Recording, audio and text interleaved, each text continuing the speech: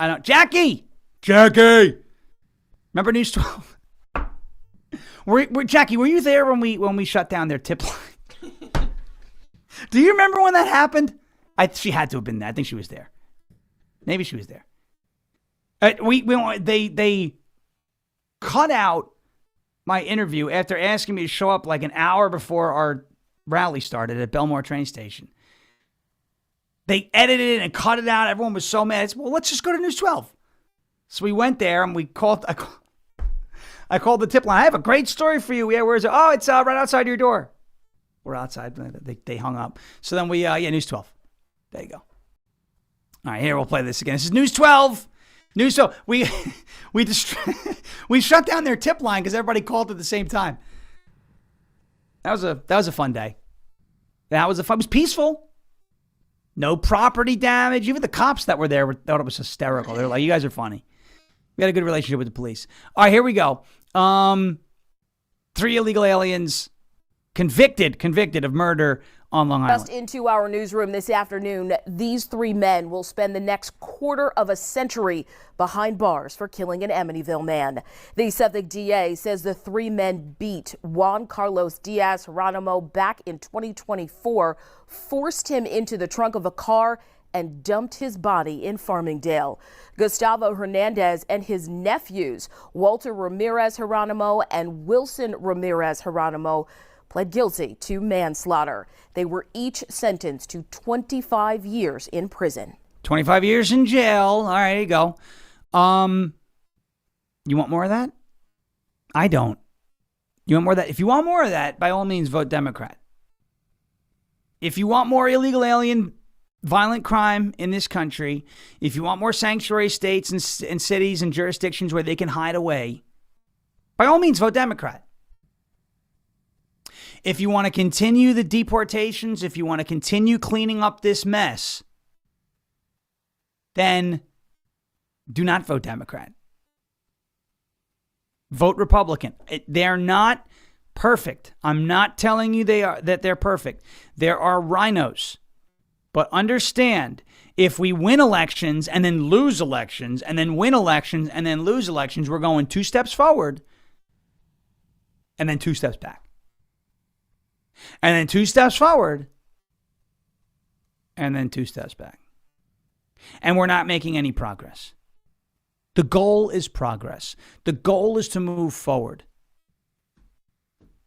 So if we take 2 steps forward and a rhino gets in there, we take a step back. But at least we're moving in the right direction. Many hands make light work. All right, one more word from our friends over at goldencrestmetals.com/LFA, and then I've got one more illegal alien story involving Canada and Mississippi. But first, a word from goldencrestmetals.com. I'm sure by now you've heard that silver went up 160% last year, 2025. I bought this silver for $22 an ounce. It's now worth almost $100. And we and experts think that silver is going to get up to about $200 an ounce. Palladium and platinum were stuck at $900 an ounce for like over a year, or in that area. Now they're up over $2,000. Gold is approaching $5,000 an ounce. If you have ever thought about putting some or all of your retirement or nest egg or savings or just buying bullion in precious metals, now's the time to do it. goldencrestmetals.com/LFA. That's goldencrestmetals.com/LFA. Go leave your name, your email, and your phone number. Schedule a time to talk to the folks over at Golden Crest Metals. Get your free gold guide today, and make sure you tune in on Saturdays at 1 p.m. for the Crest Report, where we dive deep into precious metals, why they're doing what they're doing, and where we expect them to go. It is like insider trading. Nancy Pelosi knows about that. We don't. It's just inside information. It's not even really that. It's called knowledge. Get yours today and get a part of gold, silver, palladium, and platinum, and diversify your portfolio today. goldencrestmetals.com/LFA. All right. Thank you, goldencrestmetals.com/LFA, being a part of the show. Appreciate it. Oh, let's address a troll, shall we? Amber Thompson, 24.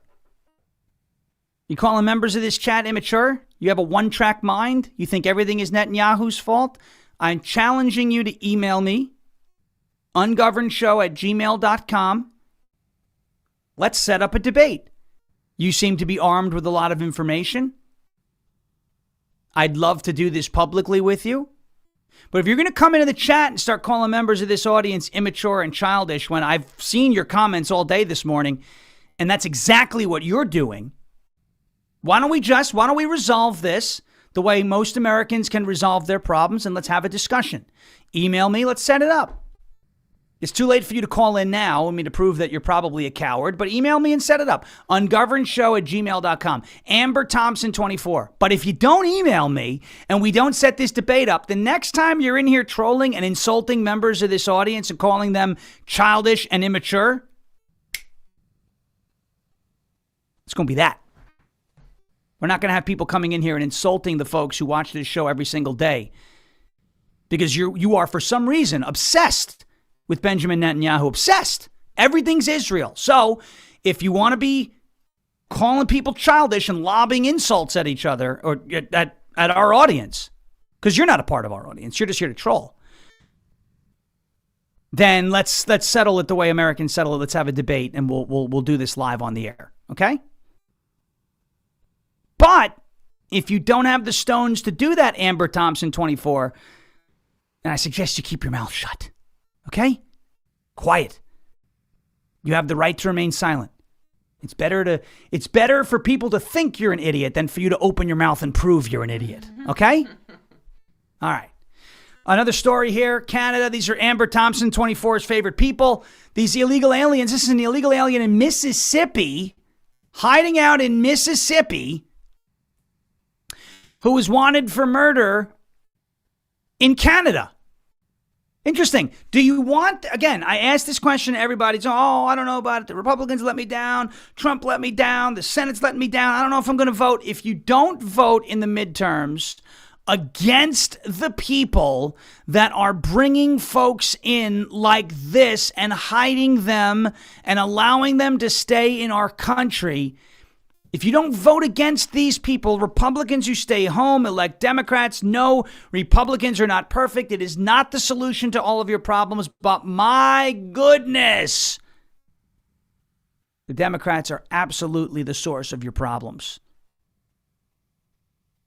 Here's one more illegal alien crime story. I forget where this is from. I was going to use this yesterday. Didn't get to it because we did a How to Win the Midterm show. So we're going to use this one today. These are, it's an illegal alien, I believe either convicted or accused of the rape, the kidnap of a girl under the age of 12.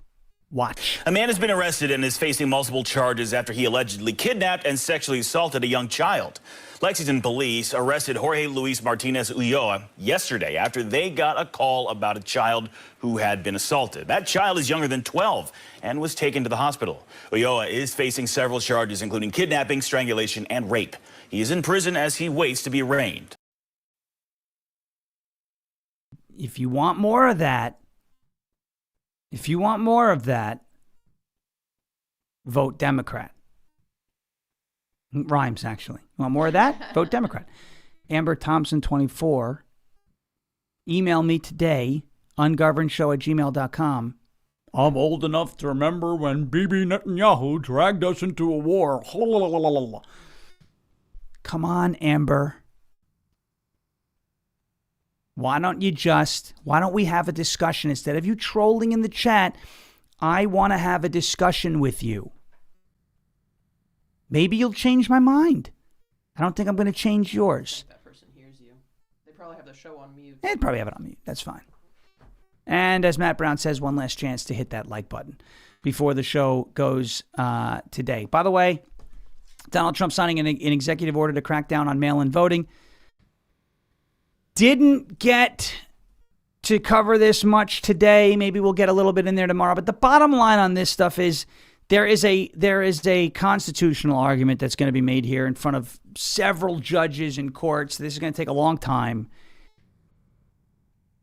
I don't think Donald Trump has enough power for that executive order to hold up in court all the way. I hope I'm wrong. I'm not saying he shouldn't have done it. Obviously, the Senate is letting us down. I applaud, I appreciate, and I support the effort. Okay? And who knows? Maybe I'm wrong. Maybe it will stand up in court. I have been right about a lot of the legal things, including pardons and the auto pen and all that up to this point. I hope I'm wrong. I hope I'm wrong. Ladies and gentlemen, have a great rest of your Wednesday. We're going to be joining the great Michael Patrick Leahy in just a little bit on the Tennessee Bonus Hour. You can follow on X at Michael P. Leahy, Leahy. Be on 1210 WPHT tomorrow and Friday, 6 to 10, co-hosting with Nick Kale and Dawn Stensland. Back here tomorrow, 10 a.m. Eastern Time on rumble.com/LFA TV. And, of course, anywhere you get your podcast by searching for Ungoverned. Jeremy Herrell is up next. Here on rumble.com/LFA TV. Please hit the follow button. Please hit the like button. And keep it locked right here for Live from America over the next couple hours. As President Trump says, we will never give up, we will never give in, and we will never, ever surrender. And if all else fails, we'll just become ungovernable. Thank you. God bless you. God bless this one nation under God, indivisible, with liberty and justice for all. Have a great rest of your Wednesday. Trump's address, 9 p.m. Eastern Time tonight. Be sure to tune into that. I'm sure we'll be talking a lot about that tomorrow morning. We'll see you then. Thank you for your attention to this matter.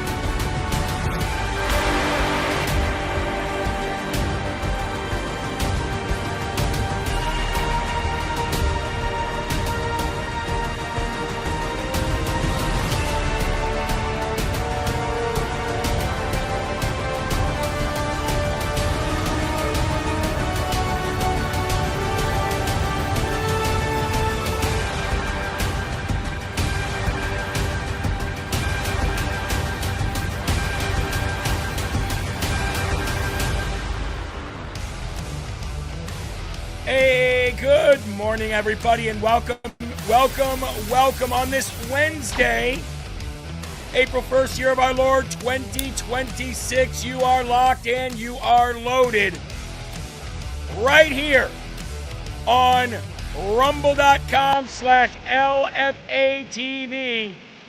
This is Live from America, and I am your most humble and God-loving host of this show, Jeremy Herrell, the hip-hop patriot.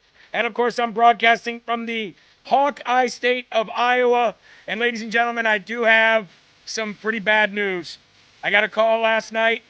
Producer Eli has quit LFA so that he can join the fight from the river to the sea, and so that he can be a gay former bigot and join the radical socialist communist party. So we just got rid of him.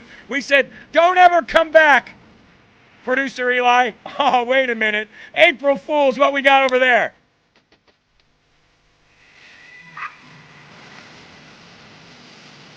What's going on, everybody? Did you really think I was going to be some kind of a liberal sellout? I don't think so. Hit the rumble button, hit the share button. Let's keep America rocking. April Fools, ladies and gentlemen. Let me give some shout outs here. Chaps 169 in the building. Logan, how you doing? Cam Cashass is here. Never seen that name before. I like it. Meemaw Becky, Denise, good to see you. 47 Michelle, Betty is here. Good to see you. Redline Live in the building. J Deeds, GR Messick is here. How you doing? Good to see you. Who else we got in here? You had me going for a minute. Yeah. You know what else we got here? We also have an issue with our ticker. Our ticker seems to be yesterday's ticker. It is not yesterday. So we're just going to change that real quick. How many of you guys did an April Fool's joke today on somebody? Did anybody do an April Fool's joke? Did anybody have an April Fool's joke played on them? I know that our 8-year-old at home, soon to be 9-year-old, by the way, I know that she's going to be playing some jokes on her brothers and sisters today. And those jokes, she went and got Oreo cookies, and she's going to put toothpaste in them and give Oreo cookies to her brother and sister as a nice young little sister, as a nice little sibling. And when they go to eat those Oreos, they're going to be like, what the hell are these? Beautiful, Clark. Yeah, exactly. Exactly. All right, ladies and gentlemen, somebody in the chat already said we got to try to get to 5,000 live viewers. That hasn't been done in months. But, like I said, every person that shares brings in 10 people. So if 2,000 people shared, that's, a lot of people. So bring them in, everybody. Go out, share on your social medias. If you don't have a social media, all you have to do is grab the link. You can text it out. You can email it out. You can send it to a friend. You can put it in a Facebook group. Okay? MDUS says every buck a day keeps Christian news networks growing with a $5 donation. Thank you, brother. Appreciate that very much. Well, we got a lot of news to get through today in this 3 hours that you're with me. And we're going to start because I saw a new name in the live chat, which I rarely ever see. I do want to say and remind everybody that lfatv.us is the website. That's lfatv.us. That is where you can go and become a donor, become a partner of this show, and put it into the next generation of politics. That is where you can shop at our store, which, by the way, we are going to be ordering a bunch of new summer gear here within the next couple weeks. Big shout out to Sean Maga, said to help 9 people keep Eli straight and not let him waver and go over and be a former bigot. Thank you very much. Appreciate that. A1 Southern Bell said, Jeremy, I almost fainted with that April Fool's joke. Don't do that. My nerves aren't what they used to be. I understand. You can also read updated and current news. Sign up for our newsletter where you're going to get all of the, the major things that are happening, major events, things like that. Or when we go to D.C., just a reminder on that. Links to live events, things like that. Jeremy, you stay in 2 days in D.C. If we raise enough money, can you stay all week? Absolutely not. If I stay in D.C. a week, I might not live. I can't stay away from home that long, actually. So, and it's very difficult to do a 3-hour show from somewhere outside of the studio. It's almost impossible to do, correctly. So, we'll do what we can. How about that?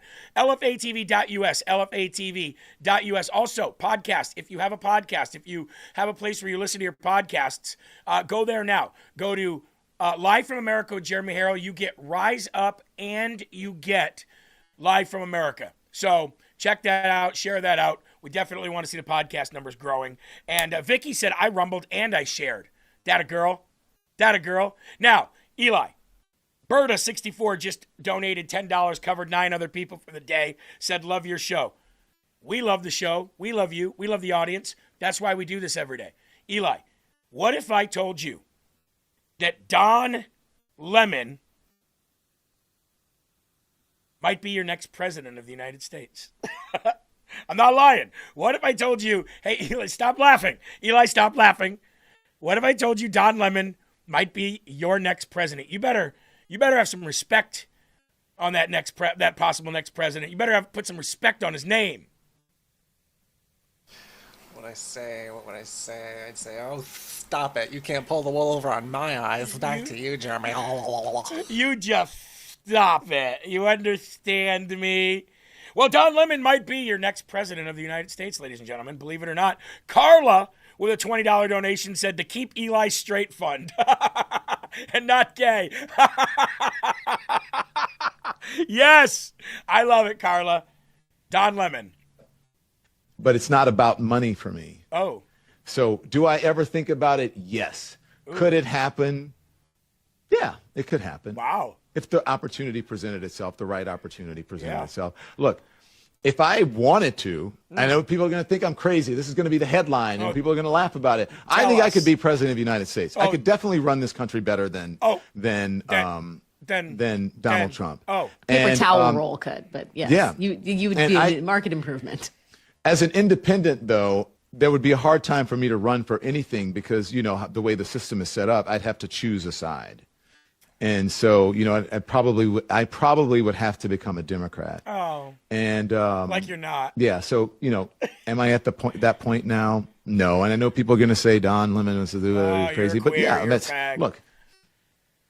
Why can't I think about running for office? Why can't I think about being president of the United States when look at what we have? Did anybody think Barack Obama, as he says, this guy with a funny name is Stop.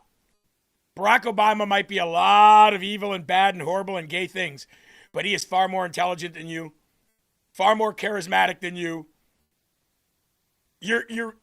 Look, I'm no Barack Obama fan, but I can understand why he captivated a nation in that first term when he promised the world of hope and change, right? Hell, he got me in 2008. Of course, that's when I was retarded, but I digress. From a mixed background. Did anybody ever think that he would become president, that he had that aspiration? I don't have an aspiration to become president, but I do think that I could run this country a lot better than Donald Trump. You know what else I think that I could run better than? A pay cut. A penis? Were you about to say a penis? You could run a train? I don't know. He says he's got to pick a side. I think he likes being in the middle. I think he likes being the tennis ball. You know what I mean? The ping pong ball. I don't think he wants to pick a side. I think he likes being right where he is, in the middle of two sides. I'm just spitballing here. Well, he's just spitballing too. And it would have been a lot more clever for him to have said it with a French accent. I am running and I'm going to make a bunch of happiness. Happiness or a penis? Yeah, a penis. Here's the thing. I guarantee you he's only talking about this. Guarantee you. Because he thinks if he runs for president, he might not go to jail. That way he can say, they're trying to disrupt my campaign. They're trying to put their finger on the scale of the election. They're trying to cheat. They're trying to demonize me.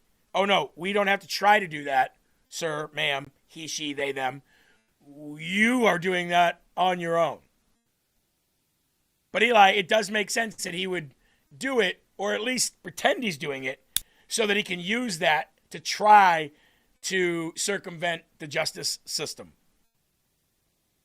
Now, what was the whole, I guess I'd have to run as a Democrat thing? What does he consider himself now? An independent? Not a Republican. He considers himself an independent. I'm independent.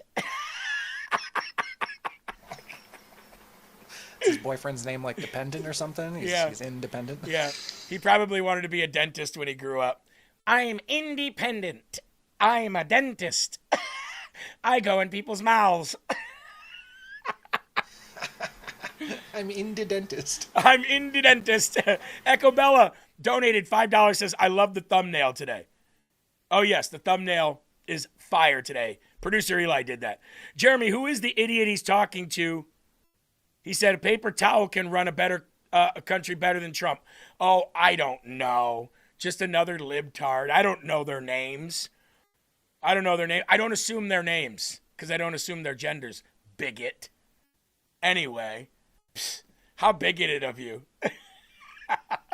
Anyway, folks, I want to give a big shout out to Kalshi. Ladies and gentlemen, Kalshi.com/LFA. If you want to, look, nobody knows more about politics than you guys. You guys are a very, very intelligent and very informed audience. And it's almost like stacking the deck against the people who bet on politics on Kalshi but don't know their butt from their elbow. So when you go on Kalshi.com/LFA, you get a $10 credit. Why not go use that $10 and turn it into $100? Why not turn that $10 into $50? You know what I'm saying? It's not your money anyway. Might as well. That's what I love about Kalshi. And I personally ladies and gentlemen, I personally have 3 different bets going right now with Kalshi about politics. So check it out. It's kalshi.com/LFA. One more time, it's kalshi.com/LFA. And when you go to kalshi.com/LFA, you get that $10 credit. So put that $10 to the information that you know, the knowledge that you have about what's going on in politics. Again, like I said, I have 3 going on right now, and they're not much money, except for that one that I kind of emptied our savings on a few months ago about Republicans taking reclaiming the House and keeping the House in this November's election. But they have other things on there like, how much will the U.S. acquire Greenland for? When will the traffic at the Strait of Hormuz return to normal? Who will leave Trump's cabinet next? Who will be confirmed as Fed chair? All of these things that we talk about every day. Look at this. Will the SAVE Act become law? 90-10. Look, I know Trump is fighting this so very hard, so I really think that is going to become law in some way, shape, or form. It doesn't say what version. It just says, will it become law? So, ladies and gentlemen, if you want to play along, if you want to put your skin in the game, you don't even have to put your skin in the game. Put our skin in the game. Put the $10 credit that you get for going to kalshi.com/LFA. One more time, we'll put it on the screen here for you. kalshi.com/LFA. Click the QR code and take that $10 and go do something with it. Go turn it into more. How about that? kalshi.com/LFA.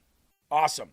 Big shout out to Kalshi and a big shout out to Rumble for making that happen. I love those guys. I think they're awesome. And look, I already did well with them. So never did that stuff before in my life. But when it comes to politics, I never bet on sports because, sports is a little out of my, betting knowledge. But politics, I don't know. Redline Live said $5 for Eli for Eli too, but a pack of Don Lemon heads to munch on. Ellis for president. B-Hop says the lottery is for people who are bad at math. Denise says there's a lemon law. Well, let's go to the Lord in prayer, folks, and let's get to the news. How about that? That's what you're here for. We got a lot of it, so please bow your heads and join me in saying the Lord's Prayer. Our Father, who art in heaven, hallowed be thy name. Thy kingdom come, thy will be done on earth as it is in heaven. Give us this day our daily bread, and forgive us our trespasses, as we forgive those who trespass against us. And lead us not into temptation, but deliver us from evil. For thine is the kingdom and the power and the glory forever. In Jesus' name we pray. Amen. Amen. All right. We have a lot to go over today. So as you guys are still sharing, we just crossed 3,000 live viewers. And what I like to do throughout the show is I like to let you guys know where we are with our rumbles, which is our thumbs up. We have 1,020 of them right now. We have about 3,100 people watching live. And we are currently number 8 on the live leaderboard, behind Alex Jones, the Big Mig, Real America's Voice News, and Tucker Carlson. Tucker Carlson is sitting up in 4th place with what our audience used to be. So let's get sharing, because that's Karen, and let's get to business. Here we go. Yesterday, President Trump said this from the Oval Office, which would make history because it would be the first time that a president of the United States of America attended an oral argument hearing at the Supreme Court of the United States of America.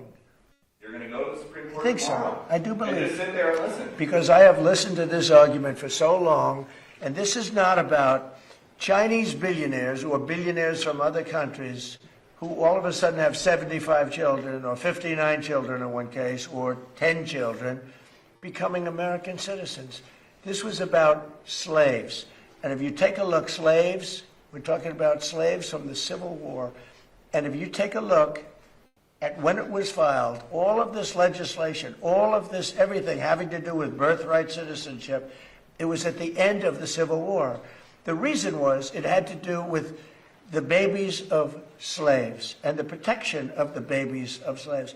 It didn't have to do with the protection of multi-millionaires and billionaires wanting to have their children get an American citizenship. It is the craziest thing I've ever seen. It's been so badly handled by legal people over the years. And I'm going. You're going to go to the Supreme Court? So that's history right there, folks. And a lot of people, of course, online were saying things like he's going there to intimidate the Supreme Court, right? And these are the same people that said that he grabbed the wheel of the beast, took the wheel out of the Secret Service's hands, and said, no, we're going here. And I mean, these are the same people that have zero clue about anything. He's just going there to intimidate the Supreme Court, to hand down a ruling that he wants them to hand down. Actually, he's going there because this has been such a thing. Remember, President Trump was leading the charge on Barack Obama, whether he was born in America or whether he was born in Kenya. And nobody else in politics, in media, in Hollywood, no other prominent name, no other big named person was doing that. He was doing that. So he's been about this for so long. He was talking about this back in the 80s about birthright citizenship. So President Trump has not only a personal but a presidential and a political vested interest into this topic because it single-handedly has ruined this country. You understand? Annette said nobody cared or noticed about birthright citizenship until it was taken advantage of and abused. Typical of the left. Absolutely. Bringing people in here, letting them, squat kids out and then stay here forever and then bring their families over here. Audrey says Harmeet Dillon addressed that on X, there was a specific seat for President Trump at the court. That's absolutely correct. That's absolutely correct. So nobody was leading this charge more than President Trump. And he's been doing it for quite some time. Now, out of the justices that you see on the bench today, we can pull them up here. President Trump appointed this one. President Trump appointed this one. And President Trump appointed this one. Many times, all three of these appointees that became Supreme Court justices have let President Trump down, have let America down, and really, above all else, let the Constitution down. PM Reese says, you realize how stupid and no common sense until you listen to SCOTUS speak. Well, especially this one, this one, this one, and this dipshit here in the middle. This guy's a Bush lackey right here. George Bush 2.0. These three back here have become major disappointments in many cases. Mainly this one right here, Amy Coney Barrett. So for President Trump to attend this is not only historic, but it has meaning. And look, I don't think they're going to be intimidated by the fact that the President of the United States is there. I'll bet you more than anything, they're going to feel like you can't come here and intimidate us and probably do the opposite. I don't know. And when I've listened to maybe 15 minutes of oral arguments of this morning, getting ready for the show, maybe a little bit more, and you can never tell where it's going because these Supreme Court justices, they might do some, like, there might be some tells during their arguments on which way they're leaning, and you really don't know until the hearing is completely done what they're poised to do. But it is like watching paint dry, listening to these Supreme Court justices speak. Let's get a visual here of President Trump as he jumped into the beast in the motorcade and started rolling to the Supreme Court of the United States to hear the birthright citizenship argument this morning. Never happened before. He did not speak to the press on his way out, obviously. If he does on the way into the court, we will bring that to you. So this is Trump v. Barbara, right? I think it's about a 3-minute drive. Yes, before, yeah, indeed it is there with the with police. no stoplight. That's actually never happened before. He did not speak to the press on his way out, obviously. Never happened before. So because it's never happened before, it must be evil. It must be bad, screams the left, and not only the left, people on the right too.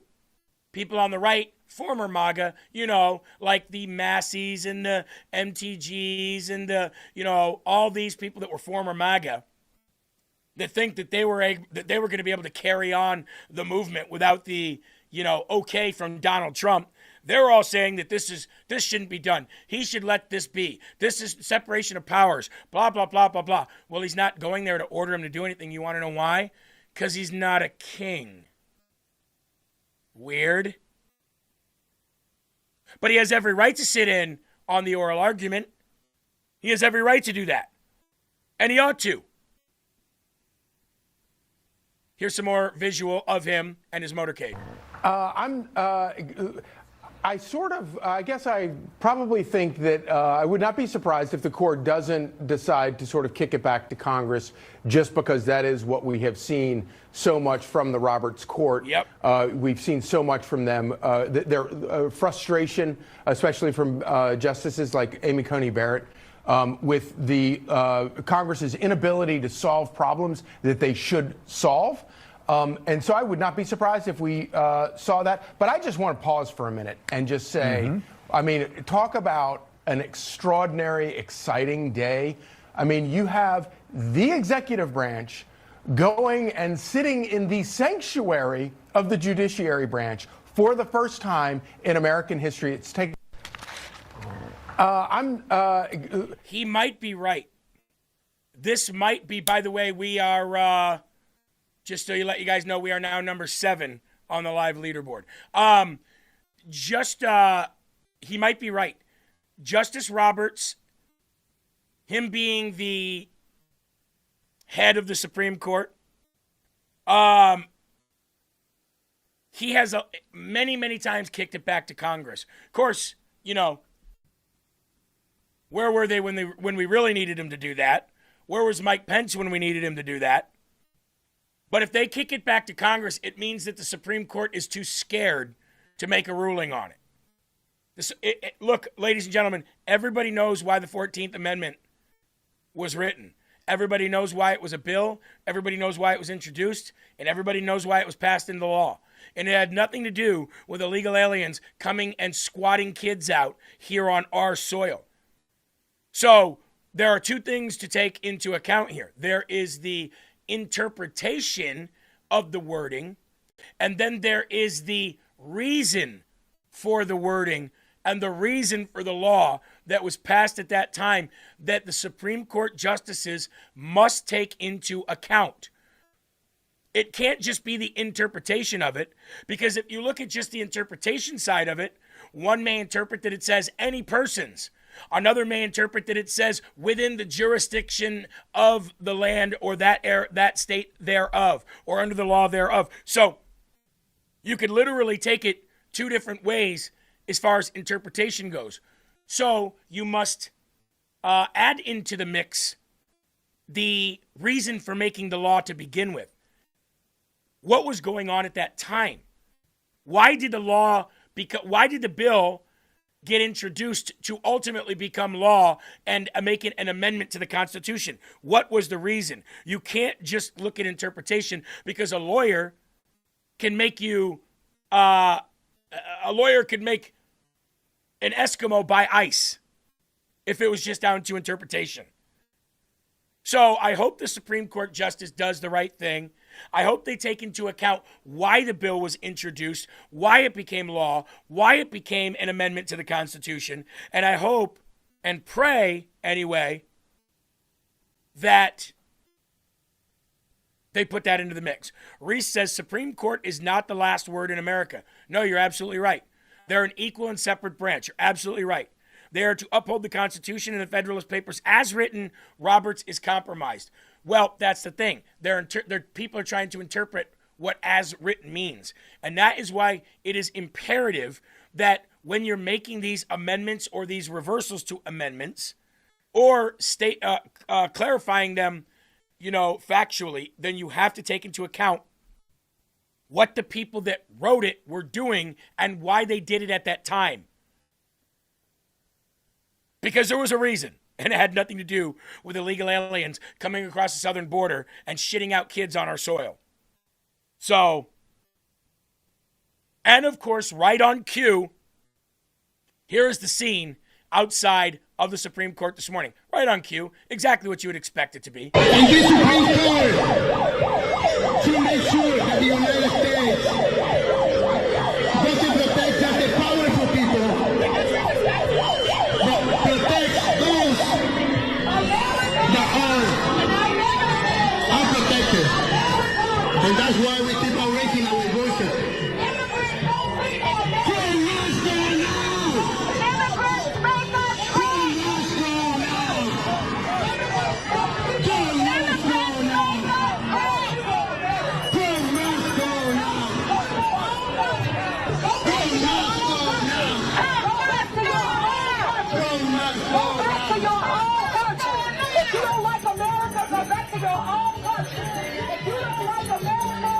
Of course, there's one MAGA lady out there with a megaphone. If you don't like America, go back to your own country.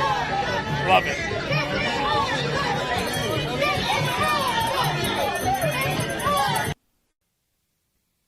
This is our country. This is our country. You know what would be great is if, Eli, that I've never seen the movie, but I understand the concept of the movie. You know the movie The Purge?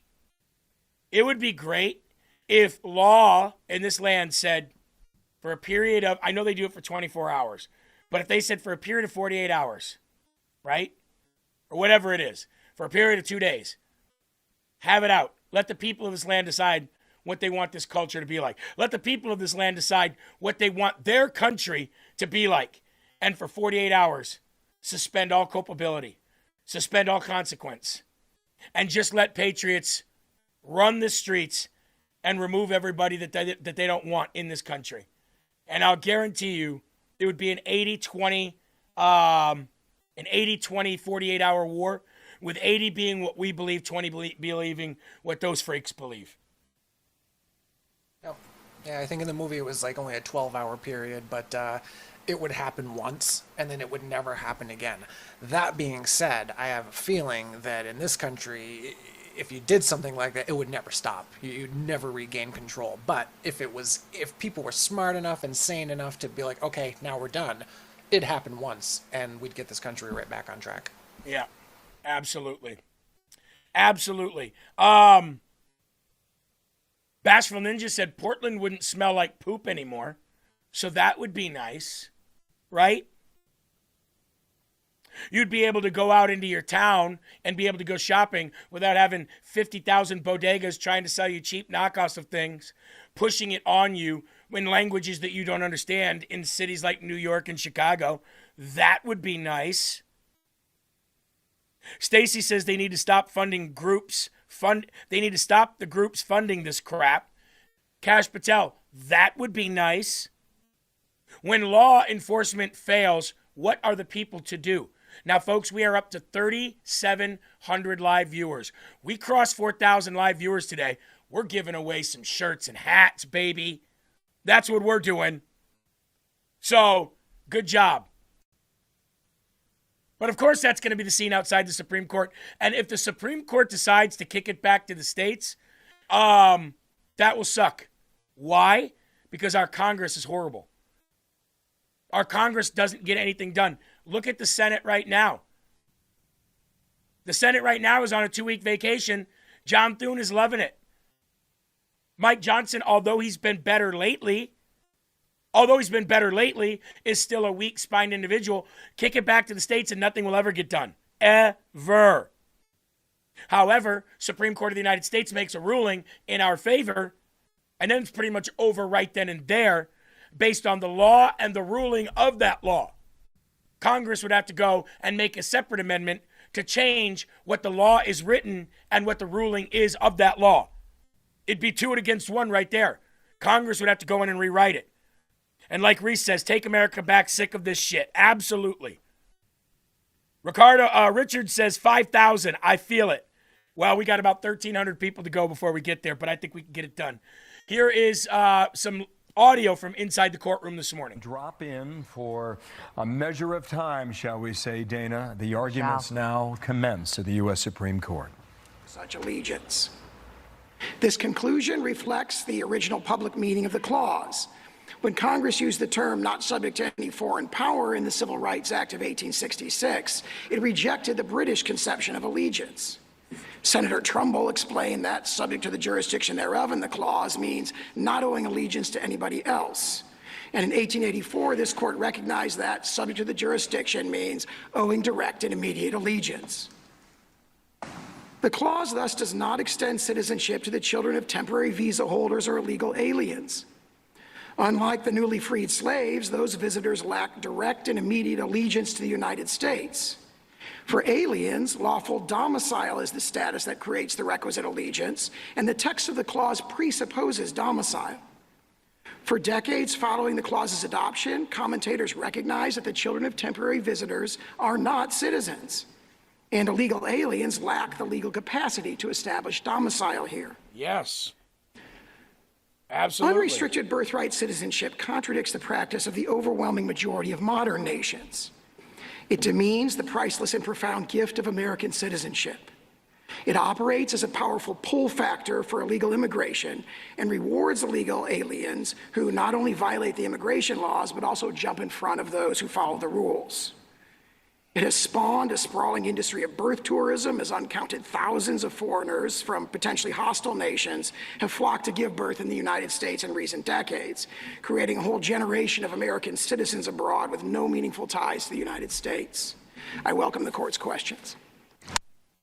So that was inside the, you know what, he nailed it. He absolutely nailed it.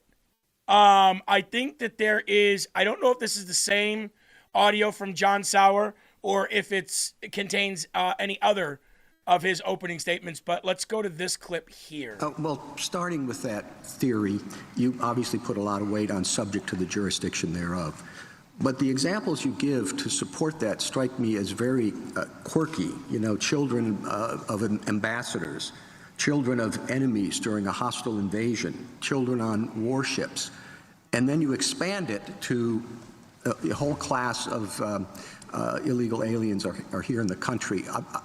I'm not quite sure how you can get to that big group from such tiny and sort of idiosyncratic examples. There are those sort of narrow exceptions for ambassador foreign public ships. Tribal Indians is an enormous one that they were very focused on in the debates as well. But what I do is I invite the court to look at the intervening step, which is the enactment of the Civil Rights Act of 1866. And there they didn't say subject to the jurisdiction thereof. There it says not subject to any foreign power. Now, if you go back to Blackstone and Calvin's case, they say it does not matter. Of course, it was John Roberts who said that, retard. Power. If you are born in the king's domains, you have this indefeasible duty of allegiance to the king at any time. So there's a clear repudiation in the Civil Rights Act. The Civil Rights Act is this breakwater which makes it very, very clear that they are not thinking about allegiance in the terms of like the British common law. They've adopted the Republican conception of allegiance. So it's from not subject to any foreign power, and then the debates just a couple months later make it very clear that they're recodifying this same conception. They were dissatisfied with the potential ambiguity in the phrase Indians not taxed, and they adopted subject to the jurisdiction thereof. And one of the strongest statements of this is Senator Trumbull's statement that I quoted at the beginning, where he says, he's asked, what does that mean, subject to the jurisdiction thereof? And he says, it means not owing allegiance to anybody else. That is what it means. And this court picked up on that in Elk against Wilkins when it says, it uses completely subject to... Stop. Unless you've come here, I know there's only about 12 seconds left of this video, but unless you've come here legally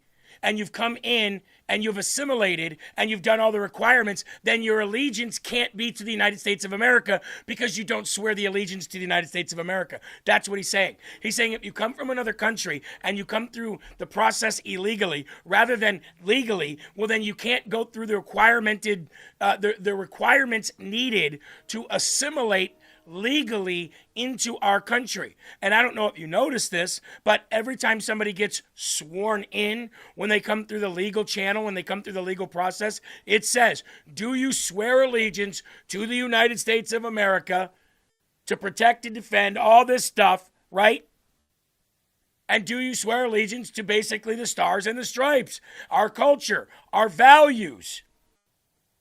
That is when you go from the moment of allegiance to another country or another nation to allegiance to the United States of America. If you come through illegally, that process never happens. So if your mom came in here illegally and shit you out in Pennsylvania, she has not sworn allegiance to the United States of America. And a baby can't.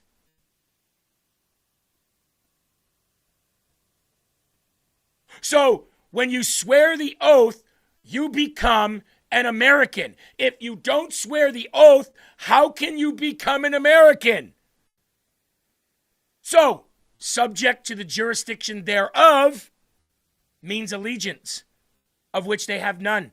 At that point, anyway. The political jurisdiction, not mere regulatory jurisdiction. What do you...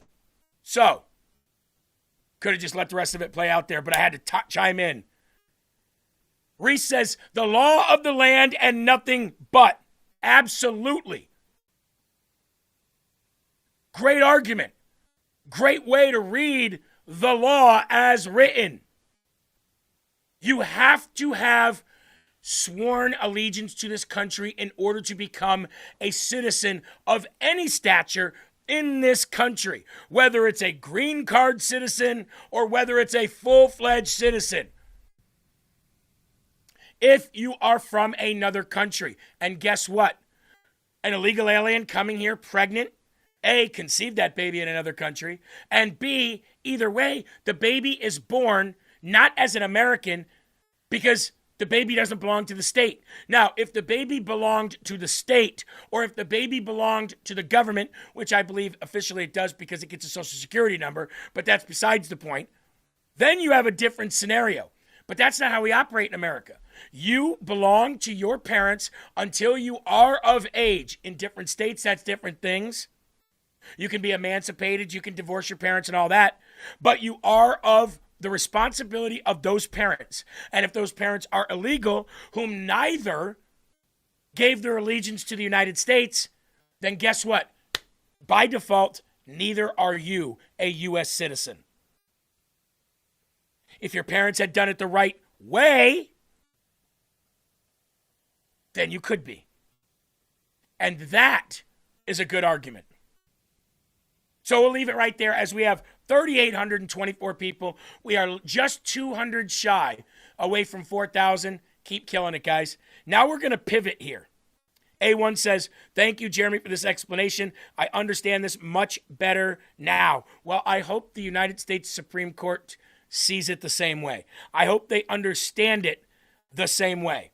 The Real Mama Face says it should not get a social security number at all. It should get a birth certificate to be taken back to their country as proof of a birth, period. 214 says, make that a short clip. I planned on it as I was saying it, my friend. As I was saying it. Because I think people need to understand the wording of the 14th Amendment, why it was written, who wrote it, why they wrote it, why it became law, why it became an amendment. And it has nothing to do with what we're abusing it, who's abusing it today. Okay?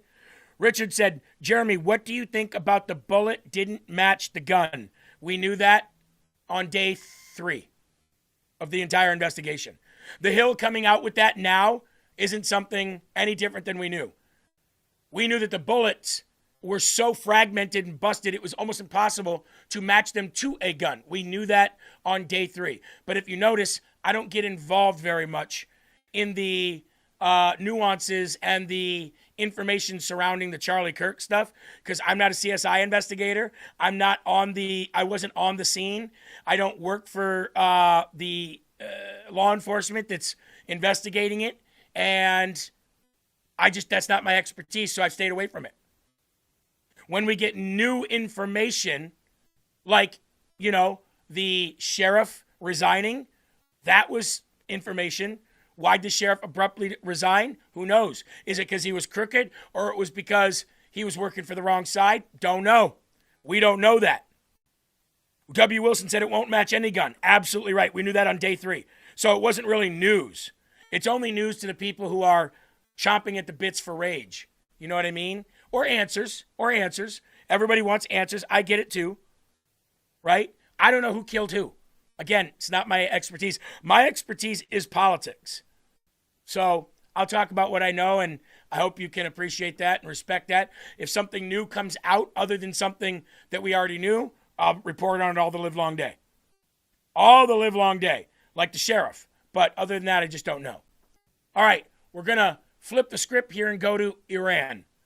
President Trump said yesterday that Iran's new supreme leader and leadership has asked for a ceasefire with the United States of America. Quote, he says, we will consider when the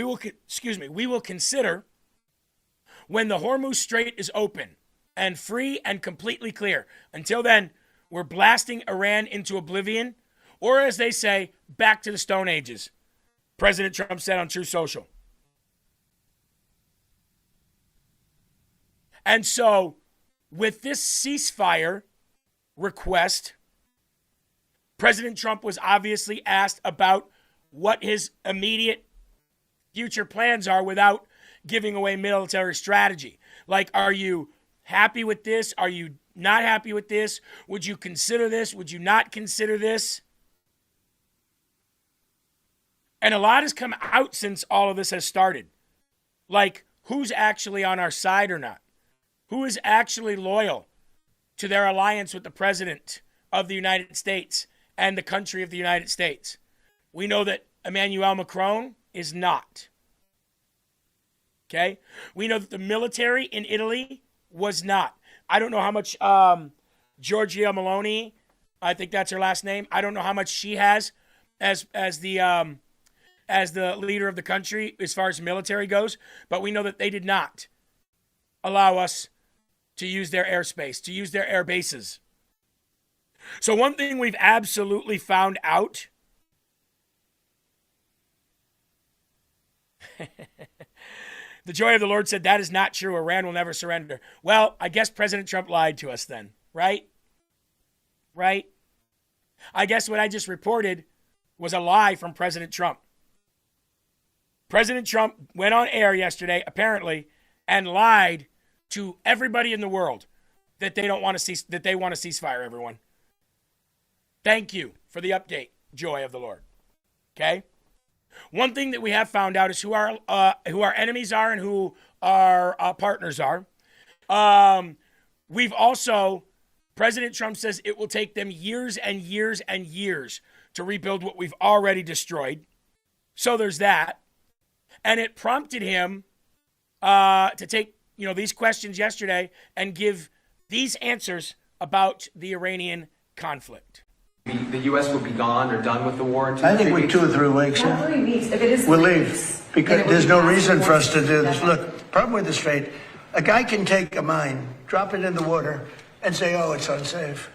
It's not like you're taking out an army or you're taking out a country, or they can drop it, or you can take a machine gun from the shore and shoot a few bullets at a ship, or maybe an over-the-shoulder missile, small missiles. That's not for us. That'll be for France. That'll be for whoever's using the Strait.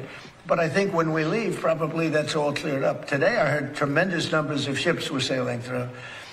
We're negotiating with them right now. They've been, again, we have had regime change. Now, regime change was not one of the things I had as a goal. I had one goal. They will have no nuclear weapon. And that goal has been attained. They will not have nuclear weapons. But we're finishing the job. And I think within maybe 2 weeks, maybe a couple of days longer to do the job. But we want to knock out every single thing they have. Now, it's possible that we'll make a deal before that, because we'll hit bridges, and we've hit some. We'll hit some bridges. We've got a couple of nice bridges in mind. But if they come to the table, that'll be good. But it doesn't matter whether they come or not. We've set them back. It'll take 15 to 20 years for them to rebuild what we've done to them. Wow. They have no Navy. They have no military. They have no Air Force. They have no telecommunications. They have no anti-aircraft systems. They have no leaders. You know, their leaders are all gone. That's why we have regime change. We have nice new leaders. So there he is right there. He says it'll take them 15 to 20 years to rebuild what we've already done.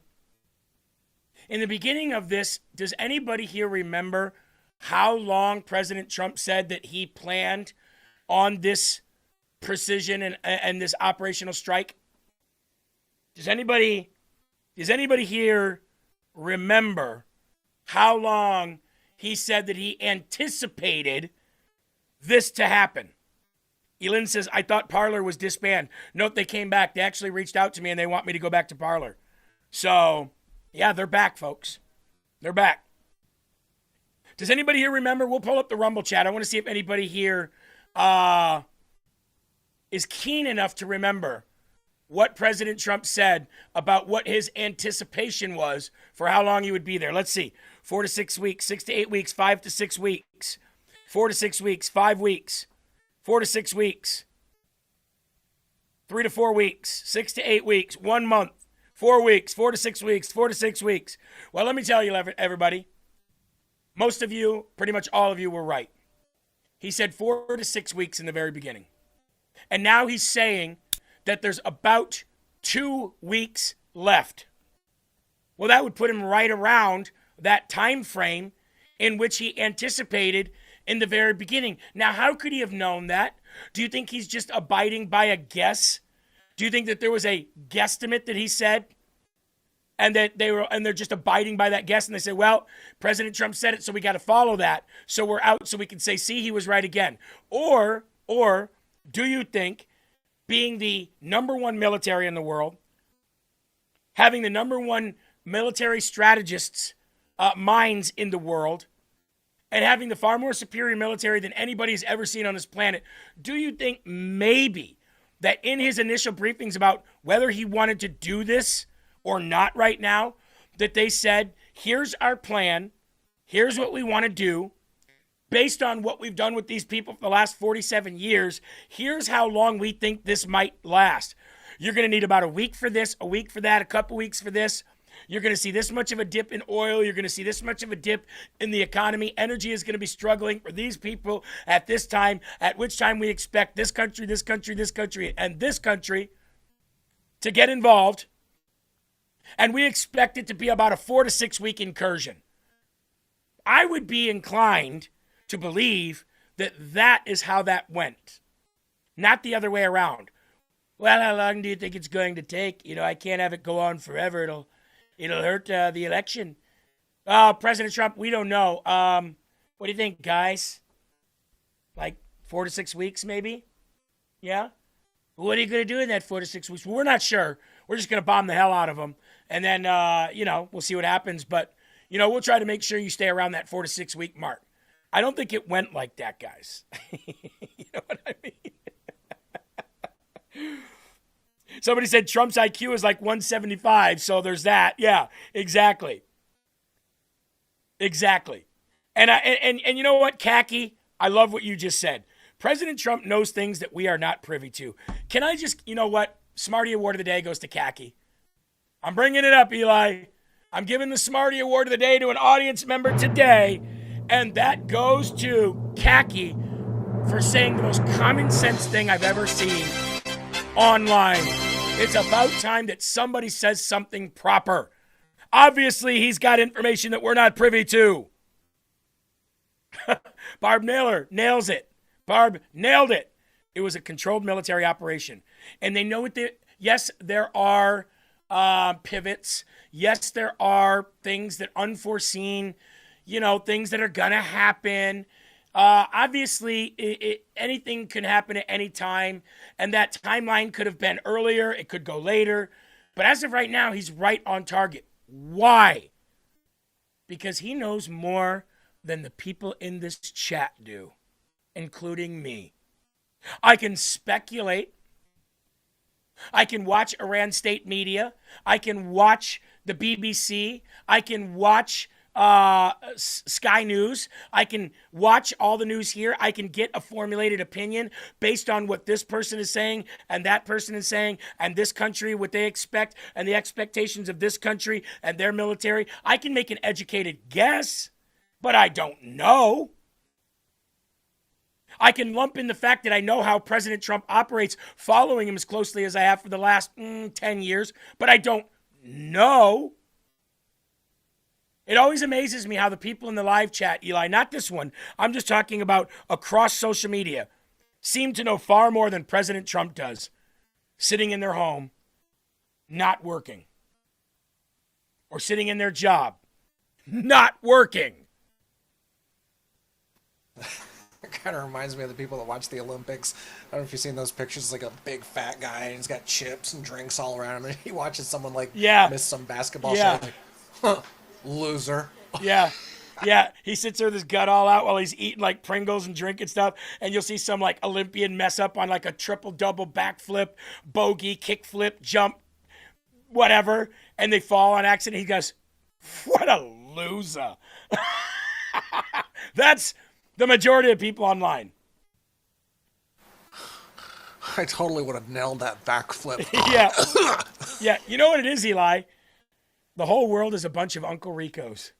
If I go back right now, back in the day, Coach put me in, we'd have won state. I know it.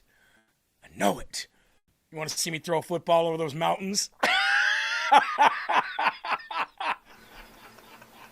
You know what, Napoleon? You can leave. Yep. The whole world's a bunch of Uncle Ricos from Napoleon Dynamite. Coach, you put me in back then, we'd have won state, no doubt in my mind. Check this out. Yeah. Look what I can do. Right? It's so funny. It's so funny. Where were we here? Yes, Supreme Court, Iran. And here's what President Trump said in a True Social post. Apparently he was lying. Not sure. That's what somebody in the chat said. They said this.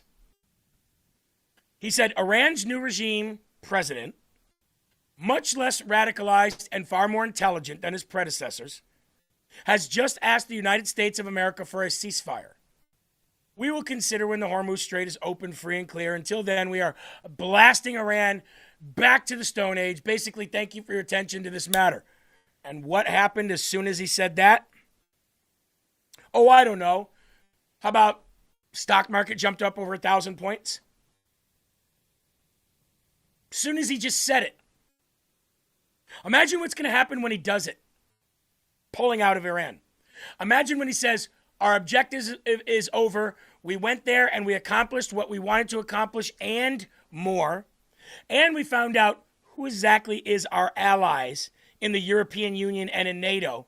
So it's a big win. We're out. Imagine what the stock market is going to do on that day. If it just jumped up 1,000 points just merely by a True Social post where he said they're looking for a ceasefire. Imagine not only what's going to happen with the stock market, imagine what's going to happen with gold and silver. Imagine what's going to happen with the price of gas 2 weeks following when he pulls out. Everything that we said over the last few weeks is going to happen. News reports indicating President Trump could soon end the war with Iran without a showdown over the Strait of Hormuz sent markets soaring yesterday. Quote, we're not going to be there much longer. We're obliterating the shit out of them right now, President Trump told the New York Post, and I quoted, by the way. We don't have to be there much longer, but we have more work to do in terms of killing their offensive. Whatever offensive capabilities they have left, we're going to kill them. Trump said that the Strait of Hormuz, which Iran has blocked during the conflict, will reopen when the fighting ends, when he decides that it ends. He says, well, I think it'll automatically open, but my attitude is I've obliterated the country. They have no strength left. And let the countries that are using the strait, let them go open it up. I would imagine whoever's controlling the oil will be very happy to open the strait on either side. Money for the people selling it, oil for the people buying it. Everybody wins. Trump's comments came on the heels of the report from the Wall Street Journal that indicated Trump's goal was to end the conflict within 4 to 6 weeks. Well, looks like we're right about on time, all you naysaying dipshits. Right? Looks like we're, I don't know, about right on time. It's funny how some of these MAGA defectors and these dipshitiots online can literally go and say the dumbest, outlandish, retarded shit on earth, and it never comes to fruition, and yet people flock to their content. It blows my mind. They're never right, ever. But I guess people love fake news, and that's why the mainstream media is still propped up the way it is. The Dow Jones Industrial Average was up 1,125.37 points, which comes to 2.49% to close at 46,341. The S&P 500 gained 2.91% and ended the day at 6,528. The NASDAQ Composite rose 3.83% to 21,590. The markets have not had this much blue sky since May of 2025. All because President Trump put out a True Social that says that we are right on time, right on target, and right on cue to finish what we started in the time frame that he initially laid out based on the information that the Pentagon and the military gave him. It's almost like it was all planned strategically for all you morons out there who can never get a story correct. Black-pilling douchebags. Done with you. All of you. What are you going to do when gas prices drop, stock market rises through the roof, gold and silver prices rise through the roof, and the new Fed chair coming in cuts rates down to 2%. What are you going to do then? Alex N says the Dow is already up 450 today. Absolutely. What are you going to do then? What are you going to complain about then, Owen? It's still going to be the Israel stuff, isn't it? Bibi Netanyahu, Bibi Netanyahu, Bibi Netanyahu. What are you going to complain about then, Alex Jones? Oh, now look, the cats are gay. Oh, I should have stayed MAGA. Now I look like an idiot. Oil is at $98 a barrel, under 101, which it was yesterday. Isn't it weird, ladies and gentlemen, when you have common freaking sense and not a woke right agenda? A little weird, isn't it? Here was Fox's alert yesterday talking about it. Hour now, and you're looking at the American stock market is fair to say surging. It's up 933 points right now. This as oil prices are dropping, just down about 1% or $1. Let's bring in Wall Street Journal editor-at-large and Fox News contributor Jerry Baker. So there's Wall Street Journal reporting about President Trump wanting to stick to the timeline to end this war, even if it means not completely opening the Strait of Hormuz. We don't have to. It's not up to us to open it up.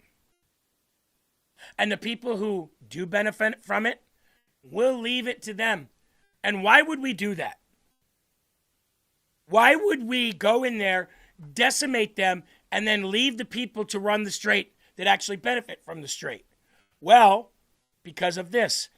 President Trump is not worried. He's hell-bent on taking out any offensive capability that Iran has, whether it be Army, Navy, Air Force, whatever it is they have.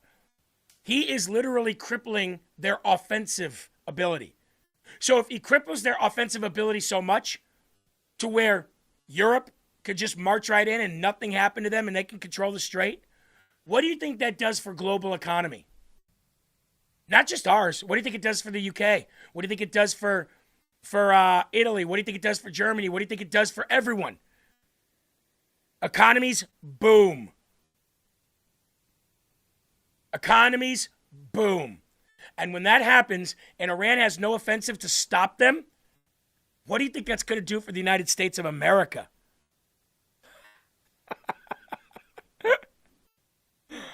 It's incredible to me how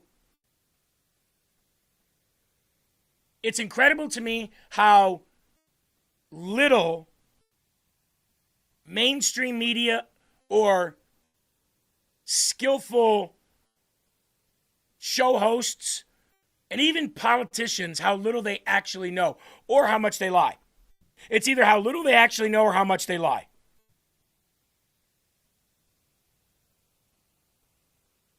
B-Hop says tends to keep them lower on the click page thing than LFA. Not sure what you mean by there. Gina says that is America first. Absolutely it is. Absolutely it is. Decon says, I can't listen to Alex at all. All he does is yell and scream, makes me feel like I'm being abused or in the military with a drill sergeant. Well, and a lot of his stuff is all emotion. I'm not saying he doesn't bring facts, but pretty much everything he does is just all emotion. Stu Peters is another anti-Trump, another Trojan. He's a horse for the... Oh, exactly. Stu Peters is an idiot, too. You know, yesterday I saw a clip on social media where Nick Fuentes said, if the Democrats win in 2028, I truly am leaving the country. Hey, dipshit, you're part of that happening. You're helping that come to fruition. How are you so inept? I just don't get it. I just don't understand. XX Machine says LFA just airs live all day. That's not clickbait. Absolutely. Now, remember what I said? We found out a lot about European countries and our allies over there. 1 second here. Oh. Well, ladies and gentlemen, you're going to have to hold off 1 second because I have to actually reboot something. So, producer Eli, quickly tell the audience what thumbnail you're working on right now and some of the topics that are going to be coming up today in other people's shows. I just got to switch to you for about 60 seconds, okay? Well, at the moment, let me see. Looks like Kevin's going to be covering Don Lemonhead being president today, so hopefully you can see it clearly enough, but I've unfortunately made him sitting at the Oval Office, which is just embarrassing. He's got a basket of lemons on the desk, and I had to replace the American flag with the pride flag, unfortunately. Now, again, this is all satire. That crummy little shit stain will never be president, so have no fear. After that, we got good old Will Johnson coming up. He's going to be tackling birthright for slaves, as you see Donald Trump sitting with the Supreme Court. Center stage, as he should be, and I got Will set up as a Secret Service. He usually likes to present himself as important like that. We love Will Johnson. And the Democrats. I swear, Will, if you keep saying that, I'm going to freak out. So be sure to check in to Will Johnson's show, Kevin Smith's show, all of them today, because, you know, they do great work. They do their research. They do their homework. They bring receipts. They bring the truth. Only here at Lfa Tv. Hopefully. Absolutely. Thank you, Eli. Somebody said, let's get to 4K. We can do it. We only need 200 live people, folks.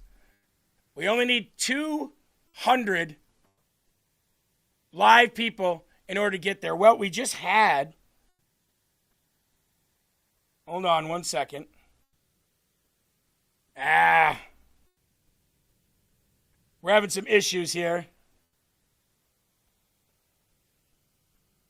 Yeah, I can't control anything at all right now. So you're just going to have to bear with me. It's a good thing we're 2 hours into this because, yeah. Eli, I may have to, I'm not sure what else I can do here. Yeah,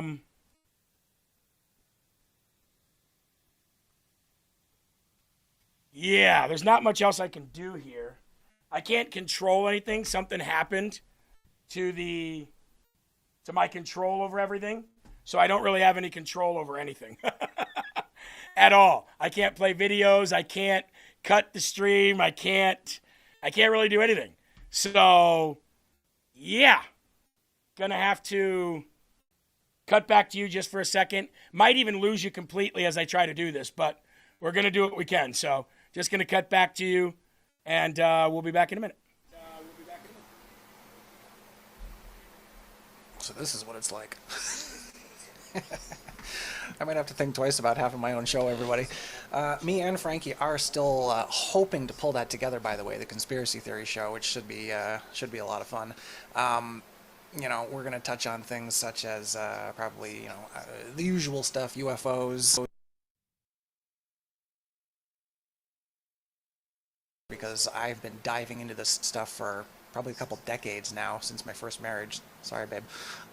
But around the time I thought my first ex-wife's mother was pretty crazy, but it turns out she was right about some stuff, you know, so I did a lot of research, and I've been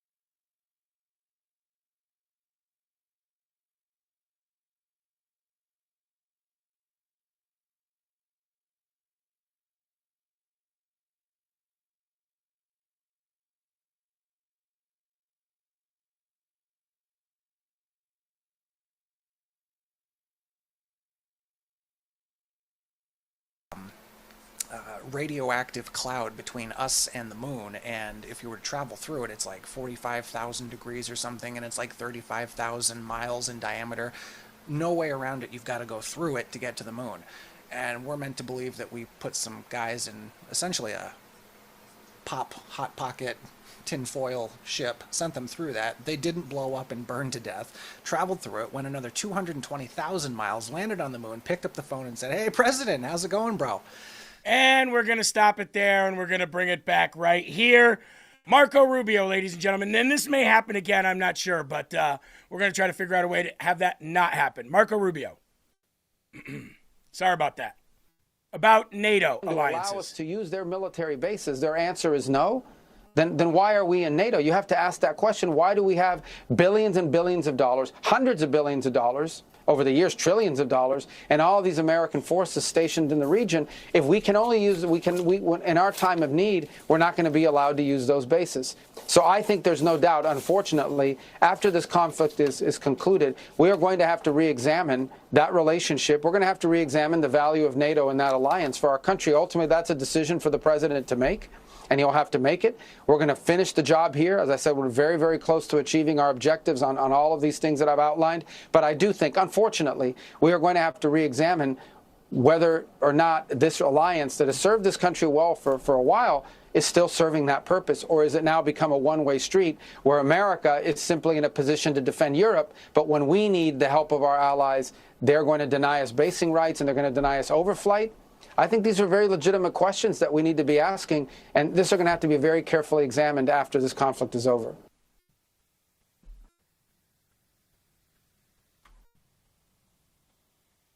And so that was Marco Rubio talking about what's the sense of this alliance anymore? Why do we even have this alliance anymore if the only reason that we were aligned with them was to keep Russia at bay, to keep Russia from hurting them, to keep Russia from taking over Europe. If Russia is no longer a threat to you, or if you are not going to be allies with the United States of America, then why are we even part of NATO? What do we get from it? What do we get? Can anybody here give me an idea or give me a fact as to what we gain from Europe? I don't even think we gain intelligence from Europe. Like, what do we gain? The more I look into it, it's just Europe takes from the United States. What do we fund? Like 60 or 70% of NATO? We fund it. American taxpayers fund that. So there's no use to be around them anymore. We get more from Israel than we do NATO. And you might go, that's bull. You're paid $7,000 per post. Blah, blah, blah, blah, blah. Oh, yeah? Tell me what more, what intel does the United Nations or NATO or these European countries, what more intel do they give us than Israel? Yes, we give Israel $3.8 billion a year. Absolutely. But we get intel about the entire Middle East from them. Whether you like that or not, that's the truth. So tell me, what does the UK bring to the table? What does France, Italy, Germany, what do they bring to the table other than trade partners? Do they benefit us in any way? Or do they take from us? Until President Trump, anybody did was take from us. Nobody gave us anything back until President Trump.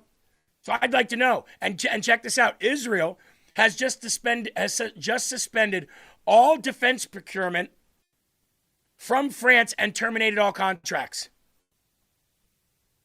And this comes after Paris's refusal to allow U.S. military aircraft to use French airspace to shift supplies.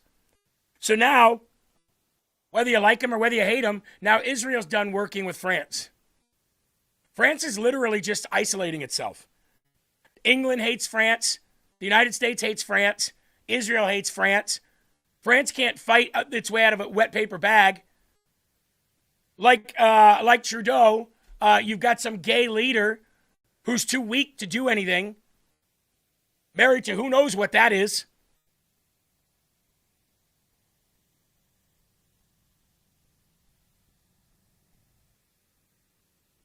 So if anybody in here can tell me what do we get from the countries that belong to NATO that benefit the United States citizen and taxpayer, then I'll gladly read it.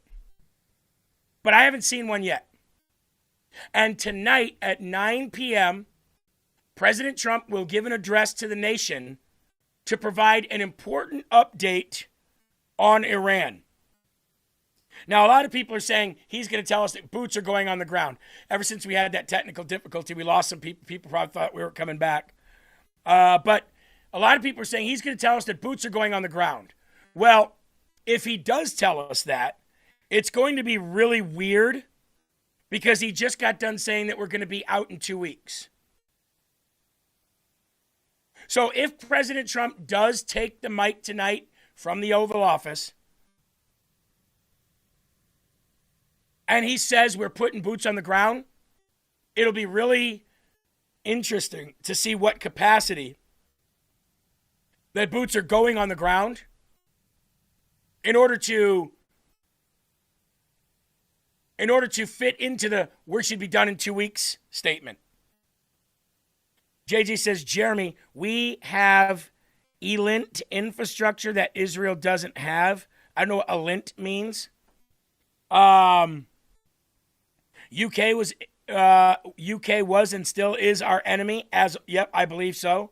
Eli, what's up? It might have meant to say elite. Yeah, that's what I thought they meant, but wasn't 100% sure. 2 weeks to get their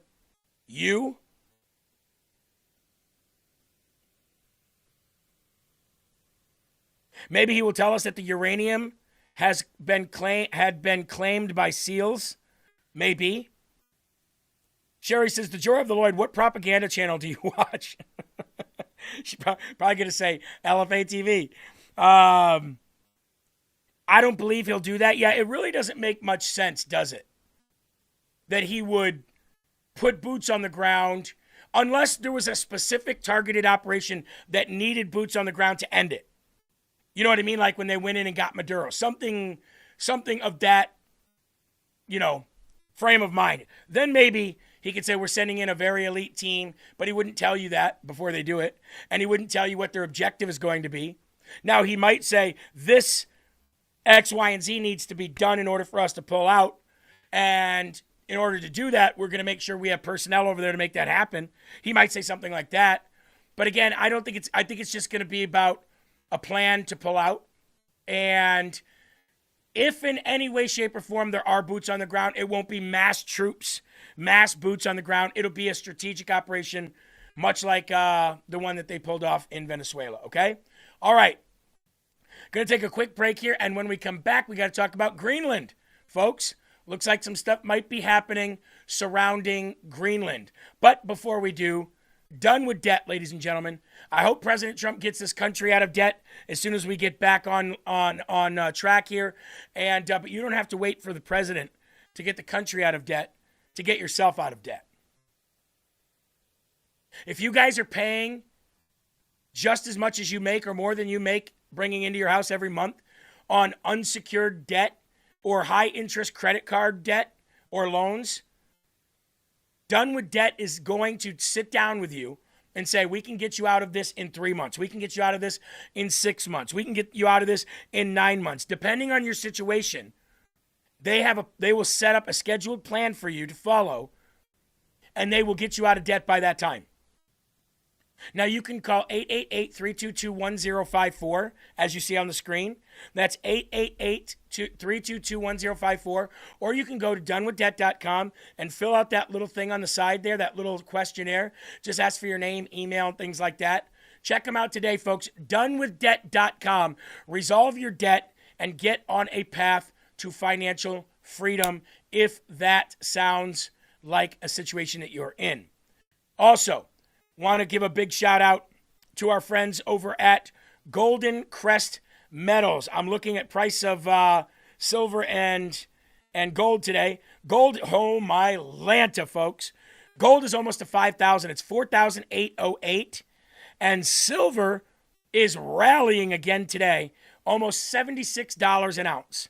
So, Golden Crest Metals, Rich Jacoby and his team, it's starting to shoot back up, folks. Remember, the target for all of the major economists in the world are saying over $6,000 for gold and $300 for silver. Are you out of your mind? Huge. GoldenCrestMetals.com/LFA. That's GoldenCrestMetals.com/LFA. All right. The United States seeks a new Greenland, multiple new Greenland bases amid the Arctic tension.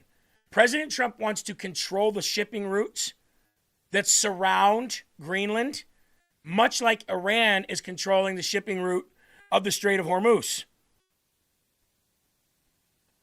The United States is reportedly negotiating with Denmark now for access to 3 additional military bases in Greenland, according to a top Pentagon general.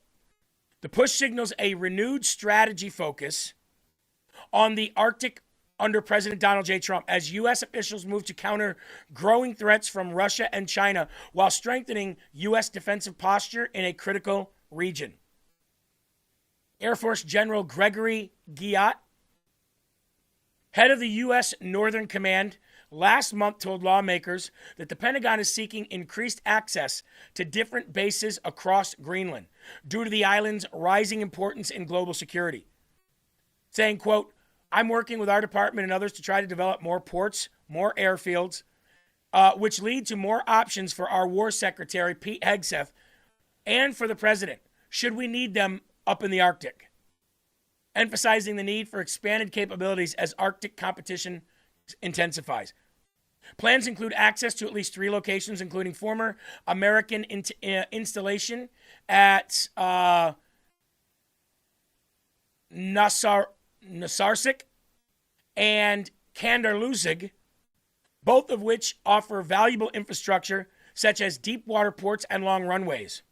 Currently, the U.S. operates only one installation on the island, a remote missile defense site that plays a key role in tracking potential threats from adversaries.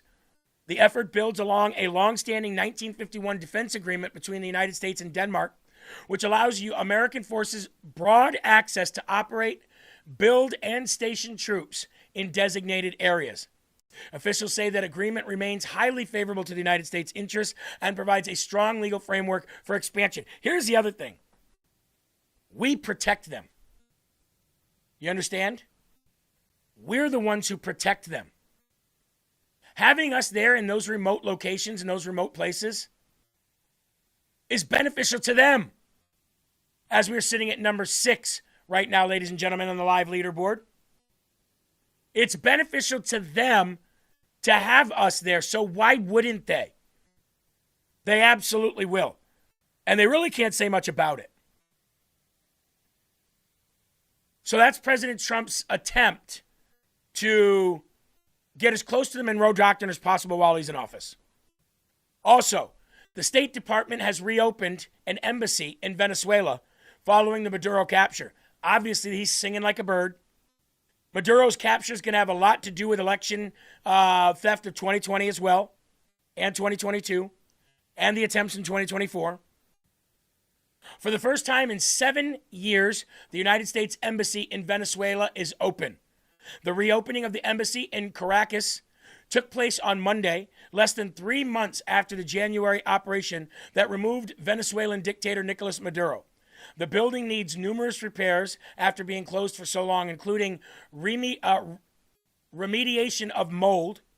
Quote, today we are formally resuming operations at the U.S. Embassy in Caracas, marking a new chapter in our diplomatic presence in Venezuela, said the State Department.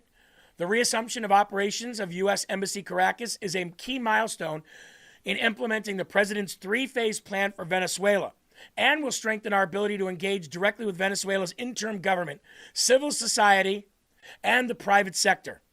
In comments published by the State Department, Secretary of State Marco Rubio says the U.S. efforts to lift Venezuela from the days of Maduro dictatorship are progressing nicely, saying, quote, I think it's moving along very, very well. We said it from the very first day after the operation happened. I said our hope is, number one, to stabilize the country. And that is exactly what Marco Rubio and the Pentagon have done. The second phase, after the stabilization occurs, or concurrent with the stabilization, is a period of recovery in which you try to recover the elements of the country that allow it to prosper and grow, and that is attracting businesses back, creating the kind of stability that bring businesses back. We're seeing that begin to happen. But you're also seeing civil life come back to life. Independent media is now allowed to operate. Political prisoners have been released. Political parties are forming again. People are speaking and participating in public life. Venezuela and Iran, both of them bending the knee to the United States and enriching us in the process. Did everybody happen to see what President Trump did yesterday with the executive order for mail-in voting? Check this out. President Trump signed an executive order cracking down on mail-in ballots. He signed this executive order yesterday. States who disobey the order may lose federal funds under the presidential action. Love it. Forcing them or go bankrupt. The mail-in ballots will have secure envelopes with barcodes on them. Now, obviously, all of this will be challenged in court and is already being challenged. But guess what? As of right now, until somebody says different, this is the way it's going to be. President Trump was expected to sign the executive order Tuesday, which he did. The executive order will require the Secretary of the Homeland Security, which is who? Mark Wayne Mullen, to create a list of verified U.S. citizens who are eligible to vote in each state with the Social Security Administration's help, according to a fact sheet shared by the Daily Caller. The presidential action will also require that the U.S. Postal Service only send absentee ballots to those on each state's approved mail-in ballot list. Ballots will now have specific secure envelopes with unique barcodes for tracking the order mandates. States will be provided their revised list of confirmed voters no less than 60 days before each federal election under the order. The executive order also tells the United States Attorney General to prioritize investigating and prosecuting anyone accused of sending ballots to ineligible voters. The caller learned states that disobey the order will lose federal funds under the Presidential Act. The Save America Act is currently stalled in the U.S. Senate. President Trump last week called on the Republican senators to end the filibuster. Senate Majority Leader John Thune and others have floated passing the Save America Act through reconciliation, which only requires 51 votes. This requires approval from the Senate parliamentarian, and she would immediately slash the Save America Act from the reconciliation package because it's not a budgetary item. That's where we're at right now. But here was President Trump yesterday signing that executive order. Let's go to it now. And I'll make this signature absolutely perfect, so it looks very good. So far, so good.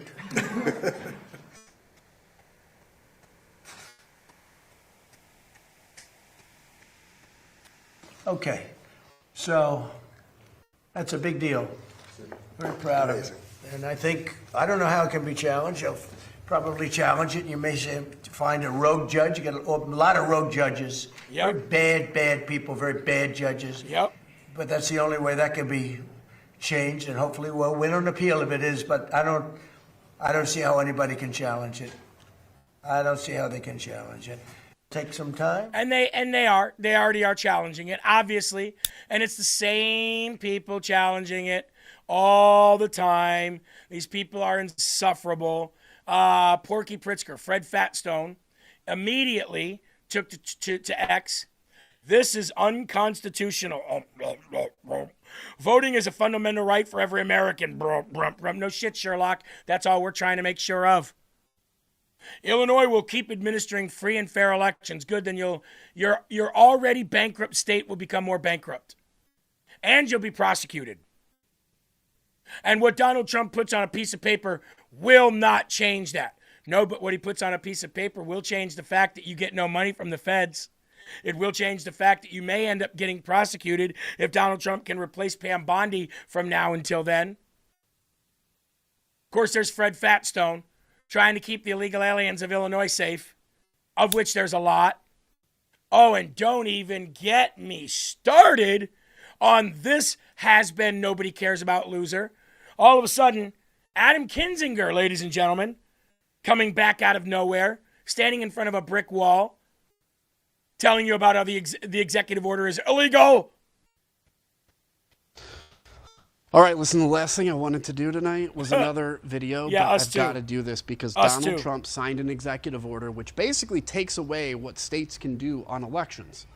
Now, I'm not going to go into all the details of it, partially because I didn't memorize it all, but some of the things it says is you can't use the U.S. Post Office to do absentee voting if you're in a state where somebody is not on the approved federal voting list. They're going to use the Social Security Index, Social Security numbers to determine who is eligible to vote, as well as withholding federal funding from states that don't follow this, et cetera. I want to be very clear about something. This is illegal. It is not going to pass muster. This is basically the SAVE Act, which they couldn't pass in Congress. And so Donald Trump is trying to do this by executive order. Do you guys remember, I do, when Obama was president and Republicans freaked out all the time every time he did an executive order? I was part of that because I hate executive orders. I think things need to go through Congress. Well, now, miraculously, this Republican Party has fallen in love with their totally orange, not Jesus, God Savior that they have to do whatever he wants, including destroying states' abilities to run elections how they see fit. And here's the other thing. What are the Republicans in office right now going to do? Nothing. Because they're scared. Because they're afraid they're going to lose their primary. This executive order is going to get thrown out because Donald Trump is a loser. He doesn't like to admit that he lost. That's what all this is about. 2020. Wait a minute, Adam. That loser's a billionaire, are you? That loser's a billionaire twice, are you? That loser's been president twice. Were you? That loser president is currently working. Are you? That loser president has been elected by the people to stand up for the people and to represent the people. Are you? That loser is loved by billions. Are you? That loser escaped death twice. Have you? That loser escaped the entire weight of the federal government trying to put him in prison. Have you? That loser's name has been a symbol of where people want to get to and what they want to achieve financially in this world. Has yours? Remind me, Adam Kinzinger, who's the loser here? Kim or your unemployed broke ass? Just curious. Yeah. Just curious, Adam Kinzinger. Just curious. He lost. He won't let anybody believe it. And let me say one thing to finish this up. Where are the Democrats right now? The House went out for 2 weeks. I get it. Passover and Easter, so go home for that. But the rest of the time, you should actually be in D.C. having hearings or trying to make statements or whatever, instead of like, oh, the House is out, I guess we just have to go home, while Donald Trump signs an executive order to completely illegally change our election system and while DHS is shut down. The Senate voted unanimously to reopen DHS, and then Mike Johnson shut it down and sent everybody home. Senate voted unanimously to do something that the people didn't want done, that the House didn't want done, that Mike Johnson is actually being praised for not bringing to the floor. It doesn't matter if the Senate unanimously did something. That means the establishment got together in a big old circle jerk, decided to get something done so they could go home and get the highlight and the spotlight off of them while they went and enjoyed their families. But it backfired because Mike Johnson wasn't a pussy this time. Mike Johnson wasn't a coward at this moment. Mike Johnson said, take 2 of these and call me in the morning. So it went back on the Senate. So I don't want to hear your bipartisanly and unanimously when you're talking about establishment hacks who suck each other off in the back room. Home. That doesn't mean you have to go home if you're a Democrat. And listen, when I was in Congress, I would be furious at anybody making this video because I'm like, look, I want to go home, okay? I get it. You ran for the job, and you ran for the job in completely unprecedented times like right now. And we ran you out of D.C. That means you have to do completely unprecedented things like go to work even when it's vacation time. This isn't a joke anymore. This isn't something we can sit back on and just wait till November when the Democrats win, because they may not win, and who knows what's going to come. Get to it, get to work, make it clear to the American people that you did your job, or else don't expect to be automatically handed power in November. I'm out. It's night. Done. See ya. Good. Fuck off. How about that? Eli, anything you'd like to add to that? I actually left the room and did something much more constructive with my time. I gave my cat some treats. I had a little bit of a snack myself, and when I came back, I noticed this crying little bitch was still going, and I'm so glad that it just ended. Back to you. Yeah. Well, sorry for the language, but not sorry, because somebody like that needs to hear that language. Jeremy, how dare you? You must not believe in Jesus. You said a swear word. Sorry, your perfectness. I apologize. I apologize for saying a swear word that had nothing to do with the Lord. Your perfectness. You're going to get sued. Well, Gavin Newsom has sued Donald Trump on that executive order already. Go figure. Gavin Newsom says the state will challenge an executive order from Donald Trump targeting mail-in ballots, voting rules. We're challenging it, so see you in court, he says. Cool. You're also in court for the fart that he just did last week. You're also in court because he's breathing air.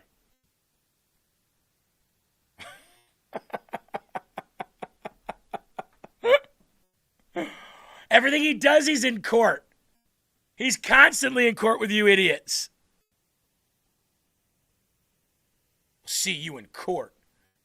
Well, Gavin Newsom, how about these numbers? Shocking new numbers show that more people have fled California than we previously knew. Under Governor Gavin Gruesome Newsom, California has been losing population for the first time in history. Sean Maga says, Jeremy has never used God's name in vain. Absolutely not. Well, not never, but definitely since becoming a Christian for sure. But to say the F word is like saying retard or high. I'm over the PC when dealing with evil people. He said something else. So am I. So am I. And all those same people that get on my case when I say it, love when Trump says it. Did you see what he said? Ooh, he said the F word. Ooh. Spare me. For the first time in history, people leaving California. I wonder why. This has been known for a few years now. What we did not know is just how bad the numbers actually were. According to newly available data, the situation is worse than anyone ever realized. So that means they should be losing house seats left and right, correct? Mass exodus from Los Angeles revealed shocking new figures. Tens of thousands of residents are fleeing LA, raising fresh questions about the region's future as economic pressures mount. The region recorded the largest population drop of any in the nation between July of 2024 and July of 2025, according to newly released estimates from the U.S. Census Bureau. The data, published March 26th, shows roughly 54,000 residents left the county during that one period. During that 1 year period, over 50,000 residents left. You know how much that is in taxes? Hey, Eli, can you do me a favor? Find out for me what the average taxpayer pays for a home in LA County. Just the average taxpayer pays in LA County. Not for a home, just pays in LA County per year. That's what I'd like to see. Because I want to see the economic impact that has had. What do you got there, bud? Good Lord. As of early 2026, the average homeowner in Los Angeles County pays approximately $5,332 to $5,856 annually in property taxes. So that's just property taxes. How about city taxes? How about county taxes? How about what you buy? How about gas taxes? Okay? So let's say that the average person in LA County, and we're not talking about LA City, we're talking about the whole county. So let's just say the average person pays, I don't know, in state, local, sales, gas, property, let's say $25,000. Let's even lower it. Let's say $20,000. Because you've got city taxes, school, the schools in. You've got gas taxes. You got everything you buy. Let's say 20 grand. Eli, do me a favor. Calculate what is what's 54,000 times 20,000. It's going to be in the billions.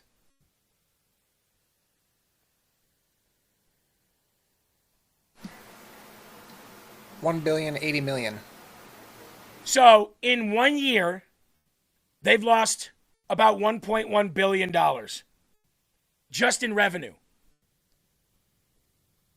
Big shout out to Mel's Gracie says, I've been watching for a while and gave the $1 a day. Thank you so very much. So 1 billion, and I bet you that's on the low end too, by the way. I'll bet you that's on the low end. But let's just say it for sake of argument, $1.1 billion gone from their revenue. What do you got there, Ellis? This is from Congresswoman Norma Torres, and she posted this complaining about the gas prices and whatnot. Funny thing being, there's a sign in the background that a lot of people have pointed out saying nearly 25% of your gas money goes to state taxes and fees. It does in California. That's in California, correct? Yes. Yeah. Yep, Yeah. So here's the thing. The gas taxes are 25% of that cost in California. Eli, can you do me a quick math? What is 25% of $6.40? Do $6.40 times 25%. I love math. Hated it in school. Love it now. What do we got? 5%, did you say? Sorry? 25%.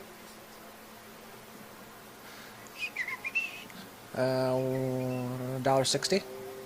So it's $1.60. So out of that $6.40 for gas, it should be $4.80.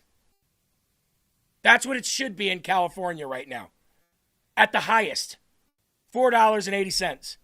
The reason why it's $6.40 at that specific gas station that Eli just showed is because of the 25% tax and fees that California charges. And the funny thing about California is, Eli, when the gas goes up, it seems like California hikes their gas tax, not keeping it the same.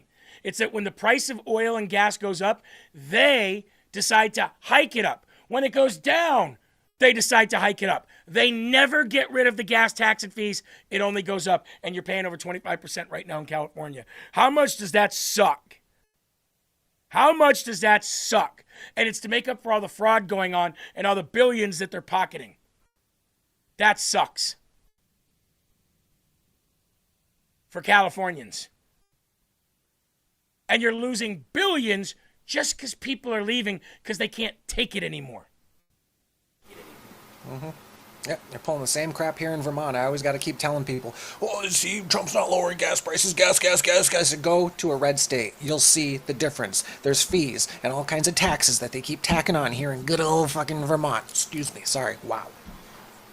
Yep. I after leaving, now I lived in what they call a red state. By the way, we have 1,430 thumbs up. If you've not hit that thumbs up yet, please do so right now. And we are currently sitting at still number 7. We just can't crack that 4,000 anymore. When I left what they called a red state, which was New Hampshire, and I claimed to an actual red state, which was Iowa, we saved about 35% of our income. About 35% of our income was saved just by moving to another state. So let's say you make $100,000 a year. That means that just by moving, you make $135,000 a year. Just by moving. That's crazy. Here's another thing.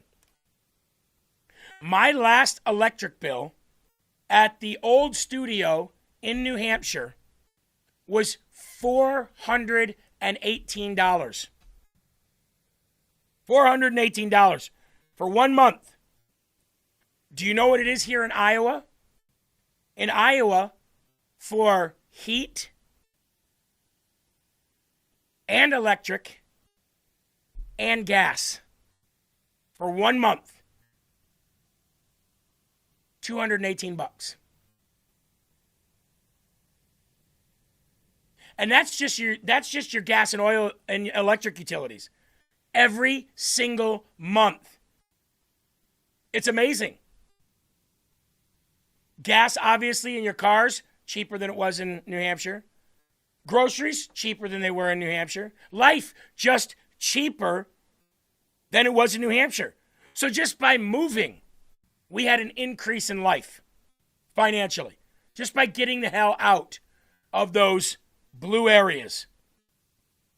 Patriot Johnson said, I just paid $900 for electric at my shop. Now, I'm not saying everybody could or should move, because it's not a very easy thing to do. But for people who are thinking about it, and if you live in one of these areas and you don't see a light at the end of the tunnel, do what's right for your family, whatever it is. Okay? Do what's right for your family. Now, a federal judge has ordered President Trump and his administration, ready for this, to halt construction on the privately funded White House ballroom. Privately funded. A federal judge can just come in and do this. Eli, can you look up something for me? Search for me how many presidents have made changes to the White House in the last 250 years.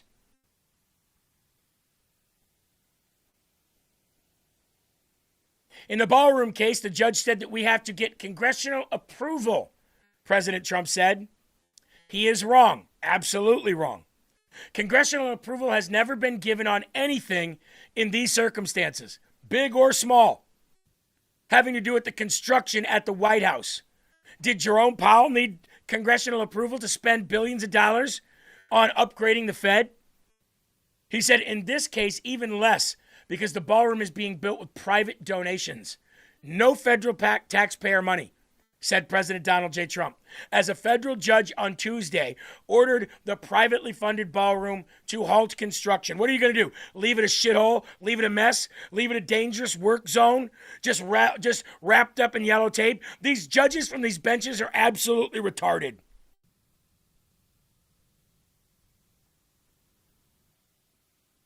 Jeremy, your electric bill should be a lot lower.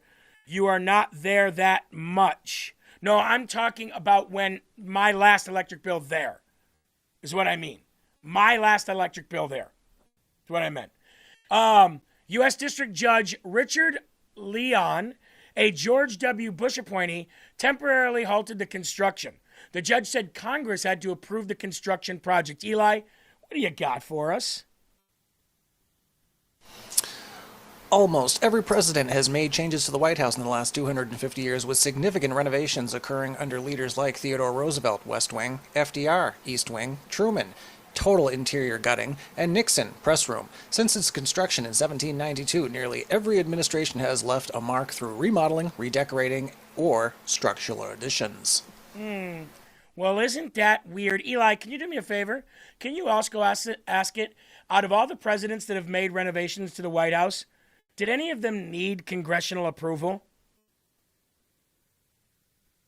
Now, the district judge granted a preservationist group's request for a preliminary injunction that temporarily halts the ballroom project. For 150 years, presidents and administrations and White House staff have longed for large event space at the White House complex that can hold substantially more guests than currently allowed. President Trump is the only one to actually do something about it, and he did it without using our money. Eli, what do we got? Not entirely sure if this is what you're looking for, but yes, presidents must obtain congressional approval and funding for major structural changes to the White House as it is federal property. While presidents can manage interior decoration, significant renovations, for example, the 1940s Truman reconstruction, or major additions require legislative approval. Recently, a federal judge ordered to stop presidents, blah, blah, blah, blah, blah. And because they got federal congressional approval, it was because it's spending taxpayer dollars. I don't even, Eli, can you find out where in the Constitution it says that it needs to be federally, that Congress needs to ask where in the Constitution, it might even be better to go to AI to ask this. Where in the Constitution does it say that the president needs congressional approval to make changes at the White House? And again, I want to know the law that it says that it must happen, not tradition in which it did happen. And I also want to know if it's because it's federal money that you have to have it. So when you get the answer, let me know, okay?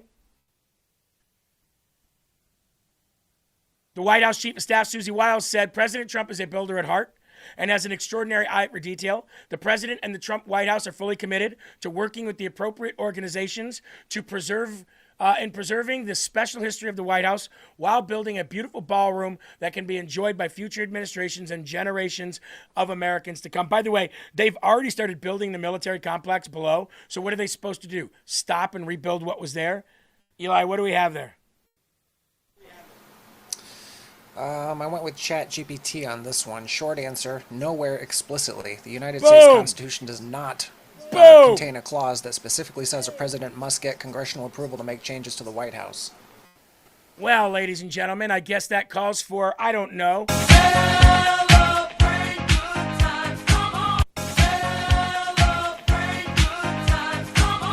Look at that. Look at that, ladies and gentlemen. I knew when it got down to it that there was no law that said that had to happen. I knew that. But I just wanted to prove it through exploration and prove it through actually researching. See, this is what we do every day. This is what I do every day of my life. What you just saw happen here with me and Eli is what I do prior to every show, every day, all the frickin' time. I look for facts. And just so happens to be, there's nothing in the Constitution that says that a president needs congressional approval to do jack shit when it comes to the White House. So,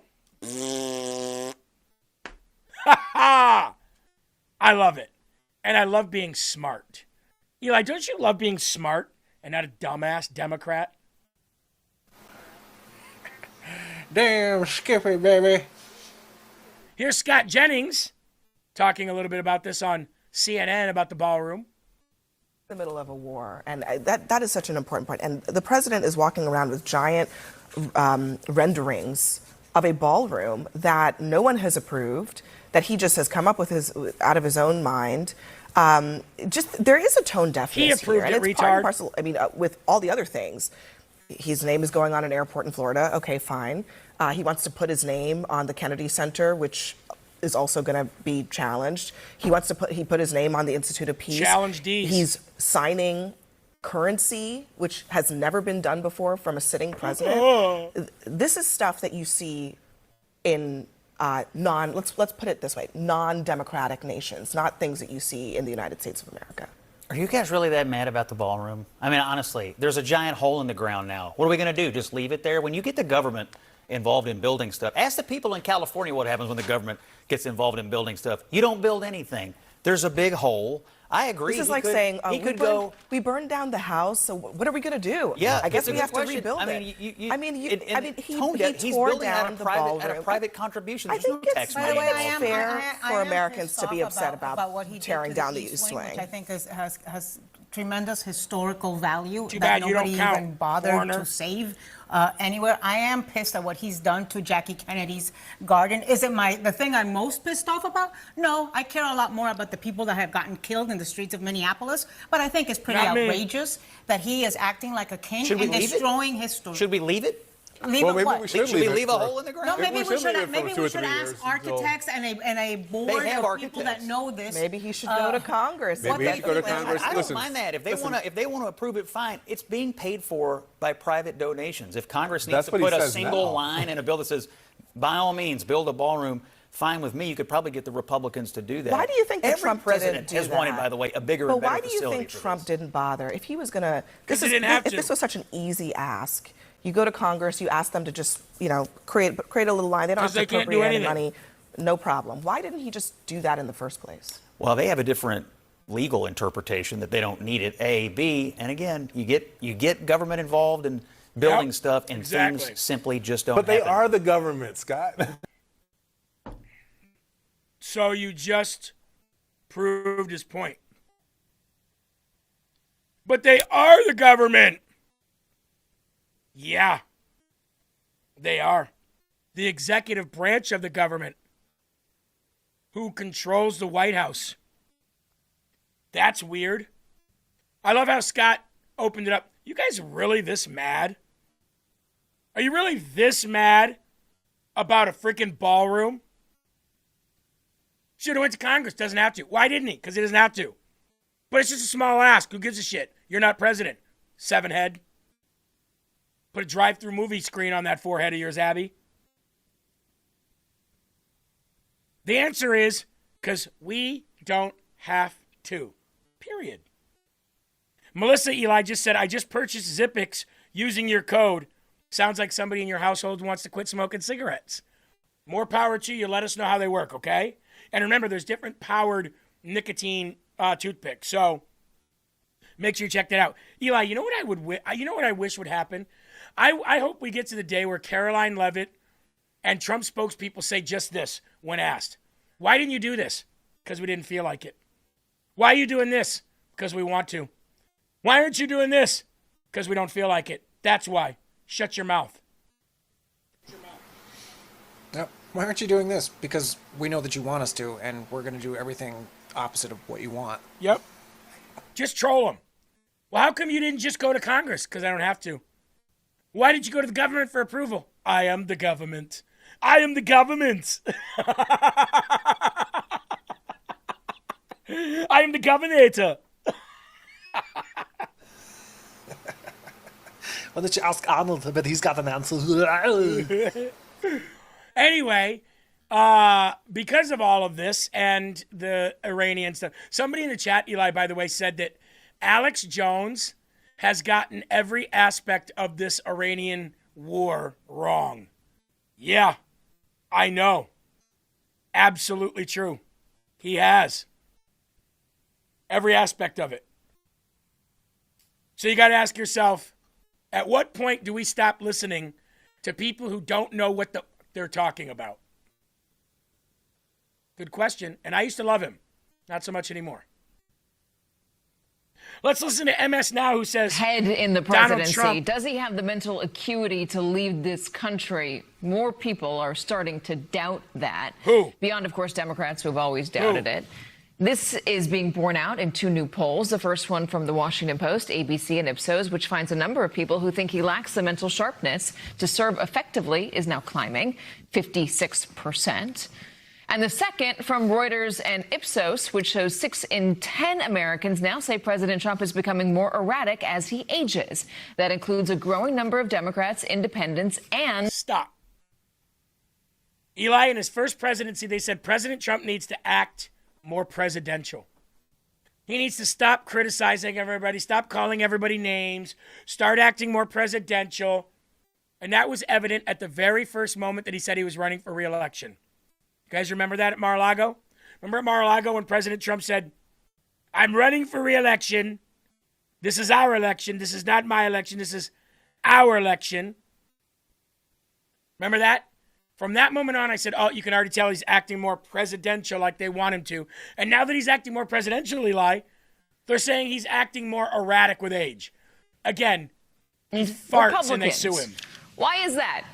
Well, the apparent sleeping during cabinet meetings and Oval Office visits, probably they're not helping. Neither are the stories about how he's forcing his top aides to wear his preferred brand of shoes and buying them in incorrect sizes that he's guessed from they the Wall wear. Street Journal. He also doesn't sound as energetic and clear as he did even a few years ago, comparatively speaking, of course. Case in point, the wild decides mid-thought. Hold He has on. always done that to a degree. Where was this during Joe Biden? There's a lot mobilizing true international pressure. I no more think of myself as old as I am than fly. I used to go to the pool in the summertime, and the kids in the pool, and they were black kids, and I had hairy legs. I had hairy legs that turned blonde in the sun. And I'd sit on the pool with my legs in the water. And the old black kids would go in the water, and they'd rub my leg hair. And they'd watch it go up, and they'd watch it go down. And I learned a lot that summer. I learned a lot about cockroaches that summer. And kids jumping on my lap. And I love kids jumping on my lap.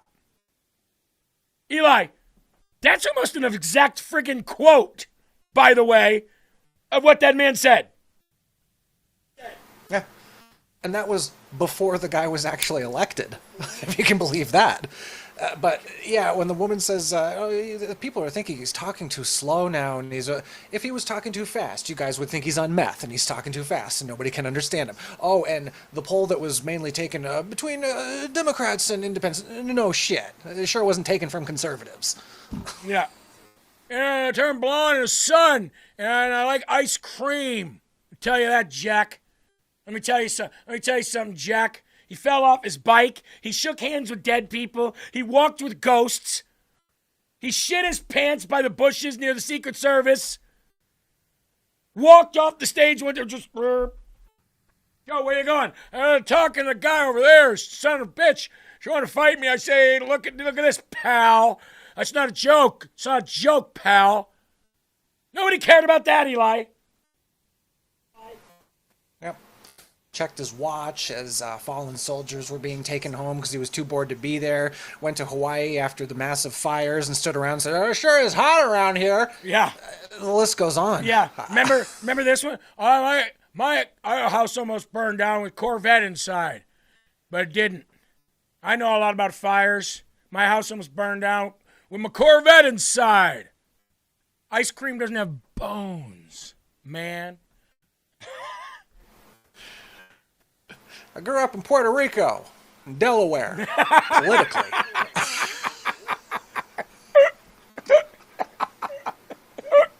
Remember on Easter, Eli, when he went over to the Easter Bunny and he's like, they're talking to him, like people are talking to him, but he sees the Easter Bunny, he's like,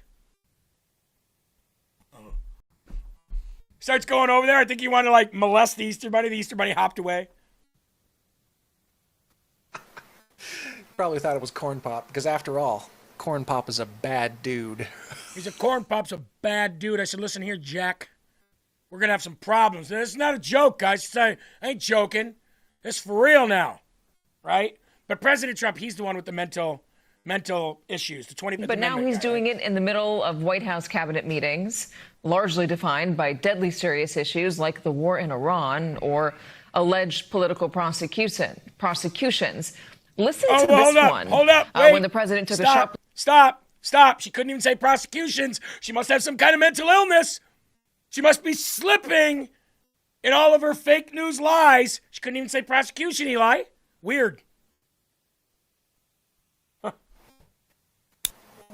Moon Cricket Piazza. Who are you talking to? Best not be talking to me, Moon Cricket. You hear me, boy?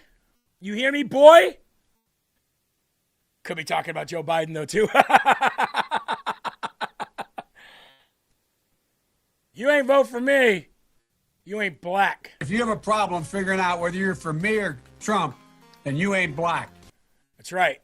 Left turn during complaints about what he argues is criminally wasteful spending for construction at the Federal Reserve. You could have done that building if it was properly done and planned. You would have done that building I would have done it for $25 million, and it would be better. It would be better. See this pen right here? This pen is an interesting example. It's the same thing. So this pen is very inexpensive, but it writes well. I like it. But I can't have the pen the way it was. You know what it is. I don't want to give too much publicity, but they do treat me well, Sharpie. So I came here. They have $1,000 pens. Beautiful pen, ballpoint.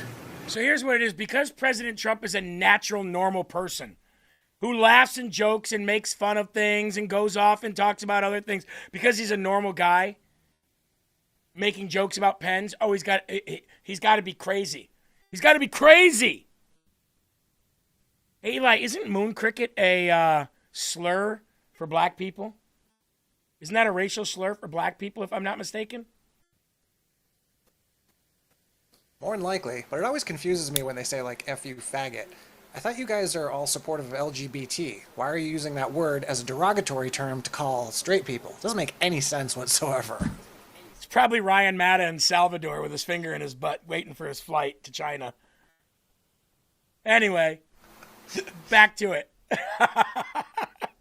1,000. It was gold, silver, gorgeous. But I'm handing out to kids that don't even know what they're. What is this, Mommy? And it had another problem. They didn't write well. There's no ink in the pen, and it cost $1,000. This one, I called the guy. I said, I'd like to use your pen, but I can't have a gray thing with a big S on it. He said, I'll paint it black. I said, that's nice. And So what's the problem here? That's why you're saying that the 25th Amendment should be called in, because the guy doesn't have the mental capacity to continue to run the country? Why? Because he just, like somebody said, I love when he shoots the shit like a normal person. Joe Biden couldn't do that. Joe Biden was a robot or something, an alien, Moon Cricket's butt buddy. I don't know. But he couldn't do that. He didn't have the ability to just shoot the shit. President Trump does have that ability, and they hate it. They absolutely hate it. that he's a normal person. Now, Matt Gaetz. Been a while since we've heard from Matt Gaetz. Matt Gaetz, in this next clip you're going to see, is talking about Russiagate and Mar-a-Lago. Go to Matt Gaetz.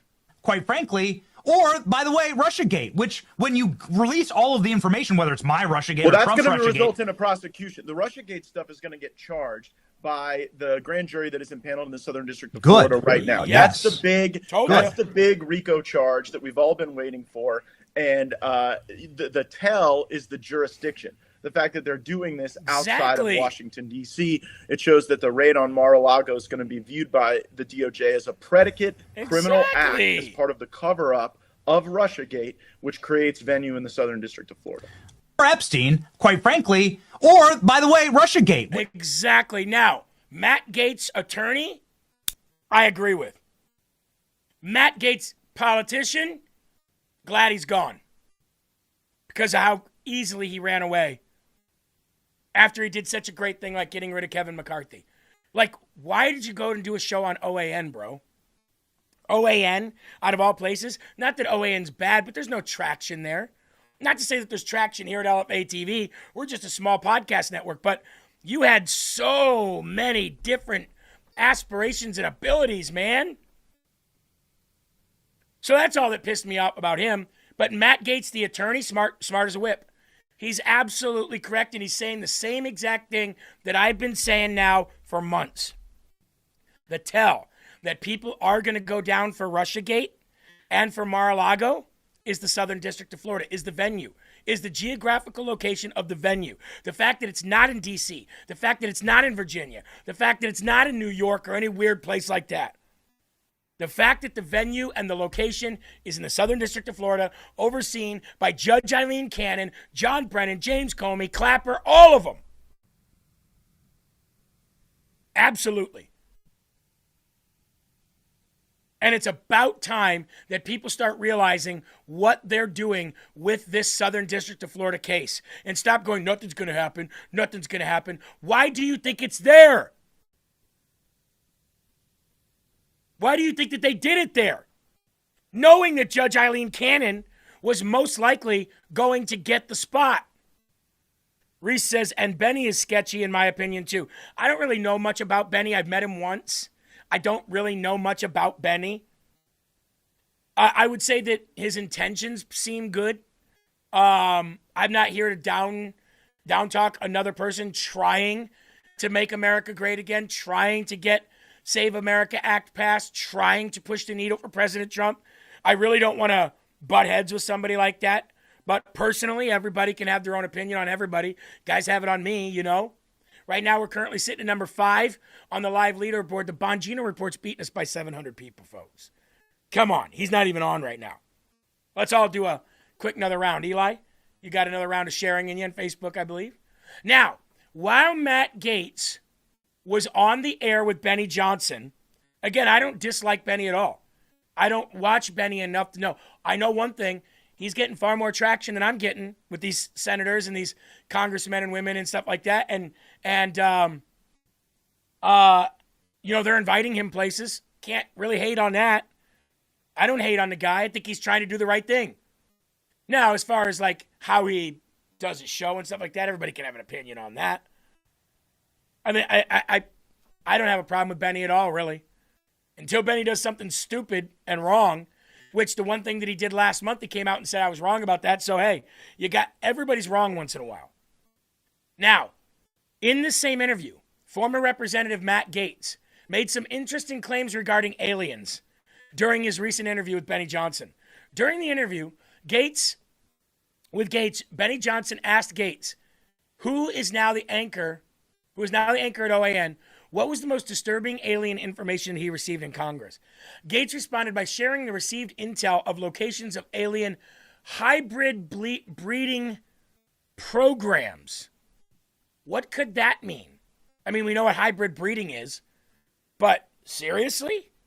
I think the most important information will be the biologics that are not human that have been discovered. And like even some of the briefings that aren't classified just need to be out in the public. I mean, I had someone come and brief me who was in a military uniform, worked for the United States Army, that was briefing me on the locations of hybrid breeding programs where captured aliens were breeding with humans to create some hybrid race that could engage in intergalactic communication. An actual uniformed member of the United States Army briefed me on that. Non-human biologics, interracial alien mating? What the F is going on? Look, wait a second. You had whistleblowers tell you this kind of thing? Can you please unpack that? Yeah, I had a guy who was uniformed. He was a senior enlisted with the United States Army. Came into my office in Crestview, Florida, in a non-classified setting. I had members of my staff there, and what they explained is that the military ran a very secret program where aliens that were living were in forced breeding programs with humans that had been abducted from war zones and from even the caravans of migrants. Now, again, I didn't verify this, but what the whistleblower was telling me is that there were like between 6 and 12 locations around the country where this happened. And what he wanted was a group, members of Congress, to all show up at the same time at all of these different locations so that any of those activities could not be moved. And of course, it's a physical impossibility to get members of Congress to simultaneously show up at like 8 locations at one time. And so that never occurred. What do you mean non-human biologics? Like this? Well, that was the testimony of David Grush before the House Oversight Committee, which I joined. And the testimony was that in crashes of craft that had been recovered by the CIA and through a special program that the CIA had for crash recovery, that it wasn't just, the hard materials, it was also biologics, but that they couldn't identify a human source of those biologics. So, how is he allowed to say that? Because I would be willing to bet that if somebody did in uniform come and tell Matt Gaetz this, which I don't have any reason to believe he's lying, then how's he allowed to say that? Because I would assume that would be classified. B, how do we know that the U.S. government doesn't send people in official uniform to tell people stuff to see if they leak information? Because that happens all the time too. That's number 2. Or B. C, or number 3, if in fact this is something that's going on, and I had to place a bet on this, I would not say that they were intergalactic aliens. I would say that they are intergalactic fallen angels. And maybe it's been declassified. President Trump did declassify a bunch of alien stuff. So maybe that's the case. Regardless, pretty interesting stuff. And there was this. One of the astronauts that you just name dropped, I believe the female member of the team, Christina Koch. Christina, she is going viral right now for talking about the moon base and how the moon base is necessary to get us to Mars. Yes. And that's the best chance that we have of potentially finding life out in the wide universe. What's your take on that? Do you believe that there's life out there? Oh, look, I mean, I think... I have like a slightly different take on this one, right? I think most people, if you ask them, at the night sky, they look up and see all the stars and they're like, okay, well, that's one galaxy. There's 2 trillion galaxies, and how many stars are there? And how many of them have exoplanets in a Goldilocks zone? I really don't even care. Surely there must be life out there somewhere. I would say there is a chance there could be life out there everywhere. If we go, now, it doesn't mean it looks like us. It doesn't mean it has the tentacles like you have in the movies. But I would say if we can get to Mars and we can bring samples back, I'd put it at a better 90% chance that we could prove there was some microbial life on Mars. Now we have a mission called Europa Clipper going to the moon of Europa, where we think there could also be biosignatures. We are launching a nuclear-powered octocopter in 2028 to go explore Saturn's moon of Titan. Now, what if you find biosignatures there? Can we get an octocopter here to explore why the Congress doesn't do shit? Can we get an octocopter to do that? Can we get an octocopter to go to Minnesota and explore more fraud so we can finally bring the people that are guilty of that fraud to justice? Can we do that? Why are we spending billions of dollars on shit that nobody cares about? And I know that there are some people who care about it. I know some people be like, I want to know if there's aliens. I want to know if the earth is round or flat. But guess what? If you knew all of that today, nothing in your life would change. Literally nothing. If you knew that there was other life forms out there today, your life would consistently be the same tomorrow as it was today. If you found out the earth was flat or a linear shape or a diamond or a rectangle or sphere like people say it is, your life would not change tomorrow. I personally don't care about any of this stuff. What I do care about is a government lying to me for a purpose. That's what I care about. The only reason that I care about aliens is to know why the government hid it from us. Because obviously they'd have an agenda, right? To make them more powerful and us weaker. So if there are aliens or fallen angels or anything like that these people are studying, all I care about is how is it affecting me? Because clearly alien life existence hasn't affected the earth because they've not done anything. The only alien life that affected this earth happened thousands of years ago with the Nephilim. So I really don't care. Eli, I know you're more into this stuff than I am. Didn't you tell me a story once about a uniformed individual who was in the military and was talking about like these places that they took him to underground, and like he saw a bunch of different beings or something as well? Like you like that stuff. Yeah. Lloyd Pye, who happens to be dead now, but he was, I don't know if you guys have ever seen Transformers. Jeremy knows what I'm talking about, when one of the guys was like Sector 7 in it. It's, it's this top secret alien Area 51 type base, but it's actually technically apparently called Sector 12.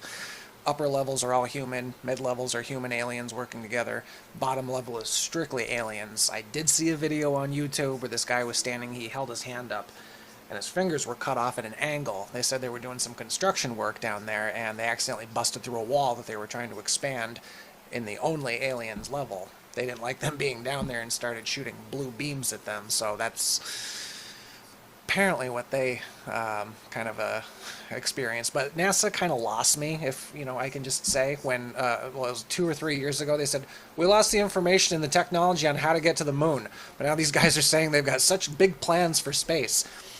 You lost the information on, arguably, if it happened, humanity's greatest achievement? Okay. So Amy said Eli's talking about what I watched on Rabbit Hole Gate, is what she said. Hazel says there's no doubt that they are doing messed up stuff. The elites want to be immortal. Yeah, that's true for sure. That's true for sure. AV says Eli's speaking about Phil Schneider. If you were an alien, would you stop off at the White House before anything else? Good God, yeah, exactly. We got to go to the White House in America, in the United States, talk to their government. No. I'm going to tell you right now, if aliens do exist, one of them's like Clark Griswold, and every time they drive by Earth, they say, roll them up, kids. Exactly.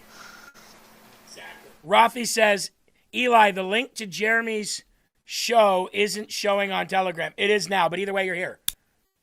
Either way, you're here. So you're in a good place. You made it. All right, before we move on to Obama judge ordering to restore the illegal status of illegal aliens, or the legal status of illegal aliens, I should say, let's talk about Fatty 15 real quickly. Maybe, just maybe, By taking Fatty 15, you can live long enough to see the aliens. A trusted brand backed by third-party validation. Here at Fatty 15, we are dedicated to the highest standards of science, supplement quality, and safety. Backed by 100-plus peer-reviewed studies, pure and patented C15 ingredient, highest standard manufacturing, every batch independently tested, generally recognized as safe, GRAS, that's the label for it, and core claims backed by claims backed by competent and reliable scientific evidence. CARSE is the acronym. Made in the USA, and gives you the first Fatty 15 recognized essential fatty acid called C15, found in 90 years, and it helps you live longer because it slows down the aging process of your cells. Fatty15.com/LFA. Use the promo code LFA or sign up for recurring orders to get your discount. That's fatty15.com/LFA, code LFA, and the bottle is about this big, okay? I know we went from alien to illegal alien, but yes, to differentiate, we're going to be moving on to illegal aliens next, okay? Now, how do you revive your health? How do you revive your gut health? How many of you, ladies out there, in your matured age, bloat a lot? Now, I know bloating happens across sexes, and I know bloating happens a lot with women around that time of the month if they're still experiencing that. But even through menopause and even later than that, bloating continues and is an increasing thing that happens in people's lives. Say goodbye to bloating with Armor Colostrum, by the way. Just say goodbye. Now, we're not even supposed to be marketing and advertising them today because this month they're restructuring and their brand. But I will say this, ladies and gentlemen, I just want to give them a freebie here. It works. It helps. It's awesome. I love it. So many people in this chat love it. And all you have to do is go to tryarmor.com. Use promo code LFATV. That's tryarmor.com. Promo code LFATV. Okay? Check them out.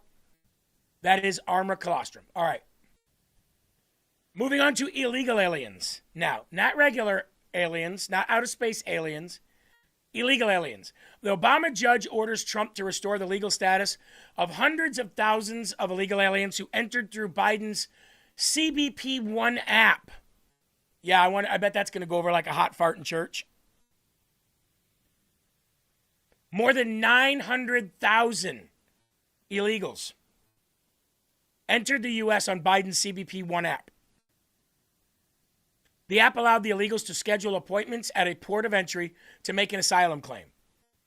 Last April, the Trump administration sent notices to those illegals and informed them that their parole status had been terminated. If you do not depart the United States immediately, you will be subject to potential law enforcement actions that will result in your removal from the United States unless you have otherwise obtained a lawful basis to remain here. Trump administration instructed the illegals to use the same Biden-era app to self-deport. Again, DHS is terminating your parole. Do not attempt to remain in the United States. The federal government will find you, the notice said. Please depart the United States immediately. On Tuesday, U.S. District Judge Allison Burroughs, an Obama appointee, said that the Department of Homeland Security unlawfully notified the migrants of their terminated status, which is weird because they used the same app to lawfully allow them that they could come in. So, that's weird. The Trump administration must restore the legal status of potentially hundreds of thousands of immigrants who came into the United States legally, she said, through the Biden-era pathway. U.S. District Judge Allison Burroughs said the Department of Homeland Security acted unlawfully last year when it sent 900,000 illegals this message saying it's time for you to leave. During the Biden administration, nearly 1 million illegals used that app to make appointments with immigration officials at entry points. Those who were granted parole were allowed to temporarily receive work authorization while their cases are adjudicated. Well, bitches, they're adjudicated. Time to bounce. Trump adjudicated them. See ya. Because, and Eli, I say it every day, don't I? Another story of another illegal alien charged with another murder of another American citizen. Again. I don't know how many times we have to say this. I don't know how many times we have to report on this. It makes me sick every freaking time I have to do it. But here you go. Another illegal alien was charged with murder. Where? In a progressive Democrat-run Fairfax County in the sanctuary state of Virginia, as we are now number 4 on the live leaderboard, beating the Bongino report. What's up, Eli? Now, before you tell this story, don't you dare, Jeremy, forget to leave out that word, allegedly. Yeah, allegedly D's. Annabelle Armando Chavarria Muy. Why do they, by the way, Eli, I hate the fact that these illegal aliens have so many stupid names. First name, last name, that's all I care about. I don't care about your family's history. Yeah. Yep, absolutely. I'm going to get you that clip from Nothing But Trouble with Chevy Chase where he's like mocking these people going, was arrested Monday for the stabbing death of a man on Sunday. This is the second deadly stabbing by an illegal alien in Fairfax County in the past 6 weeks. Stephanie Minter was murdered at a bus stop in February. An illegal alien from Sierra Leone was charged with her killing. I do this every day. It really gets sickening to do this every single friggin' day. Legal immigrant was arrested for murder in Fairfax County, Virginia. Law enforcement sources tell me that this man is in the country illegally. He's from Guatemala. He's 38 years old. Fairfax County police say they arrested this man on Sunday after they went into a home at Bailey's Crossroads in Fairfax County, where they found a man suffering from stab wounds to the upper body. That man was pronounced dead at the hospital.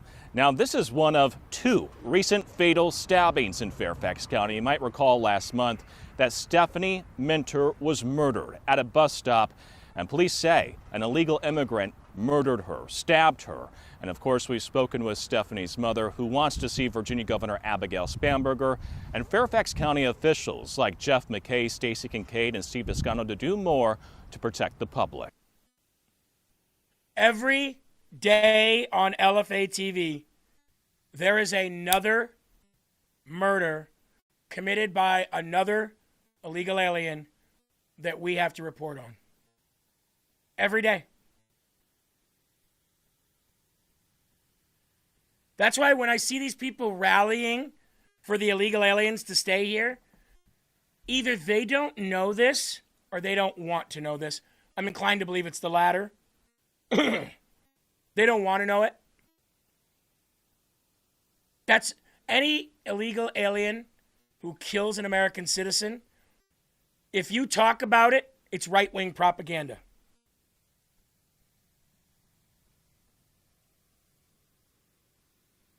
It's right-wing propaganda. If you bring up Laken Riley, that's right-wing propaganda. If you bring up Jocelyn Nungare, that's right-wing propaganda. If you bring up these 2 people that I just mentioned, that's right-wing propaganda. Because you're spouting Republican talking points, they say. Because they don't care about the person who died. They care more about the illegal alien than they do about the American citizen who died, mostly women. So when I see women advocating to keep illegal aliens in this country, it makes me want to spit on them. That's what it makes me want to do. It makes me want to hawk a big fat loogie right between their eyes and say, you disgust me. But that would be assault. How about blood on another judge's hands? Florida moves to impeach radical judge after a sickening release of a predator leads to the murder of a 5-year-old stepdaughter. Florida state leaders are moving to impeach a judge accused of enabling a horrific child murder after releasing a convicted sex offender back into the community, of course, always. Florida Attorney General James Youthmeyer has formally called on the Florida House to begin impeachment proceedings against Leon County Circuit Judge Tiffany Baker Carper. following the tragic killing of a 5-year-old by the name of Missy Mogul.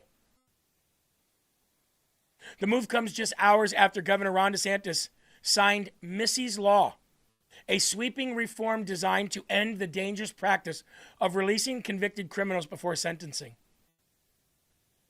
The legislation signed on Tuesday in Tampa is named after Melissa Missy Mogul, a child whose life was cut tragically short by a monster who should have been behind bars, but another left-wing, stupid, bitch, liberal judge allowed this man to get out and kill another kid, kill another young lady.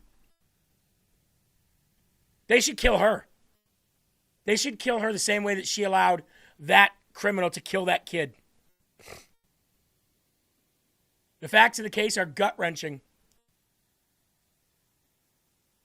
Missy's stepfather, Daniel Spencer, was already a big-time scumbag in the eyes of the law. On April of 2025, a jury found Spencer guilty of traveling to meet a minor for sex, a serious felony. Despite this conviction and despite desperate pleas of prosecution who warned that Spencer was a danger to the community, Judge Tiffany Baker Carper, hyphenated last name, refused to revoke his bond. She ignored the warnings. She ignored the victim's safety. She chose to put a convicted pedophile back on the streets and right back into the home with young 5-year-old Missy.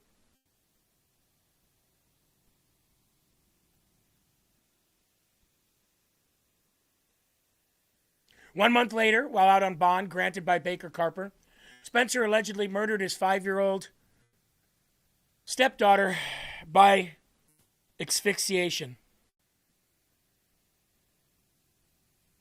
I hate reporting on this stuff. I really do. I see this stuff, at night. All the stuff that I report on all the time. The raping, the killing, the dismembering, the beating them beyond belief till they can't even recognize them. I report on this stuff and I have to read it, not just report it to you. So with it coming to me reading it, I have to verify it when I see it put out by a news organization, even if it's one that I trust.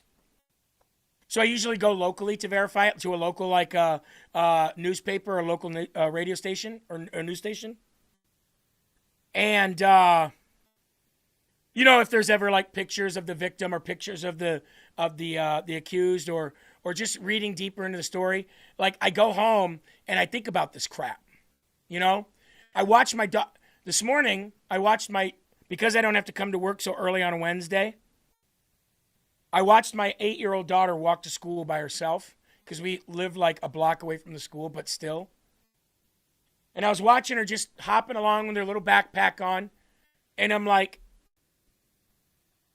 it wouldn't take but 5 seconds for me to turn my eyes, even if I didn't, somebody pull up, grab her, gone, raping her. So I think about this stuff all the time. And you can't shut this stuff off. You just can't. I can't get done reporting the news and do the rest of my job here and do my invoicing and this, that, and the other, and then go home and be like, hey, kids, what are we going to do today? I try to.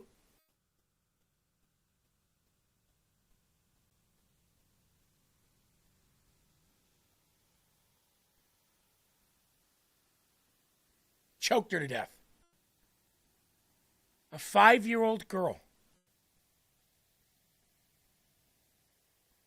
Do you have any 5-year-olds in your family? Do you know any 5-year-old little girls?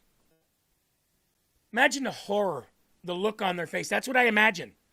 When this grown man is just choking them and they're like, what do? I can't stop this man. What's happening?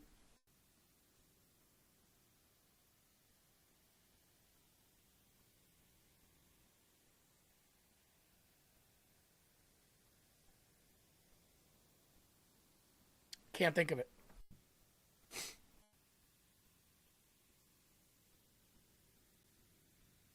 Sorry, I'm a little choked up here over it because I hate it so much. I wish I never had to report on it ever. These are the times like this I wish I just had a regular job again.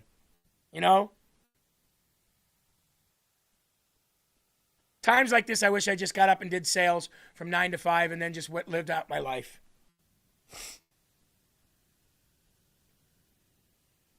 Meanwhile, we're trying to get the Senate to make it so illegal aliens can't vote so that we can keep our culture and our safety in our society. And you got dipshits like John Thune out gallivanting around.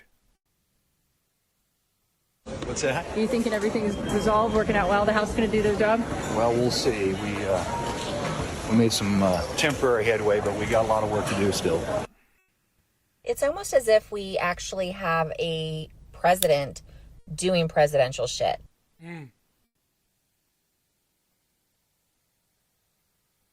Just out on gallivanting around on vacation. Yay, the government shut down. Safety is at risk. People's safety is at risk.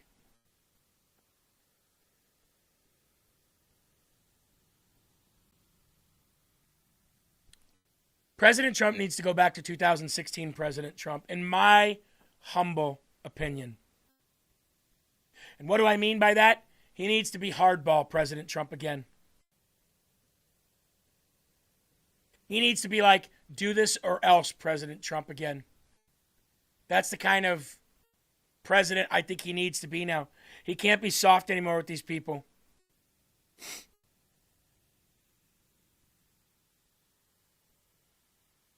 And if that means that President Trump walks into the Senate and says, who's with me and who's against me, and he posts 27 people to his side, they get rid of John Thune today.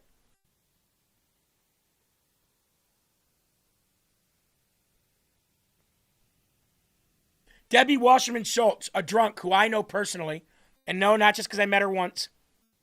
I have had multiple long-form conversations with this drunk, know-nothing, ignorant loser, Debbie Wasserman Schultz.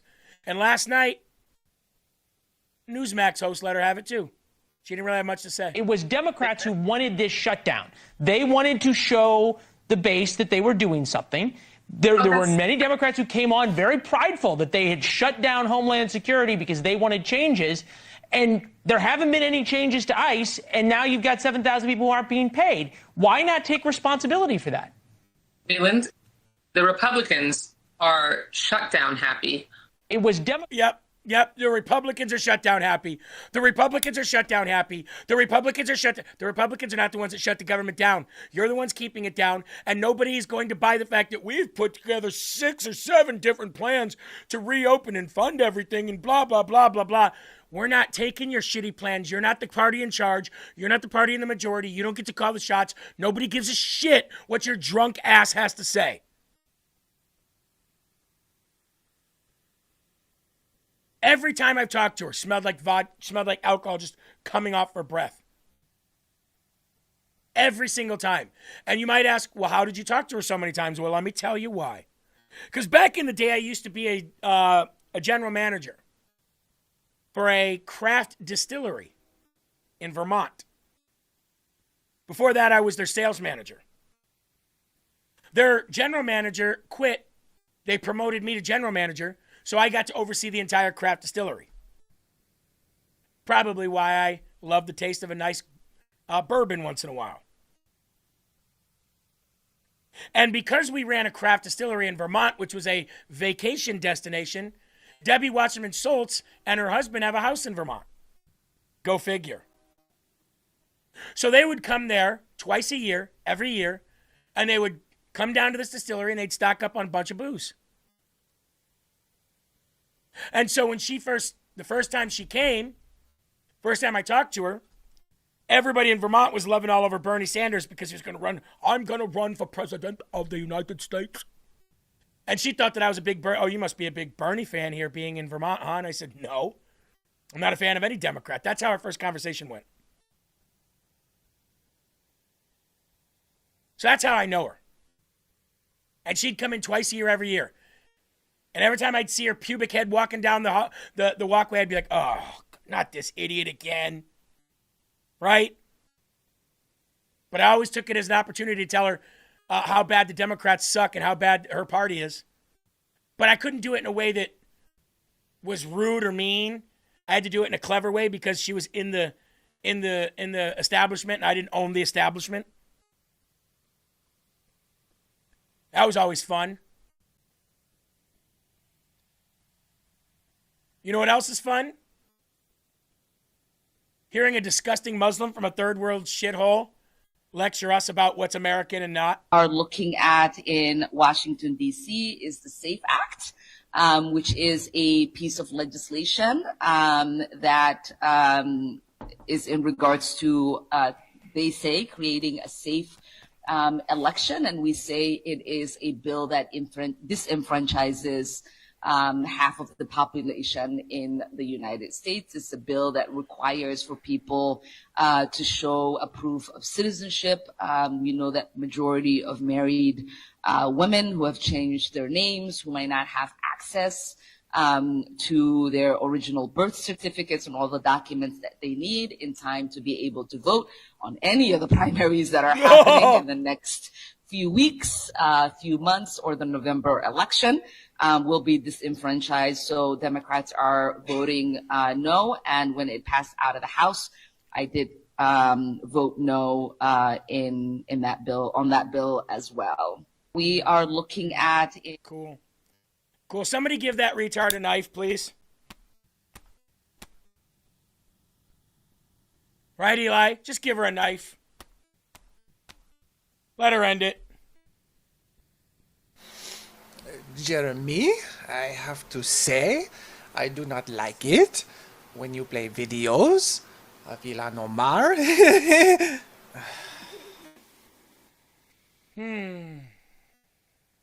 Anybody says that they don't hate this woman is lying. They have to be lying. They have to be lying. Anybody who says that they do not hate this woman must be lying. Okay? Here's what she said when they asked her, how come so much fraud in your state? How come you weren't able to detect this? Can you shed any light on why the fraud got so out of control in Minnesota? I think what happened is that, when you have these kind of new programs that are designed to help people, you're oftentimes relying on third parties to be able to facilitate. And I just think that a lot of the COVID programs that were set up, they were set up so quickly that a lot of the guardrails did not get created. Can you shed any light on why? So the government made it possible for people to steal and nobody did anything about it. Cool, got it. Cool, got it.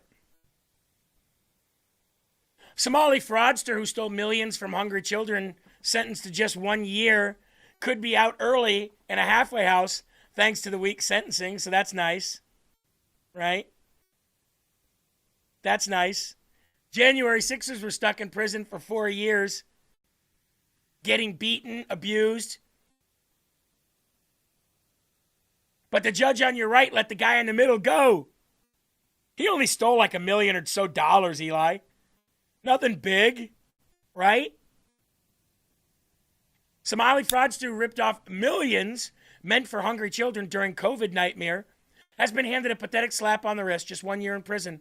Abdul Abubakar Ali, 40 years old let's call him what he is, shithole Muslim, 40 years old, of St. Paul, Minnesota, was sentenced Monday by U.S. District Judge Nancy Brazel, who was nominated by President Trump in 2018, to 1 year and 1 day for his role in the monstrous Feeding Our Future scandal, which, by the way, Ilhan Omar was right in the middle of all the time. Ali's attorney and assistant U.S. attorney for the District of Minnesota, Matthew Murphy, also asked for a shorter prison sentence for having a remarkable life. Using a remarkable life, by the way. He praised to a fake pedophile and he robbed the United States government of millions of dollars. What a remarkable life. It's remarkable that he's not dead. Using a sham nonprofit called Youth Investors Lab as his personal ATM, Ali and his co-conspirators falsely claimed to have served over 1.3 million meals that were never actually provided, pocketing more than $3 million in federal child nutrition funds. Ali personally walked away with at least $130,000 of stolen cash. Federal sentencing guidelines called for 30 to 37 months behind bars. But thanks to Ali's early guilty plea, cooperation and tearful courtroom apology to judge let him off with a virtual vacation.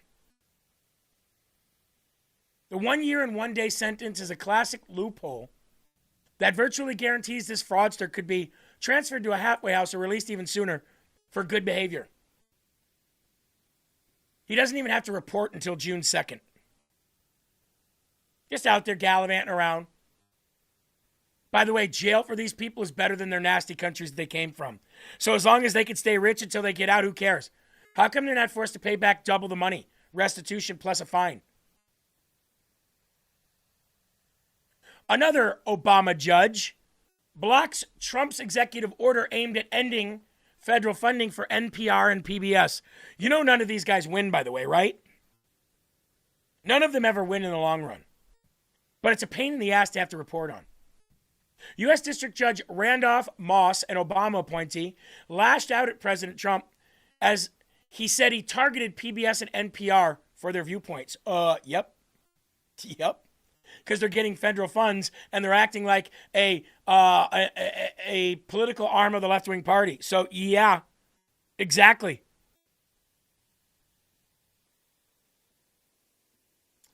Quote, National Public Radio and Public Broadcasting System receive taxpayer funds through the Corporation for Public Broadcasting. How come we don't get any funds, Eli?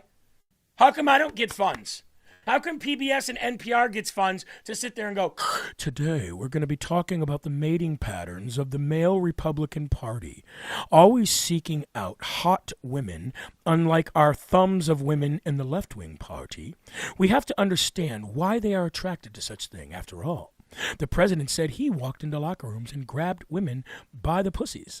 So, let's dive deep into this. Today we have Jean-Claude here with us. Jean-Claude, in all your extensive travels across the globe, what has stuck out to you most about the American male Republican politician and their desires to sleep with beautiful women? Jean-Claude? I'm sorry, Jean-Claude. We're actually going to have to cut you short. We have a transgender person coming in, and we need to give them the microphone so that they can push their story agenda. No, story. Buzz. I'm going to go eat some food. And we're going to leave you right now with this new song by a lesbian group from Kandahar who doesn't believe in LGBT. Weird. Anyway, it sounds a little like this. That's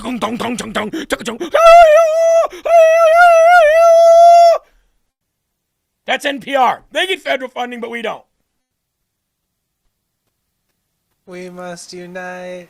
We'll never give up the fight. We'll fight into the night. Ooh, ah.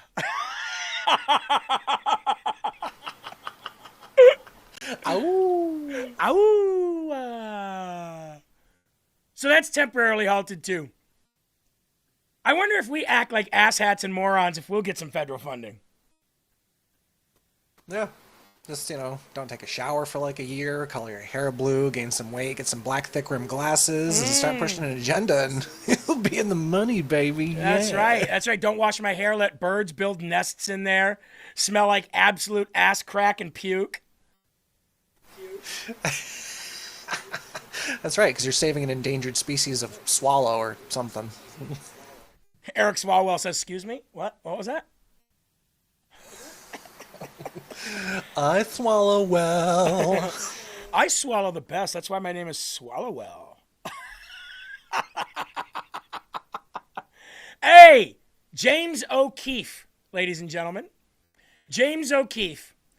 Says California's identity scam. Petition fraudsters log into online database and get real voter names for forged signatures. This is part 3. Now, we won't play much of it because we don't have a lot of time, but we'll play a little bit of it. Part 3, James O'Keefe and Cam Higbee, Skid Row. Petition fraudster is on Skid Row in Los Angeles on video accessing an online database of registered voters. This is the last name you're going to use. You're not going to use your name. I'm giving you a name to use. because you don't use your first name. And giving names of registered voters from that database to the homeless to impersonate those voters and signed petitions in other people's names. He finished. Yeah. Committing felony election fraud and forgery, all for $3 apiece. We showed this footage to disenfranchised voters whose signatures were forged on the petition, and those voters say, throw the book at them. Now I know not to sign any of those petitions anymore. Yeah, prosecute them, and I'll probably should be even worse if they've done worse. Now, because you haven't registered, I need to register you so I can get paid too. I'm paying you guys, I need to get paid. Come on. Cam Higbee and I tracked down Brenda Brown to inform her that she's been committing federal felonies and election fraud. You gave cash for a voter registration form. You know it's a federal crime, right? Who do you work for? Who's giving you the cash? Join the good guys. Join us. Be a hero. Blow the whistle on it, Brenda. I'll talk to you, but I want to talk to him. I'm okay. You come in, but not them. Okay. Without your thing right there. Here you go. We turn off all recording devices as requested and go inside. I'll be right back. Okay. And using the information she provided to us, we tracked down the people that hired Brenda Brown. If we do something wrong out there, we should be prosecuted. Tony Moore even mentioning the database they were using, sigvalid.com. There's a data app that they use too. Sigvalid.com. Sigvalid.com. You want me to tell you what the problem is? What is it? We catch people all the time doing fraud. The state does not prosecute. If there's no consequences to what you're doing. Not only does the state not prosecute, but neither does the federal government.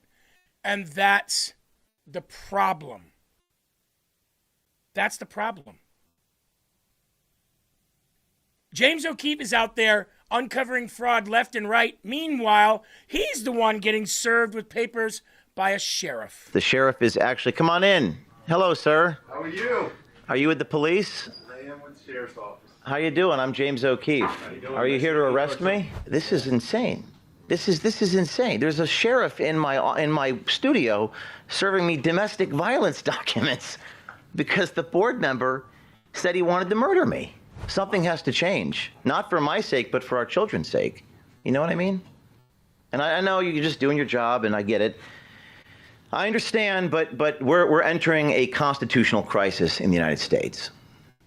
And today I've got a police officer bringing me to court. You know, and I gotta ask myself, why am I even doing this? Yep, I hear you. The sheriff man. is actually, come on in. I hear you. Hello, sir. How are you? Are you with the police? I am with the sheriff's office. How you doing? I'm James O'Keefe. How you doing? Are you here to arrest me? No. Are you sure? Positive. Well, we were hoping somebody gets arrested today. Are you familiar with our work here? No. Do you know what we do? No, I do not. We expose corruption in the government. We have a tape today showing election crimes and people breaking the law. And people in California were forging signatures, and they were logging into an online database. Gotcha. That's right. I've been served lawsuits like 30 times in my life. Okay. I've never had a police officer show up like this. This is not a lawsuit? Oh, what is it? So, if you want me to put it out there, I can. Yeah, you can say who it is. It's Okay. fine. It's fine. Okay. Just say it out loud. Yeah. Yeah, so it's a temporary injunction. It's out of Miami-Dade. Who's filing the restraining order? We're here with the sheriff from the police department who's at my office. Matthew, and the last name, Tyrmand. Matthew Tyrmand? Oh, That's the former board Project member Veritas. of Project Veritas. Yep. What is he doing? Yep. He's he filed a temporary injunction out of Miami. A domestic violence document? The board member of Project Veritas has filed a domestic violence restraining order against me? Temporary injunction for protection against stalking. But he said he wanted to kill me. I should be getting a restraining order against him. Okay, and you can go to the courthouse and you can do that. Again, this is out of Miami. It's not out of Palm Beach. They want me to go to court? So there's a hearing tomorrow at 9:30, and I have to go to court at 9:30 tomorrow morning? it's references. This is when the court hearing is. So just so I understand, the sheriff is here in my office serving me a domestic violence document because the former board member of Project Veritas that we recorded saying he wants to murder me is now making me go to court tomorrow morning? Is that correct? Well, there is a hearing, okay, tomorrow morning. Again, this is out of Miami. It's not out of Palm Beach. So I understand what James O'Keefe is talking about. You know, and I get it. It's not because of any one specific reason. It's a bunch of reasons. It's mostly fatigue. It's some people were driven out. I get it. But I've been doing this job now for 5 years. And never, ever, ever have I had as low of an audience watching, not to say anything about you guys that are here every day, than I do right now. So you got to ask yourself what James O'Keefe is asking himself. What do I even do this for? What do I do this for if I'm not getting people arrested, if I'm not growing in the truth that we're putting out there? It's just a frustrating thing to have happen when you're in the news that it doesn't seem like you are making much of a difference with what you're doing. At one time, we were making a lot of difference. At one time, James O'Keefe was making a lot of difference. And he still is, with knowledge that we get to have of what's going on. But his work is not leading to any arrests, which they should. You understand? There gets to be a point, and you guys probably deal with this in your lives too. Sometimes you might say to yourself, I know my wife has asked herself many times, why do I make sure that everybody in the house's life is perfect and okay and everybody gets to here and there if nobody reciprocates and does anything for me? It doesn't have to be just news. It's just in life in general. There gets to a point where you go, is what I'm doing making a difference anymore? You're right. It's no arrest equals fatigue. You're right, Mermaid Mills. You're right. And I feel really bad for James O'Keefe because he puts his life on the line daily out in the field. I don't do that anymore. I used to do that. For 6 years, I did that. 7 years. I was out in the field putting my life on the line. You guys wanted me to do this more often, so we pivoted. Anyway, we're going to head out. Will Johnson is next here on LFA TV. So I'll leave you with this. Folks, there are right ways and there are wrong ways. But there's only one Yahweh. So stand up tall, keep your shoulders back, keep your chest out, keep your head up high, because you are a child of God and no weapon formed against you will ever prosper. Nietzsche says you're making a difference. I think you have more of a following than you realize. No, I agree. I'm not saying that I'm quitting. I'm not saying anything like that. I'm just saying sometimes it gets frustrating when you see you're not growing in what you're trying to get out there to make a bigger difference. And it seems like Satan is making it very hard for people to make a difference. But we're going to keep fighting. And we're going to win. Because that's the promise. Will Johnson coming up next, everybody. Love you guys. I know he loves you too. Keep your family, your pets, and your friends close. Keep a smile on your face. And whatever you do, never stop spreading the gospel. Eli, you want to say bye? Bye. LFA family, we love you. Check out all the other shows. We will see you tomorrow, and keep fighting the good fight. Fight, fight, fight! Keep fighting the good fight. Give our other hosts some love. And make sure you tune in tonight for the Paul Herrell program. He's working his butt off, and he's got a great show. Love you guys. God bless you. Thank you for being here. Thank you for the shares. Thank you for the likes. Thank you for the laughs. We'll have more tomorrow. God bless you. Peace.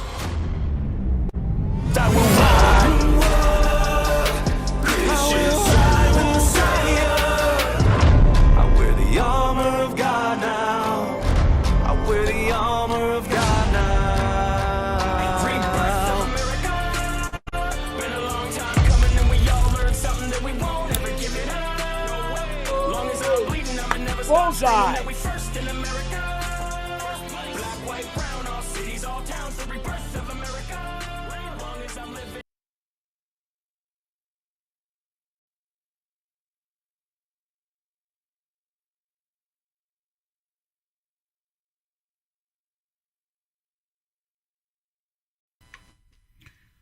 What's going on, everybody? Thank you so much for tuning in. My name is Will Johnson, and this is the Culture Wars.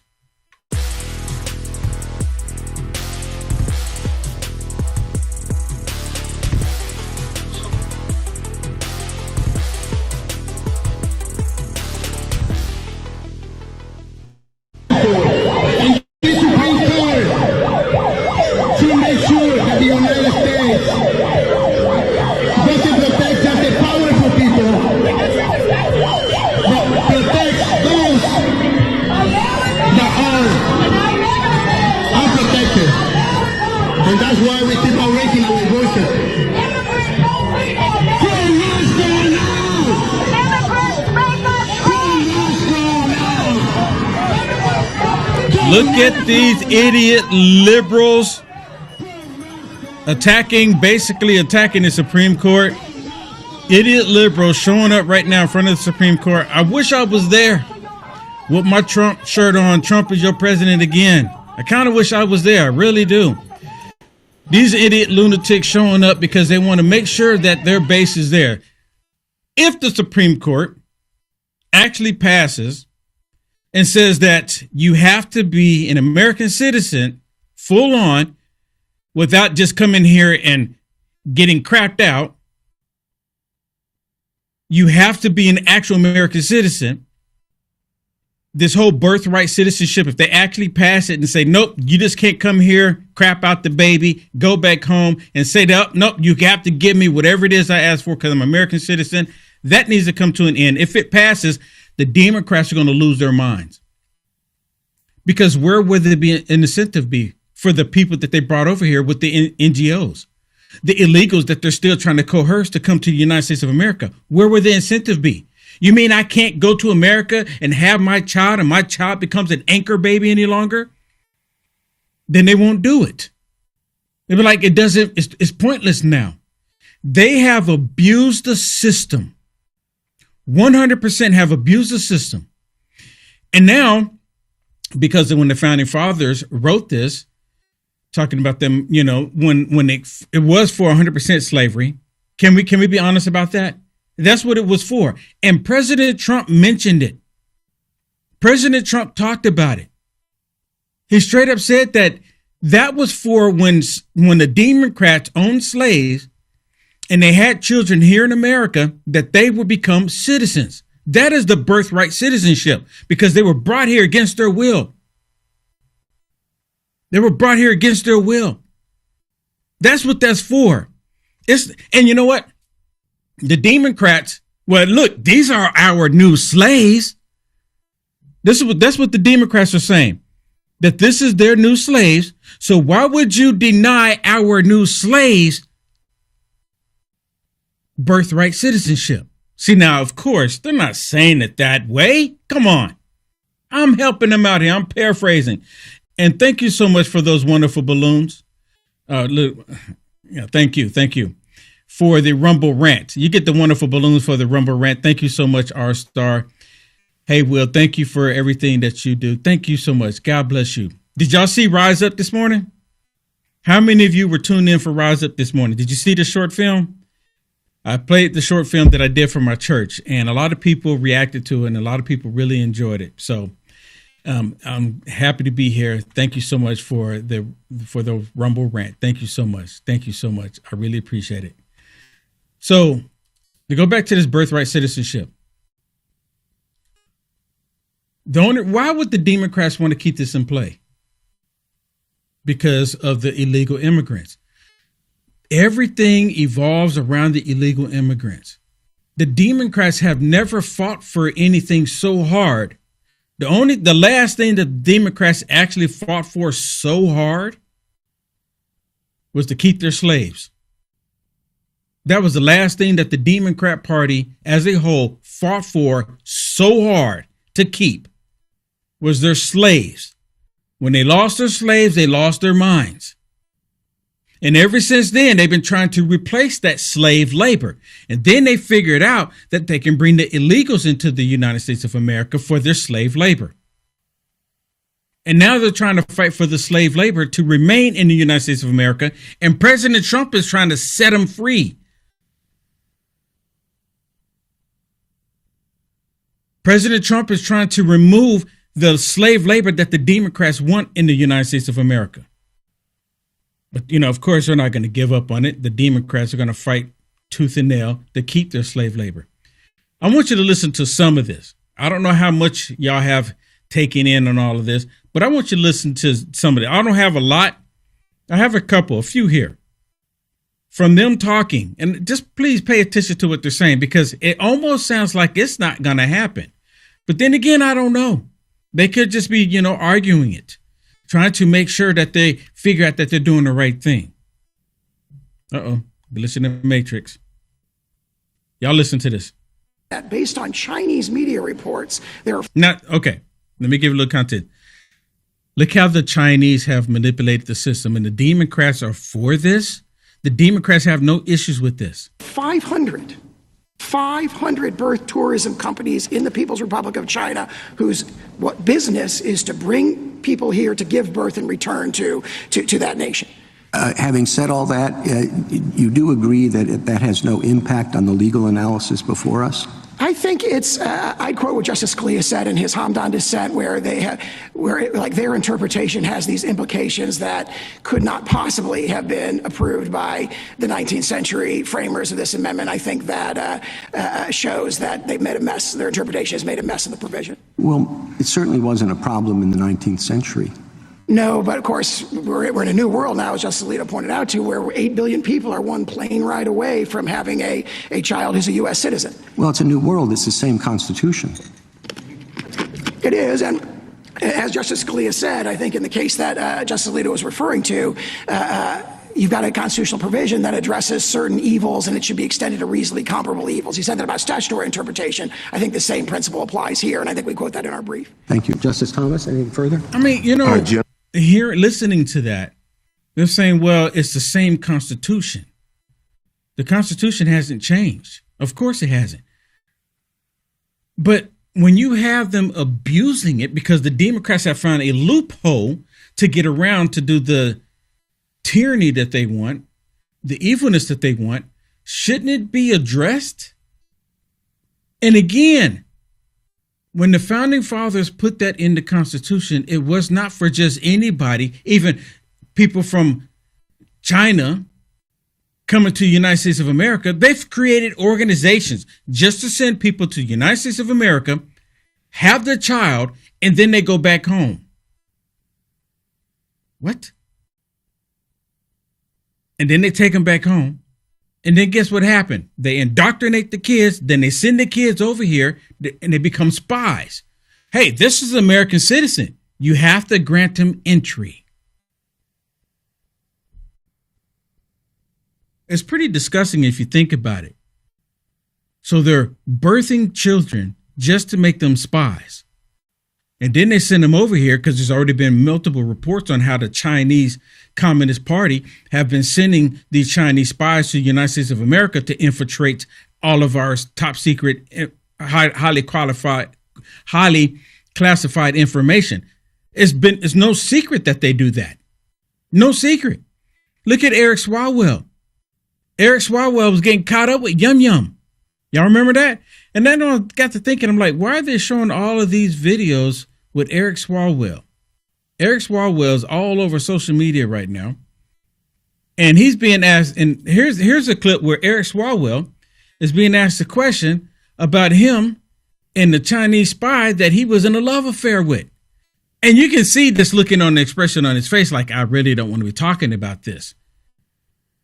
This is exactly that thing. This dude should have been put in prison, or he should not be able to be a congressman. How much information did he give the Chinese spy? How much information did he give? Talking about a honeypot. Beginning in 2012, a suspected Chinese spy developed ties to you and to your office, even put an intern there, raised campaign funds for you. You say very clearly you cut off ties with this person back in 2015 when you found out you cooperated with the FBI. But the bottom line question is this: did you put yourself in a vulnerable position in any way so that this alleged Chinese spy could have benefited or even learn American secrets? Absolutely not. But Dana, don't take my word for it. Take the FBI. Trust me. We're not going to take your word for it. And this is the FBI that was under Joe Biden. I'm not sure we're going to take their word for it either. I don't know that anyone take the word of the FBI currently today, because again, just like Jeremy was talking about, no one's been arrested, right? No one's been arrested. James O'Keefe had gone through these issues. No one's been arrested. So I don't even know that anyone even take the word of the FBI today. FBI's word for it. They never talk about ongoing investigations. And former Chairman Schiff knows this as a member of the Gang of Eight.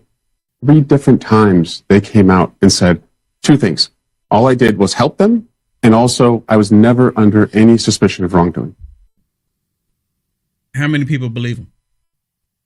How many people believe that he didn't know that she was a Chinese spy? This dude was having a sexual relationship with her. He was having a sexual relationship with this Chinese spy, and we're supposed to believe that he had no clue? Is he that dumb?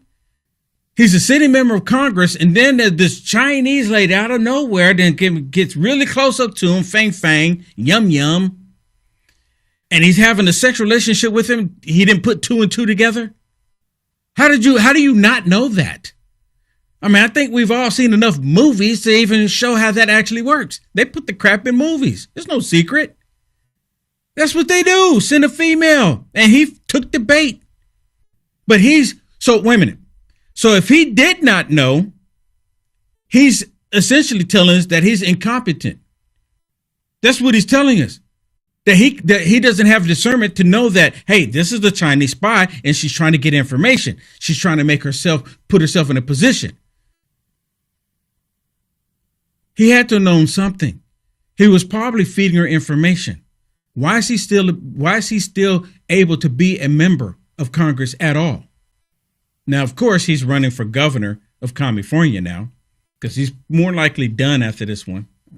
We shall see, hopefully. But I don't believe him. I don't think anyone believes him. Now, listen to Ketanji Brown Jackson. This is the same woman that doesn't have a clue on what a woman is. And she is actually going to rule about birthright citizenship. She's actually thinks she has an opinion about it. And again, this is talking about women that are pregnant, because biological men cannot get pregnant. Only biological women. So this woman, which is a justice, which blows my mind, doesn't know what a woman is. She's going to talk about women coming to America, having children. And then she goes, well, how's it going to work? How's it going to work? Are you going to do it when they walk into the hospital? Are you going to do it? And one thing that's said in this video is key. You know, with the whole SAVE Act, when the child is born, they're automatically issued a birth certificate. Automatically. So everybody in America that's born in America has a birth certificate. And who would not qualify under your rule. How does this work?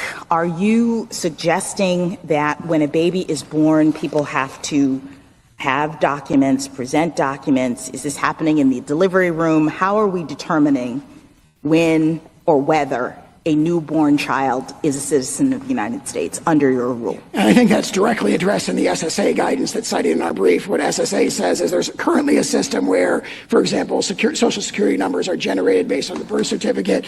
They say this can still be, for the vast majority of instances, completely transparent. You will still get a... No, not transparent. I'm just talking about the particulars, because now you say your rule turns on whether the person intended to stay in the United States. And I think Justice Barrett brought this up. So are we bringing pregnant women in for depositions? What are we doing to figure this out? Oh, we're going to bring pregnant women in for depositions? What are we doing to figure this out? Are you kidding me? Are you kidding me? Is she suggesting that she knows what a woman is now? This is a joke, right? This is like AI audio generated, right? Because this is not the same person that doesn't know what a woman is. And now here she is talking about it, bringing in a pregnant woman for deposition. If a trans woman, which is actually a man, shows up and he put one of those pouches in front of his gut trying to say that he's pregnant, is she going to take his word on it? Is she going to be like, he has a valid point of view? Make it make sense. Make it make sense. This is the same one talking about don't know what a woman is. Same one. No, as I pointed out earlier, the executive order turns on lawfulness of status. So if you give birth to a baby in the hospital right now, it gets the birth certificate in the system. There's a computer system. So there's no opportunity. There's apparently no opportunity then for the person to prove or to say. And the cut's off there. But the key point in there too, and he brings it up, every person born in a hospital in the United States of America receives a birth certificate. And then a lot of cases, which I didn't even think about it earlier when I was listening to it, the Social Security. They get issued a Social Security number. So they're using it's the anchor baby to anchor themselves into the United States of America just so they can get benefits, so they can get access to certain things. And then after they deliver the baby, most of the time, in a lot of cases, apparently what I'm hearing is that they leave the country. But now the child could have technically dual citizenship. It's looked like what they're trying to get them to have. Dual citizenship, so they can always have that pathway back into the United States of America. And I don't trust them coming from China. I don't trust them coming from China. Where's Hunter? Wrong one. Joe Biden. China. There it is. China. China. I don't trust them coming from China. China. Now, not all of them from China are that way, because there are some Christians, conservatives that live in China that don't go along with the whole communist regime. But when they indoctrinate these kids at a young age, they bring them to the United States of America to spy on America. And it's not even just from China. You got people from Somalia here spying on America. You have people from the Middle East, Rashida Tlaib, her family, spying on America. She's a prime example of it. Get her here. She was born here, Rashida Tlaib, born here, but she's still a spy because they indoctrinate her at an early age to hate this country and do everything they can to destroy the country. She was speaking her parents' native tongue about how much she hates America. I remember when she got elected, she was speaking to them in their tongue, saying that we're going to get Trump. Get the MFer. Y'all remember that? That was Rashida Tlaib. We're going to get the MFer. Because he puts America first. Simply because he puts America first. That they had in mind when they adopted the general rule, or do we say they adopted a general rule, they meant for that to apply to later applications that might come up? Justice Scalia had an example that dealt with this situation. He imagined an old theft statute that was enacted well before anybody conceived of a microwave oven, and then afterwards someone is charged with the crime of stealing a microwave oven, and this fellow says, well, I can't be convicted under this because the microwave oven didn't exist at that time. And he dismissed that. There's a general rule there, and you apply it to future applications. And what we're dealing with here is something that was basically unknown at the time when the 14th Amendment was adopted, which is illegal immigration.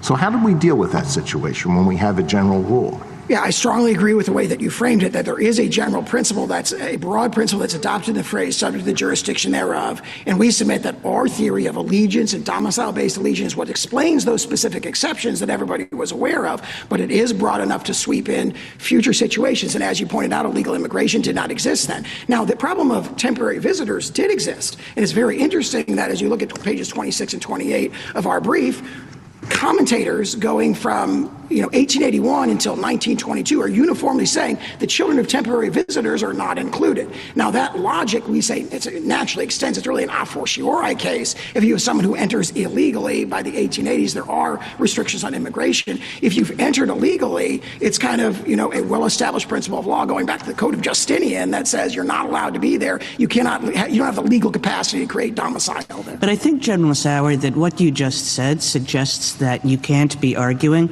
in the way Justice Alito suggests, because most of your brief is not about illegal aliens. Most of your brief is about people who are just temporarily in the country, where there was quite clearly an experience of, an understanding of, that they were going to be temporary inhabitants. So there's a clip that I want to share with you that took place yesterday, and I meant to get it and I didn't get it. I'm getting it right now for you. This is where President Trump was actually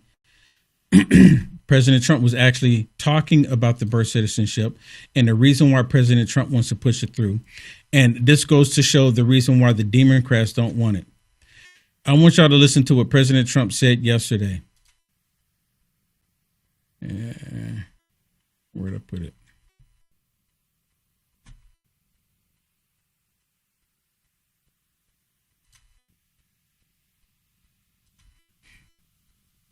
Because I thought this was really important.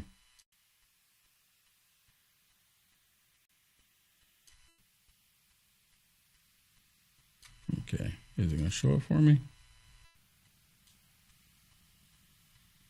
Okay. Here it is.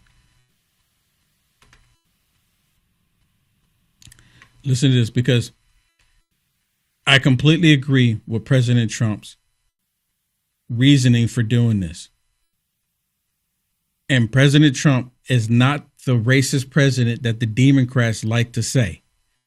The Democrats never wanted black people to be able to vote. The Democrats never wanted black people to have citizenship. And the Republicans put it in place. That's the reason why it happened.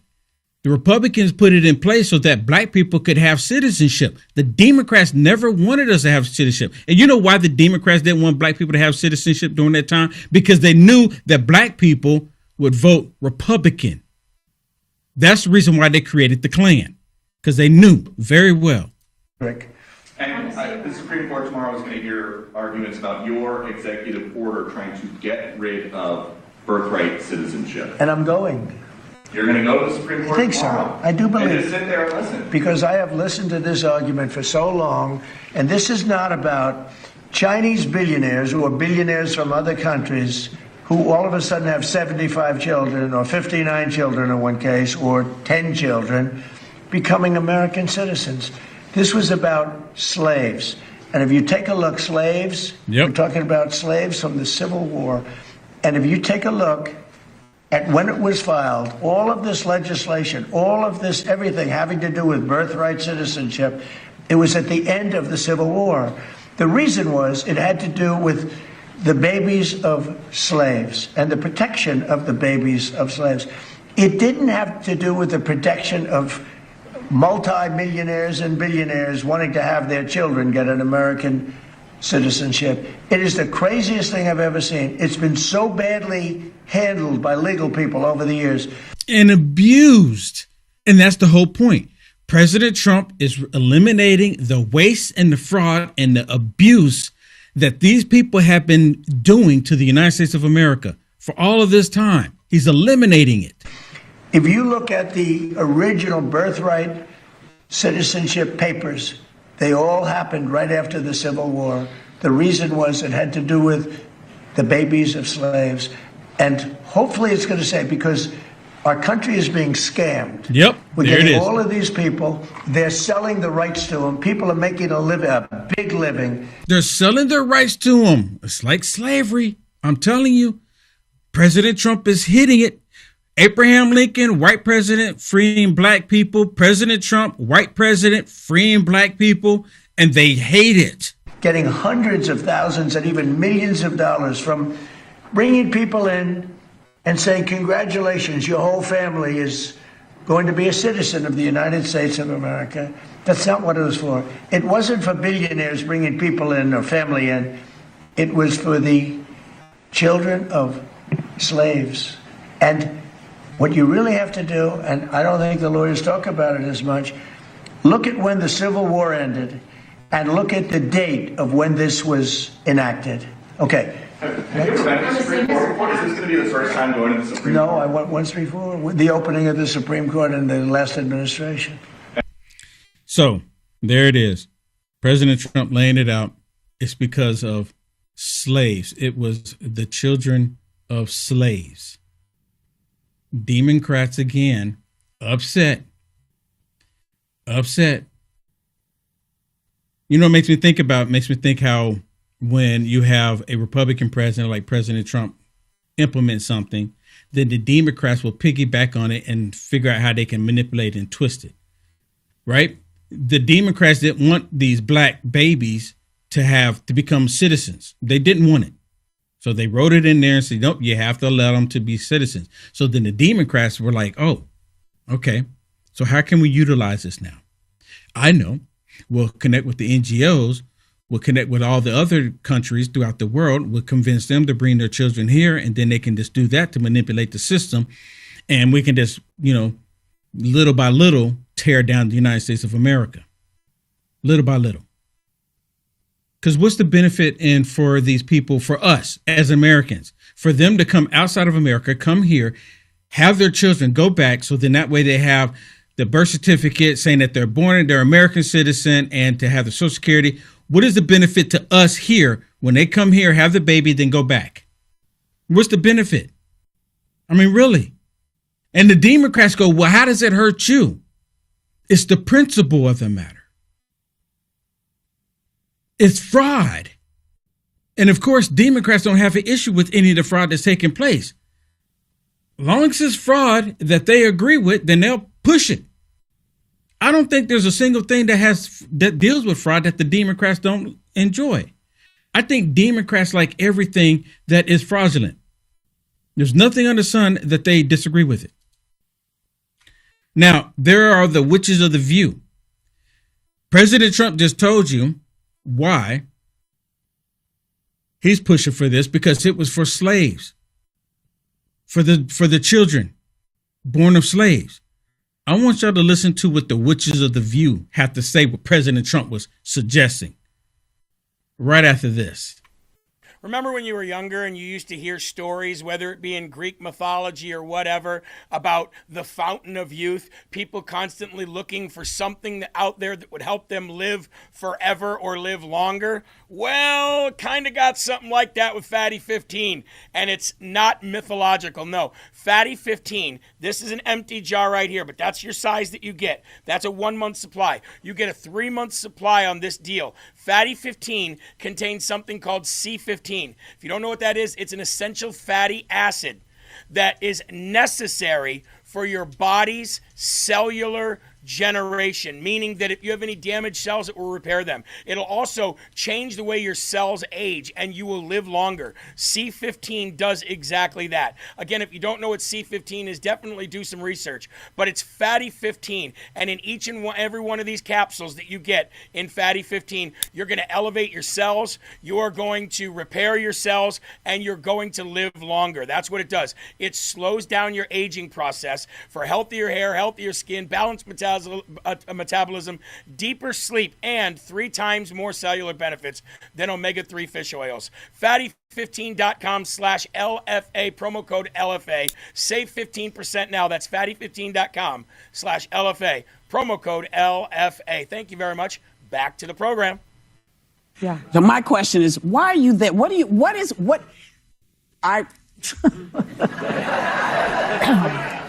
I think this is all to add to chaos, because he wrote that executive order. Everybody pushed back on it, said you can't do that. That will dismantle so much other stuff. So is it just to keep the chaos going, to keep us from talking about the Epstein files? I was going to say, look. Talking about all the other stuff. Oh, it's about the Epstein files. And they all clap. Oh, they all clap. They probably have a sign up there to say applause now, They all clap. What's this got to do with Epstein? Nothing. It's already been proven that Epstein was upset with President Trump. It's already been proven that Epstein was out to get President Trump. It's already Bill Clinton and 4 other people went in after the subpoena and testified that President Trump had nothing to do with Epstein, but they keep pushing this narrative because of the stupid people that watch this crap on a daily basis don't have a clue that any of that took place. That you keep bringing up? When he mentioned child slaves, I was like, oh, is he talking about the Epstein files, which he's mentioned in over 500,000 of them? Oh, when he mentioned child slaves. That right there tells you everything you need to know about these Democrats. Not a single one of them want to acknowledge what President Trump's true meaning was about all of this. And see, most of these Democrats, they know that it was the Democrat Party that wanted to keep slavery. And then they go, of course, what you've already heard, and I bring it up all the time. Well, the party switched, Will Johnson, the party switched. Well, at the time, who did it? Who did it at the time? Which party did it at the time? The Democrat Party. The Democrat Party did it. So they say the party switched. If the party switched, then how come the Republicans never did it after the fact? If the party switched, how come the Republicans never advocated for slavery? When there's only been the Democrats throughout the history of this country, they've been the only ones to advocate for slavery. They've been the only ones advocating not to allow women to vote, not to allow black people to vote, was against Civil Rights Act. How come the Republicans were for all of those things, but the Democrats were not if the party switched?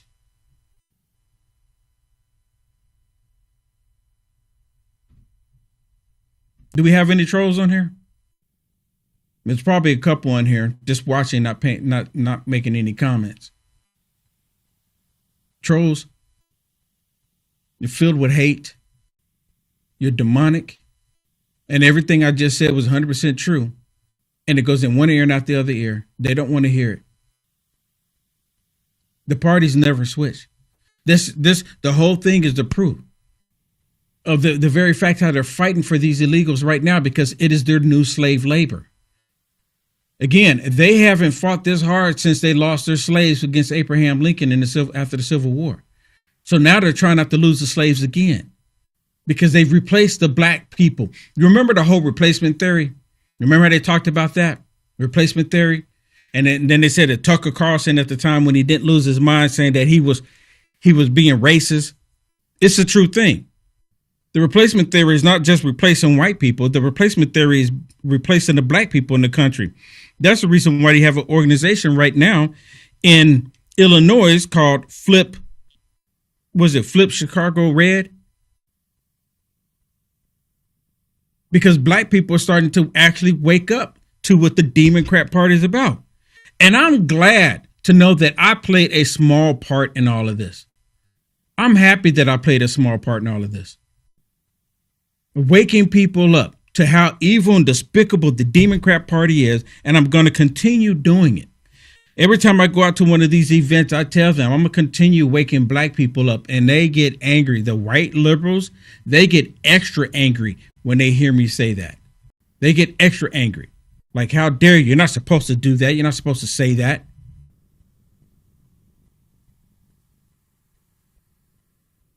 But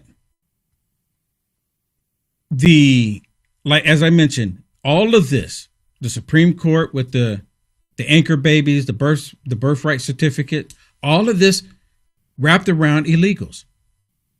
All of it's wrapped around illegals. Them wanting to get rid of ICE, wrapped around illegals. Them wanting to keep the borders open, wrapped around illegals. Them not wanting to allow the SAVE Act to pass, wrapped around illegals. Everything right now is wrapped around illegals. Them going out actually fighting for people, wrapped around illegals. The Democrats, as you already know, will leave the United States of America to go to the country where the illegals have been deported to check out their conditions, to make sure that they're fine, make sure that they're getting health care instead of their constituents here in the United States of America. And now the Democrats are even calling the illegals their constituents, saying that it's their American citizens. And they put this whole total lie out there that the Save America Act, again, is going to prevent women from voting. It's going to stop women from voting, is what they're saying. And nowhere does it say that. And everybody with the sound mind knows it doesn't say that, but they don't care. They don't care. They don't care at all. This whole effort with the Save America Act would deny primarily women and make it more difficult for them. There are demographics that they want to go after, people of color, go after the female population. They're worried about those segments of the voting population, and so are doing everything to try and suppress that area of activity. I think it's important for us, again, to speak out, to let them know we know what's in the bill, we know what's in behind the effort, and that we're going to keep pushing people, informing people. So again, blatant lies, trying to convince everybody that it's going to prevent women from voting. It's going to prevent people of color from voting, black people. The same tiring lie, trying to convince all of us. Well, of course, they're not going to convince us, but they're making sure that the people that watch that crowd stay dumbed down and think, oh yeah, they're going to prevent us from voting. Only if it were true. And think about this, if you were going to actually prevent people from voting, if President Trump was actually going to prevent people from voting, Why not put in the Save America Act to prevent progressives, liberals, Democrats from voting? If that's the goal here, if that is the actual goal, why narrow it down just to women? Because there's a lot of intelligent women that don't vote Democrat. Hello? Are there any women that's conservative right now saying, oh my goodness, what President Trump doing to Save America Act? I'm not going to be able to vote. Are there any conservative women thinking that? Absolutely not. I have yet to run across one saying that President Trump is trying to prevent them from voting. None of them. It's the same thing doing Kamala Harris. They try to convince women to vote for Kamala Harris. How dare you? She's a woman. She's a woman. You're supposed to vote for her because she's a woman. Hashtag trust the woman. Hashtag believe the woman. Same thing. So now they're saying it with this. So if that is the case, why don't they just put it in the Save America Act saying that liberals, regardless if you're female or male, black or white, whatever it is, if you're liberal, you can't vote. That you have to verify who you are. But if you're conservative, MAGA Republican, you're good to go. Why not just put it like that?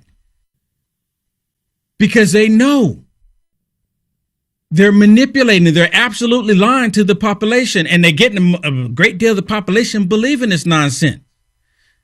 Look how many idiots that got to go out there on the No Kings. And all of those idiots that were out there at the No Kings event, those are the ones that voted for Kamala Harris. So that just goes to tell you right there that all these idiots showed up to vote for Kamala Harris, and President Trump still won, regardless of them going out there like that. And what is it? What have they gained? They all showed up. They said thousands and thousands of people showed up. So what did they gain? What did they get out of it? What did they achieve? And President Trump is not king, because if President Trump was king, guess what? Guess what? He could have jailed them all. He could have put them all in jail.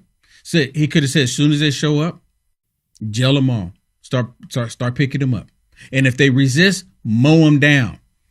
Boom, boom, boom, boom, boom, boom. Mow them down. If he was a dictator. So I told y'all this morning that on Rise Up that I would share a video with you from when I went out to the No Kings event. There's this guy that I'm walking up to, and I said, Jesus is king, God bless ICE. And he turns around and he wants to have a discussion with me about Jesus supporting transgenderism, saying that Jesus is for transgenderism. And then he goes to Matthew 19, trying to suggest that the eunuch is a trans. And the purpose of them becoming a eunuch, because now they want to be a female. A eunuch still appears to be as a man. You just don't know he cut his junk off. With this perversion that they're doing today is that they're trying to convince people that they cut off their junk, and now that they're women. Is a perversion. This dude has been completely deceived. And y'all listen to this, because I tell him he's deceived. And he doesn't like it. He's like, no, you're the one deceived. Watch this. This is bizarre. God bless America. God bless ICE. We need more ICE. Jesus, you know what Jesus said? We need more ICE. What did Jesus say? Jesus said, whatever you did to me, whatever you did to the least of these, you did unto me. Yep. Do you believe in Jesus? So what about I'm asking you a question. So what about when you commit a crime? Excuse me real quick. What about when you commit a crime? I'm asking you a question. Do you believe in Jesus? Sure, absolutely. So He's you my Lord. believe in the words of Jesus is king. Okay. So and you're at a No Kings event because all of these people out here reject Christ. That's not true. It is the truth. It is not true. Yes, it is true. The last time they were out here and they had one, I said, Jesus is the king, and they all said, no. I have it on video. I believe in Jesus. I've given my heart to Jesus for a lifetime. Do you think Jesus is okay with transgenderism? Yes. That's an abomination. It's a sinful act. And the Bible tells us. Read in Matthew 19. Read Leviticus. Read in Matthew. Read Romans 1. Read the red letter words of Jesus, Matthew 19. The disciples asked Jesus, should everybody get married? And Jesus says, he was talking. No, not everybody talking to men. that are in the ministry, that are leading people to Christ, not people doing sinful, perverted acts. You know what he talks? It is a sin. It is against God's law. You don't want to hear the Bible? That's not in the Bible. What you're trying to say, you're lying. No, I'll tell you what's in the Bible. It doesn't produce anything. God created man and woman to produce human beings. No, that's not true. Jesus said in Matthew 19, okay, consider the eunuchs, men who have no genitals, who cannot have children. Okay. And he said, you shouldn't expect them to get married, okay, because that's not the role that they're going to play. Okay. And then he said there's three kinds of people. What does that got to do with doing perverted acts? Hold on. There's three things. He says eunuchs can be born that way, they can make themselves that way, or they can be made that way by others. Okay? Make yourself that way. That's transgender. That's transgender. What does that got to do with perverted acts? Jesus said. No one is telling them to enter. If they become a eunuch, Jesus said, get over it. If they become a eunuch, it doesn't give them the right to say it's not sin to do perverted acts. I agree with you. I agree with you. Transgenderism is from the pits of hell. That is telling people that God made a mistake. Red letter words of Jesus. That's from the pits of hell. Read your Bible. Is an abomination. Man lying with man is an abomination. You're giving false teaching because the Bible says if a person makes themselves into a eunuch, you should accept that. Now, it doesn't say it's sinful or not. Okay, it says Jesus says you should not become a reviler. But if you make yourself a eunuch, it's not saying that just because now you're a eunuch, you can go and do perverted acts. That's right. You're absolutely right. There's plenty of heterosexuals that do perverted acts. Oh, yeah. Sure. Okay, all right. So people do perverted acts. 100%. Yeah. But transgender. So Jesus said. Well, let me ask you this: if a man after 43 years put on a dress, is he a woman? If he says he's a woman? What do you mean a dress? Skirt. So isn't that what Jesus wore? Is that if he says that he's a woman, is he a woman? I don't have an answer for that question because that's not the way I think. So again, how do you know what Jesus wore? After were you there? After 45 years, did you see what he wore? After 50 years, a man puts on a dress and he says he's a woman. Is he actually a woman or is he still a man? That's a question I can't answer, and I don't need to answer because Jesus told me I don't need to worry about it. You've been deceived. No, I've read the Bible. You've been deceived. No, you've been deceived. You're doing false teaching. You've been deceived. Jesus said. You've been deceived. Jesus said. Satan has deceived whatever your mind. You have me. So whenever you put a child in a prison, you're putting Jesus in prison. You put Jesus in prison. You're talking about people doing crime. He's saying people doing crime that you should be okay with them doing the crime and give them in the past. It's finally here, our second annual mega sale. This sale only comes around once a year, so take advantage of the best offers ever while you can. For example, save 50% on our Giza Dream bed sheets, as low as $29.98. And for the first time ever on TV, My Pillow mattresses and My Pillow mattress toppers, as low as $99.98. And you save 50% on our Lux Pure 6-piece towel sets, regular $69.98. Now only $39.98. And our best-selling standard My Pillows, regular $49.98, on sale for $17.98. Wait on it, mega sale, only $14.98. So go to mypillow.com or call the number on your screen. Use this promo code to take advantage of our second annual mega sale.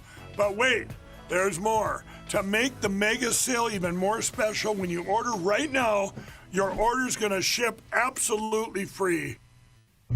I mean, it's a Fashion Nova shirt, so I didn't really even see what it had said until you just said something about it. But I mean, faith isn't for the weak because God gives his test to his strongest soldiers, most definitely. And, I really can't kind of go deep into that, with the stuff that's kind of going on with, the Ivy situation. I don't want to, get away with anything, so we're going to keep it. So, for those of you that can't really hear what he's saying because he's kind of talking low, he has on his shirt and it says, faith isn't for the weak. That's what his shirt has. Says on it. He's an NBA player. And of course, he talked about, and I talked about it extensively this morning on Rise Up about Jaden Ivey. And what I want y'all to see is that when it first comes on, someone was asking him about his shirt. Faith isn't for the weak. And then when he looks down and says, oh, I realized that I have this on, and you can hear him. He's like, oh. I mean, it's a Fashion Nova shirt, so I didn't really even see what it had said. I didn't even really see what it had to say. Until you just said it. And then he kind of goes like this to cover it up. That's the problem I have with this right here. You see that? He goes to cover it up. Because he knows the leftist lunatic liberals will attack him. And the NBA will probably come at him saying, hey, you can't be promoting your beliefs. Now, if he was on there and he was having the gay rainbow flag on him with that perversion, that sickness, that demonicness, they would love him. Oh, he's so wonderful. He's so brave. But anything associated with Christ, anything associated with believing in Almighty God, they reject it. They don't want him doing it. And all of the media, they reject God too. They reject God. Most of the mainstream media, you never ever hear them refer to God. Like, that is a big no-no. Big no-no. Because the objective is to remove God. That is their main objective. And see, again, I had a problem because look at that. Something about it, but I mean, he went to go cover it up. Because he was like embarrassed about it. He was embarrassed. I mean, what do you think? What do you think? Am I just reading too much into it? What do you think? You think maybe just Will Johnson, that's not what he did. I mean, I'm sitting there looking at it. Multiple people came to the same impression that I did. Why would he do it? Puff your chest out there. Push it out there even more. Yeah. I have my faith in my Lord Jesus Christ. I'm not ashamed. I'm not ashamed. These worldly things, this worldly possession, the worldly money is meaningless, is pointless without Jesus Christ. I give glory to everything that I have achieved. I give glory to everything that I have for the future and the past to our Lord Jesus Christ. Puff your chest out there. I have faith in Almighty God. But no, he didn't do that. He kind of went like this. He went like this. Yeah, and then kind of try to like play it off like he's not covering it up. But he had no choice but to talk about it somewhat. But because he says, oh, I didn't even realize it, don't make it a big deal. It's just a shirt that I just put on. Nothing else. Nothing else. I would never, ever be ashamed to tell the world that I believe in Jesus Christ. I don't care if they got me ready to chop my head off. I am not going to deny Jesus Christ. I'm not going to do it. I refuse to do it. By all means, take my life, kill me. But I'm not going to deny Christ. I fear God too much. And I've read in the Bible where it says, we stand before God and they say, well, I did this and I did that and I did this for you. And he's going to say, depart from me. God says, I will spew you out. I know you not. Ooh, can you imagine that?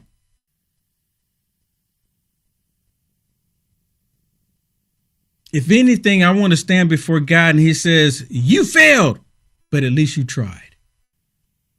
At least you tried. I'll accept that. I'll accept him saying that I failed, but I at least tried, because I am trying. I am truly trying. And just like what Jeremy was saying earlier, he's trying. We are all trying. We're truly trying. And this is part of the reason why we constantly ask you to help us. Because it takes the LFA family. Let me put it to you this way. How many people we have watching right now? We have over 2,000 people watching right now. Just imagine if the 2,000 people that are watching copy the link to the live feed and posted it on X. Or if every 2,000 people posted on Facebook all at the same time.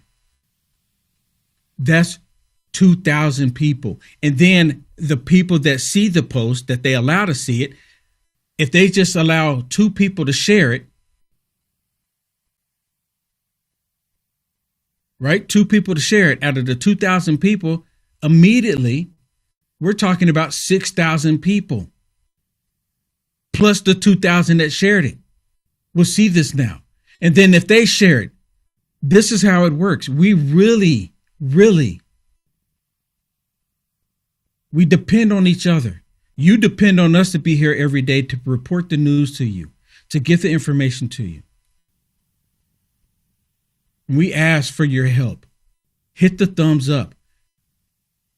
Here just on Rumble, even on X and on Peeled.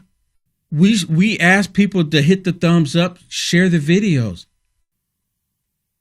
Because we're in this together. We are the body of Christ, and it takes all of us to do our part in all of this.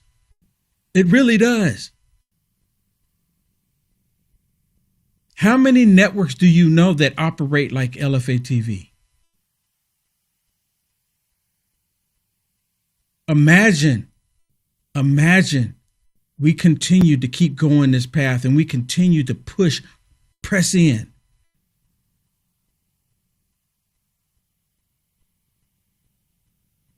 And one of the best things you can do is hit the thumbs up for the algorithms. And God bless you for doing the comments, because the very fact that you're placing the comments, it actually makes a difference as well. Some people just tune in, they have it playing in the background while they're working. I get it. Thank you for tuning in. Just kind of slide over there and hit the thumbs up for us. It makes a world of difference. A world of difference. Okay, I'm about to run out of time here. I want to share another one with you before we go. This is with Nancy Pelosi. Nancy Pelosi upset with, and I played this one, I think yesterday, where Nancy Pelosi's upset with President Trump with the SAVE Act because they're trying to prevent the people, only American citizens, voting. But I want to share something with you after this. Watch. We always have concerns, but with this president and these Republicans who have no commitment to the rule of law and doing things the appropriate way, we're ready. We have 3 purposes now. 1 is to win the midterms. 2 is to make sure the elections are safe. And 3, to tell people what we will do when we win. Right. They're not telling everybody, because the one thing that they're going to do is try to impeach President Trump. Let me show you what Kamala Harris has to say about making sure that the elections are safe and secure. And we have a bill that basically would require states to upgrade their elections infrastructure, because guess what? Going like back to the future, best and smartest way to conduct voting, paper ballots.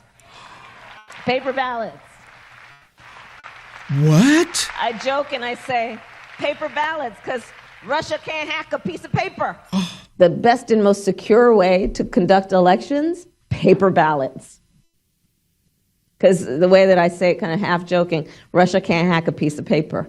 The most secure way to vote, paper. You're right. And, and so this is great. Now, it would be great if the the first time she don't sound like word salad. First time, I think we all agree. Paper ballots. And that is the mission. There's so many things that you can do to protect the election, and they are being done, whether it's litigation or legislation or Save America Act. How come they're not for it? Mobilization, communication, all of that. But in addition to that, we have to be on guard as to what they may try to do to the technology. Oh. They may try to creep into the technology and create a false count. Remember, I played this because I said, what is she suggesting, that the machines are not secure? You remember? Is the machines not secure? Before we get out of here, I want to share this one with you. But I always thought, American people, they're receptive to this. So I think they still are. But listen who she says is better than President Trump, better than Bill Clinton, better than Obama. This person she's talking about says better than any president that's been in the White House. Campaigns are campaigns, and you have to go out there and make the case. I think Hillary Clinton was just going first place, the most qualified person of the generation. Oh, she's more the most qualified than her husband, more qualified than George W. Bush, more qualified than Barack Obama. They all admit that. Now, listen to how she refers to President Donald J. Trump. Bush doesn't, but the others admit that. Certainly more qualified than the creature that is there now. More than qualified than the creature that is there now. How disrespectful can you be? So then they get upset when President Trump refers to these people as evil people. Then they get upset, but it's okay for her to refer to President Trump as a creature. This is interesting because you have demonic demons that are referring to President Trump as a creature because they hate what President Trump is doing. This is the demonic demon-crat. So, but it was just a question of getting people, I guess, used to the idea a woman could be commander-in-chief. Do you think you'll see it in your lifetime? Well, not in my lifetime because I'm old, but it will come sometime. It will come soon. There's just no question about it. And it's not that women are better than men. It's just we want to see the diversity of thinking there. Yeah. Oh, so we just need to put a woman in the place because we just need a woman there for diversity. That's all. That's the only reason why. For diversity. That's the only reason why. I mean, we don't need anyone capable. That's why they were putting Kamala Harris there, because she's most definitely not capable. We just need someone there for diversity. That's it. That's it. Thank you so much for tuning in, everybody. If you would, please bless us by hitting the thumbs up. Please bless us by hitting the thumbs up. And share the video. I'll see you tomorrow in the Culture Wars.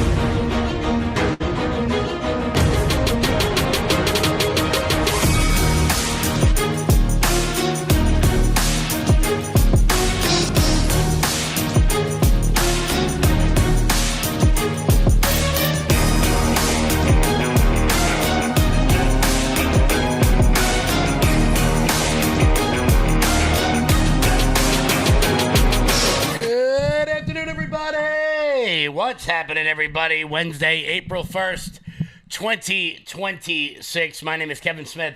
Thank you all so much for tuning into Loud Majority Live. We got a jam-packed show for you guys today. The Supreme Court is hearing oral arguments on the birthright citizenship case. We're going to break down some of the highlights and some of the lowlights. I have a feeling you'll know who the lowlights come from. Of course, that would be the traffic judge, Ketanji Brown Jackson, who somehow found a way onto the Supreme Court, arguing one of the dumbest things I think I've ever heard in my entire life. Absolutely wild. An American journalist is kidnapped in Afghanistan, in Iraq, on the same day as President Trump is set to give a 9 p.m. address to the nation on the war in Iran, the war that we started, and I still don't know why. They weapons. All right, man. So did Iraq. But no big deal. Let's move on. NASA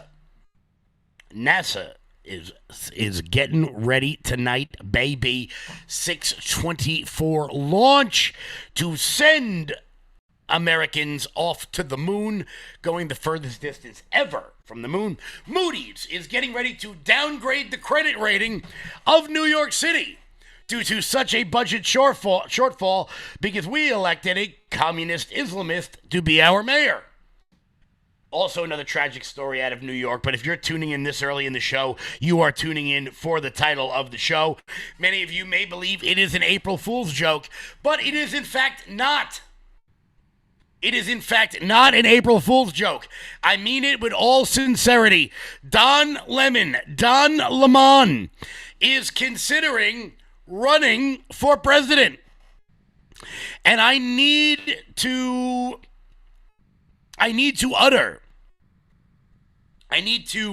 proclaim, I need to exasperate, that's not the right word there.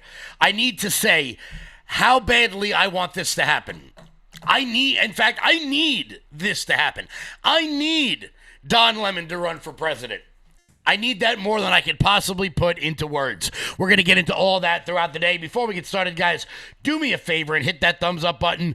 Share the video out all over the place. We are rocking. We are rolling here. Let's check out, loudmajorityusa.com. That's loudmajorityusa.com. Sign up for the newsletter, guys. Check out our shop. That is the best way to support this show and everything we got going on over here. It is summertime, so we've got all the summertime stuff out. We got some nice little short shorts over there. Who doesn't love those? By the way, just in case you guys are curious, I don't know if you can tell or not, but I am actually the model for this shirt. You guys might not know that. I just figured I'd let you know that I am, in fact, the model for this shirt. Also, we've got all the 250 gear, all the good stuff over at loudmajorityusa.com. That's loudmajorityusa.com. We're going to be moving into the summer season, bringing in some new stuff. So pick up your 250 gear today. It's loudmajorityusa.com and use promo code RUMBLE to get 20% off everything on the website. That's promo code RUMBLE to get 20% off everything on the website. So, you see the title. You may be befuddled. Never fear, everyone. Because I love this story more than I can really put into words.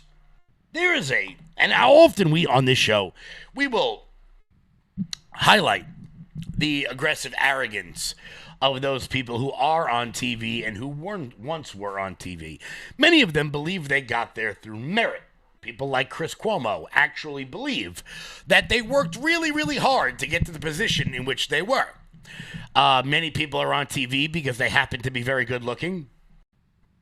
If you've turned on Fox News at any point in time over the last 25 years, you know what I'm talking about. Angel Bellacamino, what's going on? What's going on? Check us out on Bold Talk late at night, like 7 days a week. I don't know how many times Angela does her show, but go follow Angela Bold Talk, Bold Chat. Just go follow Angela. She's awesome. But many people think they're on TV because they're talented, when in many instances, You're either on TV because you're a diversity hire, you're good looking, you had a friend that you met when you were at Harvard, or you worked for an administration at some point. I'll let you decide which one of those Don Lemon is. But he is touting a possible run for president, claiming he would be a lot better than Donald Trump. Don Lemon, who gets fired more often than Keith Olbermann, has decided that he may now jump into the presidential race. The disgraced and seemingly delusional ex-CNN host weighed a potential presidential run as he boasted he could do a better job running the country than President Trump. He said, I think I could be president. Of course, he said that on somebody else's podcast because nobody watches his. Here, you got to listen to it for yourself. Pay cut. But it's not about money for me. So do I ever think about it? Yes. Could it happen? Yeah, it could happen. If the opportunity presented itself, the right opportunity presented itself. Look, if I wanted to, I know people are going to think I'm crazy. This is going to be the headline and people are going to laugh about it. I think I could be president of the United States. I could definitely. Yes, Don, we are laughing about it. Also, open your eyes, please. Run this country better than Donald Trump. Paper towel roll could, but yes, yeah, you would be a market improvement. Wow, Alex Wagner. As an independent, though, there would be a hard time for me to run for anything because, you know, the way the system is set up, I'd have to choose a side. And so, you know, I probably would have to become a Democrat. And become a Democrat? You'd have to become a Democrat? Are you kidding me? Yeah. So, you know, am I at that point now? No. And I know people are going to say Don Lemon is crazy, but yeah, look. Why can't I think about running for office? Why can't I think about being president of the United States when, look at what we have. Did anybody think Barack Obama, as he says, this guy with a funny name is from a mixed background? Did anybody ever think that he would become president? Yes, I thought he could become president when they ran Hillary Clinton against him. I absolutely did. He had that aspiration. I don't have an aspiration to become president, but I do think that I could run this country a lot better than Donald Trump. You know what else I think that I could run better than most people? No one cares. Okay, first off, Alex Wagner, I see you look a little bit different when you're not getting professional makeup done. Just saying. Oh, right, she's not on MSNBC anymore either. I don't think. Is she? Did she get fired? I'm not really sure. And no, Janine, it is not an April Fool's joke. He's serious. He genuinely thinks he could do a better job. Sure, he couldn't handle hosting a 41-minute long late-night talk show, but he thinks he could be the leader of the free world. The delusion and the arrogance. I swear on everything I have and everything I hold dear. If I had Don Lemon's confidence, I actually could be president. If I believed in myself as much as Don Lemon believes in his lack of talent, I could probably take over some third world country. Not a big one. Like a small one, like Djibouti, or, I don't know, something down in the Caribbean. I could definitely take over Djibouti. Sorry, couldn't let that one go. There's no way I was saying that and just letting that one fly. But, nevertheless, Don Lemon may be dipping his toe in the water for president. The irony of the entire thing is he said I would have to become a Democrat. See, that's what these people don't understand. These media figures, not these people, I mean those people. I mean the people on television. They think that they are the middle of the road. They think that they are like the end-all, be-all. They think that like, well, we're the middle, so everyone to the right of us must be crazy. Of course, they also don't believe that anyone is to the left of them. Need any more proof of that? Well, speaking of CNN, let's check in on our friend Abby Phillip over on CNN, who was floating the idea of an AOC 28 run. An AOC 28 run. And listen to the way she describes AOC as just your average girl from a modest background. And then Kevin O'Leary jumps in with a judo chop to AOC's entire career. But she is a populist. She is like, this is about class politics, working class people, some of the same people Donald Trump appeals to. Does that worry you? As a not AOC, working I have class a person? tremendous amount of respect for. I buy her T-shirts for $39.95, tax the rich. They're very popular in Miami Beach. I wear them, and I sign them, and I give them to people. She has an 82% margin on that, proving that inside of every socialist is a capitalist trying to get out. But however, I would say this about her. You know, the ambassador of America, the CEO, the president, they have to embody the American dream. That's their number one job. Our number one export is not technology or energy. It's the American dream. People come to America to achieve the American dream. She embodies the American nightmare. And so she could never, ever, because she doesn't believe that people should succeed in wealth. And this is a huge problem for her. What makes America so... Only success is not wealth. I mean, she came from very modest backgrounds. She was a waitress. I mean, I think that story, a lot of people would say that is the American dream. I think that is what... She does not support capitalism. No, well, I'm saying, I guess what I'm saying is, like, what if she's a democratic socialist, but that's that. But what if some Americans say the most important thing is not facilitating the rich getting richer? That is literally the message she's running on. You just tainted the American dream with that statement. Do you understand that? You tainted what makes America work. You should take that back. I forgive you for that. I forgive you for that. Don't ever say that again. All I am suggesting, Kevin, is that there are many Americans who work really hard, and their aspiration is not to become supremely wealthy. Okay, let's break this down. First off, Abby Phillip, you're right. Not everyone's aspiration is to become supremely wealthy.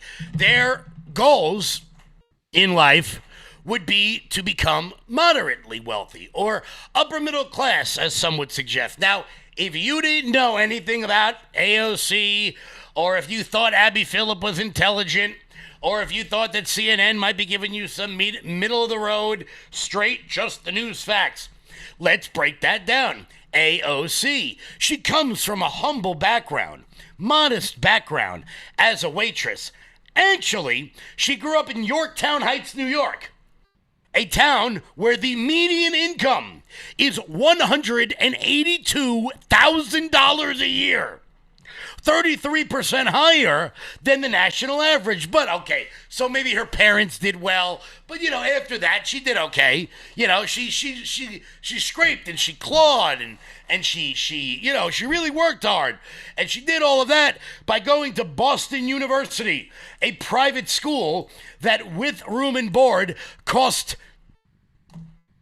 $91,000 a year. I'll say it again, $91,000 a year. So AOC, from her modest background, where she is a third wealthier than the average American, quiet suburb in Westchester County, New York. She's not from the Bronx, not really, unless she was going slumming, which some people know exactly what that means. Some people don't. If you don't, ask the chat, and I'm sure someone in the chat will tell you. $182,000 a year is the median household income. She grew up in a house that had 4 bathrooms. Just a modest girl, just a humble girl who hates money. Because the irony of the Democrats, and this is how every revolution is begun. It is never, ever the working class rising up against the elites. No, it's the upper middle class pissed off that they're not in the upper class, so what do? They kill the upper class. It doesn't really matter which one it is, whether it's the French Revolution, the American Revolution. Every revolution that has ever happened around the world has never been started by the people at the very bottom. You know why? Because the people at the very bottom are too busy trying to get fed. So it is left up to the sons of lords to take down the king so that they can be the ones on the top. Need any more proof of that? Let's stick to New York, baby. We're trust fund, baby. And communist Islamist Zorhan Mamdani, Zoltan, has actually destroyed New York in the first 2 months of him being mayor. Need any more proof of that? Well, let's go to Moody's Analytics. Moody's is the company that provides bond ratings mostly, well, not mostly, in part to municipalities. That's why I'm so happy to work for a municipality that has a AAA bond rating, probably due to good financial management, just saying. But Zoltan, has such a budget shortfall in New York City that Moody's Analytics just warned that they plan to downgrade the credit rating of the financial capital of the world. I want to be clear. If you go to Lower Manhattan, if you go to Wall Street, the people that work on Wall Street, they literally invent money. It doesn't exist, and then they move it from one side of a desk to another, and suddenly money is created. And Zoran Mamdani's management so far and his budget proposals have led to Moody's Analytics being so bad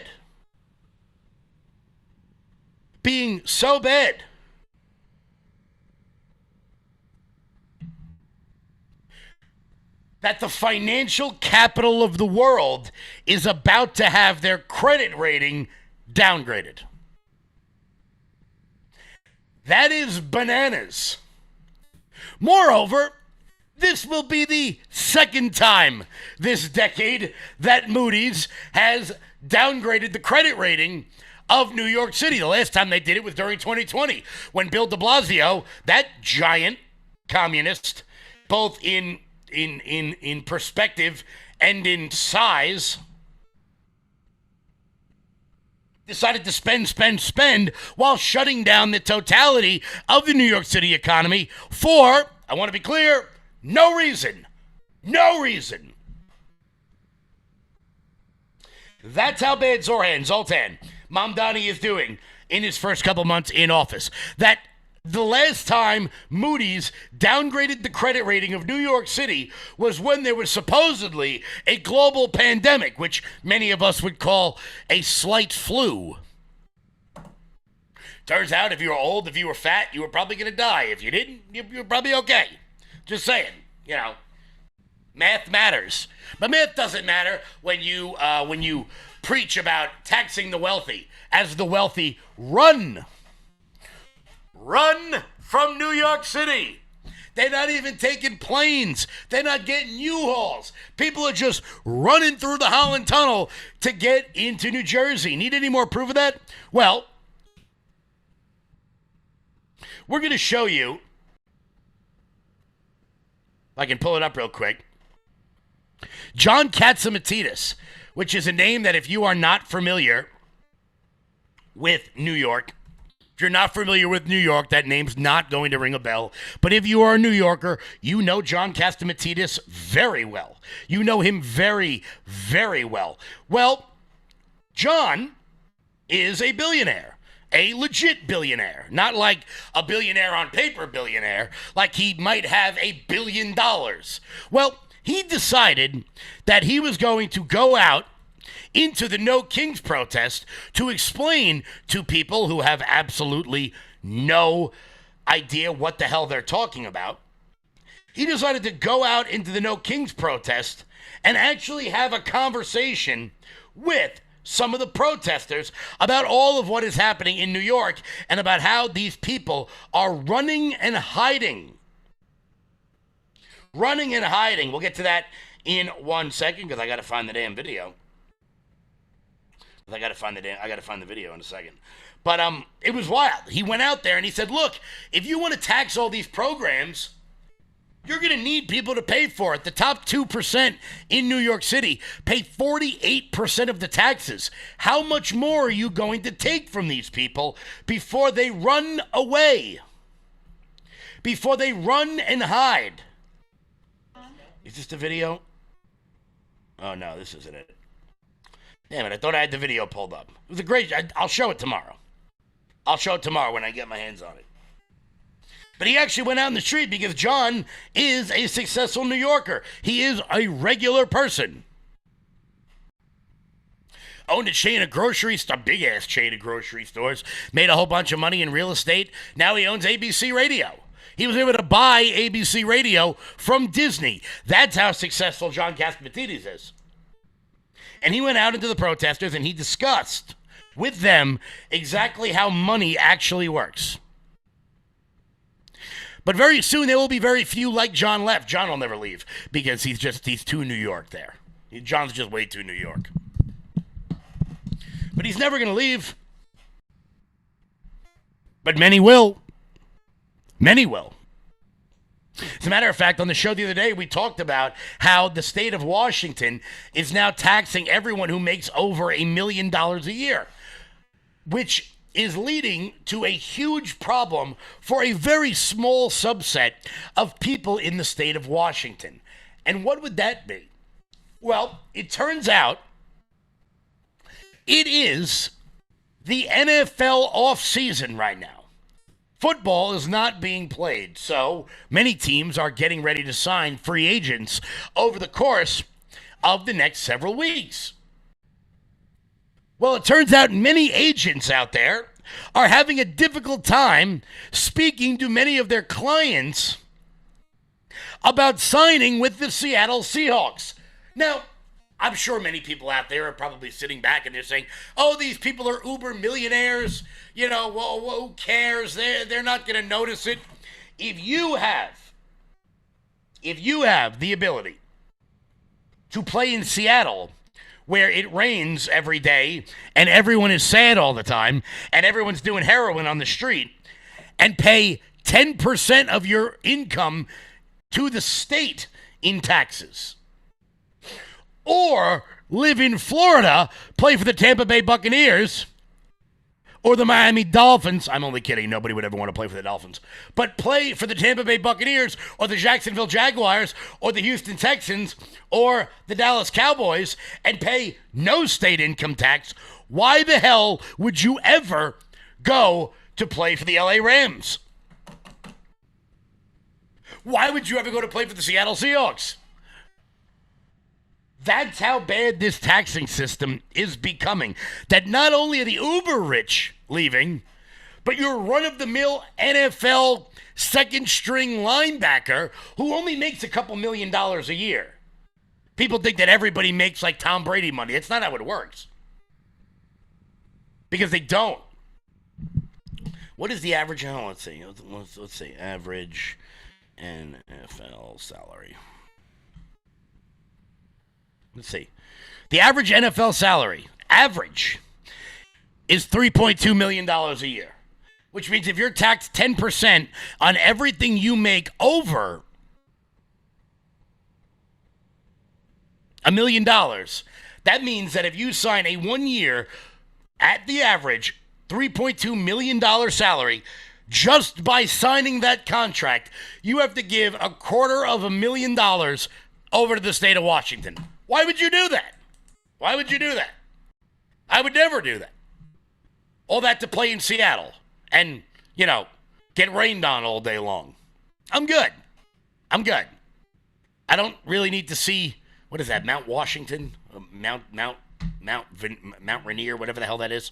It's a nice view, but it gets boring after a while. Let's be honest. But back to New York, because we are now the test case for the rest of the country. Will you fall victim? Will you fall prey to the predations of idiots like Zorhan Mamdani? Well, if you have a lot of money, you're definitely going to head out. But if you don't have a lot of money, you're forced to stay. You're forced to stay in a city that is planning on doing everything imaginable it can to, say, demoralize and defund the police. So much so that we've got a tragic story out of New York where a 7-month-old baby in a stroller was shot dead in Brooklyn by a guy on a scooter. Yep, that's right. That's right. A 7-month-old girl is dead after being struck in the head by a stray bullet while her family was out in Brooklyn on Wednesday afternoon. Police sources told CBS News that the child was being pushed in the stroller in Brunswick at about 1:15 in the afternoon. 1:15 in the afternoon. Her father ran her to Woodhull Hospital, where she was pronounced dead. NYPD is still searching for the two men who were riding on the scooter and fleeing up the street. The driver had dreadlocks and was wearing a light-colored sweatshirt, while the passenger was wearing a dark-colored sweatshirt. Very nice. Great description. So not only do you have to be worried about being run over by some jackass on a scooter who probably doesn't have insurance, but now you got to be worried about getting your baby shot in the head in a stroller. Zoran Mamdani, nothing to say. Nothing to say. He doesn't care. He simply doesn't care. Wild. Absolutely wild. And we're all supposed to just sit back and pretend this is normal. We're all supposed to sit back and pretend like it's totally normal that a gaggle of illegal immigrants apparently have been on a nationwide robbery spree, robbing Home Depot. I mean, not to get too stereotypical, but if you're going to be an illegal immigrant, Home Depot's probably the place you're going to rob. Check this out. Surveillance video shows thieves pocketing merchandise inside a Home Depot store in California. Investigators say the group is linked to more than $10 million in stolen merchandise. Channel 2's Michael Seiden reports from Cobb County how they're even linked to arrests made right here in the metro. So investigators say this criminal operation stretched across the country, actually ended up right here in metro Atlanta with millions of dollars in stolen goods. And now we're showing you how it all worked. Surveillance video captures one of the suspects inside a Southern California Home Depot stuffing his jacket with electrical breakers, each one worth about $100. Investigators say during that same visit, he uses a long pole to pull down boxes of electrical equipment from high shelves. And when those items are locked up, authorities say he just climbs the racks to get to them. Investigators say this wasn't just one brazen theft. They believe this was part of the largest organized retail theft operation targeting Home Depot in the company's history, with more than $10 million in stolen merchandise seen here linked to California alone. But they didn't stop there. Police say the same operation is now connected to Metro Atlanta, where right now these four suspects are all behind bars in Cobb County after police say they hit more than 24 stores. The arrests began last spring when authorities in California busted the alleged head of the operation, a store owner. His crews of thieves, known as boosters, would steal merchandise from the Home Depot's stores. He would then sell those stolen items at a reduced price to contractors and other electrical businesses. Criminologists who study organized retail theft rings say it's not uncommon for these types of theft rings to expand into new areas. Many of them are armed and they're not afraid to use their weapons. Hayes says as stores become more familiar with suspects, they move on. You're going to exhaust some of the ones around you. You may not want to steal from the stores that are closest to you because people might recognize you. And investigators say that's exactly why this operation spread across state lines from California all the way to Metro Atlanta, with millions of dollars in stolen merchandise and authorities warning this case may be far from over. You know what would be a good way to have it be far from? You know what would be a good way to have it be close to over? By not having them in America in the first place. And that's going to bring us to our next story and our big story. Birthright citizenship here in America. The dumbest policy we've had for quite some time. I'm probably going to be using some phraseology that is going to upset some of you. So now would be the time to hit the record button. But we'll be back in 1 second. Before we do that, Mike Lindell. I'm excited to announce that we're having our first ever mega sale on overstock clearance and brand new products. For example, save over 50% on this season's flannel sheets. Queen size only $59.98. Kings only $69.98. They sell out fast every year, so order now. Save 20% on our brand new My Crosses. They're designed in the likeness of the one I've worn every day for over 20 years. They come in men's and women's, and they're made right here in the USA. Get our 2025 six-piece My Towel sets for only $29.98. Our initial quantities are extremely low, so get them now before they go. And our best-selling standard My Pillows, just $14.98. So go to MyPillow.com or call the number on your screen. Use this promo code to take advantage of our first ever mega sale. But wait, remember that $75 free shipping rule? Well, that ship is sale because right now, every order ships absolutely free. Guys, head on over to mypillow.com and use promo code LOUD. That's mypillow.com. Promo code LOUD for up to 80% off everything on the website.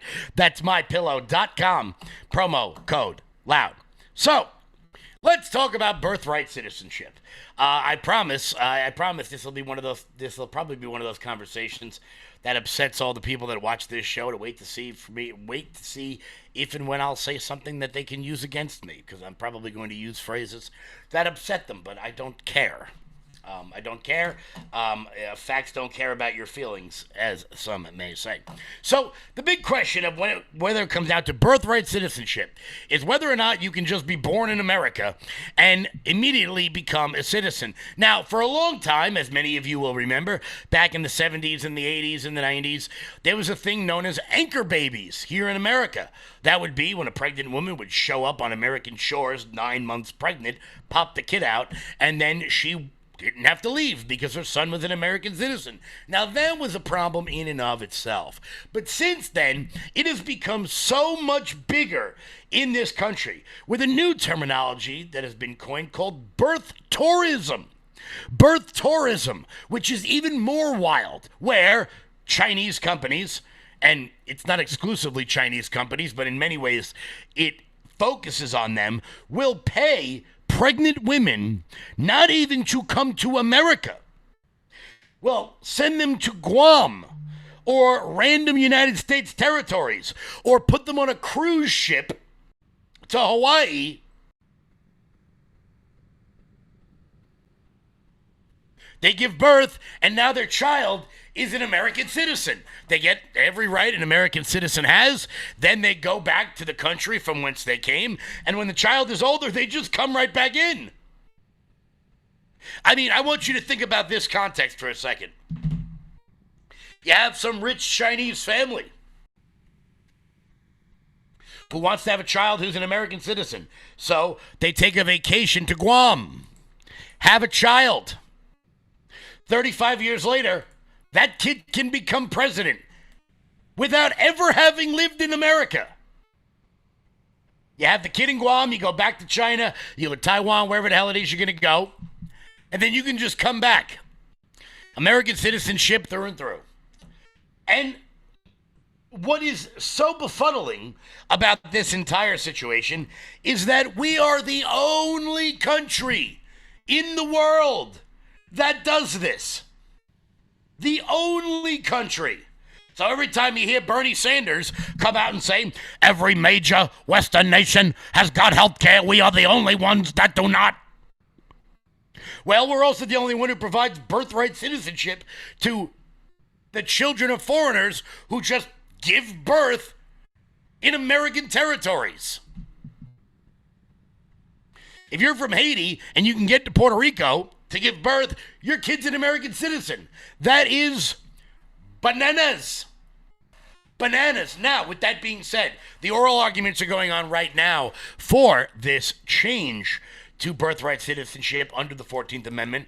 I want to be clear. I think we should, I have to caveat this because people will listen to the sentence that they want to hear and not listen to the full context of the sentence. Whatever. This should end. I want this to end. I want this case to be upheld for the president. With that being said, I don't think it's going to be. Is that clear to everybody? Like, I want it. We need it. We should have it. Let's do it. Giddy up. Let's go. I still don't think it's going to happen. Why? Because the executive order that got laid out did not rectify the situation. It does not provide ample ability or a clear understanding of what it would mean to become an American citizen. There are various what-if possibilities with Trump's executive order, which is why I think it will be struck down. I think we're going to lose Roberts, and I think we're going to lose Gorsuch. We might even lose Coney Barrett. Naturally, we're going to get Alito and Thomas, obviously. Kavanaugh, based on what I was listening to with the oral arguments, seems like he's on our side. But it looks like Roberts and Gorsuch may flip, maybe a little flippy-floppy. But that's not the testimony that I want to pay attention to. I want to pay attention to one of the arguments that got made by the traffic court judge who made her way all the way to the Supreme Court without knowing what a woman is, Ketanji Brown Jackson, who spends more time in these cases arguing for the liberal cause than she does actually judging the case. Because there is a clause in the 14th Amendment that is the crux of this case. That clause is subject to the jurisdiction thereof. Now, I don't know why that was put in there. If it wasn't, this would have made all this a hell of a lot easier. For everyone, a little context, the 14th Amendment was put into place to protect newly freed slaves following the Civil War. The 14th Amendment then led to the 14th Amendment then led to the 15th Amendment, which helped with voting rights and a myriad of other things. But the 14th Amendment really gave the opportunity for people who were brought here against their will generations ago the ability to become United States citizens. At no point in time did Abraham Lincoln, in passing the 14th Amendment, think that there was going to be Chinese birth tourism into America. I can't imagine Honest Abe even thought about that in the slightest bit. But Ketanji, Justice Jackson, I'll be respectful, even though I'm sure she wouldn't spit on me if I was on fire. She has a different interpretation of what the clause means when it says jurisdiction thereof. She believes that if you go to a foreign country and commit a crime, you are under the jurisdiction thereof of that country. She thinks that is the same thing as voting for president of the United States. No. I was thinking about this, and I think there are various sources that say this, that you obviously have permanent allegiance based on being born in whatever country you're from. That's what everybody recognizes. But you also have local allegiance when you are on the soil of this other sovereign. And I was thinking, I'm. So just to be clear, she thinks that if I go to Japan, that means while I'm in Japan, I have allegiance to Japan. I, a U.S. citizen, am visiting Japan. And what it means is that, if I steal someone's wallet in Japan, the Japanese authorities can arrest me and prosecute me. It's allegiance, meaning can they control you as a matter of law? I can also rely on them if my wallet is stolen to, under Japanese law, go and prosecute the person who has stolen it. So there's this relationship based on, even though I'm a temporary traveler, I'm just on vacation in Japan, I'm still locally owing allegiance in that sense.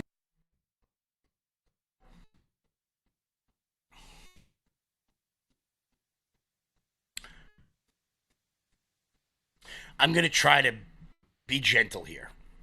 Okay. I'm going to try to be gentle. Justice Ketanji Brown Jackson is not smart. She's a dumb person.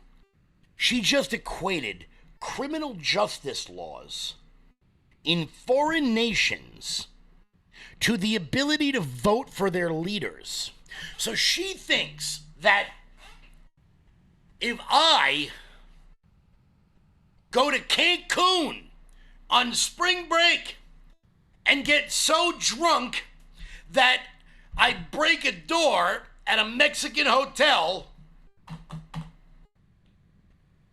someone watching this show will understand why that joke is funny.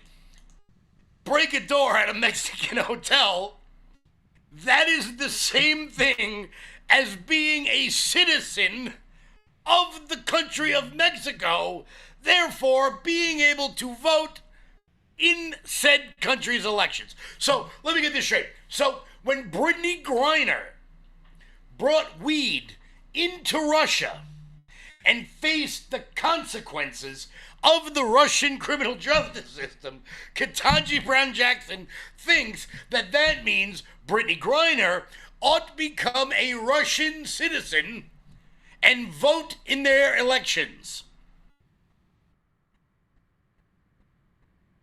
How is this woman on the Supreme Court? How? How is that possible? Like, I don't want to be mean, but, like, come on. You're making it, and also, it is not your job as a justice on the court to argue the case for the defense. However, I will say that if that is the defense's argument, you're doing a great job, by the way. You're doing a great job.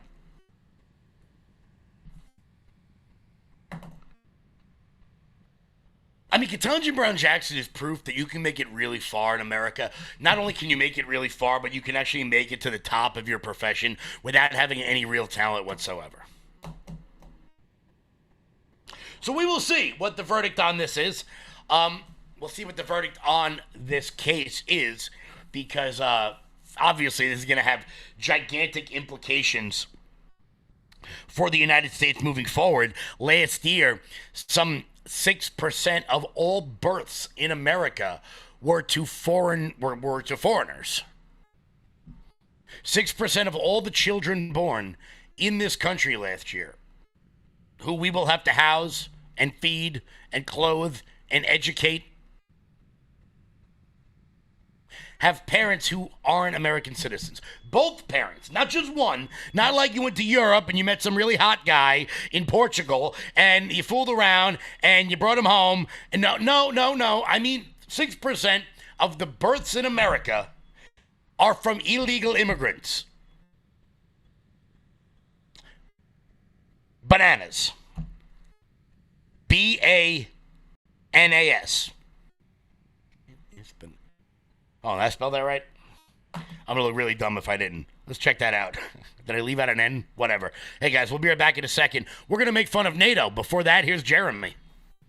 Hey, everybody. If you're not familiar with, then let me introduce to you Armor Colostrum. Now, I didn't know what colostrum was up until a few years ago. I'd never even really heard of it. And then my wife turned me on to Armor Colostrum. And what colostrum does is it helps regrow your hair. Not going to lie, that's the reason that I started looking into it. But then I started noticing some other things that I could benefit from. I used to get acid reflux very badly. I used to bloat very badly. It felt like I was 10 or 15 pounds heavier than I was until I made Armor Colostrum a part of my everyday schedule. And now things have changed so very much. Let me introduce to you what Armor Colostrum actually does and what it looks like. In a study measuring immune cell response to toxin, Armor Colostrum performed 32% stronger and faster than other colostrum companies. 400 plus bionutrients activated in your life, in your body, to help regrow hair, strengthen your gut health, regrow your nails, toenails, and fingernails healthy, get rid of fungus, stop bloating, and more. And now you can get yours right now for up to $18 off each and every purchase at tryarmor.com. Promo code LFATV. Click the apply button once you've entered the code and watch your discount fall off. That is tryarmor.com/LFATV. Order now. Guys, head on over to tryarmor.com and use promo code LFATV. That's tryarmor.com and use promo code LFATV. Oh, yeah. Oh, yeah. Giddy up. Let's go. We are rocking. We are rolling. Before we get to NATO, quick market update as President Trump is set to address the nation tonight on the Iran war at 9 p.m. with the Dow Jones being up a little bit more than half a point, the NASDAQ being up more than a point, a third, and the S&P 500 just under 1 point. We're beginning to see some sort of market stabilization, market rebound following the war we started for almost no reason. But nevertheless, it has brought the president to a very interesting little nugget. And believe me, I have many things I could say on this issue of the war of choice that we started for no reason. But it has brought one serious thing into question, something that I have been mentioning for quite some time. And it is, what the hell is the point of NATO? Why are we still doing this charade? Okay? NATO is nothing without us, and we do not need NATO to do the things in which we are planning on doing. I don't mean to be a dick, but I don't know how much Luxembourg is really going to contribute to this war. Now, call me the arrogant American. That's fine. I am, in fact, both of those things. But I just don't think that, like, you know, all right, maybe this looming World War III with a potentially nuclear-armed Iran, who now has more money than they had before we started this war, which really isn't really the point. I don't think North Macedonia is really going to, like, oh, boy, why don't we ask them first? There's all of 75 people that live in that country. And last night, Marco Rubio put them on notice. Depend on it. We depend very little on the Straits. So this, if in fact Iran decides to set up a toll, if in fact Iran decides that they're going to illegally control the Straits of Hormuz or decide they're going to try to do that, look, I imagine that'll be the president's call whether he wants to help. But this is a problem for the world. It's countries around the world should be stepping up and dealing with that and saying that's intolerable. And that's what we've encouraged them to do. Let me ask you about NATO. You said that our NATO allies have been disappointing. Specifically, I know you're talking about Spain, Great Britain, France, even Italy now, and that after all of this is done, we will re-examine this relationship, and especially when it comes to, we pay 2/3 of the freight when it comes to NATO defense, and if it's just, quote, about us defending Europe, you said, you know, at this point, how do we call that? And we can't have our landing rights in European nations, our allies, at a time when we need them. What good is that alliance? And is the NATO alliance at risk? Sean, I've been one of the strongest defenders of NATO during my time as a United States Senator because yeah, we know. I found great value in it. And it wasn't just about defending Europe. I said it also allowed us to have military bases in Europe that allowed us to project power into different parts of the world. Of course, we have to have military bases in Europe because, you know, Cold Warriors still think that Russia is going to invade West Berlin. When our national security was threatened. If now we have reached a point where the NATO alliance means that we can't use those bases, that in fact, that we can no longer use those bases to defend America's interests, then NATO is a one-way street. Then NATO is simply about us having troops in Europe to defend Europe, but when we need their help, not their help, we're not asking them to conduct airstrikes. When we need them to allow us to use their military bases, their answer is no.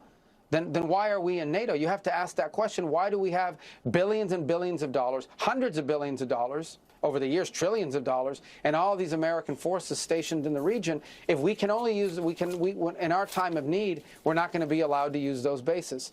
Yeah, some of us have been saying that for, like, I don't know, most of our adult lives. But whenever you mention closing a military base, the neocons from the 1980s have a panic attack. Lindsey Graham's heart skips a beat. I think, and this is just and look, I could do a whole show on this. Maybe I'll put together an entire piece on it. Something pre-recorded to really map out my vision on this. I think that Trump is so pissed off right now at the neocons, the Mark Thiesens and the Brian Kilmeades and the John Boltons and the Lindsey Grahams and all these people for getting him involved in this boondoggle in Iran. I think he's going to prepare to leave NATO over this. Now, what does that mean for the future? I don't know. I think we should leave NATO because it is not the responsibility of American soldiers to protect Germany. Let the Germans do that. Or Italy or France or Spain. I mean, look, I get kind of annoyed with the Germans all the time, you know, because we had to go kick their ass twice. But I don't know. Maybe it's time that Europe starts pulling its weight. Maybe it's time for countries that offer free schooling and free housing and free health insurance and weeks of paid vacations in the Canary Islands to stop lecturing America that they have all those nice things when they live under the bosom of the very freedom in which we provide and then do not reciprocate when we need the help. Maybe it's time for Georgina Maloney and Keir Starmer and whoever the hell is running Germany now, and Emmanuel Macron and his manly wife, and that Queen of Spain who might be a man too. Maybe it's time for them to step up and start doing their part. And not their part for the NATO alliance, their part for themselves. I realize if you're over the age of 60 and you remember going underneath the desk and the bomb shelters and, all that, we got to fight them over there, so we got to fight them over here, all that crap. I understand that's pretty weird, but it turns out NATO was created to protect Western Europe from the Soviet Union. The Soviet Union no longer exists. So why the hell do we still have NATO? Someone explain it to me as if I am a golden retriever.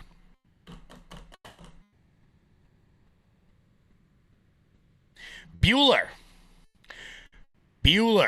Speaking of Iran, we're going to spend the last couple minutes on the show today making fun of stupid people, because you know how much we enjoy doing that on the show. And we've got a James O'Keefe update from yesterday. I want to correct the record before we close out today. But there was speaking of the Germans, a German reporter went to one of our illustrious No Kings protesters. By the way, guys, once again, congratulations. America still doesn't have a king, so well done, everyone. Well done, everyone over there. Went to one of the No Kings protesters and began to ascertain some nuggets, some questions from the No Kings protester about the Straits of Hormuz. The Straits of Hormuz. I had to watch this clip like 4 or 5 times because I almost didn't believe it was real. Just sit back and enjoy. Isn't it a little bit homophobic that we're so focused on the Straits of Hormuz and not the gays of Hormuz? Yes, I agree. Yes, for sure. Why do you think they're willing to leave the gays of Hormuz behind? I think it's just historically, gays have always been very discriminated against, which is wrong on so many levels. Even in war. Yeah, even in war. It just takes more reform in government, obviously, and then also educating society. I just feel like if we're going to go in there, we can't leave the gay people behind. Right. I don't think we should go in there at all, but if we're going to, the gays of Hormuz, we could turn it into Fire Island. For sure.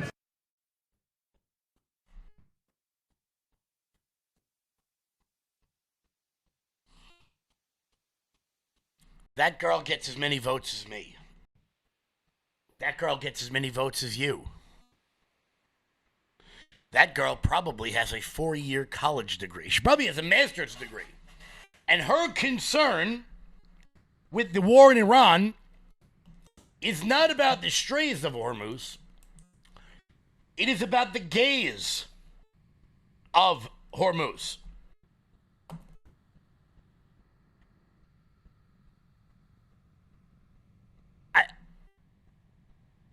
I'm sorry, but maybe there should be a test in order to vote. Maybe there should be a test. I don't know. I don't know what the test would be. I don't know how it would be administered. I don't know who would take it, who would do it, who would check it. I have no. But it is not fair that girl gets to vote the same number of times as me. One person, one vote. No, you're a dumbass. You're a Damas. You're a Damas.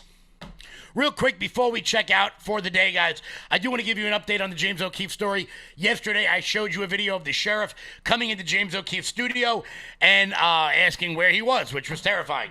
That was not about the LA situation. It was about a different situation. Someone James and I both very much hate decided to serve James with a cease and desist order. Isn't it a little bit... Federal felonies. The sheriff is about to show up to my office. And if you witnessed fraud like this, whether Make it's room. on Skid Row or deep inside the Leave the government, door if open. you have information, please reach out to us, especially since the Treasury Secretary... All right, cut away from the video, guys. Cut away from the... Stop the video. Stop the video. Stop the video. Stop the video, please. Stop the video. That's tips at O'KeefeMediaGroup.com. Cut the tape. Line on Signal at 914 guys 491 9395. That's 914. The sheriff is here. The sheriff is here. Police are here. Let's go see what they have to say. Come on in. Oh, there he is. The sheriff is actually. Come on in. Hello, sir. How are you? Are you with the police? I am with the sheriff's office. How you doing? I'm James O'Keefe. How you doing? Are you here to arrest me? No. Are you sure? Positive. Well, we're hoping somebody gets arrested today. Are you familiar with our work here? No. Do you know what we do? No, I do not. We expose corruption in the government. Oh, we have a okay. tape today showing election crimes and people breaking the law. And people in California were forging signatures, and they were logging into an online database. Gotcha. That's right. I've been served lawsuits like 30 times in my life. Okay. I've never had a police officer show up like So this. this is not a lawsuit? Oh, what is it? So if you want me to put it out there, I can. Okay. What's the plaintiff? It's an injunction. Yeah, you can say who it is. It's Okay. fine. It's fine. Okay. Let's just say it out So loud. it's- Yeah. Yeah. So it's a temporary injunction. It's out of Miami-Dade. Who's filing the restraining order?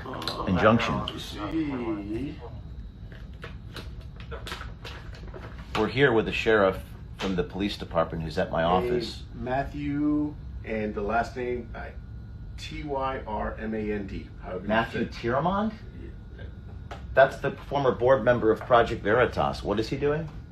That's right, the former board member of Project Veritas that ousted James O'Keefe, who recently got honeypotted by James O'Keefe for saying that he wanted to kill James O'Keefe, has now served him with a cease and desist letter. There's something wrong with the American criminal justice system, okay? There's something wrong here. Guys, it's 4 p.m. I'll catch you guys all back live tomorrow. Artemis 2, going to the moon, baby. 2.5 hours. Giddy up, let's go. Stay loud.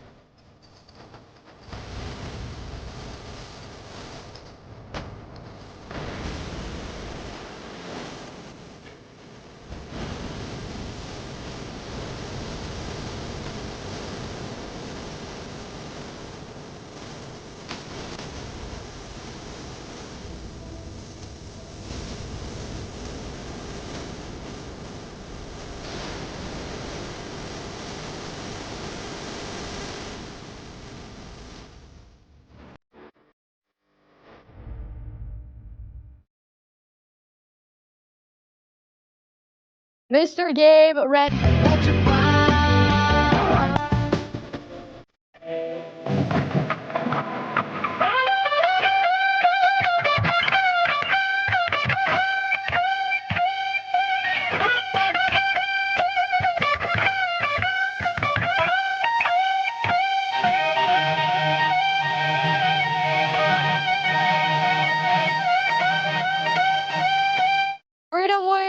welcome back to Lfa TV Live with Hannah Faulkner. Happy Wednesday. I hope you all are having an incredible Wednesday so far. I am so grateful to be here with you all. We have a special guest joining us. I don't know why it clicked over to the interview for like 2 seconds, but we're going to be bringing on Mr. Gabe to the show in just a moment. Before we bring on today's special guest, make sure to hit that subscribe button. Make sure you're following us here on Rumble.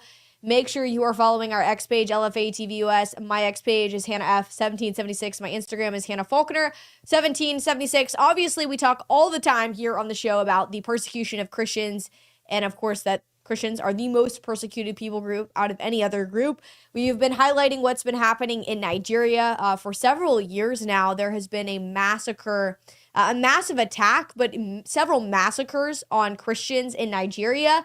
And this Palm Sunday, just this Sunday, 30 were killed as gunmen opened fire in Nigeria. Unknown gunmen opened fire indiscriminately in a residential area in Nigeria on Sunday night, killing an estimated 30 people during a time in which jihadists in the country tend to orchestrate massacres against Christians. Christians around the world marked Palm Sunday this week, the first day of Holy Week, and a holiday that observes the arrival of Jesus to Jerusalem shortly before his crucifixion. Religious freedom advocates, witnesses to jihadist violence, and researchers have compiled years of evidence indicating that groups such as Boko Haram, the Islamic State, and the Fulani jihadists, more common in the middle belt of Nigeria, tend to stage massacres during or near the holiest Christian holidays. Reports at press time on the number of people killed by the latest attack are mixed. Nigerian newspapers, often hesitant to identify Islamist terrorists as the attackers in these cases, referred only quote-unquote gunmen on motorcycles as the suspects. Eyewitnesses reportedly differed on whether they believed the killers to belong to Boko Haram, a Sunni jihadist terror organization most active in the nation's northeast, or the Fulani terrorist. This part of the state is in Nigeria's middle belt, where the majority Muslim north of the country meets the majority Christian south, and the site of decades of jihadist atrocities against indigenous Christians in the area. Eyewitnesses told our correspondent that the attackers who rode on motorcycles invaded the community around 7:30 p.m., while people were going about their normal business, firing bullets indiscriminately and causing panic among residents. Obviously, there was a lot more that happened. This is a published video of the chaos at night as the gunmen opened fire. Take a look. In Okabu, they just murdered over 10 people. Innocent Christians. On Palm Sunday. Tinubu, where are you? As your people are slaughtered in the night, as you sit in Aso Rock and you do absolutely nothing, you allow your people to be killed again and again and again and again. When will it stop? When will you hear the cries of Nigerians, of Christians? You can no longer deny genocide. They're being slaughtered. And you say there's no issue. You will regret what you are doing. A powerful message from someone who was there as the attacks were taking place, and there are videos surfacing the internet when the attack, the massacre was occurring.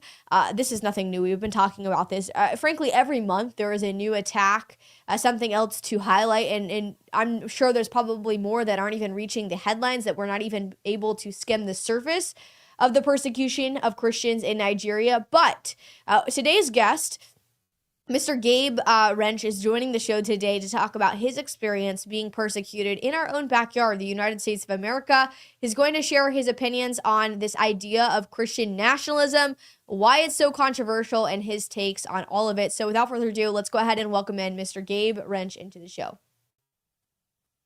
Mr. Gabe Wrench, thank you so much for coming on the show today.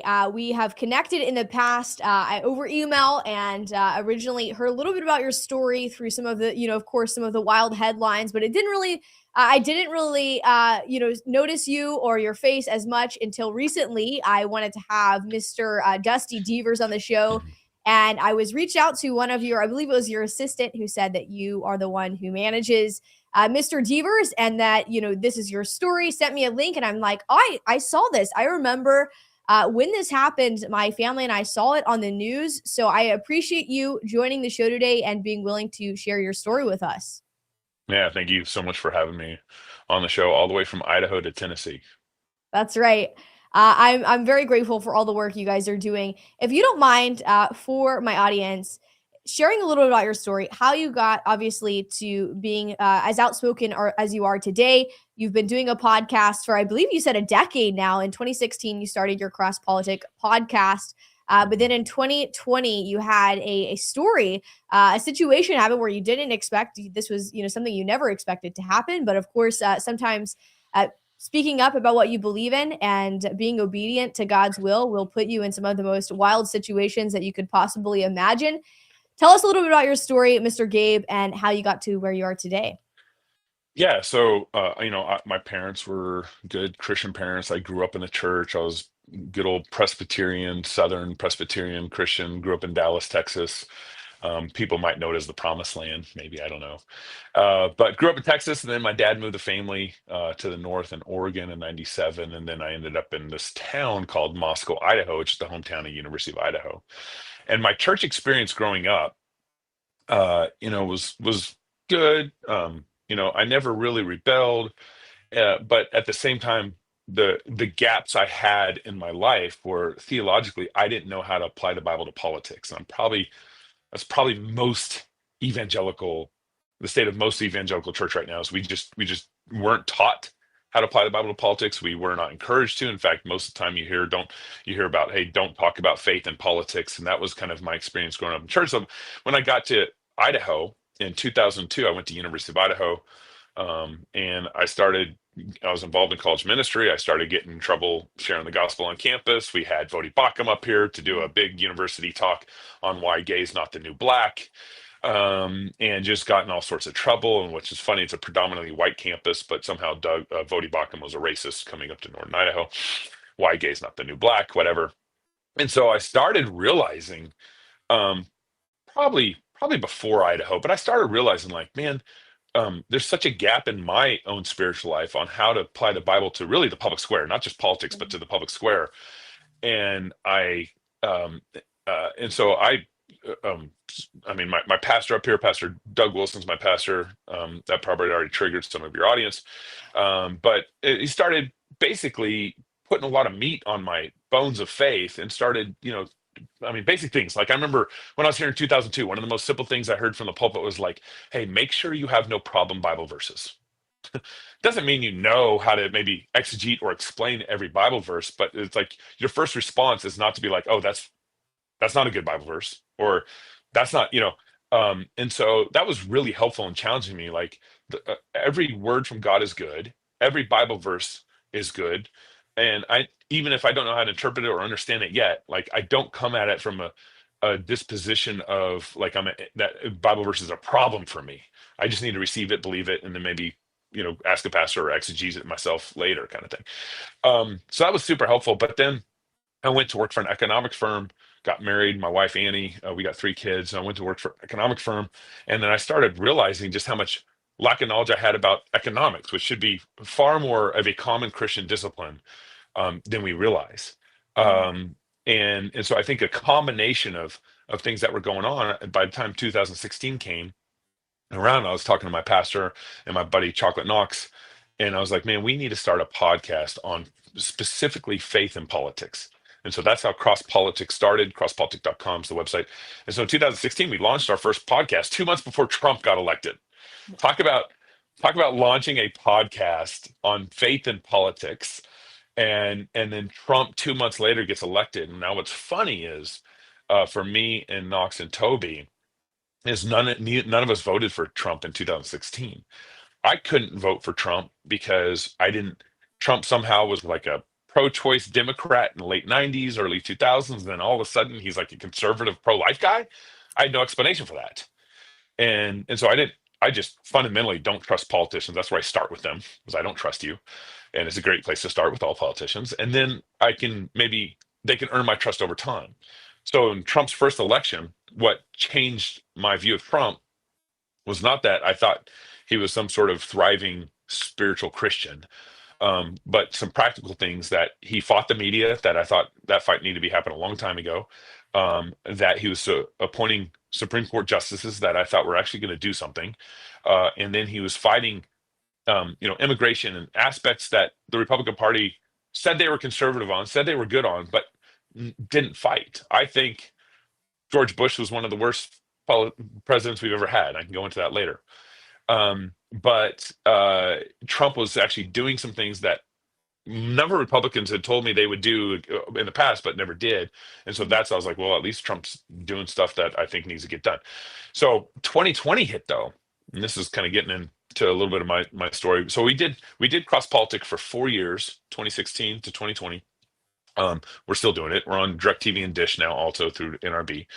And in 2020, when COVID hit, we were at a conference. Speaking of the conference, my guys were on an East Coast tour in January 2020. And I remember the COVID word, or what SARS-2 or whatever it originally was called, started coming up in January 2020. And I remember Trump shut down travel to China at the end of January 2020, and everyone started calling him a racist. I mean, just insanity. And then I remember Nancy Pelosi, hot dog de Blasio is what we call him, hot dog de Blasio, because he's eating a hot dog during COVID or something. I forget what it was. It's been so long. But anyways, de Blasio, Bill de Blasio, mayor of New York City. Who else? They were saying, hey, it's open at the end of February, literally at the end of February, like, hey, COVID's not a problem. At the end, everything's open. Downtown San Francisco's open. New York's open. Come to the movie theaters, all that stuff. And then literally March 11th, I don't know if you remember March 11th, but I think that was March 10th or March 11th. That's when Fauci came out and said, we got to start taking extreme measures to deal with COVID. And everything changed. Everything changed. I was on vacation with my family, spring break with my wife and kids. And I remember I'm in northern Idaho, and like even that, it started feeling creepy up in northern Idaho.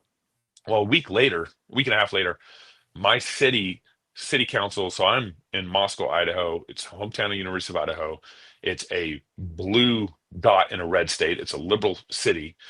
And my city council, I think March 20th, I think is what it was, voted to shut down downtown on all my friends' businesses, effectively telling my friends, you can't work and provide for your own family, shut down your business.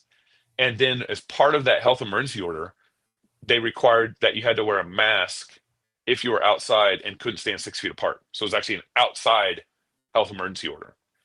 Also included outside masking and social distancing.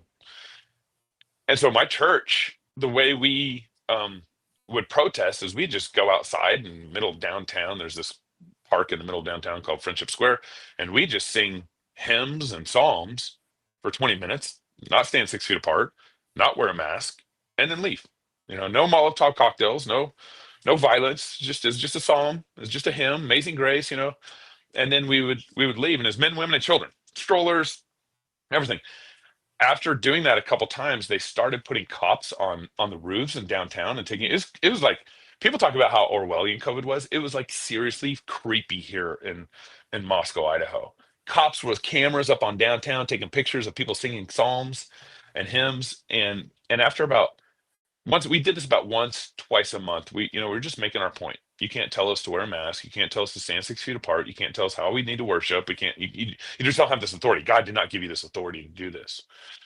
And so in September, I think September 20th of 2020, we went to City Hall to protest because every 30 days they'd extend this health emergency order where you had to wear a mask or stand 6 feet apart outside. So every 30 days we'd protest again. So we went to City Hall this time, went to City Hall parking lot at 5 o'clock. It'd be after work, so the guys could be there. So after 5 o'clock, I walked over to the parking lot, and there's about 200 of us, men, women, and children again, in the City Hall parking lot. And when I got there, the city had paid money to city staff or whoever to do this, to spray paint circles 6 feet apart and on the concrete so they could objectively see that we weren't standing 6 feet apart. You can Google the video, Google my name in the video, Gabriel Wrench, Psalm Sing Arrest or whatever, and it'll come up. And so I get there, and I thought like some kids game happened in the parking lot earlier that day, like some polka dot game or something. And so I didn't realize until I actually walked to the parking lot, the crowd was gathering. I started realizing, I was like, these shots are for us. And then I saw cops against City Hall, probably about 8 of them against City Hall, the building, and we're in the parking lot. And um, as soon as we started singing, the cops uh, walked up to my mom. Me and my mom were probably closest to the cops as they walked up. That's probably, I don't think they singled me out. Maybe they did. I was running for county commissioner. I was a well-known name already in town, so I don't doubt I wasn't singled out, but I don't really have proof of that. But anyways, they walked up to mom first because I know they were cowards, so they walked up to a woman first. And my mom said, I'm with my son. And so you remember the old COVID regulations. It didn't affect families. Somehow families couldn't contract COVID from each other. So we were legal. Mom and son standing next to each other in the parking lot was fine. And then I put my arm around my buddy Tyler and I said, this is my friend Tyler, just basically saying I'm not social, just obviously communicating I'm not following the health emergency orders.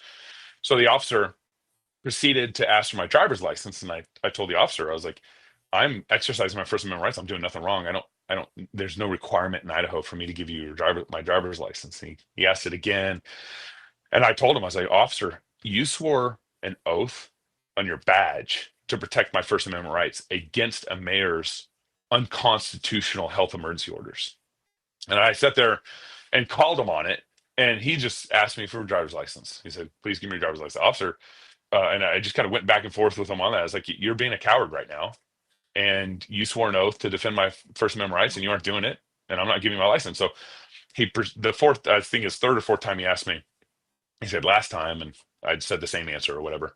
And so he proceeded to arrest me. For him, in order to arrest me, I still, this is the creepiest moment for me, is he had to take my hymn book away out of my hands. He handed it to the chief of police, who I knew and was a confessing Christian, and in order to arrest me and handcuff me. So he handcuffed me. Chief of police had my hymn book, and then they walked me off to the cop car. Two couple details there that I think are important. One is they walked me off the cop car, and they couldn't find the keys to the car, so I stood there for like 5 minutes in handcuffs and being videotaped and all this stuff. My brother came up and started rebuking the officers. My pastor came up and started rebuking the officers. It was a really cool moment. Just, I don't think pastors backed their people during COVID well at all. The forced vaccination policies, pastors wouldn't even write a religious exemption. I know of that because my denomination wrote a bunch of religious exemptions for people who couldn't get it from their own pastor. It's very sad. And so my pastor was there on camera. You can go back and see it, just rebuking the officer, like, this is unrighteous, that you're going to answer to God for this, that kind of stuff. It's really good. So I go to jail. I went to jail for 4 hours that night, 3.5 hours. It was the sheriff was awesome. He was like, get this guy out of my jail, no bond. Like, this is ridiculous that you guys are doing this in the first place. He's great. The sheriff was really good. But the Moscow PD, the police department, was really bad about how they acted in it all. So that happened. I ended up in a 3-year lawsuit with the Thomas More Society. There's a bunch of details I'm not getting into. They're fun. But end up in this 3-year lawsuit. Thomas More Society backed me, and we end up winning in the federal court for them violating my First Amendment rights and my Fourth Amendment rights for wrongful arrest. So it's a great, John MacArthur is probably a little more well-known than my victory, but it's a great religious victory for stuff like this in a COVID, some sort of health emergency mandate, that they can't violate your First and Fourth Amendment rights. So very glad for the victory God granted us. Thomas More Society was fantastic. But that is, obviously, for America to get to that point in 2020, where a mayor thought they could just push aside the Constitution, sign this health emergency order, and think that a mayor in the United States could trump the Constitution, could disregard the Constitution. There's a lot that happened before what just happened to me there. There's so much in our public education system, in our churches, and so much. My gap of my own personal growth area of need to figure out how to apply the Bible to the public square and how to apply the Bible to politics, I think is just a good example of how bad the church had prepared their people, and which if the church hasn't prepared their people to think through politics, then how much worse is the government schools going to do that? It's like we're just in a dearth of, I think, spiritual leadership in our country, which is what led to that moment. It's crazy, and as you said earlier, it sounds very dystopian, Orwellian, some have said, and it's true. It doesn't seem like this is something that could ever happen in the land of the free, home of the brave. I think our founding fathers would be absolutely appalled and would even maybe consider that their fight for freedom and liberty and what they enshrined in our foundational documents to this great nation was in vain, that the fight was in vain, that this was what it would lead to. And it's really sad. It's heartbreaking, but this is, within 5 years, 6 years ago, this was happening. And I think we're so quick to forget. We forget so easily as Americans, and even especially as Christians, how short of a time that was ago. 5, 6 years ago, that's nothing. That they were literally putting Christian parents in jail for standing up at school board meetings saying that they don't want their son or daughter specifically to find a boy in their bathrooms. Same thing that happened to you, where if you refuse to put on a mask or to abide by their satanic, 6 feet apart mandates, then they would arrest you. They would fine you. And of course, in Canada, we saw where they were putting these people in prison for many months and some for years. And so it's sickening. It's an attack on Christianity. It's an attack on our Christian nation. Ultimately, unfortunately, we're not functioning as a Christian nation right now, which, leads us to talk about this idea of Christian nationalism, which of course your pastor, Douglas Wilson, has talked about. He talks about this often and the importance of it. There's a lot of different definitions of Christian nationalism, though. I was actually at an event or a lecture seminar over this past weekend where they were talking about Christian nationalism, and there was a slew of different opinions on the idea of Christian nationalism. And the panelist said that they would favor the ideas within Christian nationalism, but would never call themselves a Christian nationalist because of the connotations or the ideas that are surrounding that term. So if you don't mind, I would assume you probably consider yourself a Christian nationalist going to Douglas Wilson's church, which Douglas Wilson is incredible. They do incredible work. His daughter, his family, they're all just incredible and such great role models for this next generation. But for my audience, maybe explain, what is Christian nationalism in its proper definition? And do you think Christians that also love their country should consider themselves Christian nationalists? Yeah. So couple things there. Basic definition is, if you're a Christian and you love the Bible and you love your country, that's a Christian nationalist. You're a Christian nationalist. You can't avoid it.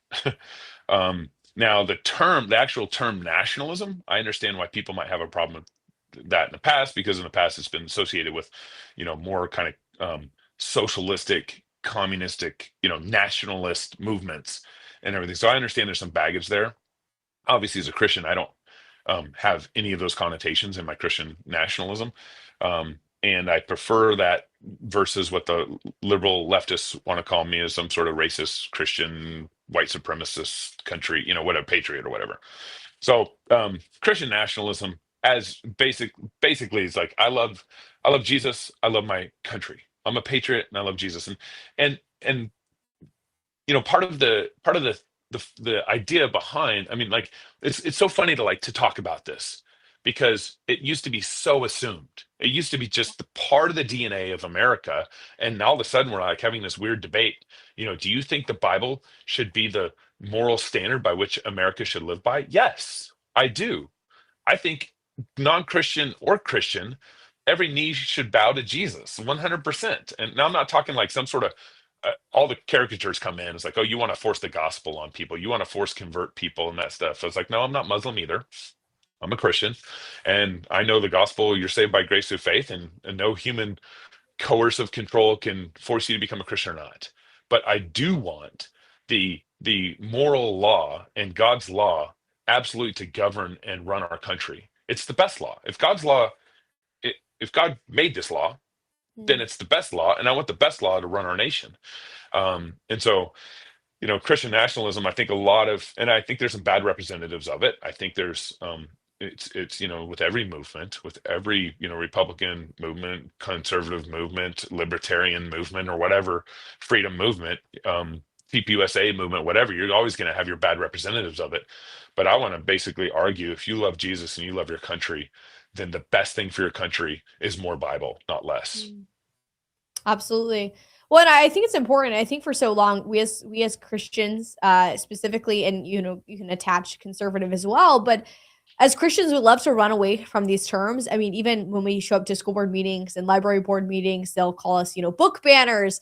And my dad, he'll get up there and say, like, yes, we do want to ban sexually explicit content directed at children.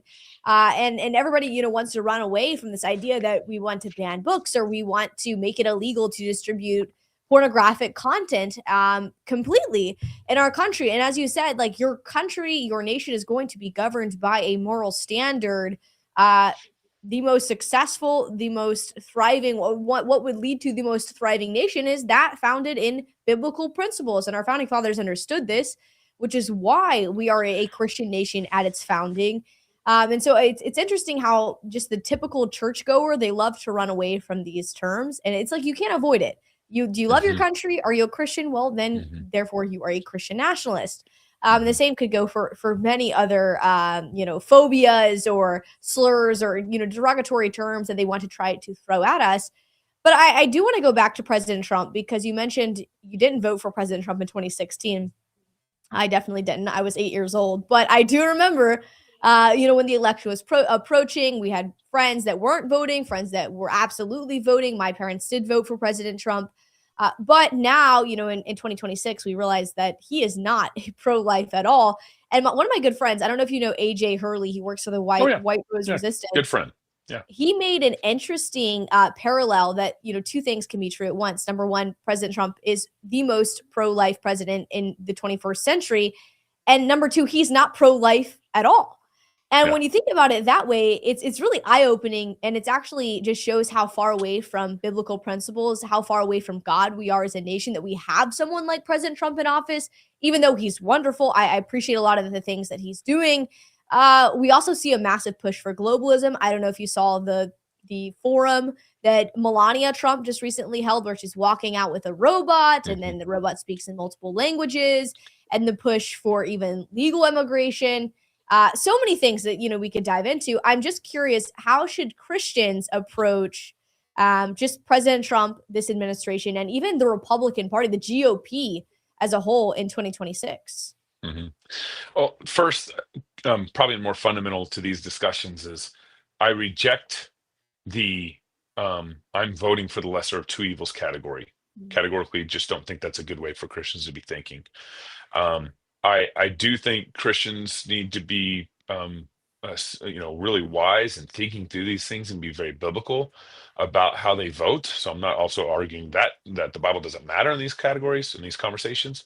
But I think, first and foremost, like there's so much clutter in this conversation. We constantly look at like our national politics as like they're our savior. Politics is not our savior. Trump is not our savior. Now, politics will be saved. Jesus died for everything. Politics will be saved, but by our Savior Jesus. Trump's not our savior. So I think, we need to unwind a lot of baggage that comes with when we talk about this conversation. And the first and foremost, like there's some sort of weird national idolatry, thinking that the president's going to solve all our problems. If we actually were serious about our faith, the most important elections would be your city council elections, your county commissioner elections. That would actually solve probably more of our problems if we put more of our time there. So every 4 years when we have a new president come in office, now the president obviously does affect things, right? We're getting rid of transgender policies, and we're getting rid of men going into women's bathrooms. We're getting, a lot of good things that are happening from the president. But even let's say Biden gets in office and he requires public schools to allow men to go into local bathrooms. Well, if your local politics is strong and a functioning muscle, you'd never listen. You'd just be like, no, you can't command that. You can't command which bathrooms guys can use. You're president. You can't do that. And so if we'd actually just have a theology of resistance at a local level, that would go a long ways in sorting through some of those conversations at the national level. One of the things, and this might sound like it's off the point, but bear with me just for a minute.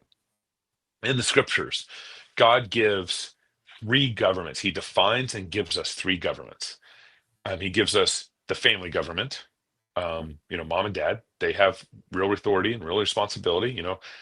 He gives the civil government, obviously civil government. We can go to Romans 13 there.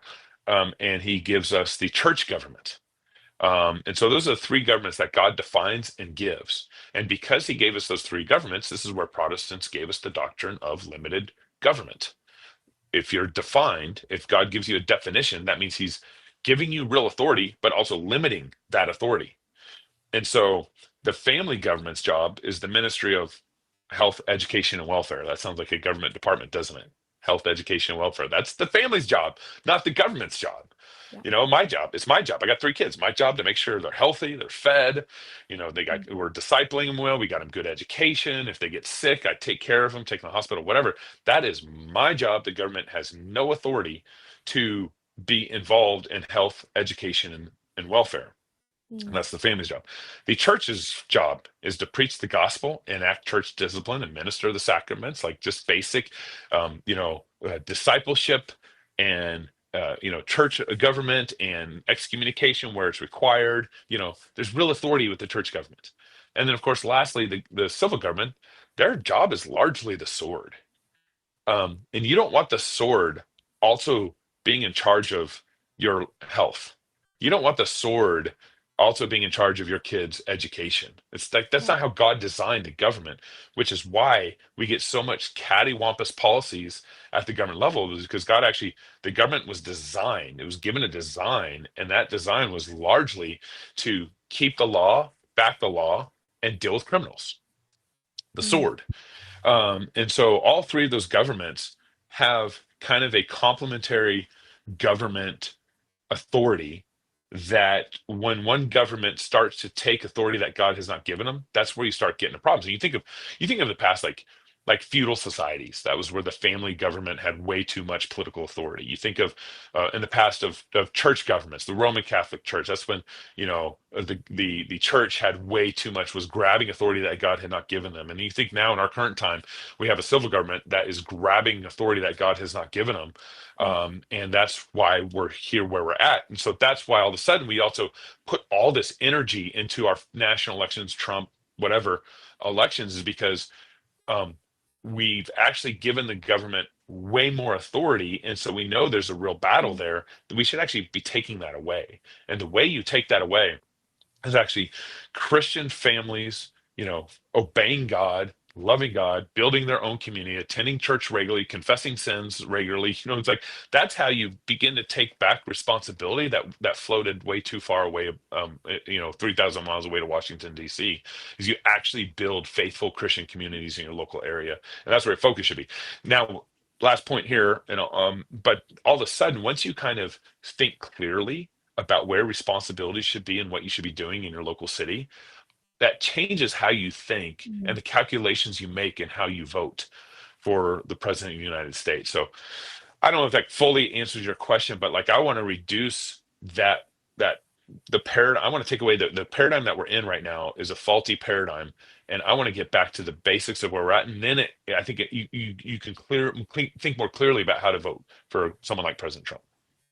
Absolutely. Well, and I think it's really interesting because obviously I think elections are very important. It determines, the future of our country and what happens next. But we do hear that argument of, well, I'm voting for the lesser of two evils, or what about the midterms, right? The midterms are coming up. We need just to focus on the midterms and then we'll get past that. And then we can go back to these really important issues like IVF, abortion, whatever issue you want to throw in there.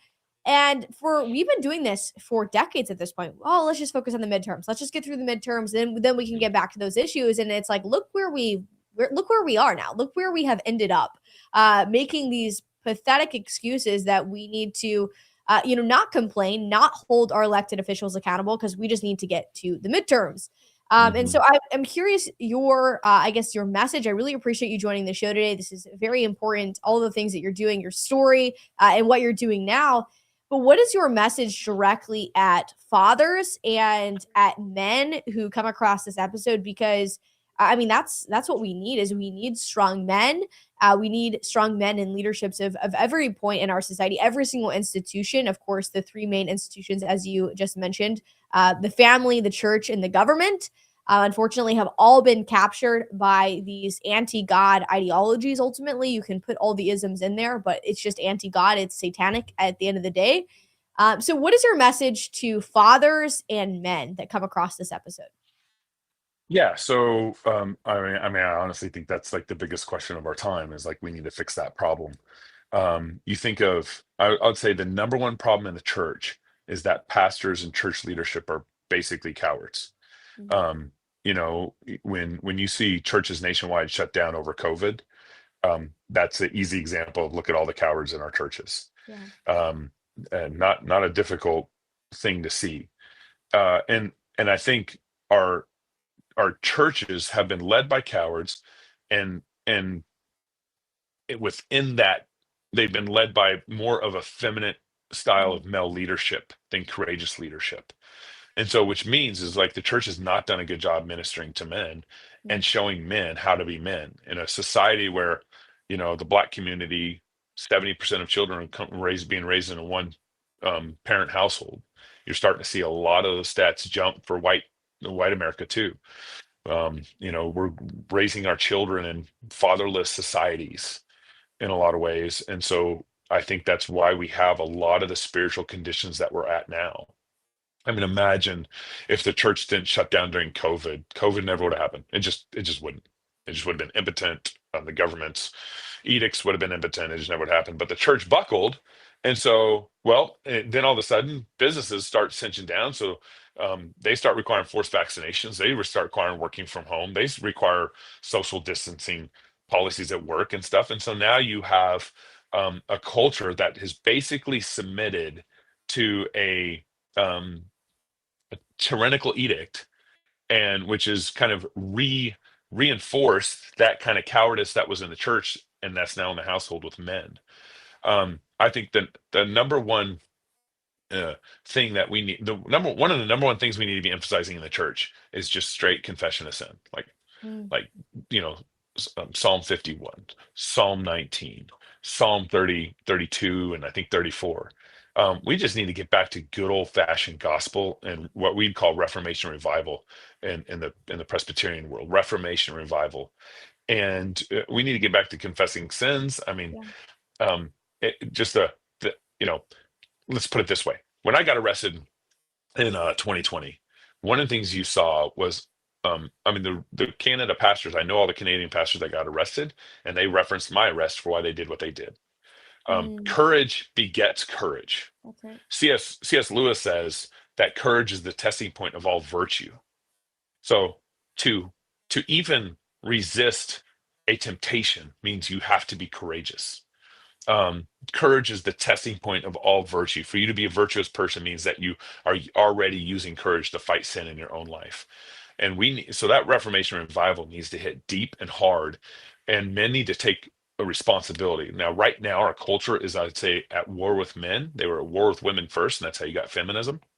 And now that war has turned more towards men, and men should have stepped in between the war on feminism and their wives and their women, and they didn't do it. And they let feminism just run rampant in our country. So since men didn't step in, it was the whole Adam and Eve problem. Adam didn't step in between the serpent and his wife, and he just sat there and watched and listened. I mean, imagine if Adam would have fought the serpent. Even let's say Eve even bit the fruit, and Adam steps in and fights the serpent. Yeah. What would happen? I could hypothesize about all that. But the point is that men did not step in front of their women when feminism came, and now they're going after men, and the whole, so everything's an attack on men. Men don't feel like they can, I know white men don't feel like they could get a job at Disney and get fairly paid and get fair raises and all that stuff. I mean, the whole woke ideology has affected our corporate world in such a way where men, and particularly white men, feel like disadvantaged and all that stuff. But no matter, and and this is a word I think to our times. We should never feel like victims. It's not that bad things happen to us. It's not that Disney's was found out that they were not giving raises to white men and promoting DEI folks, and we know that. But we don't ever respond like a victim. We respond in faith in Christ, knowing that whatever he does to us, he works all things to good to those who love him. And that if we start playing the role of victim, there's this weird victimhood in society. Women have already gone through this, the Me Too movement, stuff like that, and it's a bitter, faithless movement that actually only accomplishes more destruction and not reformation and revival. So I would just encourage men, just like take responsibility in as much as you can. Like the way I even think about my own family. I'm the head of my family. I'm the husband. God gave men to be the head of the family. And so if you're the head of the family, like you're like Job, you want to take responsibility for all the sins in your family. Doesn't mean if your daughter sins, doesn't mean you sin, but you do take responsibility for it all. You go to God and say, God, please forgive my family of our sins. Please forgive my daughter for, whatever, kind of thing. Please forgive my son. Please, take responsibility as a man in every area that you can. And you'll see that once you start taking responsibility as God has called you to, don't take responsibility for things that God hasn't called you to take responsibility for. Faithfulness in little means faithfulness in much. And you will start seeing Reformation revival in your own family and your own churches as you lift it up all faithfully to the Lord. And that's where I want to bring as much as we talk about national problems. You bring up a lot of national conversations. You have asked a lot of national questions, but we can't keep it 50,000 feet in the sky. You have to bring it down and back to you, and where your area of dominion that God has given you, and that's where you got to start. Once you start making faithful corrections in your own walk with the Lord and your personal holiness and your holiness with your family, and then your church starts making those corrections and the pastors start taking responsibility. Yeah, we've been cowards. I saw a number of pastors in 2020 come out later and say, we were a coward. We were wrong for shutting down. And God blesses that. God blesses that. What God doesn't bless, and this is why I went to Mar-a-Lago. Sorry, I'm rambling on here, but I was in Mar-a-Lago about a month ago for, I do a bunch of consulting work for industries, and I was in Mar-a-Lago for a critical mineral luncheon. And I remember going to one of the nice hotels on the island. I forget the name of it. Really just amazing hotel. And walking into the bar, I was meeting some friends to have a cigar with, and the bar was a massive bar, real big, full. It was a Thursday night or Wednesday or Thursday night. I can't remember. And I walked into the bar, and I saw all these conservatives in that bar, rich conservatives, amazing amount of money. I mean, every car there, is incredible. I mean, it's a very ritzy place. I told my buddy to get a minivan or get some crappy car in the rental company because I didn't want to be that. Whatever that was, I didn't want to be. We couldn't get it. We ended up with a Range Rover or something. Anyways, we walk into this bar, and there's all this Republican, conservative. I mean, it's probably 300, 400 people in this bar. And I saw a bunch of 55-year-old men with 25-year-old chicks. And I saw I was like, oh, the Democrats aren't the problem in our nation. It's us. Look at, That's right. God hates this. Look at all this stuff going on with all these Republicans who will fight tooth and nail for Trump, but have divorced their wives, left their wives, whatever, and are cheating on with 25-year-old. And this chick needs to, get right with the Lord herself and needs to take her own responsibility here, and all this stuff. But it's like the problem with our country, judgment begins in the house of God. And if we think that the Democrats are the problem, well, then we're never going to get right with the Lord. Our nation's never going to get back. When our nation was founded and the Constitution was ratified in 1787, 89, 99% of the country was Protestant Christian.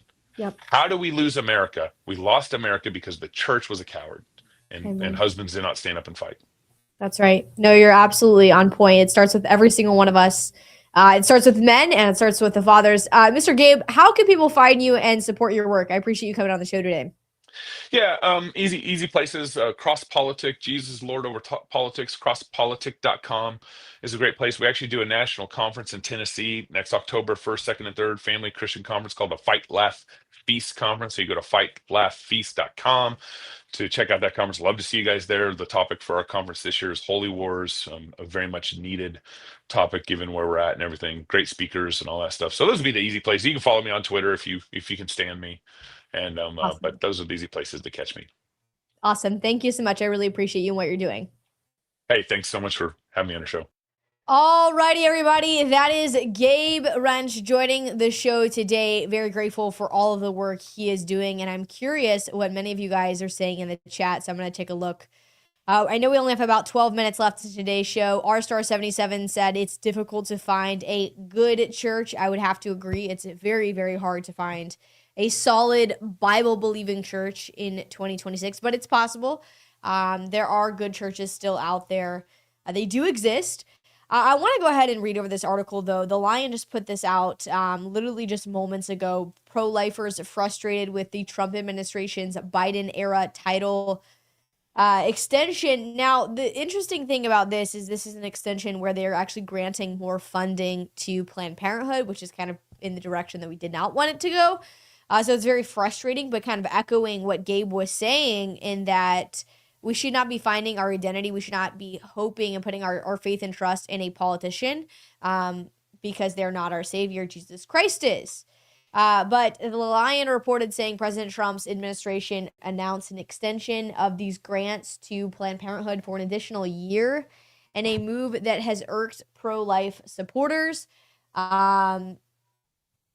The move comes after the White House halted the Biden-era grants in 2025, resulting in a slew of different lawsuits from Planned Parenthood and any other affiliated groups, such as the American Civil Liberties Union. The Daily Wire reported on this.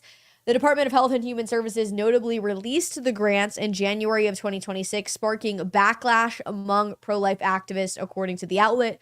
White House spokesman confirmed that the report in a statement provided to the Daily Caller News Foundation on Tuesday afternoon, saying that the Trump administration had issued the fifth and final year of title grants that were locked into place during the Biden presidency.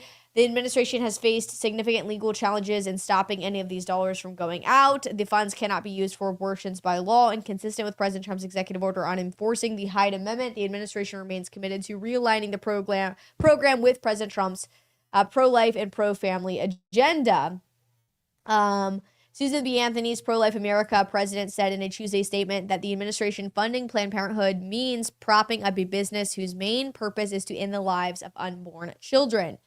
Someone else responded saying that this is an inexplicable slap in the face to the pro-life GOP base.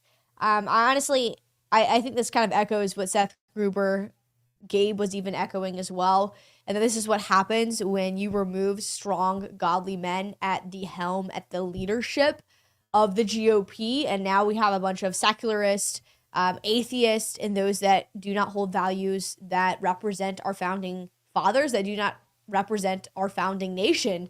And that's why we're seeing the GOP embrace such a strong pro-abortion, pro-death stance that just sounds absolutely uncalled for. It doesn't even sound like something that would ever be the case for the GOP. But this is what happens when you remove God at the center of your party, at the center of your movement. This is what you get, Christless conservatism. Anyways, very grateful for you all joining us today on this Wednesday afternoon. We only have about 9 minutes left of today's show. I want to show you guys a recent episode that came out from the Faith and Freedom 250 series from the Herzog Foundation. But before we do, we're going to go on commercial break, and we'll be right back after the break. Hey guys, we're back with another amazing deal from Everyday Dose Coffee. Remember, Everyday Dose Coffee. This is the size of the box. Now, you guys have heard me talk about this for quite some time. This is known as coffee plus benefits, meaning that you're getting coffee with no crash, coffee with no jitters, 100% Arabica coffee, L-theanine, chaga, lion's mane, and collagen protein. And now they have a birthday bundle out, 55% off, 55% off, and you get free 5 coffee to go sticks or 5 coffee to go packs. Check it out. You get that. You get the coffee. You get entered in to win $500. You get a rechargeable frother free. You get a gunmetal dose spoon absolutely free, and you get the recipe booklet too, ladies and gentlemen. And all you have to do is go to everydaydose.com/LFATV. No promo code needed. That's everydaydose.com/LFATV. 55% off. Go there now. Alrighty, everybody, Dose. Make sure to go check out all of our sponsors here at LFA TV. As I always say, we cannot do what we are doing Monday through Friday here on LFA TV without all of you and your support. We are deeply grateful for your support and you tuning in. As I promised, a new episode is out, episode 38. I cannot believe we are wrapping up this series as we are quickly approaching America's 250th birthday this July 4th. What a time to be alive. This episode is 9/11 and America's return to prayer. Faith and Freedom 250. Take a listen.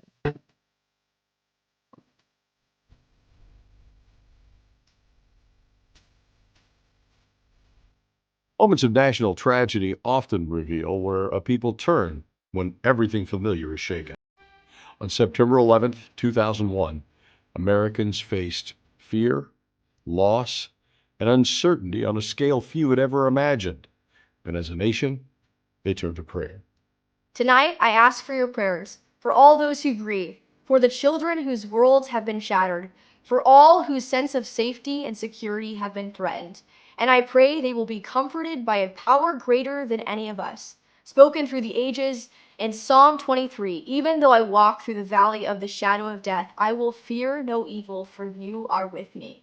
With those words, President George W. Bush ended his address to the nation on Tuesday, September 11th, 2001. Americans were not only mourning, they were still in shock, struggling to comprehend the events of the day. The sense of loss and uncertainty was incomprehensible, and an attack on American soil. In an attack on American soil, 2,977 people lost their lives in New York, Washington, D.C., and rural Pennsylvania. Those who conducted these senseless acts sought to bring America to its knees in fear. What they achieved instead was leading Americans to their knees in prayer, united and stronger than ever. The day had begun like any other in America. People busy at their desks, students were in school, travelers were boarding planes on business and adventure. At 8:46 a.m., the first plane crashed into the World Trade Center. Less than 20 minutes later, a second plane hit the South Tower. At 9:37 a.m., another plane crashed into the Pentagon in the nation's capital. Just after 10 a.m., a fourth plane went down near Shanksville, Pennsylvania. In just 1 hour and 16 minutes, the world was changed forever. Beyond the nearly 3,000 deaths, thousands more were injured, and countless others would carry physical, emotional, and psychological scars for the rest of their lives. The soul of the nation was deeply wounded. Fear, grief, anger, confusion, and uncertainty filled American homes. Our sense of peace and safety was shattered, and in that void, the nation searched for meaning, comfort, and hope. There was only one place to turn: to God in prayer. America's leaders responded immediately. That evening, members of Congress gathered outside the Capitol and sang "God Bless America" as a display of their unity. That night, the president addressed the nation with compassion, strength, and resolve. He closed with the Old Testament text from Psalms, part of the mourning traditions of the Judeo-Christian world for centuries. 2 days later, President Bush proclaimed September 14th a national day of prayer and remembrance. On that day, national leaders and representatives from many faith traditions gathered at the National Cathedral to lead the country and the world in prayer, grief, and remembrance. These public acts symbolized more than individual solace. They reflected America's shared resilience and reaffirmed the importance of faith and prayer in the nation's life. But the return to prayer was not limited to the national stage. Across the country, churches opened their doors for prayer vigils and services. Community leaders organized ecumenical gatherings. Families prayed together more often and established new traditions. Prayer became part of the national conscience. We will never know how many Americans returned to prayer in the days following September 11th. God alone knows the prayers uttered in their final moments by those who lost their lives. But we can be assured that the nation was strengthened by all those prayers. Those prayers fueled America's response to the attacks. By turning to God in a time of strife and uncertainty, the nation was galvanized for what lay ahead. Americans shared each other's grief, stood together, and moved forward in a unified effort to bring justice to those responsible for the devastation of 9/11. Our leaders were wise to turn to prayer in those dark days. In doing so, they bridged divides, softened hearts, and forged unity. They demonstrated that faith and prayer are stronger than violence, and that even in tragedy, every American could help bind up their wounds, as Abraham Lincoln once said. History shows that the lasting legacy of September 11th rests not in the smoke and ash of that tragic morning, but in the unity, resilience, and the spiritual awakening that followed. The faith lives of countless Americans were strengthened. A nation turning to God and pursuing justice was not what the attackers had anticipated. They underestimated the faith of the American people and the enduring power of prayer. It is with this resolve that America moved forward from those days united and stronger than ever. Those responsible for the destruction of 9/11 drove America to its knees in prayer, and in so doing, reignited the faith foundation upon which the nation was built. These events connected the citizens of the 21st century to 17th century pilgrims of the Mayflower, and to all generations of believers who had come before them. At the National Cathedral, President Bush once again turned to Scripture. On this National Day of Prayer and Remembrance, we ask Almighty God to watch over our nation and grant us patience and resolve in all that is to come. We pray that He will comfort and console those who now walk in sorrow. We thank Him for each life we now must mourn and the promise of a life to come. As we have been assured, neither death, nor life, nor angels, nor principalities, nor powers, nor things present, nor things to come, nor height, nor depth can separate us from God's love. May He bless the souls of the departed. May He comfort our own. And may He always guide our country. God.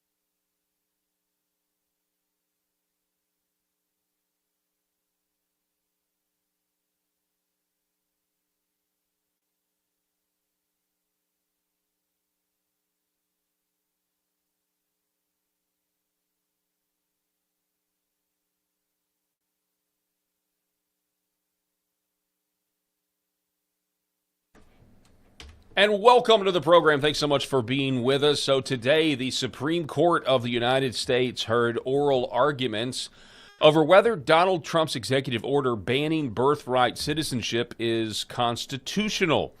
It was really all over the place, and of course, Ketanji Brown Jackson had to make a fool of herself yet again. But really, the fundamental question is, from a nerd like me, is that if an orc from Mordor somehow got into Rivendell and had a baby, is that orc now an elf? The show starts right now.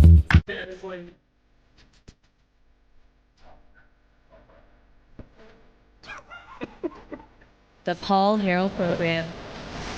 So you're telling me you got to bring race into this situation? Yes, that's exactly what I did. Welcome to the show, folks. Thanks so much for being with us, broadcasting live from the state of Arkansas here on LFA TV. Happy Wednesday to everybody out there. I'm joined by my co-host, Rob Spencer's with us. Rob, how you doing, sir? They stole it from us. Precious. You know what? I felt like I felt like the Lord of the Rings analogy was pertinent to your example. Thank you. Yeah, I think it was good, Paul. It's just, you kind of hit everybody with the top of that. You're like, hey, maybe if you would have prefaced it by saying, I feel like, it makes me think about the Lord of the Rings, guys, because then you just straight went in Mordor, just like went that's into talked about. But you'll be happy to know, Paul and Eric, that I listened to the entire 2 hours of oral arguments today. A little over 2 hours. The whole thing, because I didn't even do that. I just listened to clips. I didn't even do that. No, I listened to the whole thing because I was mowing my yard. And so, I always listen to a podcast or something like that. So anyway, the criticisms of Ketanji Brown, we're going to talk about that one, and Japanese wallet theft there. Really impressed with Amy Coney Barrett, although she was extremely focused on the Indian aspect of it, the American Indian aspect of it. But, it's going to be interesting to think. I think, when you start kind of going down it was really hard to judge which way some of them are going to lean. So I don't know, but I can tell you this. One thing that was encouraging to me is that it seemed like John Roberts was in favor of the Trump position on this. Wow. Which is... Really? So you listened to the whole thing? And I listened to the whole thing, and I felt like, because he was really tangling with the idea of, these anchor babies, essentially. Yeah. So Eric Haynes is with us. Eric, brother, welcome back, sir. Great to be part of the conversation. I did not watch 2 hours, the full 2 hours. Kudos to you, brother. Can't watch it. You can only listen to it. I did write down one quote, though, from Justice Jackson. You ready? I'm ready. If I steal someone's wallet in Japan, we've got this. The Japanese authorities can arrest me and prosecute me. I'm still locally owing allegiance in that sense. Yeah. Somebody, I saw that and come out, and then I saw somebody write a response, and they go, that sounds about as logical as, do you walk to school or bring your lunch? So it's like, what? Well, one thing that I will say about that one is in particular, she was saying it in response of the challenger. I forget the position. Well, what is it called? Like the whatever. Instead of the government's position, which was John Sauer. I think it's John Sauer, who is incredible, by the way. If you ever get a chance to listen to him, he's got a real scruffy voice. Yeah, I was about to say, his voice, dude, made me hurt for him. His brain works faster than his mouth will let it come out. That's how wicked smart this guy is. Well, okay, so let's check this out. We have, well, first off, this is my reference. It wasn't my reference at the top of the show. Somebody named Logan Hall. That's I see that there, and this is a reference from the Rings of Power, where they bastardized Lord of the Rings. But our baby was born in Rivendell. That means she's an elf and gets to vote now. Oh, jeez Louise! Oh my God, we've done it. But this is what you're talking about. You're talking about Ketanji Brown Jackson and okay. There it is. Real quickly before you play this, Paul, yes. There are some comments. Trump's executive order that was written, last year, stating that just because you were born here doesn't mean that you are a birthright citizen. And it is a direct contradiction to the 14th Amendment. And so it was basically Trump's executive order versus the 14th Amendment today. And a lot of legal scholars were talking about this and saying, hey, I don't know how you can. I don't think you can challenge the 14th Amendment here. And I know we're going to go through all of this stuff. Well, but I'll just add a little context to what you just said. It was Trump's executive order versus the 14th Amendment versus this man that you see on your screen here. Correct. Okay. And so he was the Wong Kim arc. Yes. And so what he had challenged it because essentially his parents were not born here. Yes. In when was this? 1898. Yes. But his parents had fully and completely assimilated to the United States, as did Wong Kim Ark. They had fully integrated themselves into, but there was no avenue, because you want to talk about racism. People think we were racist against the blacks. We were extremely racist against the Chinese. For, Asian. Of course, they called them a different word. But anyway, so you can kind of go down that rabbit hole if you'd like to. But essentially what he was trying to say is, I have no mechanism to become a United States citizen. Well, I think the controversy was, like, his parents were not citizens, but they were here in San Francisco, in California. Yes. They were, and he was a Chinese citizen by birth because so he leaves, goes abroad. And then when he tries to come back home to his parents, he's denied entry because he's not a citizen. Correct. That was the controversy, yes. And that's where in 1898 they said, okay, you can be a citizen, because your parents are here and you were born here and you're a citizen. And that's what opened the floodgates, was this case right here. So this one case. Correct. This is the hurdle that the Trump Solicitor General has got to get over. He's got to convince these 9 justices, but let's be honest, he's just got to convince 5 of them that the Supreme Court made a terrible decision with this. And I want to say one thing, just a real quick thing about a post analysis that was like immediate, because I was listening to the oral arguments and then they shut off, and I immediately went over to Fox News just because I had hoped to hear from Jonathan Turley and some others about, I completely respect Jonathan Turley, a Democrat, by the way. I find that he would say, awesome. I would say that he would say that his party left him a long time ago. But the legal scholars that were following, because it was outnumbered at that time, were saying, whoa, I'm not sure how this is going to shake out. It's hard to judge, but they gave that a full credence here as the whole panel. And I'm going to say I was kind of impressed with some of the liberal judges, Ketanji Brown aside, because they were asking questions like, hey, I think this kind of goes against your argument here, and how do you wrestle with this and stuff. I feel like, I don't know if I wouldn't say it's 50-50 kind of thing, but I don't know. Somebody, you listen to the whole 2 hours. If you kind of peruse X, at least what's in my algorithm, people are a lot more pessimistic. Well, did they listen to it? Because I listened to their questions. I don't know. Yeah, I don't know. I mean, I've only just seen some of the clips and some of the reporting on it, so yeah. I'm certainly going to take your word for it. But here she is, ladies and gentlemen. Oh Lord. And this came out. This was the highlight of the, as stupid as it sounded. It came out live. The tomfoolery here. Listen, I was thinking about this, and I think there are various sources that say this, that you obviously have permanent allegiance based on being born in whatever country you're from. That's what everybody recognizes. But you also have local allegiance when you are on the soil of this other sovereign. And I was thinking, I, a U.S. citizen, am visiting Japan. And what it means is that, if I steal someone's wallet in Japan, the Japanese authorities can arrest me and prosecute me.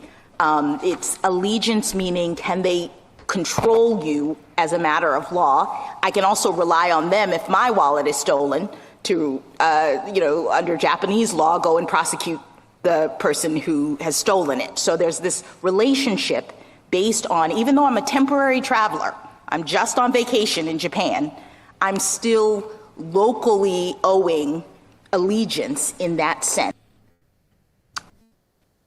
Did that make any sense to anybody? Because it made absolutely no sense to me. I mean, it's crazy. This word. Well, it was in fairness to her. What I'll say is that it was in the context of Sauer, who was arguing on the Trump side, saying that it is like, does the nationality of your parents lead to your allegiance, like whatever your allegiance is, or does your birthplace lead to where your allegiance is? Well, and that's the thing, this phrase allegiance, this word allegiance. Yeah, allegiance is the key. It's the key, and they're using 19th century senators who were instrumental in crafting the 14th Amendment, their use of the term allegiance. Well, what does jurisdiction mean? Because that's what's in the 14th Amendment, jurisdiction. Well, what does that mean? Well, it means where your allegiance is. And the fact is, if you're Chinese and you come over here and have a baby, you're going to be a Chinese citizen. You have allegiance to that country based on where your parents are from. This is before globalism. This is not rocket science. This is just the way the world has worked for thousands and thousands and thousands of years. And yet here we are. I mean, here's some people's take on that. Sean Davis: if I break into your home and steal your jewelry, it means I'm a member of your family now and entitled to your inheritance. This can go a lot. It was just a lot of puns are going to be created by this. I'm a member of your family now. I broke in your home. It's insane. Listen to this one. This is a great one with what is this character's name from Better Call Saul or Breaking Bad? Your Honor, my client is an American because he committed his crimes in America. And so ultimately what the crux of the argument, if anybody, it's just they're so much smarter than me. So I'm sitting there, I feel dumb when I'm listening. Ketanji Brown Jackson is not smarter than you. No. I'm talking about both attorneys that were arguing. So General Solicitor Sauer is just the smartest legal mind that I've ever heard, and maybe he is smarter on his legal knowledge of Supreme Court cases, and maybe wouldn't do as well with, say, a common crime case, petty theft, a wallet being stolen in Japan or something. But he is so intelligent when he was arguing this, and ultimately they were trying to pin down what were the framers, or I'm sorry, the authors of the 14th Amendment, what were they doing when they kept including this term 25 different times? They kept talking, and I'm stalling so that my brain catches the word that they were using, domicile. Domicile. And so that's where I was really impressed with the two liberal justices. What are they named? Kagan, and who's the other one? Sotomayor. Sotomayor she is one step above Ketanji Brown, but Kagan is a very intelligent person. Now, she says some stupid things, but Sotomayor was the one that said, hundreds of thousands of kids were sick with COVID. What's that? Well, I mean, you're mispronouncing her name. It needs to, What is her? Well, it just needs to be more like, Sotomayor. You got to roll something. I got to roll the R's. or Sotomayor. Yeah, you got to roll something. No, so she's one step above Ketanji Brown, but Kagan is intelligent, and she was really saying, she's like, you're trying to get rid of this word domicile, but the people who wrote this didn't. And they used it 25 times. This wasn't just a casual 1, 2, or 3, or 4 off. And then John Sauer, who was arguing the Trump side, and I don't want to get too lost in all this because I listened to it, but what he was arguing was, he was saying that domicile is important, meaning that a person coming across the border who's 9 months pregnant and delivers a baby, 5 minutes after being inside, their parents never set up any sort of domicile, such as this Wang Ark. His parents had set up domicile here. They were contributing members of society, and they had built that. So I think, you could have an argument there to say, okay, well, if your parents, even if they came here not legally and they weren't legal citizens, but set up and they, lived here for 20 years and they gave birth, that maybe that's a different scenario. But I think you're going down a bunch of what ifs, and you can't really do that. What the ultimate crux of it was, what were the writers of this 14th Amendment thinking? And they used the word domicile, which again is attributed to you live here. You didn't just walk across the damn border. You live here. And that being a crux of why they wrote it. They were talking about slave children, folks. Let's be honest. And we're exactly bastardizing it and manipulating it. That's exactly right. So the leading report said that Justice Amy Coney Barrett now seems skeptical of striking down birthright citizenship for illegal migrants. And now you kind of got a different take, but let's get to this one clip that kind of went viral. She really kept asking a lot about Indians. I don't know if you pulled this in. I do have one. I do have one clip about Native Americans. Yeah. But, Okay, let's talk about its applications. So, there are some, I can imagine it being messy in some applications. So what would you do with what the common law called foundlings?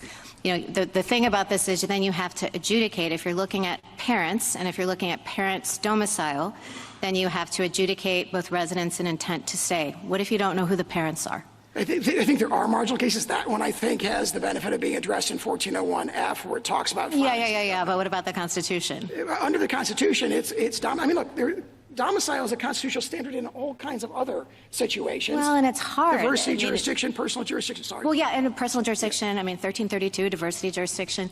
And the thing is, it has to be litigated because it turns on intent. And the virtue of both jus soli and jus sanguinis, whichever one you pick, it's a bright line rule. How would it work? How would you adjudicate these cases? You're not going to know at the time of birth for some people whether they have the intent to stay or not, including U.S. citizens, by the way. What if you have someone who is living in Norway with their husband and family, but is still a U.S. citizen, comes home and has her child here and goes back?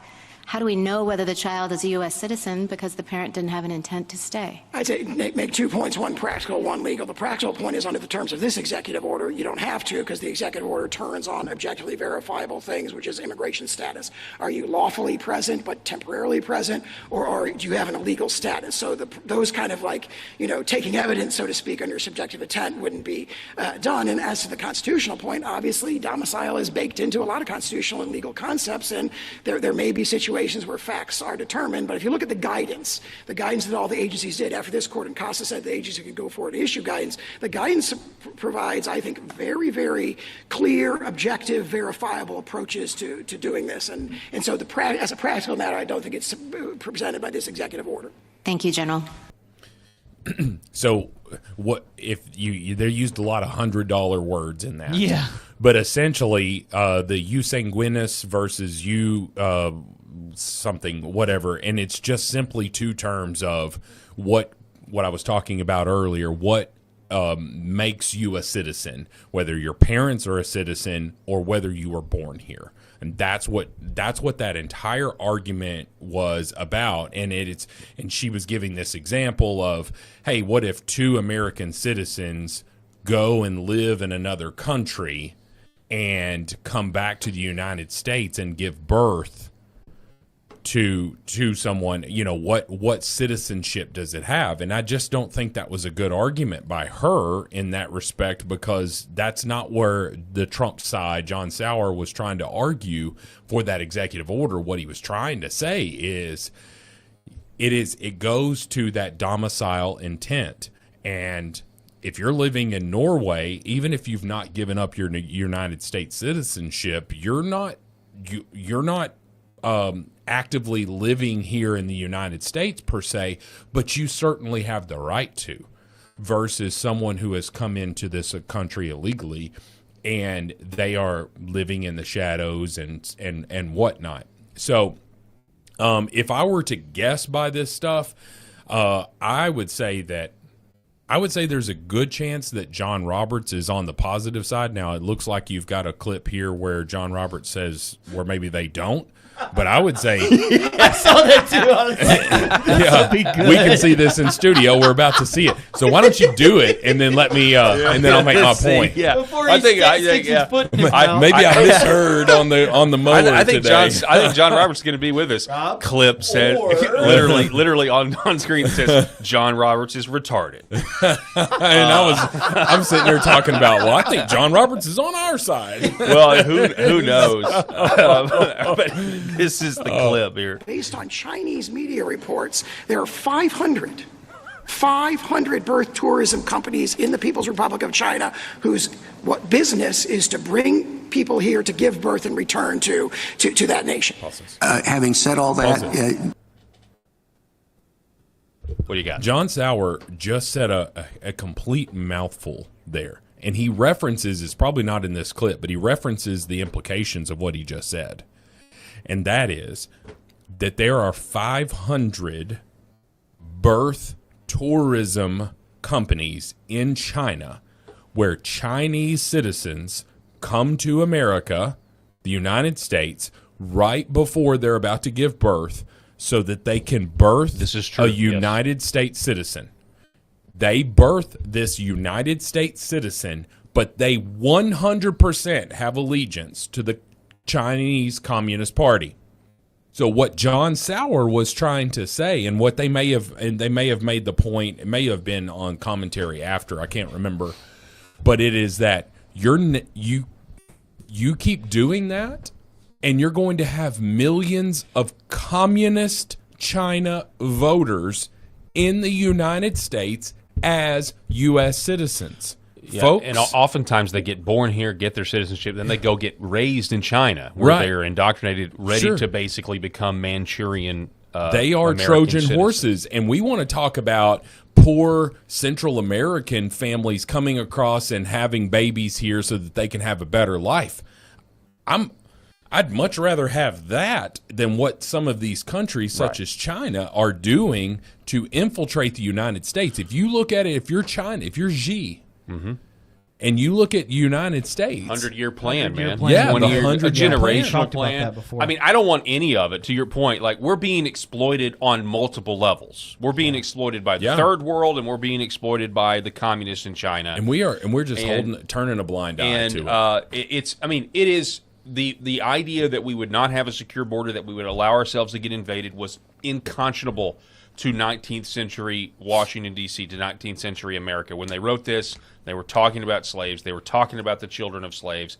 That's what they were talking about. They were not talking about Mexicans, Guatemalans, Venezuelans, Chinese, Russians, Afghanis. That's not what they were talking about. And you know, you'll never convince a rational person otherwise. You may be able to twist the law. You may be able with judicial sleight of hand to say, well, I think this word's mean that, because the left's entire agenda always revolves around taking what men wrote hundreds of years ago and saying, well, that word really doesn't mean that today in our context. Like their whole agenda, all of the progress they've made has depended on redefining what words mean, and that's exactly what. And John Sauer constantly brought up that very point that you're talking about. When you're talking about interpretation of meaning, what were they meaning when they wrote this?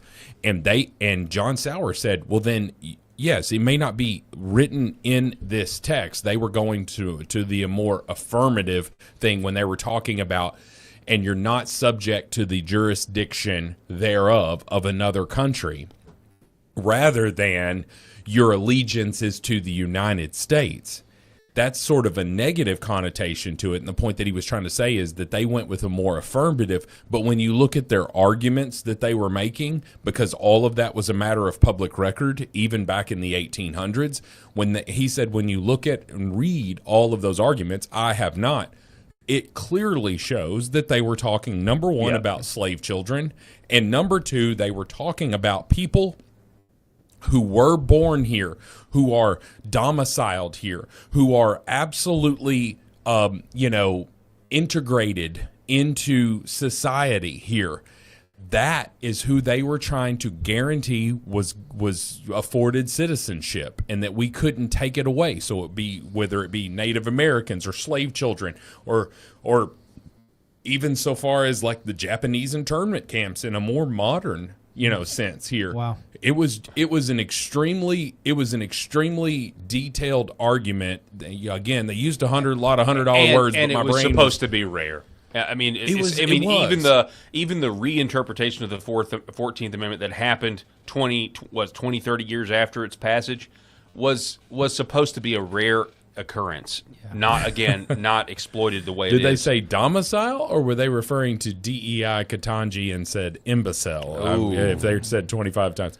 AV, probably correct. Here's this imbecile. More from this. Yeah. You do agree that that has no impact on the legal analysis before us? I think it's, I'd quote Hang on Justice. here. So, to be clear, he's talking about the Chinese government.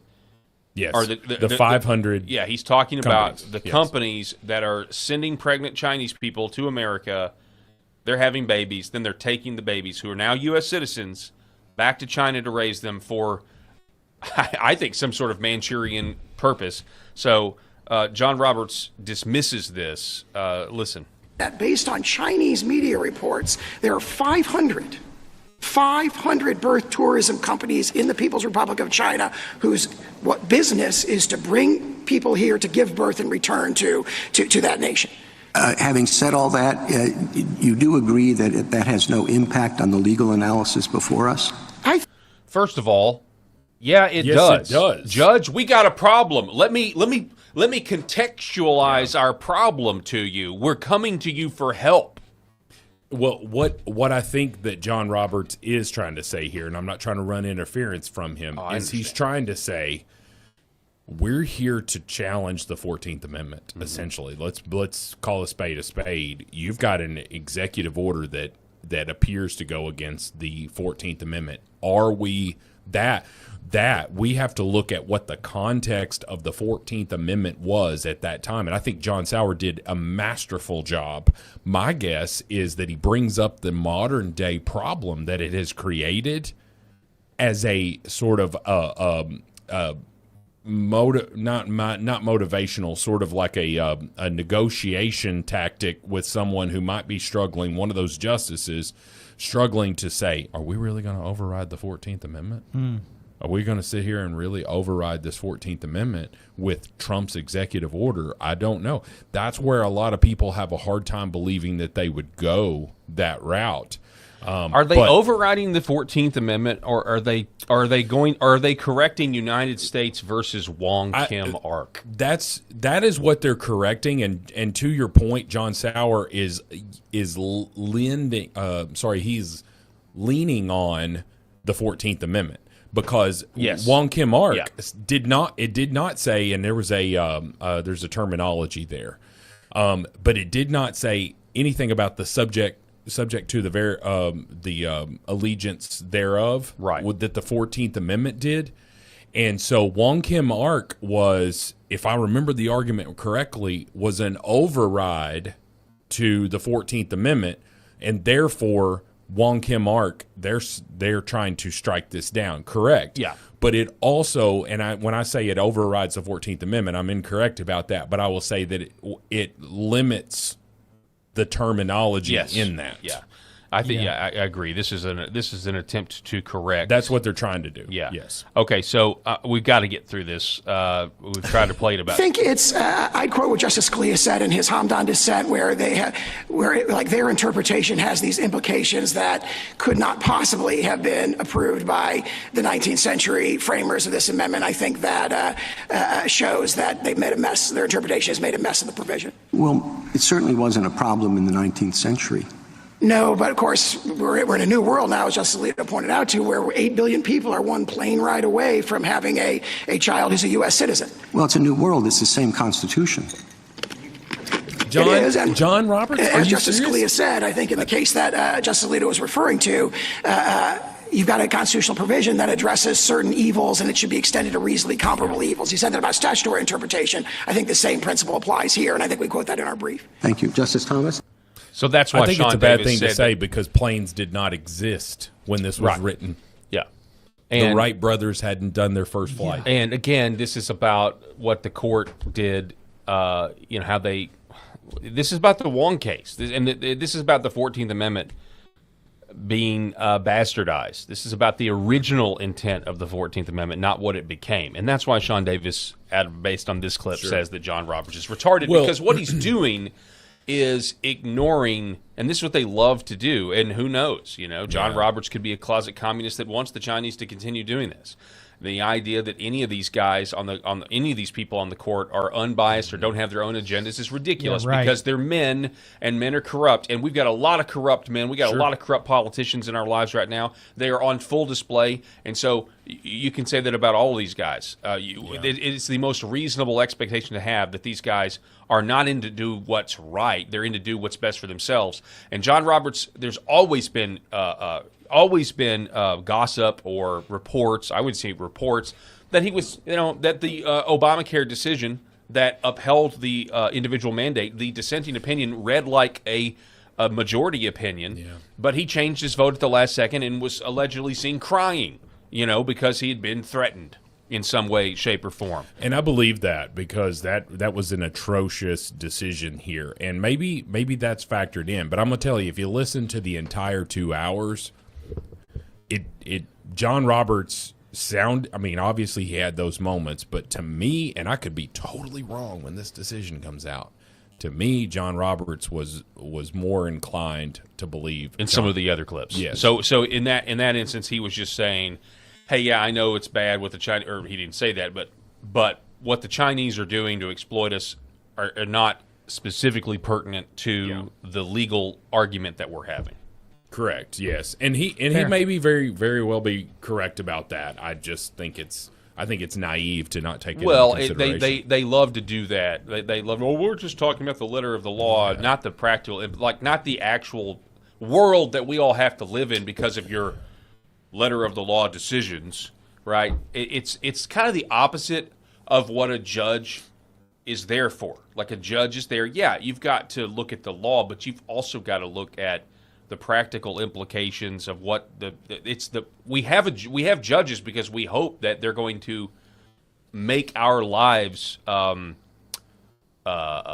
peaceful, that they're going to do the right thing, that there's a common sense thread involved. Like, it's like the whole basis of why we even have a judicial branch is because somebody's going to have to weigh all of everything, going to have to weigh the law and also how's the law being exploited. And this is not complicated, but they love to hide behind the legalese when they don't want to make tough decisions.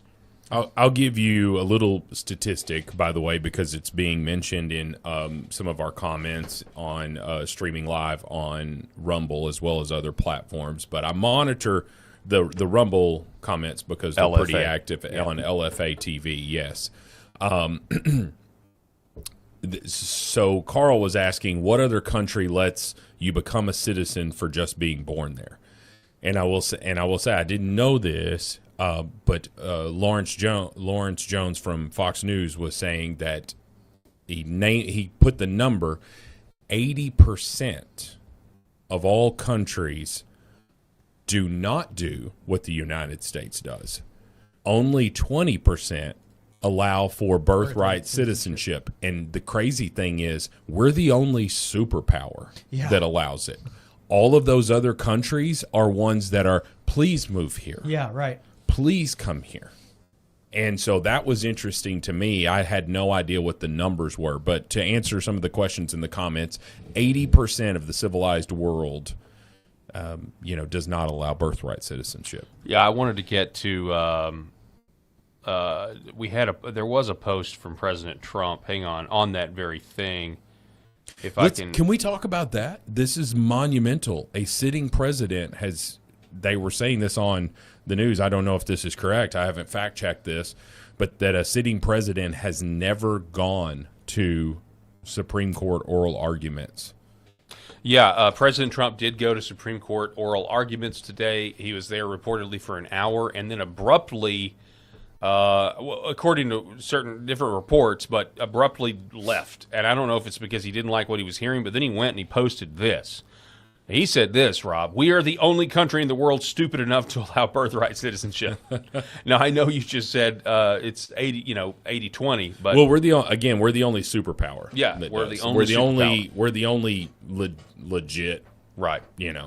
So this is the clip that he posted on Truth Social. Uzbekistan is okay with it, or yeah, like please, Uganda, come here. Congo, some tiny monarchy come get born in the Congo needs more people. Yes, like we'll give you free land. Not subject to any foreign power is pretty straightforward. So let me give you these examples. A boy is born here to an Iranian father who has entered the country illegally. That boy is automatically an Iranian national at birth, and he has a duty to provide military service to the Iranian government. Is he not subject to any foreign power? Not within the meaning of the 1866 Act, Justice Alito. And that's clear from Wong Kim Ark, and it's clear from the debates. What the framers meant by the phrase not subject to any foreign power was referring to the ambassador exception. If it meant what the government contends, basically not a subject of any foreign power, that another country considers you a jus sanguinis citizen, then lawful permanent residence, all foreign nationals. Well, ordinary public meaning of that would certainly encompass that boy, would it not? Justice Alito, if you think that the language of the 1866 Act was ambiguous, as Wong Kim Ark says, the shift to the language of the 14th Amendment, which is the operative text, certainly clears up any ambiguity. Well, what I said about a boy born to an Iranian father is true of children born here to parents who are nationals of other countries. If I'm correct, it's true to a child who's born here to Russian parents. It's true to a child who's born here to Mexican parents. They're automatically citizens or nationals of those countries and have a duty of military service. It sure seems like that makes them subject to a foreign power. But again, Justice Alito, that would have meant that the children of Irish, Italian, and other immigrants, which Wong Kim Ark refers to and the debate the framers refer to, would not have been citizens either, because if the only test is whether that U.S.-born child is considered a citizen by another country under their jus sanguinis laws, then no foreign nationals' children would be. Well, sounds good to me. In all of those cases, the parents could be naturalized, and then the children would be derivatively naturalized when the parents were naturalized. Which is exactly what happened when the Irish and the Italians immigrated here. They became citizens, they and then their became children became citizens. This is because they were coming legally. Cecilia Wang. By the way, when what's the guy's name? Sauer. Is that the John Sauer? John Sauer. John It would have Sauer. taken everything. If I was arguing in front of the Supreme Court, and Cecilia Wang is sitting right here to my right, and I start talking about the 500 Chinese companies that are, it would be like the 500 Chinese companies, and the camera would looking pan right to at her. like the Jim look from The Office. They're invading our Or country. Dwight Schrute. Now I will say one positive. I will say one positive thing about Cecilia Wang. She was awesome. When I heard that she was the ACLU attorney, I immediately thought, "Oh Lord, have mercy." Her last name is Wang, and she's Wang Chung tonight. She's the ACLU attorney, right? Everybody have fun tonight. She's Wang Chung tonight. Everybody Wang Chung tonight. That's what it is. But when I heard that she was I had some very low expectations for this. I thought, As you should of an ACLU yes. attorney. What do you think? Yeah. It's a low bar. Oh, well, yeah, for ACLU. Yeah. And I knew that she was going. It's like ACLU came to Cecilia Wang and was like, Yeah. "You were born for this moment." Boy, do we have a job for you. We've got you right now. You were made for this, Yeah. Cecilia. Luckily, you have Ketanji Brown Jackson on the bench. There's and no way they're going to she'll rule buy against you. anything you say. So they're not ruling against. But I'll Wang. say Right. They're not going to You'll get one vote. They're for not going to sure. reinterpret Wong because your last name is Wang. You'll get the Jackson vote for sure. Listen, Jackson. I'm just gonna say I'm gonna say that she did a good job, but she is like when you're competing against John Sauer, and John Sauer may lose. I mean, he's lost in front of the Supreme Court, but my gosh, you're not gonna beat him. You don't beat John Sauer. It is that his argument You just ignore him. Yes. Yeah. Yeah, it's just that he wasn't going to win that one. Alito is definitely in the Trump side. Yep. I would say 100%. Yeah. I mean, Gorsuch, I would say Alito, Kavanaugh Thomas. was in the Trump side as well, and Okay, I wondered so we've about got him because 4. he asked some questions, and it's Amy Coney Barrett. I don't know. Yeah, we've I got don't 4 know on that one. She's always a wild card. And now it's like, okay, is Roberts going to come on board, or is Coney Barrett, or both of them? And when's the last time on a controversial subject that Roberts and Barrett have split? They almost always vote together on controversial. I haven't noticed. On the controversial wild They card almost stuff, always they do. vote He's together. right. Yeah. And Yeah. so, you're either going to have a 6-3 or it's going to be a 6-3 either way. And I'm just telling you, and I'm not predicting it. I'm not saying it's going to happen. But a wild card, Kagan. Oh, no. There's no way. I'm telling There's you, no way. a wild card there because of her questions. She was struggling. Well, we have some to go of down those. that road with. We got more though. We've got another one listen from to this Ketanji Brown idiot. Jackson. Okay, so we already played the one where she's like, "If I got caught Japanese stealing in Japan," here she is. Your view of this turns on what the status of the parents are, and not the child, as would the born in the United States view of it. Can you help us understand why we wouldn't expect to see a mention of parents in the text of this amendment? I think it's well understood that, for example, children cannot, newborns cannot form domicile, so it follows every 19th century. That assumes domicile is in the test, and I'm asking you, how do we know that Congress did adopt the test that you say it adopted? When you're looking at 19th century conceptions of allegiance, the notion that the allegiance, again, we say domicile is instantiating the concept of allegiance for aliens as opposed to citizen. All of that, the 19th century understands the newborn's domicile, its allegiance follows the allegiance of the parents. And I point out that their theory relies on parental allegiance as well, because they recognize the exceptions for, hostile invading armies, for tribal Indians, for ambassadors. Again, the child's allegiance status, even on their view. Yeah, so you get what he was trying to say here is that a baby can't establish a home, right? They're born to the parents that are here. And it's for Ketanji Brown's. How dare you disadvantage a baby? How dare you? You're denying babies the right.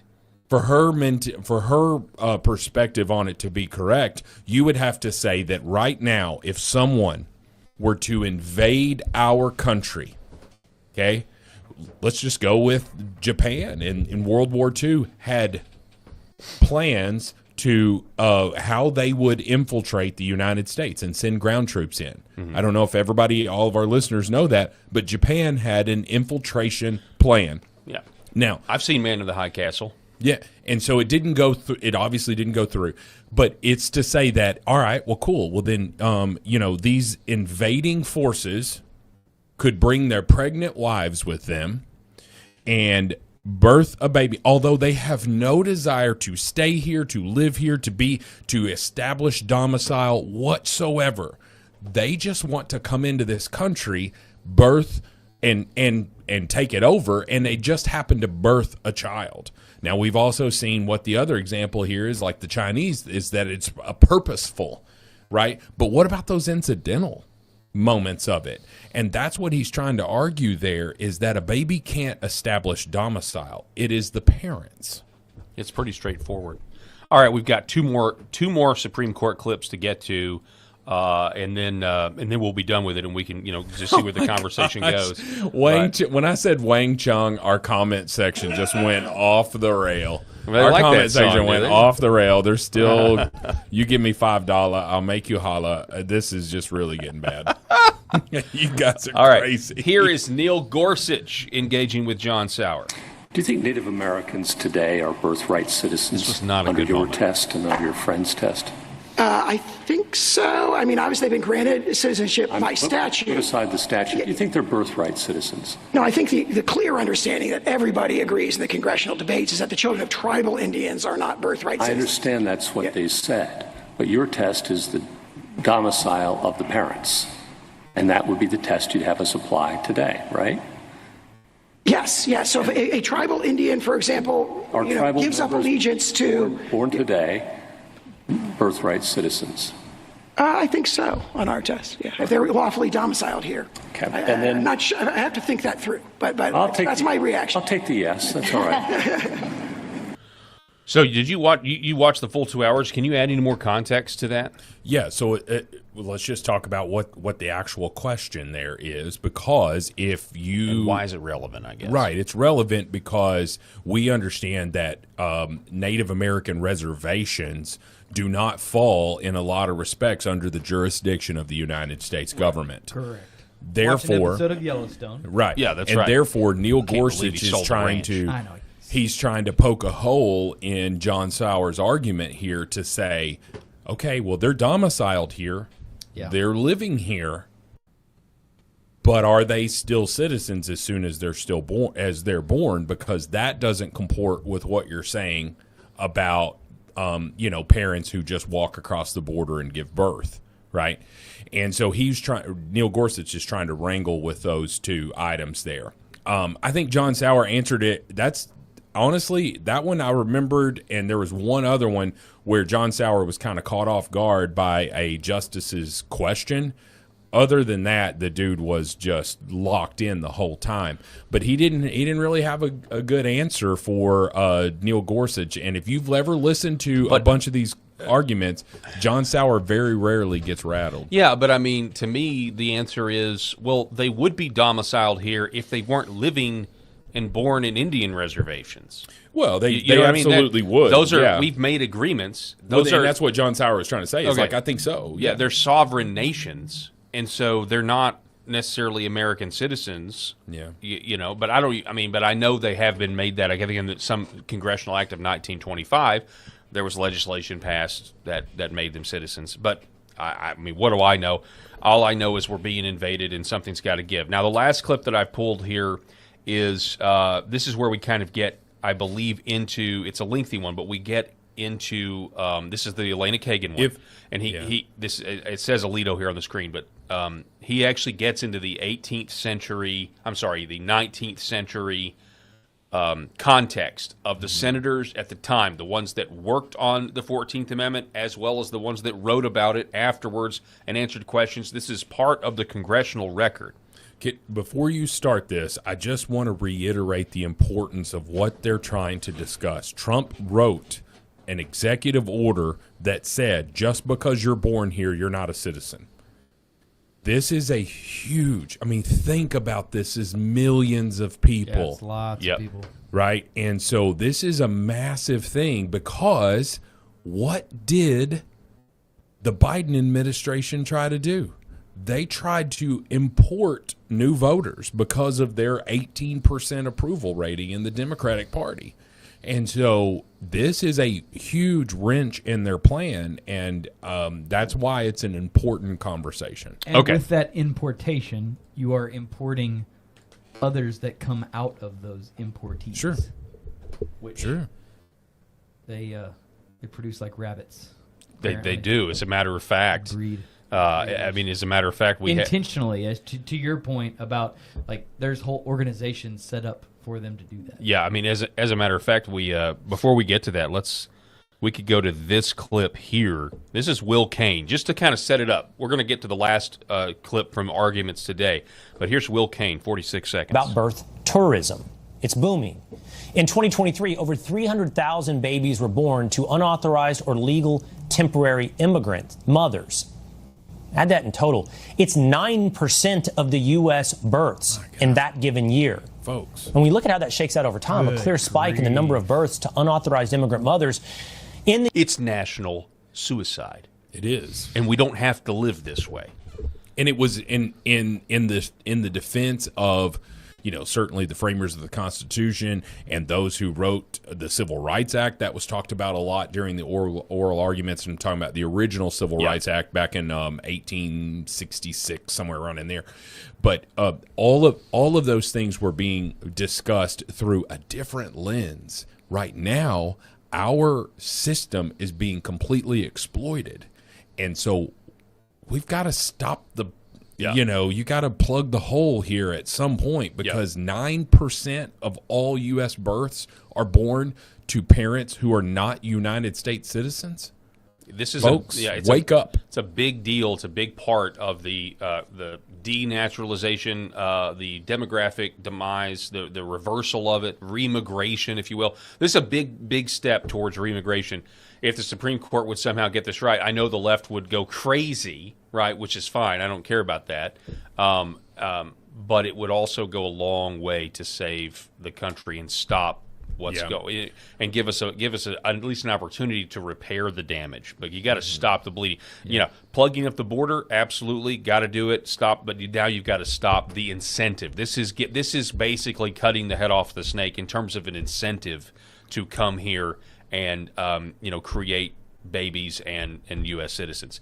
All right, so I think this is the most relevant clip where they get into why the 14th Amendment actually does not give you birthright citizenship. Sauer, that what you just said suggests that you can't be arguing in the way Justice Alito suggests. Because this is Elena Kagan. That's the very oddly deep voice that you hear. Because most of your brief is not about illegal aliens. Most of your brief is about people who are just temporarily in the country, where there was quite clearly an experience of, an understanding of, that there were going to be temporary inhabitants.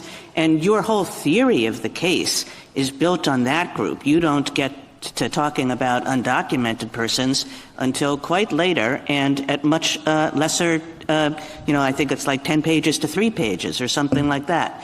So you can't really be going with Justice Alito's theory. You must be saying that there is a principle that developed, that was there at the time of the 14th Amendment. Isn't that right? We agree there's a principle there at the 14th Amendment. It is jurisdiction means allegiance, the allegiance of and this is very strongly reflected in the 19th century sources, the allegiance of an alien present in another country is determined by domicile. And that goes back to the Venus and the Pizarro. It goes through the Katza Affair in 1853. It comes right up to Fong Yui Ting and Lau Ao Bu that are decided shortly before Wong Kim Ark. So that's the principle. That principle clearly applies here. I also respectfully disagree with that. And I guess, Mr. General Sauer, where does this principle come from? Allegiance, domicile, allegiance, I think you point to a Lincoln funeral speech as your primary example of where this principle comes from. It's certainly not what we think of when we think of the word jurisdiction, and I appreciate. All right, so she's trying to make little of his briefs and it says you just are citing some Abraham Lincoln funeral speech. So John Sauer here says, okay, I'm gonna bring it. You're gonna criticize my sources? Here they are. That jurisdiction has many meanings, but the first meaning is like if you're subject to jurisdiction, you're subject to the authority of. One doesn't say, what that means is a certain kind of allegiance that domiciliaries have and nobody else does. So the text of the clause, I think, does not support you. I think you're sort of looking for some more technical, esoteric meaning. And then the question comes, okay, if the text doesn't support you, if there's a real history of people using it that way, but as far as I can tell, at the time of the 14th, you're using some pretty obscure sources to get to this concept. Well, I take it straight from the framers' mouths. So, for example, Senator Trumbull was asked, what does jurisdiction mean? He means subject to the jurisdiction. He said, what does that mean? He says it means not owing allegiance to anybody else. He is the principal framer of the Civil Rights Act of 1866. Representative Bigham, who's the framer of the 14th Amendment, is asked, what does it mean in the congressional record at page 1291? He says, within the jurisdiction of the United States of parents not owing allegiance to any foreign sovereignty. And we've cited many, many examples where the congressional debates reflect like that. Then you referred to the oration of George Bancroft. That's one of probably 16 sources, but there's at least 13, counting that one in the 12 treatises we cite at pages 26 to 28 of our brief. There is over a dozen sources that specifically address temporary sojourners. In the 5 decades after the enactment of the amendment, every single one of them says, well, temporary sojourners, their children are not included, including for 2 decades after Wong Kim Ark. I mean, based on that alone, it's an open and shut case. And so it really just comes down to who has an agenda, who wants America to be a country without borders, who wants America to essentially who wants America to cease to exist in 20 years, and who does not. That's really what it's about. I know that may sound like hyperbolic, or it may sound extreme or sensational, but which one of these justices wants America to exist 20, 30 years from now? Yeah. Yeah, and The one who understands domiciliaries. Yes. Yeah. Words that I'll use with my kids tonight at dinner. Domiciliary. Kids, if you guys want to be domiciliaries here anymore, you will eat your peas and corn. If you'd like to be domiciliaries tonight. Yes. You live in my domiciliary. You live by my rules. Put your head on the pillow in this domicile. Yeah. You want me to treat you like a foreign national? Sorry. Not. Do you want that? Yeah. Don't mean to just make jokes. No. This is You got serious stuff. it is. Because to your point, like our this grand experiment of America is being very quickly eroded by all of the mistakes and all the problems and all the issues that we've allowed over the last number of years. Yeah. Under the guise of everything wrong about looking at the the Statue of Liberty and letting that be, well, we've got to just let everybody in. We're a big place. There's plenty of room. No. You're diluting and very quickly what is a wonderful thing. And that's not obviously to say that there can be no legal immigration into this country, but what the vast majority and millions of illegal immigrants have brought to this country is not good. We've all seen the videos. Paul, Eric, you've seen them. You've seen videos of people who have worked hard for their United States citizenship. Right. Yep. And there are many people who are in here in this country illegally who have made attempts to try to become legal United States citizens. And those folks, I am more than willing to have a conversation about. No matter how you got here, and I'm specifically thinking of DACA, where kids had no chance, they had no choice on whether they were brought here. Their parents brought them here. We can have a different discussion about your parents. But if you are here and you are trying to become a United States citizen, a lot of these arrests, people are like, well, this person's been here for 30 years. Yeah, but did they do anything? Anything?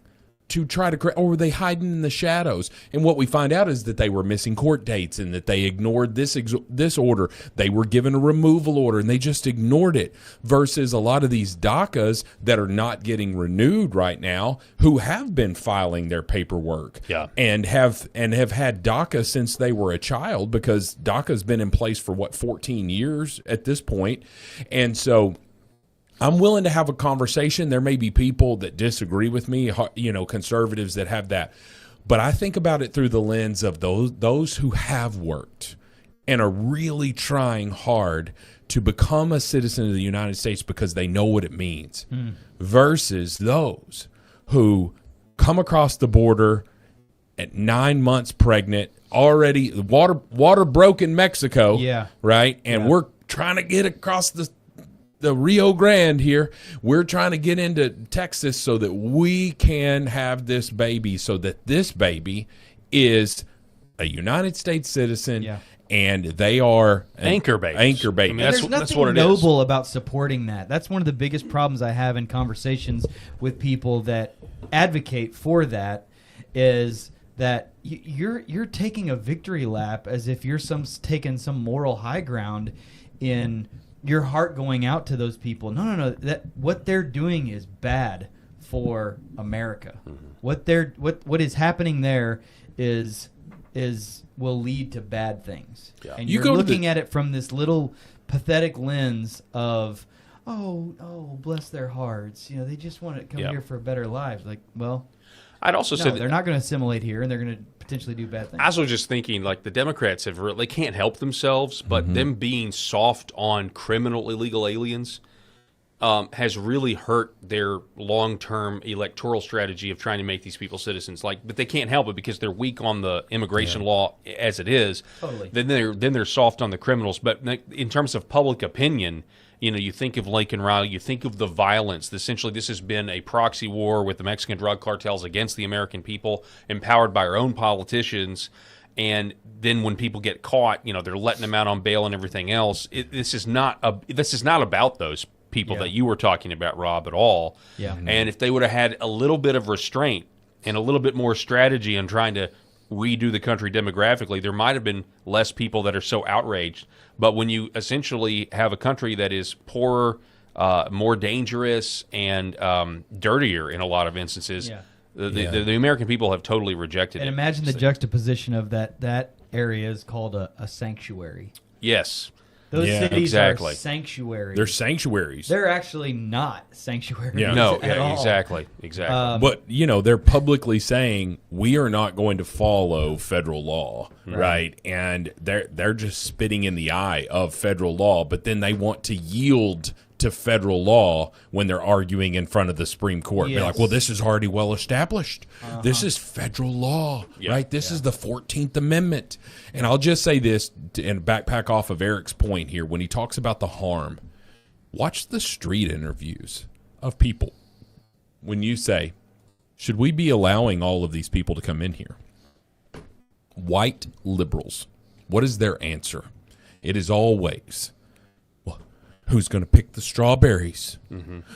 Who's going to be the housekeepers at the hotels? Yeah, it's a very who's going to take care of me? And I'm like, you racist pieces of trash. You don't realize how close you're just one step away from your origins as a Democrat, which was slave ownership. Cheap labor, which back then wasn't. I mean, people say free labor. They had to feed the slaves. They housed them. They clothed them, and all of that stuff. But there is nothing romantic about slavery whatsoever. It was an awful, awful part of our American history. Right. And you, as a liberal Democrat, especially those over the age of 50, you are one step. You are just one step above slave owners when you talk this bull crap about who's going to pick our crops, who's going to do our landscaping. Do you know how racist that crap is? It is ridiculous. And I can't forgive Democrats. They don't realize how racist they are, folks. And they want to call us the racist ones. Who formed the KKK? We all know it was the Democrat Party. Yeah, that's right. All right, we're going to take a quick break, okay, and reset here. Don't go anywhere. This is the Paul Herrell program. We can't do the show without you watching every single day. And we'll be back here in just a minute after 2 minutes. The other things that we're seeing, more and more use for is even vascular issues. So one of the mechanisms that red light, near-infrared light, or red VIVE works is stimulation of the mitochondria and stimulation of nitric oxide production. So when nitric oxide is released in cells, it vasodilates cells. It reduces inflammation. It moves blood. It brings blood flow to areas. So folks that have issues with ulcers or burns or wounds, it can help stimulate increased blood supply, and you need blood to heal. So that can open up different avenues for peripheral artery disease, for neuropathic pain syndromes. And so that's one of the other areas for nerve injury or nerve pain that we can leverage this type of medicine. For centuries, light has been used to heal.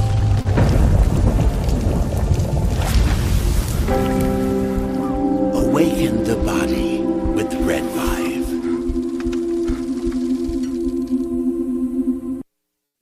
Behind every precious life, there was a choice.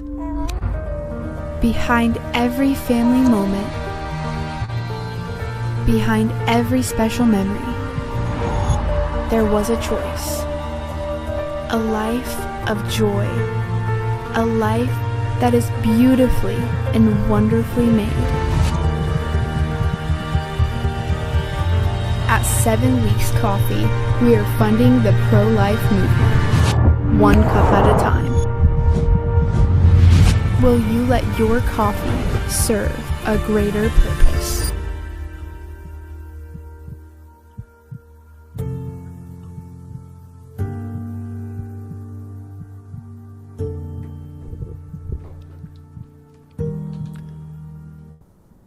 All right, welcome back to the program, ladies and gentlemen. Thanks so much for being with us. We're here on Lfa Tv, broadcasting live from Arkansas. Rob just left. I didn't know he was leaving that soon, but he had somewhere he needed to be. So no, he didn't go on this anti-Democrat rant and then get so upset that he launched through the ceiling. He's okay. I thought he was going to. Yeah, you thought he was, yeah. Yeah, he was on a roll. But we still got me and Eric here, and Cheers, everyone. We're having a good time. This is going to be a lot of fun. The interesting thing about we do have. Well, let's first talk about Brian Norris, because we do need to report that to our national audience as well as anybody listening in Arkansas. It was, I think, a lot of the grassroots were surprised at the outcome here in Arkansas. This big Secretary of State race, the results last night: Brian Norris losing by 938 votes to State Senator Kim Hammer for the Republican nomination for Secretary of State. So congrats to Kim Hammer. He goes on to face a Democrat and a Libertarian in the November election. It was grassroots versus the establishment. About 80,000 people turned out and voted in the runoff, which, runoffs are going to be low.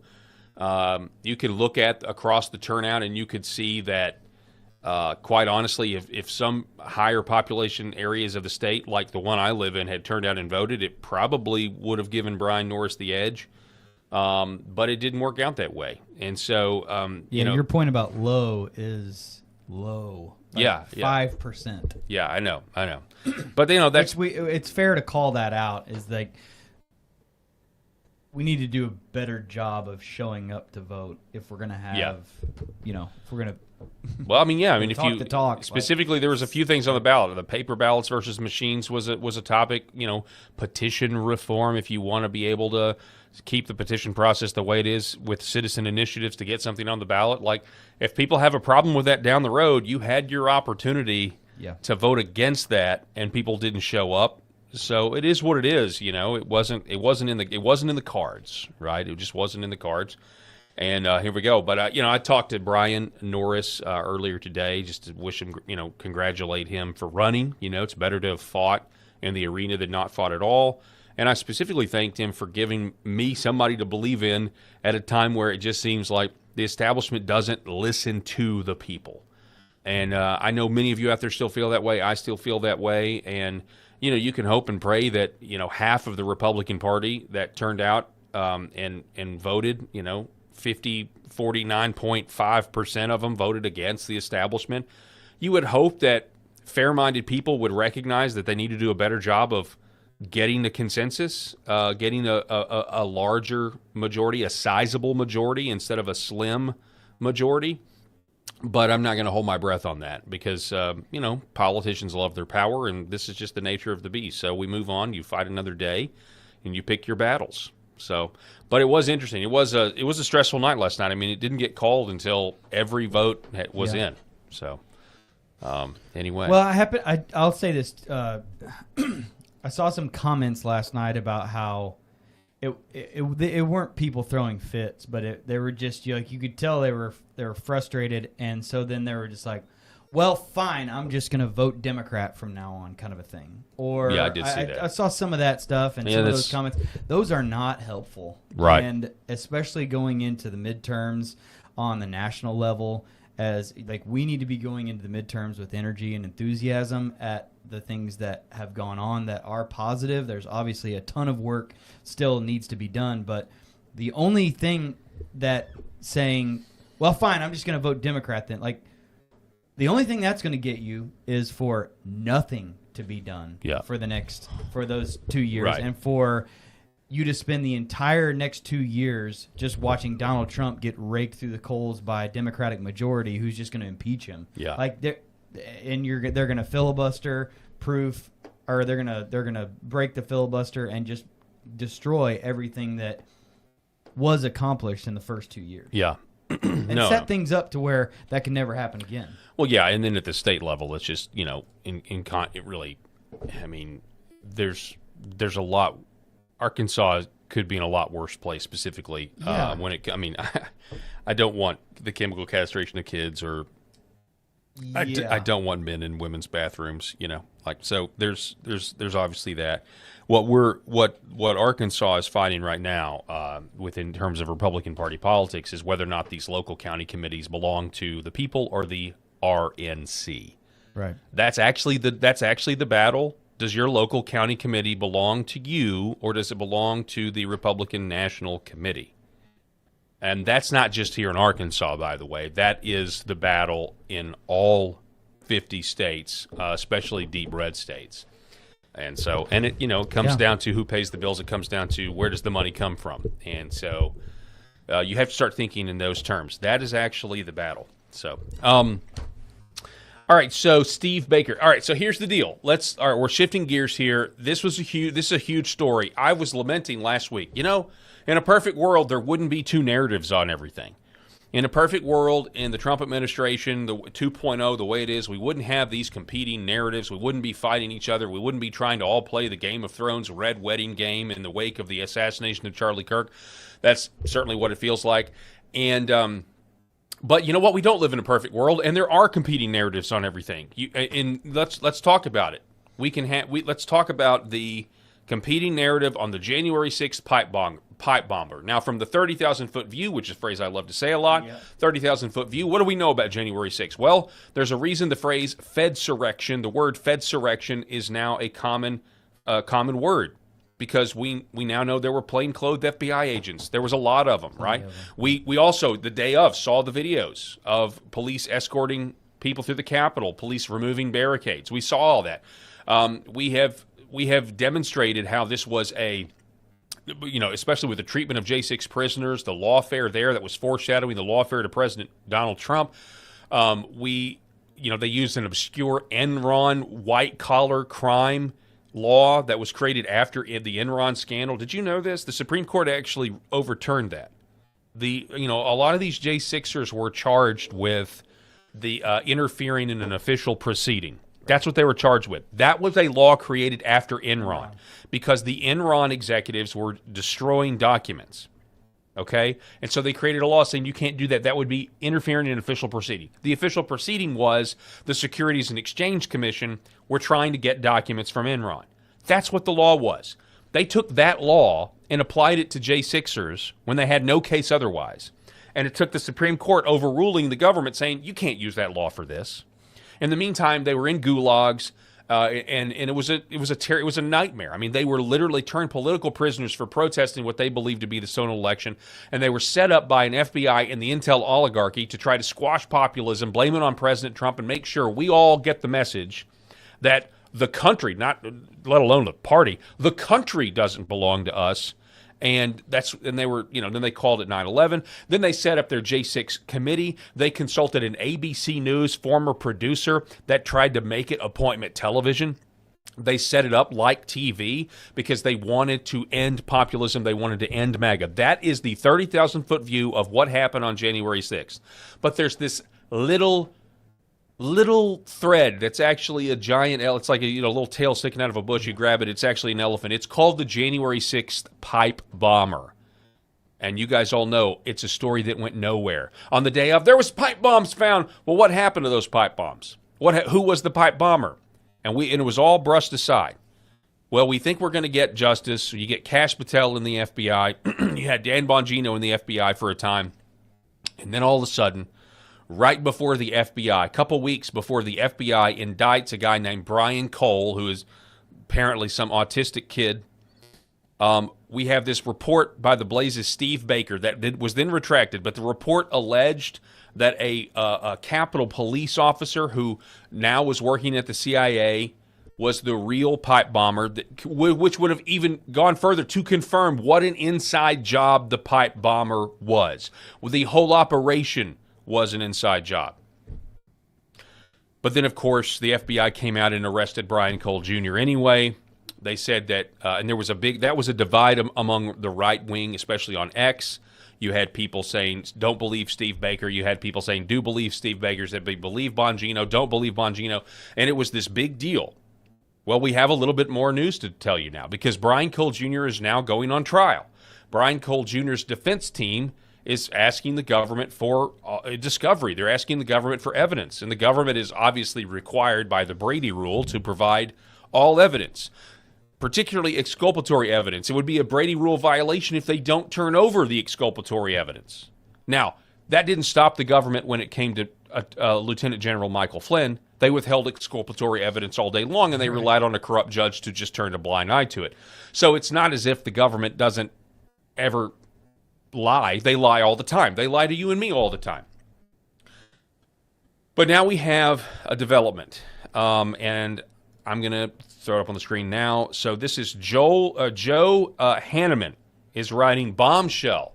Former Capitol Police Officer Shawnee Kirkhoff. Now, this is who Steve Baker alleged was the real pipe bomber based on gate analysis and everything else. Former Capitol Police Officer Shawnee Kirkhoff failed a November FBI polygraph test when asked if she placed pipe bombs on January 5th, 2021, a court filing states. So this is the court filing from the defense. It says this: Shawnee Kirkhoff was named a person of interest. So, by the way, this is the defense filing a court document to a judge. So this is not it could be a lie, but if it's a lie, you're submitting a lie to a court. And this is like a career ending. This would be a career ending or potential. You get disciplined for it if you were to do it. So, Shawnee Kirkhoff was named a person of interest in the January 5th through 6th, 2021 pipe bomb investigation. Now, that's a big deal. So she was on the FBI's radar in some capacity. Ms. Kirkhoff was a U.S. Capitol Police officer on January 6, 2021, and was present at the Capitol on that date. Ms. Kirkhoff now works for the Central Intelligence Agency. According to discovery produced by the government produced this in the discovery. They sent it to the defense, as is their responsibility. It says the FBI began investigating, questioning, and covertly surveilling Ms. Kirkhoff during the time it began investigating Mr. Cole, the defendant. On November 6th, 2025, this is November of last year, folks, Ms. Kirkhoff was interviewed by the FBI and took a polygraph examination. She was asked two relevant questions. Did you place those pipe bombs? And two, did you place those pipe bombs that evening? Ms. Kirkhoff failed the polygraph, according to Brian Cole's defense team. The FBI polygraph examiner noted Kirkhoff's, quote, very controlled reaction to the news of her failing the polygraph. And seemingly, hang on, let me get page 2 pulled up here.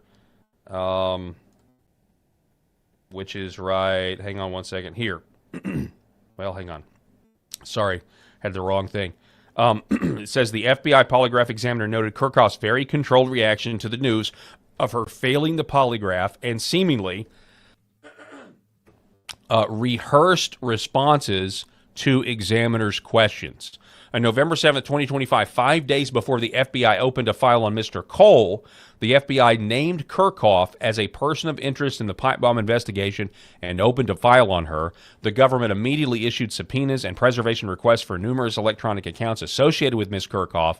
On November 12th, 2025, the same day the government officially opened its investigation into Mr. Cole, FBI agents attempted to question Ms. Kirkhoff and Mr. Dickert at her residence. The next day, the FBI interviewed Ms. Kirkhoff's dog walker. The following day, Ms. Kirkhoff and her boyfriend, Daniel Dickert, also Capitol Police officer, were interviewed together. Anyway, here's the deal. I'm not jumping. I'm not saying that this is conclusive or anything. But what I am saying is the fact that she was a suspect is a big deal. Because we were told we were all crazy for thinking and believing Steve Baker's reporting. Which is why Steve Baker is saying to all those who have criticized and attacked me these last 5 months, I forgive you. I do not forgive Bongino or Kash Patel, and I demand Patel's dismissal immediately. Lots more to come. Now, so this is a week after Steve Baker went on a lot of media publications and were talking about how they were trying to use him and frame him to try in his sources in DNI, because this is the thing. Steve Baker says he did not go to the FBI with his evidence. He went to DNI because he didn't trust the FBI. And now my question is this. Did Kash Patel, because the FBI is loaded with corrupt people, my question is this. Did Kash Patel or Dan Bongino know that this lady who now works at the CIA failed a polygraph test? Now, I know polygraph tests are not a slam dunk. I know that. I get it. But the fact that she was a suspect when we were told we were all crazy for thinking it, and now you can hear there are whispers around there that there are people in the government that think that Brian Colt is like not even close to the right guy. And by the way, if you look at the videotape, again, believe your own eyes. Like I don't think the person in the videotape and Brian Cole Jr. look anything alike at all. No. Now that doesn't mean that it's 100% this Kirchhoff lady, but she certainly matches it a lot closer than Brian Cole does. I mean, I've seen the tape, you know, like right. I mean, isn't that what you can say now to people? I've seen the tape. I've seen the tape. He killed himself, right? So, just my 2 cents on this. I wish in a perfect world there weren't two narratives that we have to compete with and allegations, but this is significant because, and I feel for Steve Baker because I've been watching his interviews and I've been keeping my mouth shut. But you know what? It just my gut says I try to look for who I think is genuine. I can be fooled just like anybody else, but I just feel like Steve Baker seems to be a genuine guy. And I know that saying that in the context of journalists on the right, because nobody is perfect, but that's just kind of the way I feel. Did you hear about this news? No, this is the first I'm hearing about it. All right, well let me give you something else. But I would definitely agree that this is kind of bombshell stuff. It's bombshell stuff, and it totally makes if it's true. I mean, first of all, well let me get into this because this is a lot of okay. So now we enter into some speculation, but this guy named Viva Frey has an interesting take. He says, I don't often use the word bombshell, but this right here is a bombshell, and I don't think people yet appreciate the significance of it. The government produced discovery to Brian Cole Jr.'s defense attorneys. Brian Cole Jr. is the accused planner of the pipe bomb, who many believe to be a patsy. I am one of those people who believe he's a total patsy. The government just provided discovery. I mean, the difference, you do have to acknowledge, let's just take a step back for a second. You have to acknowledge, if it's Brian Cole Jr., they found him, they got him, great. If it's the girl, then the intel, I mean, then you have black and white proof that the intel community are a bunch of traitors. Yeah. I mean, you know, you're talking about, again, I believe that the FBI should have been totally abolished at the very beginning of Trump 2.0. I think it should have been totally disbanded. And replaced with what? Something else. I don't know. We've talked about it. Was it you that talked about U.S. Marshals, or Rob's talked about the U.S. Marshals and having state offices? Something. But it should have been completely abandoned. Anyway, it goes on. The government just provided discovery to Cole's defense team, which alleges that on November 6th, Kirchhoff was subject to a polygraph and failed. She was allegedly asked 2 questions. Did you place those pipe bombs? And did you place the pipe bombs that evening? She failed the polygraph, according to the defense.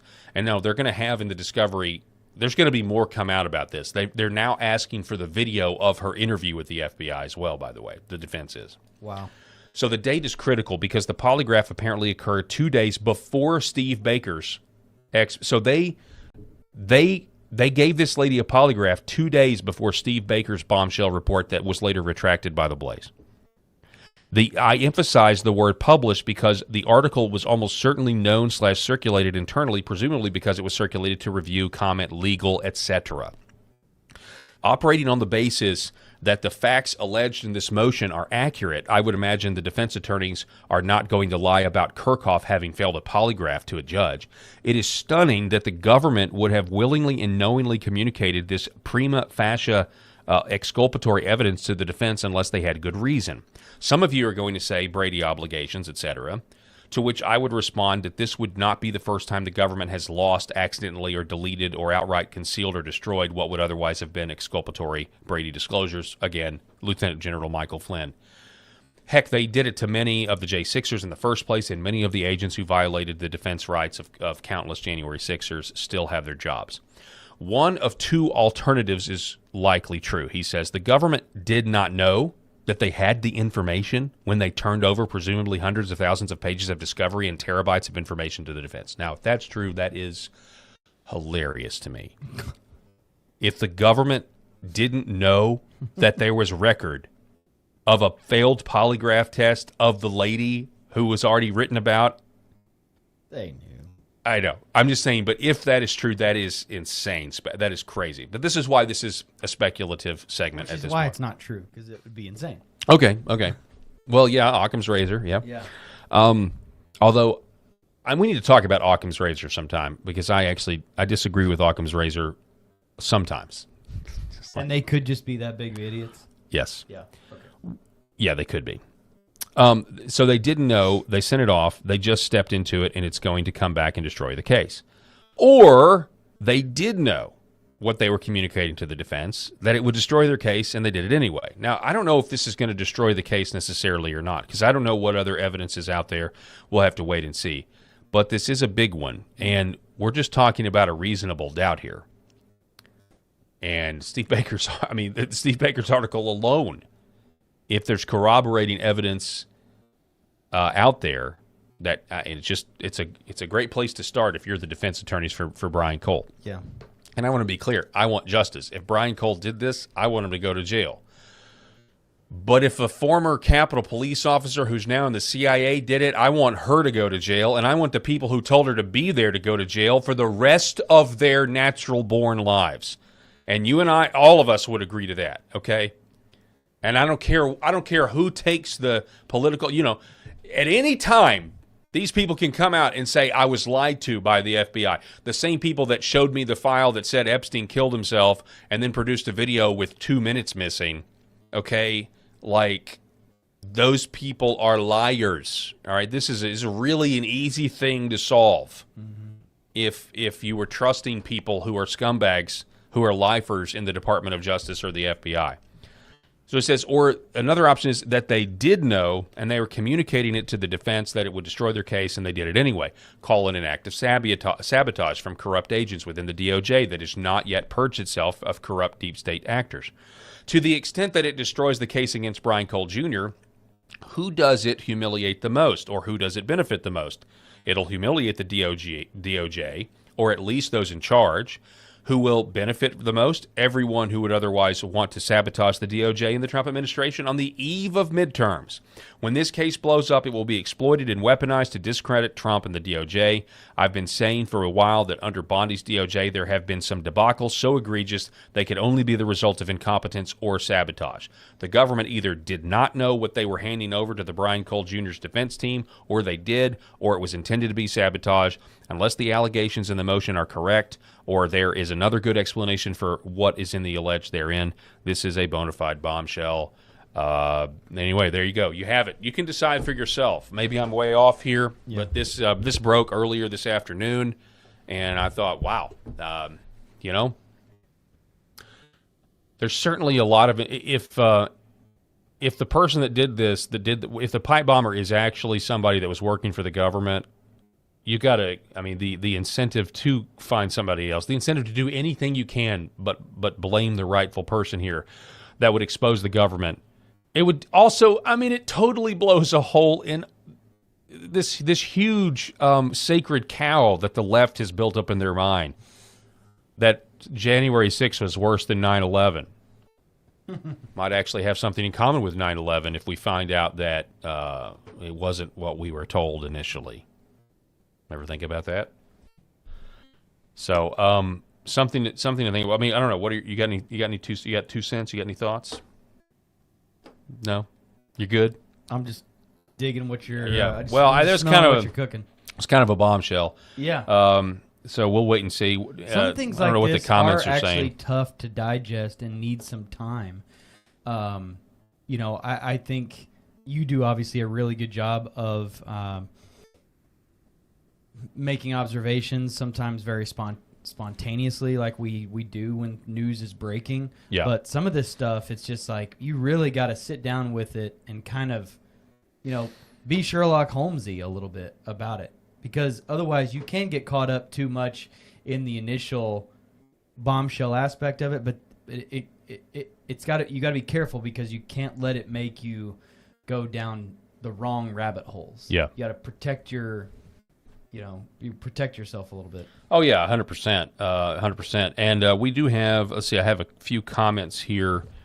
We got Amy CM 1019 writing, the pipe bomber was not some random autistic kid. Get real. Yeah, I mean, it doesn't pass the smell test to me either, Amy. And I appreciate your comment on LFA TV on Rumble. But we don't know for sure, right? It very much, I mean, it could be. There's a possibility that that's the case.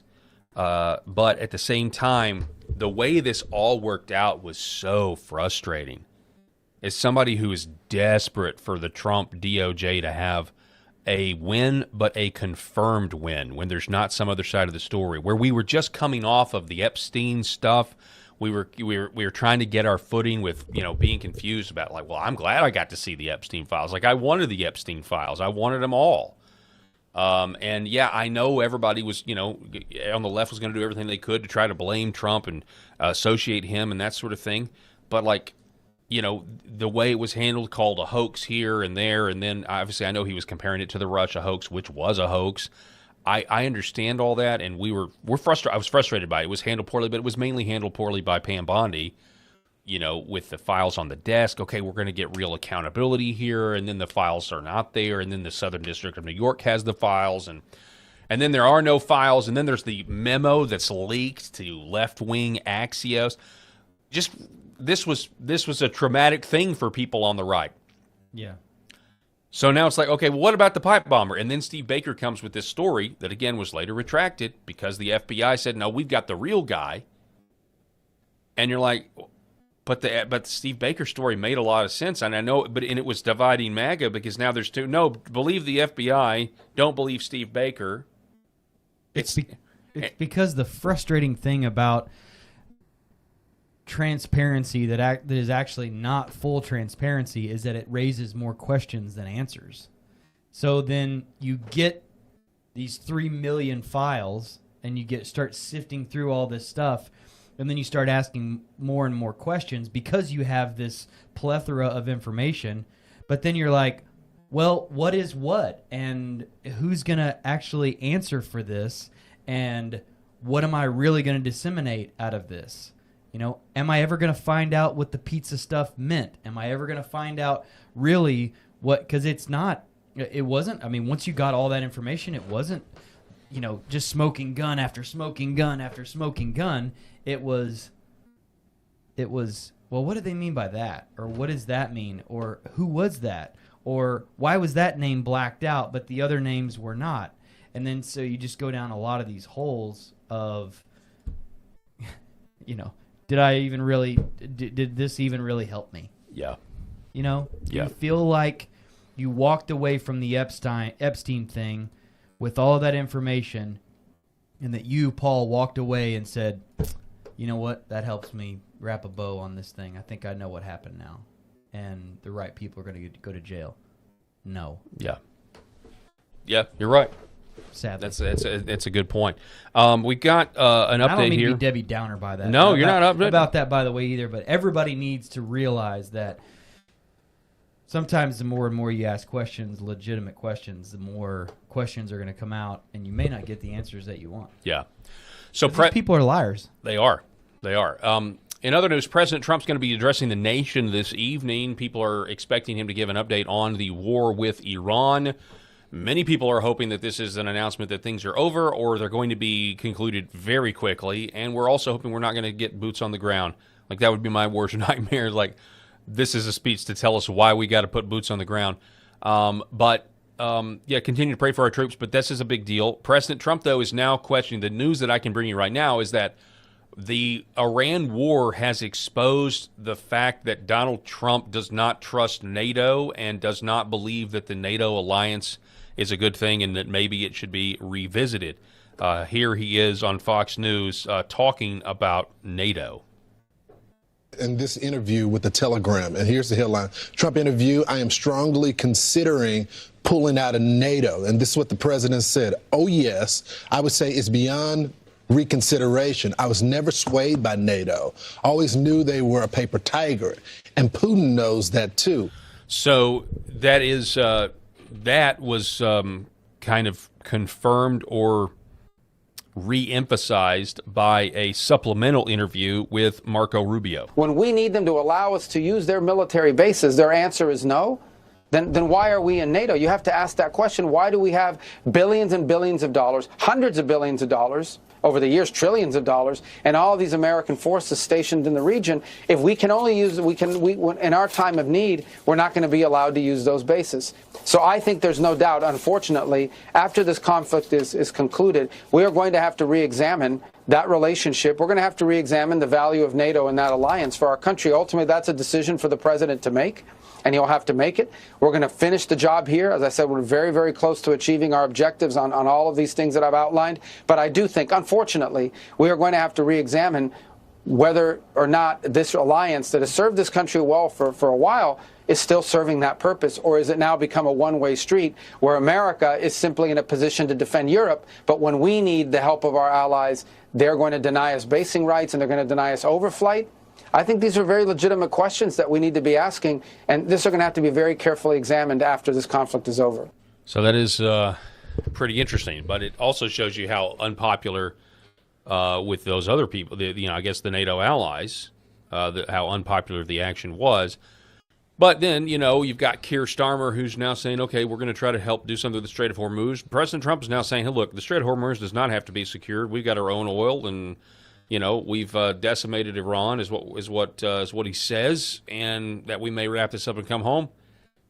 Again, folks, I can't keep up with this or that, and honestly, we're not going to really know till the dust settles what all has gone on in the last 4 to 6 weeks. That's the honest truth. Yeah. Because the media lies, and Yes. you can't trust the media on domestic issues, to tell you the truth. So you certainly can't trust them on foreign policy. It's like insane. Like, it's so dumb. It's so dumb, it's laughable at this point. Yeah, and then there's the whole AI question. Zero expectations of getting the information that we deserve. So isn't that sad? I just don't want a forever war. I didn't want a forever war when I voted. I don't want a forever war now. So if we don't have a forever war, consider me relieved. Okay. I don't like walking up to the line of a forever war either. I'll just hopefully help you in this and that. I think Trump agrees with you. I do too. Okay. So I do too. I think that he's very much in control. Although sometimes we question that a little bit because we know there are bad actors around him. There always have been. There always will be. But I will say that I firmly agree that, or I firmly believe that President Trump agrees with what you just said. Well, we'll find out tonight. And everybody, all the others that are in that group, other than our boy Lindsey. Yeah. And some of his ilk. Perfect segue. Perfect segue. No way! I did not. That was not planned. No, perfect that was segue. Not planned at all. It is. It's time, folks. It's time for Graham Watch. Let's go. Here we go. Senator Lindsey Graham loves New Wars. This segment is called Graham Watch, and it's dedicated to him. We see you, Lady G.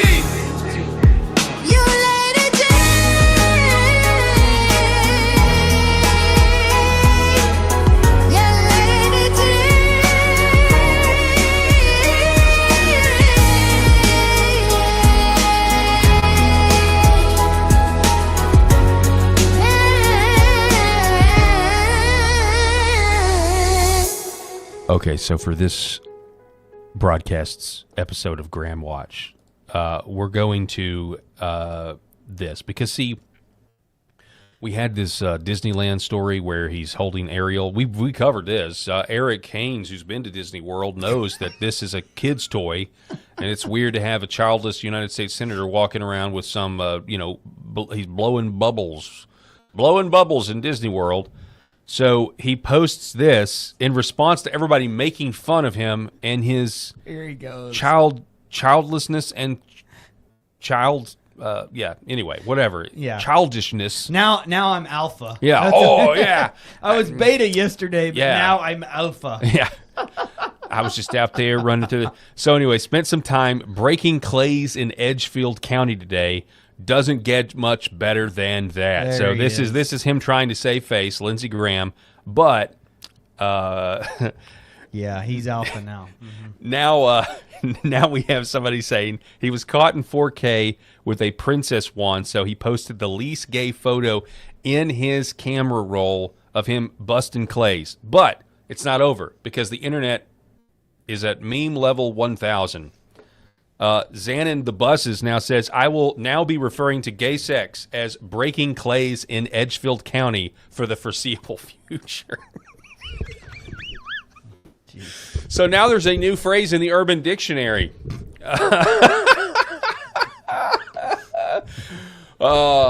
Man. Bless his heart. Bless his heart, again, Lindsey Graham. And also, weirdly enough, The Hill reporting that Graham is telling Trump to wind down the Iran war.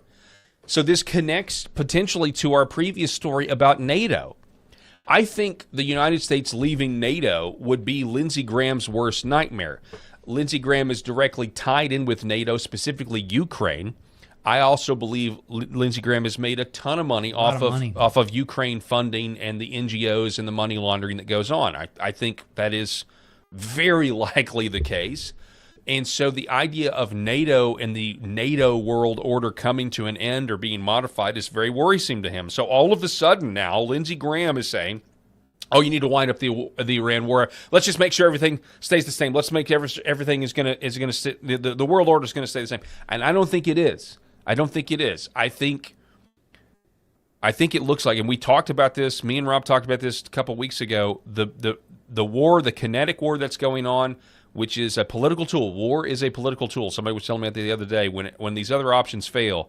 But war is also an excuse to change things that you otherwise wouldn't be able to change with political means, because once war breaks out, the political conversation is over. And so there's potentially some massive financial shifts going on where you have the optics of Silicon Valley. A lot of people think that, or not a lot of people, but some people think that the war in Iran is also a chance for Silicon Valley to go to war with Wall Street old money and the money laundering apparatus that was or is or no longer is Iran, and the oil deals that are under the table are now going to hurt old school financial institutions.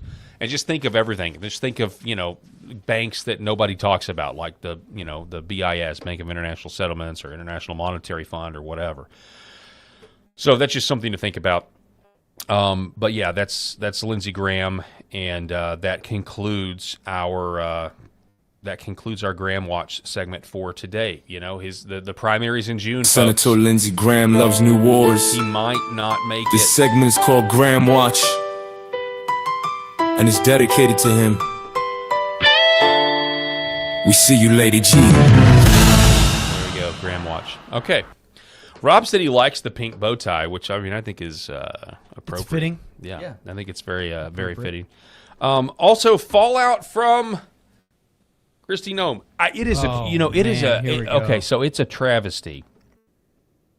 To me, it's an absolute travesty that Rob Spencer had to leave before we got to revisit the story that I know he wanted to talk about.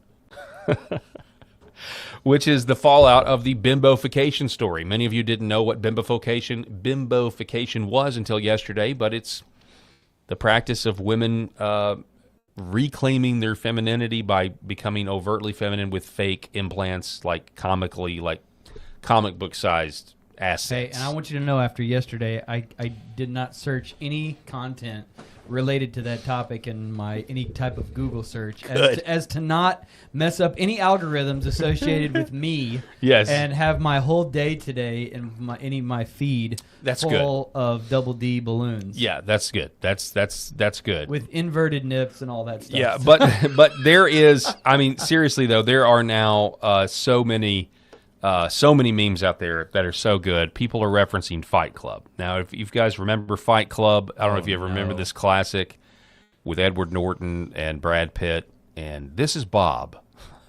He had gynecomastia. Right? Literally nobody. Kristi Noem's husband. That was Meatloaf, by the way. That was Meatloaf. Yeah, That's Meatloaf. That's Meatloaf. Okay, so he's wearing prosthetics for the movie. For the movie. Yeah. For the movie. Yeah. That is Meatloaf, though. To be clear. Oh man, the memes were they write themselves. I've seen so many of them. I've seen. Edward Norton. Yeah, Okay. I know. It was like that's when he's in the support room. By the way, the movie Fight Club. We should do a deep dive on that. What an incredible movie that was about credit card debt. Because if you interesting how that one ended. Yeah, I mean it was only possible. When did that movie come out? Was it in the 90s, the late 90s? Yeah, because a lot of that was Y2K. Y2K. Yeah, related that's right. buzz. So that movie only made sense then Yeah. when you didn't have the internet the way we have now. Because back then it was possible, and it may not have been true back then, but back then it was at least conceivable that if you destroyed the skyscraper buildings of all of the major credit card companies at once, that everyone's debt would be wiped away because all of the files would be gone. Right. Whereas now that would never be the case. You could destroy the physical locations of these companies, and all of our debt is still going to be right there in the cloud waiting for us. Oh yeah. But it is an interesting film. I mean, going back and looking. I mean, I haven't watched. I can't tell you the last time I watched it. I just know it's about the very end. You know, it's such a. You're so involved in the psychological thriller of it all, of this guy. Spoiler alert, that has multiple personalities. But then at the very end, you're like, oh, they're doing all of this to wipe away the people's debt and basically go against all the corporations. And what's interesting is that used to be such a leftist thing. It was such a leftist idea, and that's why it came out of Hollywood. Mm-hmm. Or came out of that. I don't know if it was Fight Club an independent film, because people hated it at first. I think the critics hated it. I think it got booed at one of the independent film festivals, and Brad Pitt allegedly said, that's the best thing. That's the best work I ever did. And again, it's not a kid friendly movie or anything like that. But the idea of being anti-corporation was a leftist idea back then, right? And they were also anti-war back then. And now there are people on the right and the left, more so on the right though, that are anti-corporation, and they see the danger of these giant corporations. And it's not the danger of the corporations themselves. It's that the fact that they're really not private. Like we have like low key. It's like they're all being subverted by the government. There are all these major corporations that control our lives in ways that, like, we're consuming their products or their services, have all been subverted by the Intel oligarchy. Yeah. And so that's why a lot of people on the right are skeptical of them. Not to mention, we just went through 10 years of them telling us that being gay is good, and that and if we don't want all of our kids to be gay, then we're evil. All the corporations told us that for 10 years. So that's another reason why we don't like these corporations, because they were infected by the people who own stock and shares of BlackRock and Vanguard. I don't know. It's just an observation. So that whole era, too, of the late 90s was a big revolt and a big rebellion from a lot of things. And I think coming out of that, I remember being in school at the time, and there was a big "What would Tyler Durden do?" Oh, really? segment. Everybody thought about that. Well, what would Tyler Durden do? That was Brad Pitt's character. Yeah, punch himself in the face in that movie. So blame his everyone boss. felt like, am I Edward Norton or am I Brad Pitt? And do I have someone like Brad Pitt inside of me? Do I have a Tyler Durden inside of me that can help me break free from the chains of this hamster wheel society plot that I'm in? Getting back to our conversation the other day. It's so funny, though. Yeah. The idea that compared to now, we were on a hamster wheel back then, which we were, but it wasn't near what it is now. I mean, it's ridiculous now. Yeah. I mean, just the cell phone alone. I mean, people can't handle it. In 1999, I had a Nokia brick cell phone playing Snake that cost $2.99 per minute on peak minutes. Remember peak minutes? I don't versus remember off-peak time. I don't remember that. Like, no. After whatever minute plan you got from AT&T or Verizon, you'd have like peak minutes, which those minutes were super expensive. But if you waited till after 9 o'clock, those were off-peak minutes, and you could just start firing away phone calls on your Nokia 8200. Cell phone you said Verizon. Sorry, I'm aging myself. You said Verizon, but what you should have said was Singular. Yeah, Singular. And That's right. Alltel. That's exactly right. Because there was I had a Singular plan before I had an AT&T. Yeah, that's right. There was Singular or there was Alltel. You're right. And that was it. Yeah. At least in Arkansas, that was it. Other people might have had other services, but it's crazy. Yeah, you're exactly right. I mean, how wild to think about where we've come from. Yep. The Tyler Durden era. I know. Of Fight Club. But I think probably the best meme, and this, I don't know what's going to happen with this with YouTube. I'm going to try my best. Oh, no. So the last thing with Kristi Noem, and this is the best Kristi Noem fallout of her husband's leaked photos that is out there. And for those of you who've been watching the show for any amount of time, you know that Eric and I and Rob are Seinfeld people. Totally. Eric and I specifically can quote these episodes because I've seen them 100 times. But there is this episode where, unfortunately, George saw his father with his shirt off, and this is the episode that precedes, the bro or the man's ear, where they're like, hey, maybe we should go into the business of creating bras for dudes, old dudes with Kramer's the best. Yeah. Right? So there's this 30-second clip. So Kristi Noem, after seeing her husband's leaked photos. Yeah, and? Tell him, Kramer. He had breasts. Yeah. There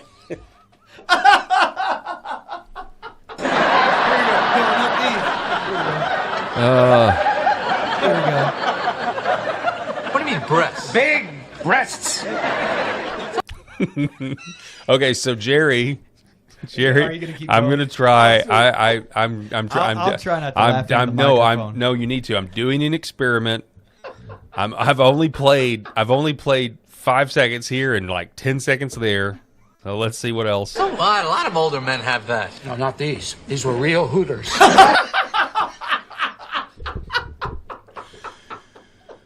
That's all I'm going to risk. No, not these. Those are real hooters. Anyway, the jokes write themselves with this, folks. They absolutely write themselves, and it's pretty good stuff. Okay. Well, I mean, when his mom comes into the house when they're making the man's ear, bro. Yes. And they're just Saul's kind of like dancing with it. That's one of the greatest scenes ever. Mm-hmm. She walks in. Oh my God. And then the last thing that we have for you here is Tulsi Gabbard. Earlier today, Tulsi Gabbard released this video of what it's been like working for President Trump the last year. And she talked about the positive results. Pledged to the American people that his administration would confront our nation's greatest challenges head on, and enacting his America First agenda focused on keeping America safe, secure, and free. As Director of National Intelligence, we have been and will continue to be focused on that mandate, ensuring the security of our nation and protecting the constitutional rights and civil liberties every American is guaranteed. And President Trump has already taken historic action immediately to secure our borders in record time and designated several cartels as foreign terrorist organizations, a move that has empowered our National Counterterrorism Center here at ODNI to deploy over 2 decades of counterterrorism expertise towards detecting and deterring cartels and gangs like never before. In just 1 year, this designation by President Trump prevented more than 10,000 individuals with direct ties to narco-terrorism from accessing our country. We work very closely with our partners at the federal, state, and local level. We've assisted them in the apprehensions of several cartel terrorists, including a Sinaloa cartel boss known as El Pato. who allegedly led a vast network of drug trafficking, extortion, kidnapping, and murder. Another example is a CJNG-affiliated baby stuff. trafficker called La Diablo. She goes on and lists this, and the reason I thought this was good is because it is bringing the focus back here domestically to what we are facing, and I think it's great that that's where she's focused. Now, she also talked about the MLK and JFK file release, but then she said this, Eric. 1 million government documents in a single year. We exposed the Russia collusion hoax, this fabricated so-called intelligence engineered by the Obama administration to orchestrate what was essentially a coup, using lawfare manufactured investigations. And then I know it's so good that I said it's so good that she says it. And we now have Michael Schellenberger reporting to Cuomo, USAID and CIA regime change operation on American soil allegedly tried to overthrow Trump. We'll maybe cover this if we have time tomorrow, but I know that we're running out of time. But what do you think of Tulsi Gabbard, real quick, Eric? I thought that was good. Absolutely incredible. She's fantastic. Yeah, I know.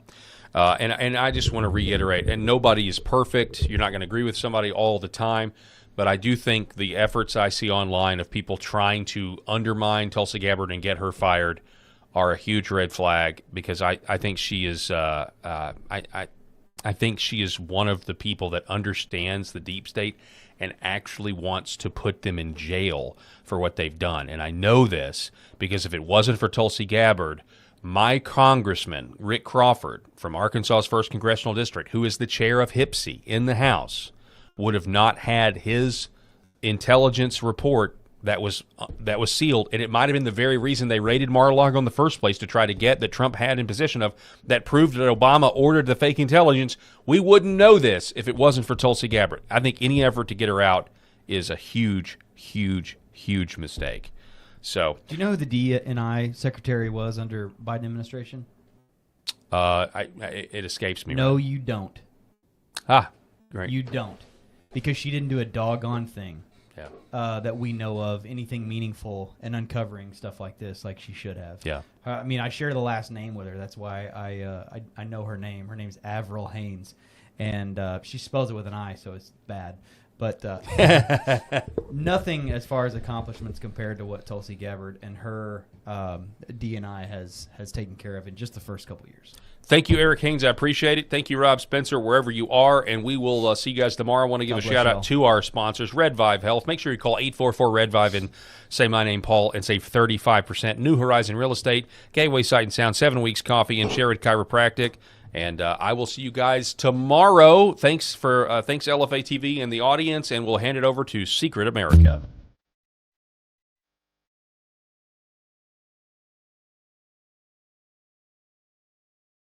The Paul Herrell Program.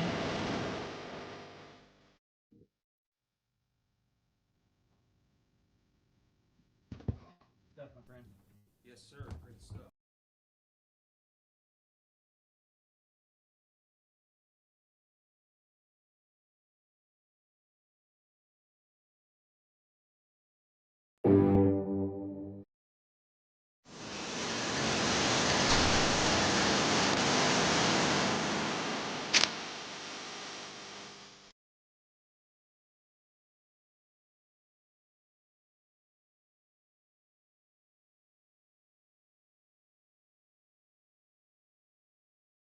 This is Secret America.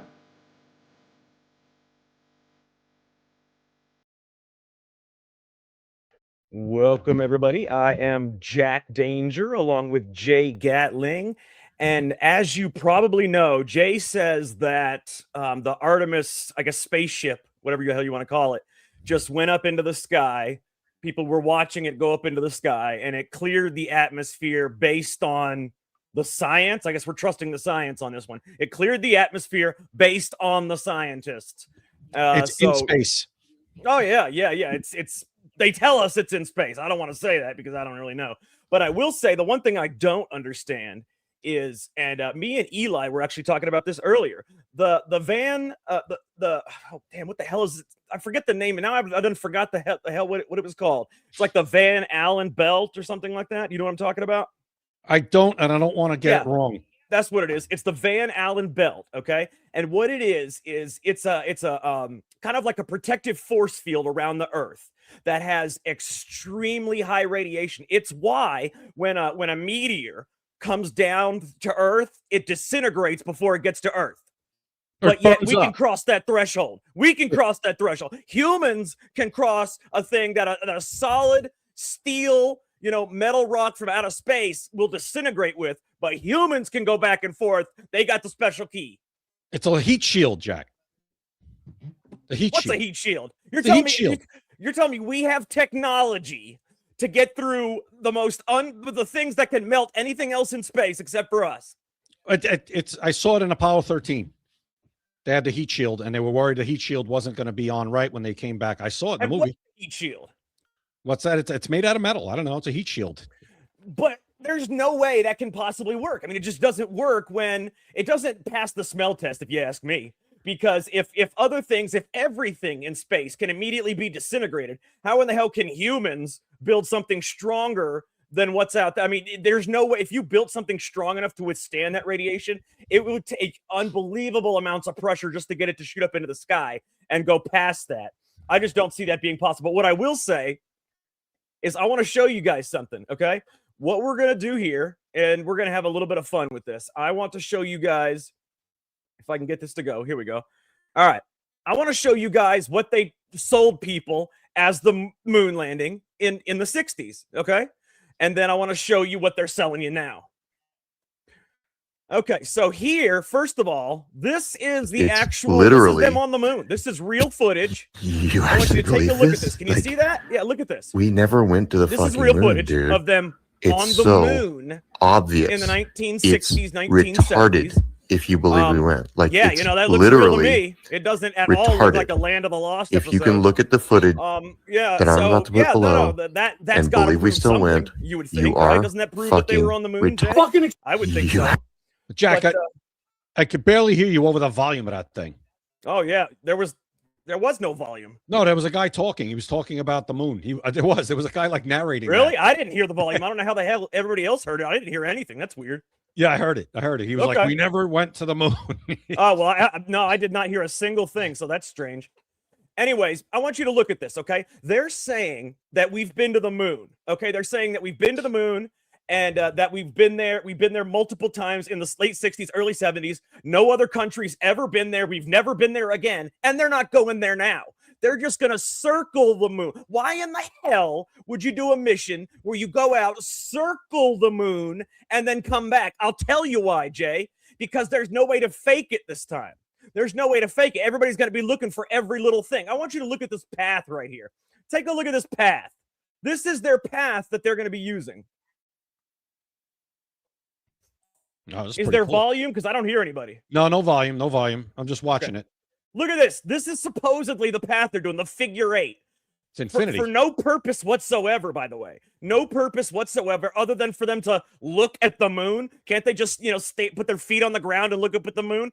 I'm telling you, not only have they never been to the moon, but they're not going now. Oh, they better go. They better go. Even if let's say this was real, Jay. Let's say this was 100% real. They're still not stopping on the moon. They're just going around it. Yeah, they're flying around it. Yeah, what's the point? I would like to see the flag that's on there. I heard it got bleached by the sun. I want to see the camera crew that's on there. Because apparently they left a camera crew back there in the 60s. I want to see if they're still alive. I want to see if it's like The Martian and you got Matt Damon out there growing potatoes out of poop. I want to see that. Did you just make a movie reference? Oh yeah. All right, then I get free movie references throughout this show now. Per episode though. Jack, no, listen. That's how I am. That's how my life is formed. It says good evening, everyone. Listen, that's my message. You sent it to me only. I did? Oh, yeah. I'm sorry, everybody. I meant good evening to everybody. You know what? Now I got to send it to everybody. Good evening, That was funny. everyone. Ready? Here we go. That was funny. Well, Jack, I said good evening to you too. So there you go. Yeah, I appreciate that. Hope you're having a good evening. But Jack, since you used the movie reference, you know that's how I form my life. My life is based around movie references. Oh, there, I hear Hey, that sound. was a good stop. Those wheels just locked. Mark Where the hell off. are you guys here? Why can't I hear you? They want I hear 4 it. minutes for it, John. Yeah, I hear it's loud too. Goes a minute 5. This is a strange occurrence. I don't know why the hell I can't hear anything. Let me try this again because this is pissing me off. They need to do it twice more. No, You don't hear I it? hear it. Yeah, it's All right, loud. whatever. I don't hear And it. it's very loud. I'm sorry. There's no way for me to tell. Can you, You just know hit how it without- loud it can you is or play- what it is. Can you play it without sound? Yeah, I can mute it. Yeah. Yeah, just mute Again, it. though, I'm not going to be able to tell if it's muted, but I I'll can. tell I you. can. Well, actually, hang The on. crater hang on. that starts bouncing. There you go. There you go. Yeah, no sound. Well, look at Yeah, this. we- You're telling me this? They did this? They brought a go-kart to the moon. Is that what you're telling me? I want one of those. You're telling me this was on the moon, this thing right here. This is them driving on the moon. That's what you're telling me. I like the satellite dish on there, Jack. Is that DirecTV? I On think that- so. I think. But see, this to me makes no sense. It makes no sense whatsoever. You're telling me though, Jay, in the 60s, these men went to the moon. In the 70s, no other country has ever been there, ever in the history of the world. Soviet Union tried for decades and could not get to the moon. China has not been to the moon. But you're telling me we went to the moon in the 60s and still can't get there now. It's a crock of shit, man. That's the part to me that always perplexed me personally before I even delved into the other stuff. Was why have we never gone back when, especially with this whole climate rage and the earth is, which we can't live here anymore, we're destroying it. You would have thought that the first thing these people would have, now there's sound. You would have thought that the first people that the first thing these people would have wanted to do would be to find another place where people could live so we could save the earth. We've never been back. That's what always perplexed me. It made no sense to me with all the technology we have now that we never went back. Well, I want to show you this. This is exactly how they faked the moon landing, okay? This is the NASA Space Studio. This is back in the 60s, too. This is not now that I'm showing you this. That space studio that you see at the top, this is how they faked the moon landing, okay? I'm going to show you this, and I want to tell you that, first of all, I don't see how people could believe that, I don't care what kind of scientific answer they give you, how back in the 1960s when you had rotary landlines, you're going to tell me that the president called the moon, first of all. Second of all, you're going to tell me they could broadcast live television from the moon in the 1960s. They could broadcast live television from the moon in the 1960s. That's what you're telling me also. And then you're also going to try and tell me, so what happened was, I'll tell you exactly why they faked it, okay? What happened was Kennedy backed the U.S. into a corner. He said, we are going to get to the moon by the end of the decade. And with the space race heating up and it being the end of the decade, literally, they had to fake it. There was no other choice. Kennedy backed the U.S. into a corner, and we had to beat the Soviet Union. But let me ask you, Jay, the Soviet Union, even 20, 30 years after, still hadn't been to the moon. It's not real, man. It's not real. Yeah, you would think that after we quote unquote beat them, that they would want to do something even more amazing. Maybe go to the moon and build a house. I don't know. Oh, yeah, go to Mars and build. They can't transverse the atmosphere. It's bullshit. Listen. Oh, by the way, I like this. I'm sorry to interrupt you, Jay, but he said with no delay, and he's right. There was no delay on the live television from the moon to your TV in 1969. And meanwhile, I have my internet go out how many times per show where I lose my internet for a second in 2026? So I can't hear sound, Jay. For some reason, I'm not hearing it. So I'm going to play this. If it's too loud, let me know. Okay, I'll turn it down. But I want you guys to see this real quick.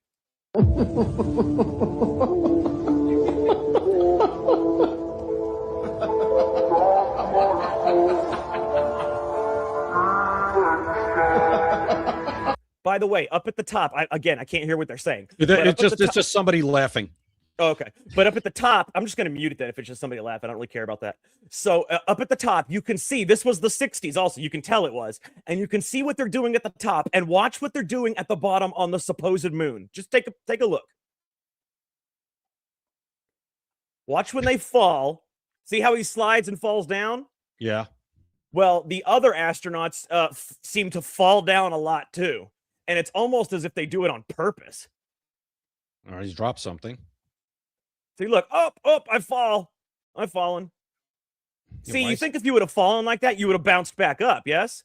Wouldn't you have bounced? Wouldn't you have bounced on your knees up? I have a question about that car. Where did they put that car? You got me. Where did they put the camera crew? Did they put the car did they assemble the car once they landed? Because you saw that ship that landed on the moon. Where was that thing's pretty big. Oh yeah. And it's literally, and this is why I want to tell you that it's bullshit the most. It's literally covered with tinfoil. And that's true. You can look that up. It's covered with tinfoil as the heat shield. That is the heat shield from the radiation. And there is no way. There's no way. Was it the non-stick, or they didn't have that back then? Because now I use non-stick foil. Because without non-stick foil, I don't use non-stick foil now. That just looked like regular foil. That looked like the Jiffy Pop foil. Yeah, I want to show you something else, actually, Jay. I want you to take a look at this. I'm not going to play a video because it's too much, but I want you to see this right here. The moon rocks that they purportedly brought back from the moon. Bullshit. Look at this. This is real. This is 100% real. One of the moon rocks that was given to a Dutch museum or something by the astronauts actually turned out to be petrified wood. It was not a moon rock. It was not a rock of any kind. What? Yeah. You're telling me that they actually tried to give this to a museum and, that nobody was going to figure that out? Yeah, you can look it up. It even says, right, it's on NBC News. It even says the Dutch National Museum said Thursday that one of its prized possessions, a rock supposedly brought back from the moon by U.S. astronauts, is just a piece of petrified wood. Well, what's the explanation here? How'd that happen? Who the hell knows? But I can tell you right now, it's just going to be, it was a mix-up, gave you the wrong thing, whatever it is. It's just what? Gave you the wrong moon rock? That's what they'll say. Oh, okay. I mixed up my moon rocks and my petrified wood that day. I don't know. So, honestly, as much as people want to believe in it, it's just not real. It's not realistic, guys. It sounds great. Don't get me wrong. It sounds wonderful, but it's not realistic. I want you to look at this, Jay. Yeah. Take a look at this right here. Okay. You see this? This is the vehicle and the module that they came down in. Look at the module. It's actually covered with tinfoil. And now, I can't hear volume. So tell me if this is too loud or what it's doing. Is what they claim put men on the moon. You have to be completely void of free thought. That's tinfoil on the bottom. To believe that landed on the moon. You have to aggressively and intentionally. This thing right here supposedly transversed the Van Allen belt of extreme radiation that disintegrates meteorites before they get to Earth. Believe nonsense. And that's, in my opinion, if mental illness exists the way it's been described to us, I believe it to be mental illness. Wow, look at that. Look at that. I'm just going to stop it right there. I'm going to stop it right there. Look at that. Oh, my goodness gracious. I have another question. Go back to the beginning of that video with the car next to the spacecraft. Okay. And look at the size of that car. Now, where did they fit that thing? They probably did. I have no idea. Like I'm saying, look at the size of that vehicle. It's like half of that shit. Yeah. And they supposedly can, but not just that. There were astronauts in that ship. There was apparently camera equipment that they, had some kind of camera crew or somebody. It just doesn't make any sense. And I've got something. Actually, there is something really strong, some really strong evidence I want to show you, Jay. Something that will actually blow everybody's mind. But I gotta find it real quick because I didn't have it ready. So go ahead. Just talk for a second. Okay. No, I said before when I was in my Space Jack that they're doing this mission to find Ketanji Brown Jackson's brain, because I think her brain might be on the moon after I was listening to her argument today about birthright citizenship. So I just wanted to put that out there, everybody. There is a mission on this, a specific mission for this takeoff and going around the moon by Artemis. It is to find Ketanji Brown Jackson's brain, because it's obviously not here. What else do you have, Jack? Do we have? Well, I'm looking for this particular thing that I found. The problem is actually finding it, because what it is, and this is the truth. I want you guys to look this up. I couldn't find it right away, but I want you guys to look this up. This is the truth. There are side-by-side pictures of the moon landing and like the land are behind them, the actual land that's behind them, and then a desert. And they are the exact same thing. Oh, I've seen that. You juxtapose them on top of each other, and you can see that they are the exact same thing. I've so seen that. the moon was nothing more than a desert somewhere in the United States. I have seen that. I saw that where the guy did that. He juxtaposed it, and it was the exact same, whatever landscape formation, whatever it was. Yeah, it's insanity. I mean, it is what it is. And to think that, first of all, no other country's been there. We haven't been there in 50 years, and we're still not going there. We're just doing a circle around the moon. It's just bullshit. It's just, I mean, it's a distraction from whatever. But Jack, here's a fact. That thing that took off, that ship, just now, I watched it. Now, that isn't free. That costs billions of dollars. So they Billions of say. dollars. Yeah, so they say. I mean, the thing took off. Everybody's watching it. You know, people are there. People have Well, yeah, been you'll to- see it go in the sky. I mean, That's you what can see I'm a saying. rocket. You know, you can shoot a bullet in the sky, but you don't know where it lands. That's what I'm saying. Like, you see that thing costs whatever it costs. So if this is really a scam, a huge hoax, that's just stolen money. Actually, if you want the truth, and this is just my personal opinion, NASA is nothing more than a giant money laundering operation. There is no moon. There is no going past the atmosphere. I mean, there's a moon, but there's no going to the moon and sitting on the moon. There's no going past the atmosphere Van Allen belt. It's a giant money laundering operation wherein they can take billions and billions of your dollars, spend it on a rocket, say, hey, this costs, $1 million, this costs 500 million, whatever. And then that's it. I mean, whatever it costs, they have a blank check from the United States government because it always makes its way back somewhere. Anybody that's watching this show that knows how to investigate, knows how to research, if you do me a favor, look up NASA, look up their finances, their expenditures, but then also look up where their money goes. And now if it's spent on big products that they actually use, then wherever that money goes to whatever company that is, look and see where that company's money goes. Because I can promise you that there is a pot of gold at the end of the rainbow. Yes, Jack. And thank you, Deborah, for the movie reference. I'm not the only one. You could see it, Jack. You could see it. Now, listen. When you watch these videos that we're showing you, make your own judgment. I never really looked into this, as I said. My only thing was, why did we never go back? Now, Jack, what are we going to do if they actually say we are going to the moon and they actually send a rocket into space and then we see footage with today's technology, with today's ability to spot AI, to spot a fake? They can't. That's the thing. They cannot. That's why they're not actually going to the moon. Don't you think, why would you spend billions of dollars to circle the fucking moon? Don't you think you would go to the moon if you can? They can't. And they know that it's easy to detect AI now. So they're not going to go to the moon. They're just not, because they can't. So the prediction here is going to be that they're just never going to happen. Nope. Okay. Not unless they can miraculously get some better technology. Yeah, well, that ain't happening overnight. We know that. So yes, the prediction, let's give it a realistic window. We will predict right now on this show that we will not see somebody on the moon for 10 years. Not in my lifetime. You don't think in your lifetime? Oh, no. No way. There's no way to transverse the Van Allen belt. It will literally, if it disintegrates solid metal meteors that are, hundreds of miles wide, it will disintegrate your small little plastic ship. I mean, the meteors do burn up considerably before they hit Earth. Yes, they do deteriorate.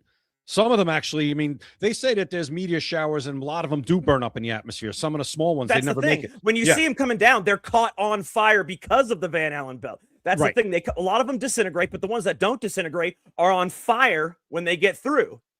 Right. And some of them disintegrate completely. Some of them actually Exactly. don't, and they strike Earth. But Earth has no metal that can transverse that. I'm sorry. Metal is just not going to work for that. You're going to have to come up with something else. Listen, Cajun says, why is the moon hollow? I heard it was made of cheese. That's what I heard. Me too. Heard it was actually made of cheese. You know what's weird? And I know they try to tell you it's further apart, but the sun and the moon are the exact same size. I just find that strange. They say the sun is much further away. 93 What are million the miles. odds? They say the sun is 93 million miles away. Yeah. But what are the odds that the sun is the perfect distance away so that the sun and the moon are the exact same size so that when there's an eclipse, it completely covers the sun? What are the odds that they are both the exact distance they need to be away to be the exact same size? I don't know. I never thought about that. Maybe we could put that one through AI and say, how is it possible that when the sun and the moon eclipse, that one completely but perfectly covers the other when it's a total eclipse? And good question. Yeah, I never it's really amazing. thought about that. Yeah. The stuff that goes on, I tell you, man, this is why we do this show. You want to question everything, even things that you think you know, things that you were taught in school. A lot of it is just propaganda. Now, when you see, especially like American history, not just American history, but any history in the world, because history is written by the victors. It's written by the winners. It's written by who won. So it's not written by some unbiased historian, you know? So I'm just saying that you got to question every single thing that you come across. You know, if it's not something that you know from personal experience or your own research, I would take it with a grain of salt. Do your own research. Well, yeah, absolutely. Especially now, the things that are being taught in school, we know a lot of that's fake. And that isn't because they're victors. That's just because they're evil and they're running a total propaganda operation and indoctrination camp at schools. Back when we were in school, we were being told stuff by, I guess, neutrally by whoever was teaching the class for the most part. It was just they were telling what they were told to say. Now it's completely different. They're just literally rewriting the history that we were taught, rewriting it. Or if it's in the book, not even using it and just making up their own to fit their agenda. Right now, it's just completely out of control in schools. But listen, I don't know, Jack. The whole thing with the moon, I loved astronomy. I did. I just never, when I was a little kid, who doesn't? I loved going to a planetarium. I was fascinated by all the planets, Mars. Well, it all sounds good when you don't know anything. Yeah, it was always something like what you'd say, oh my God, Saturn, that's so cool looking, you know, with the rings and how did that happen? And Jupiter with that huge storm in the middle of Jupiter that's been going on for like thousands of years, that storm. And there is a legitimate explanation as to why that is. But yeah, it's stuff fascinates me. But like we're just talking about, getting back to it, where you're predicting in your lifetime we won't go to the moon because they cannot do it. No, not only can they not do it, but it's absolutely ridiculous to think some of these things. I just had something that I wanted to say in my head, but then I completely forgot what it was because God, I wish I could remember what it was. It was something that had to do, what the hell was it? I can't remember. But anyways, yeah, it's just, I mean, it's ridiculous the way these things are taught to you and the way these things are, because most of it is just not real. I mean, it's just, it's what they either believe or what they want to tell you, what they're telling you. I mean, it's just like, you know, for hundreds of years, people thought the earth was flat. There are people to this day that will say there's an ice wall at the end of Antarctica. Yeah. That's ridiculous. I'm sorry. It's ridiculous. Yeah. The earth is not flat. The earth is round. Okay. Now, I'm not going to say the earth is round either, because quite honestly, I don't have the experience or research. I just look at people's pictures. I can't possibly tell if that's true or not. But I'm not going to say it's flat either, because people would probably be falling off the face of the earth if it were flat. Well, yes, you'd hit a wall. Like you said, if there's a legitimate wall, you would stop at some point. Yeah. I mean, I just don't see that happening because, you know, that would be insanity. But man, you know, there was something that I wanted to say that I just, man, I wish I could remember what it was. Moon related? What were you talking about a second ago, man? It was interesting, and I just wish I could remember. It was about indoctrination. I was saying how they're not even rewriting history. They're basically making it up as they go to fit their agenda, basically, with schools. That's what I was talking about. Yeah, and you know, it had something to do with the moon and everything. But if it comes back to you, bring it up.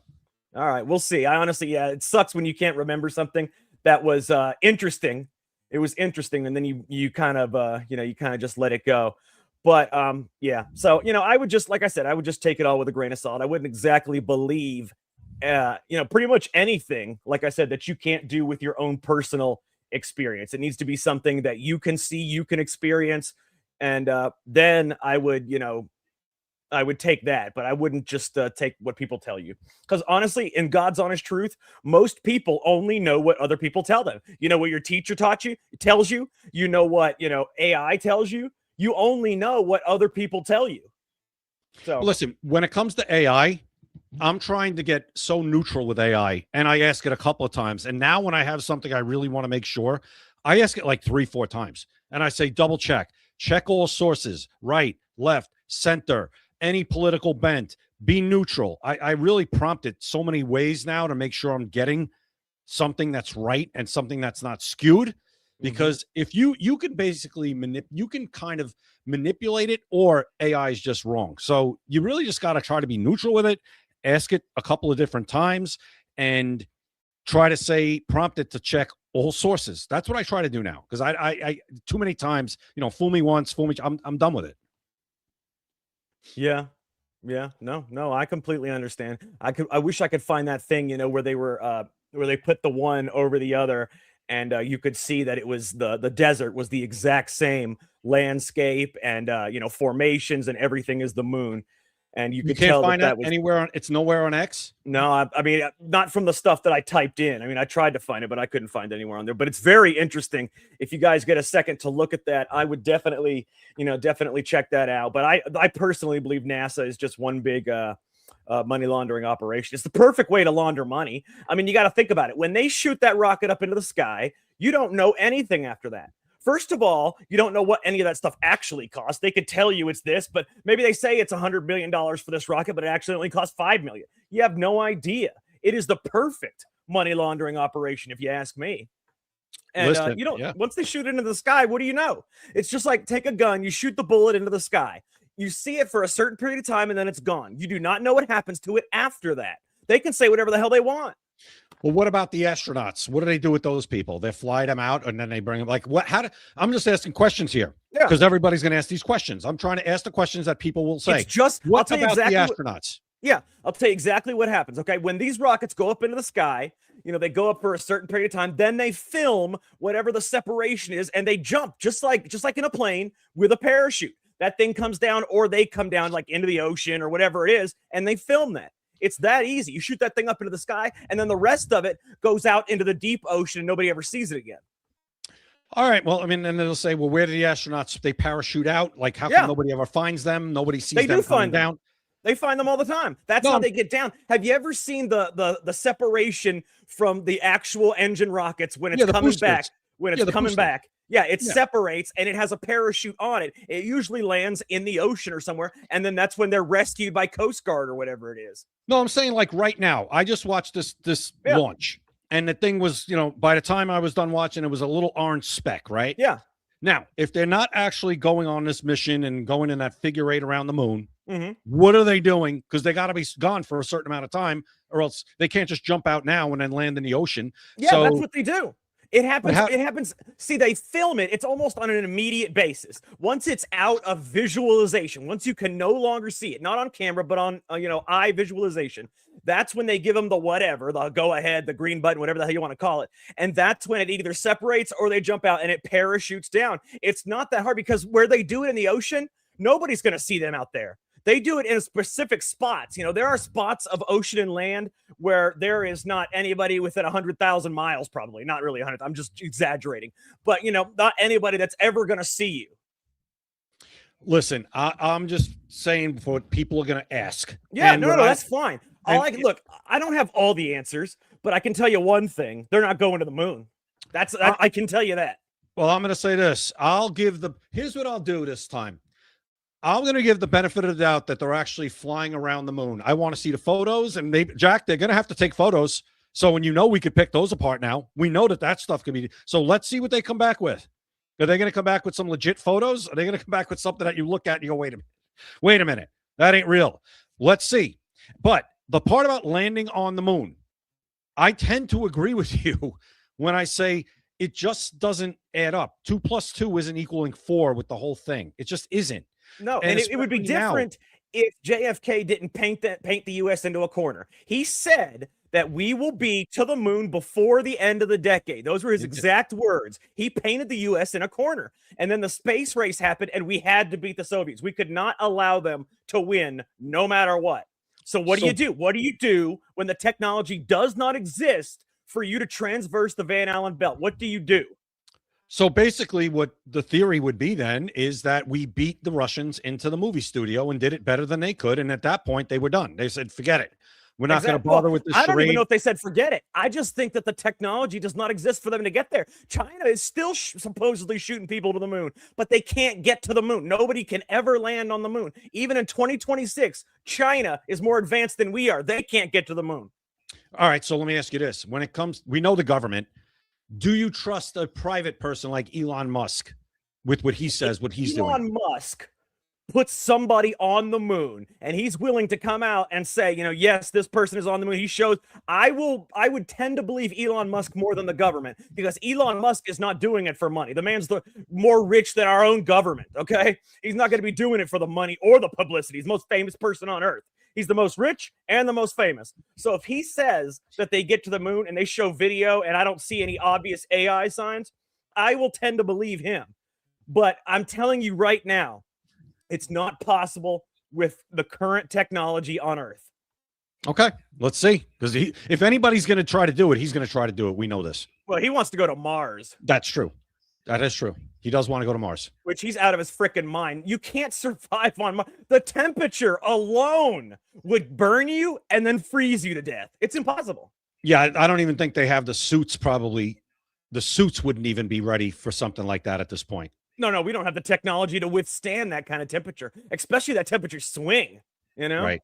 Well, listen, interesting stuff. Let's see what happens. All right, let's move on here, Jay. I want to show you something, okay? Did you know right now, during this this whole vacation, if you will, while they're not passing the SAVE Act, they're not doing this, they're not doing that, I want you to take a look at this. There are 30 members of Congress, 30 right now, that are in Scotland on the taxpayers' dime. 30 members of Congress decided to go on a vacation, go across, overseas to Scotland, at the last, I don't know how long. And this is from TMZ right here. And this is unbelievable, because there are people suffering that are not getting paid and still having to do their jobs. There are people we are literally not getting the SAVE Act passed, and 30 members of Congress are in Scotland on our dime. We're paying for them to just go have fun. Yeah, that's insanity. Who's there? What names? I see Claudia Tenney. I believe they're that's people you don't really know. I don't know any of these people. He's my state, I think. Republican. Yeah, just some random people. But there's more than that. It's just those are the ones that are up front. What the hell? Doing what? No idea. I have no idea what the hell they're doing or why they're doing it. I got to be quite honest. I don't care if they're even there for a political reason. Right now, no, you don't go there. We have work to do here. 30 of them would not be there. I can tell you 30 of them would not be there for a political reason.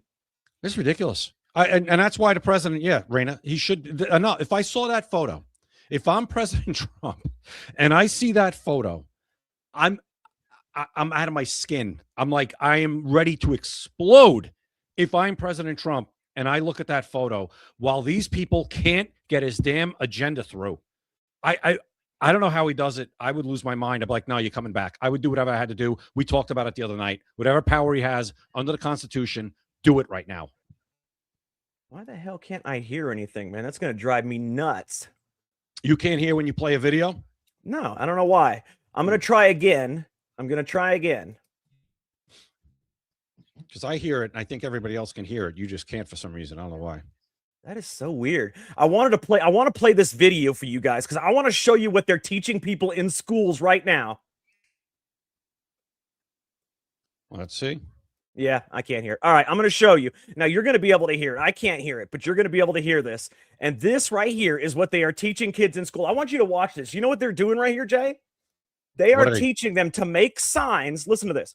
They're teaching them to make protest signs and protest Donald Trump, their president. Teaching them. These are little kids. Take a look. No Donald Trump! No Donald Trump! No Donald Trump! No Donald Trump! No Donald Trump! No Donald Trump! No Donald Trump! These little kids have no idea what they're protesting. They have no idea what's even going on. But this is the stuff they're teaching them in American schools. And then we wonder why we want body cameras on teachers or cameras in the classroom. Then they wonder why we want that in every classroom or on teachers. Why? Because of shit like that. I mean, you kidding me? And that's in you Boston. Kidding me? Yeah. It's disgusting. That, first of all, it's a waste of time. Kids should be learning math. They should be learning how to hold up signs because guess what? Here's what I would tell those kids. If that's going to be you, you're going to be jobless because all these people are jobless. They have no life. They have time to go do this. So if this is your goal in life, it's going to be pretty sad. These people are insane. They're sick. That teacher should be fired. I don't care if they have tenure. I don't care what they should be removed. This is not education. It's indoctrination, and it's got to stop. Somebody's got to do something. Absolutely. Let me show you something else. This has nothing to do with that, but yesterday we were talking about Kristi Noem. Did you know, remember when I said that they need to investigate to see if she was blackmailed for this kind of information? Yeah, we take a look at this. She apparently there was he may have been exposed by an undocumented immigrant that was seeking retribution over President Trump's DHS policies. This is the possibility and how he got exposed, which means if an undocumented immigrant got these photos somehow exposed him, other people got these photos. He was probably, and that means she was probably blackmailed because of this. I've said Kristi Noem apparently hasn't resigned yet from that new position the president gave her administration. I think it's basically, I don't know what it actually is, but she should just be gone. How about this? Get your life together. Forget about the fact that it makes the administration look bad. Just for your own personal life, get it together. Leave. Take some time. Settle things. Because obviously your family deserves you to be back. You know, you have kids. You have a family. It's not just you and your husband that are humiliated by this. You have children. So go home and figure it out. You know, Jack, I don't dislike Kristi Noem, but it was a red flag for me. Remember the book she wrote and when she went out and told how she killed her dog? Yeah. All right. That to me was a red flag. It was kind of like, there's something off with that. And I'm not saying maybe that's how they do things in that state or it's a normal thing. It's certainly not normal where I live. And me personally, I don't have the heart to go and do that to an animal. The fact that that happened, it was a red flag for me. And I'm not saying she did a bad job as DHS secretary, but this coming up now, this nonsense, this garbage, it kind of now doesn't shock me when I look back at some of the things that I know that she's admitted to doing and wrote about proudly and put it out in the book. I don't know. She needs to go. Go get your life together, Kristi Noem. Yeah. My advice. Yeah, and that's free. you're right. You're absolutely right. I want to show you something that is insane, and this is what's happening, and it's because of Donald Trump's fight to end birthright citizenship.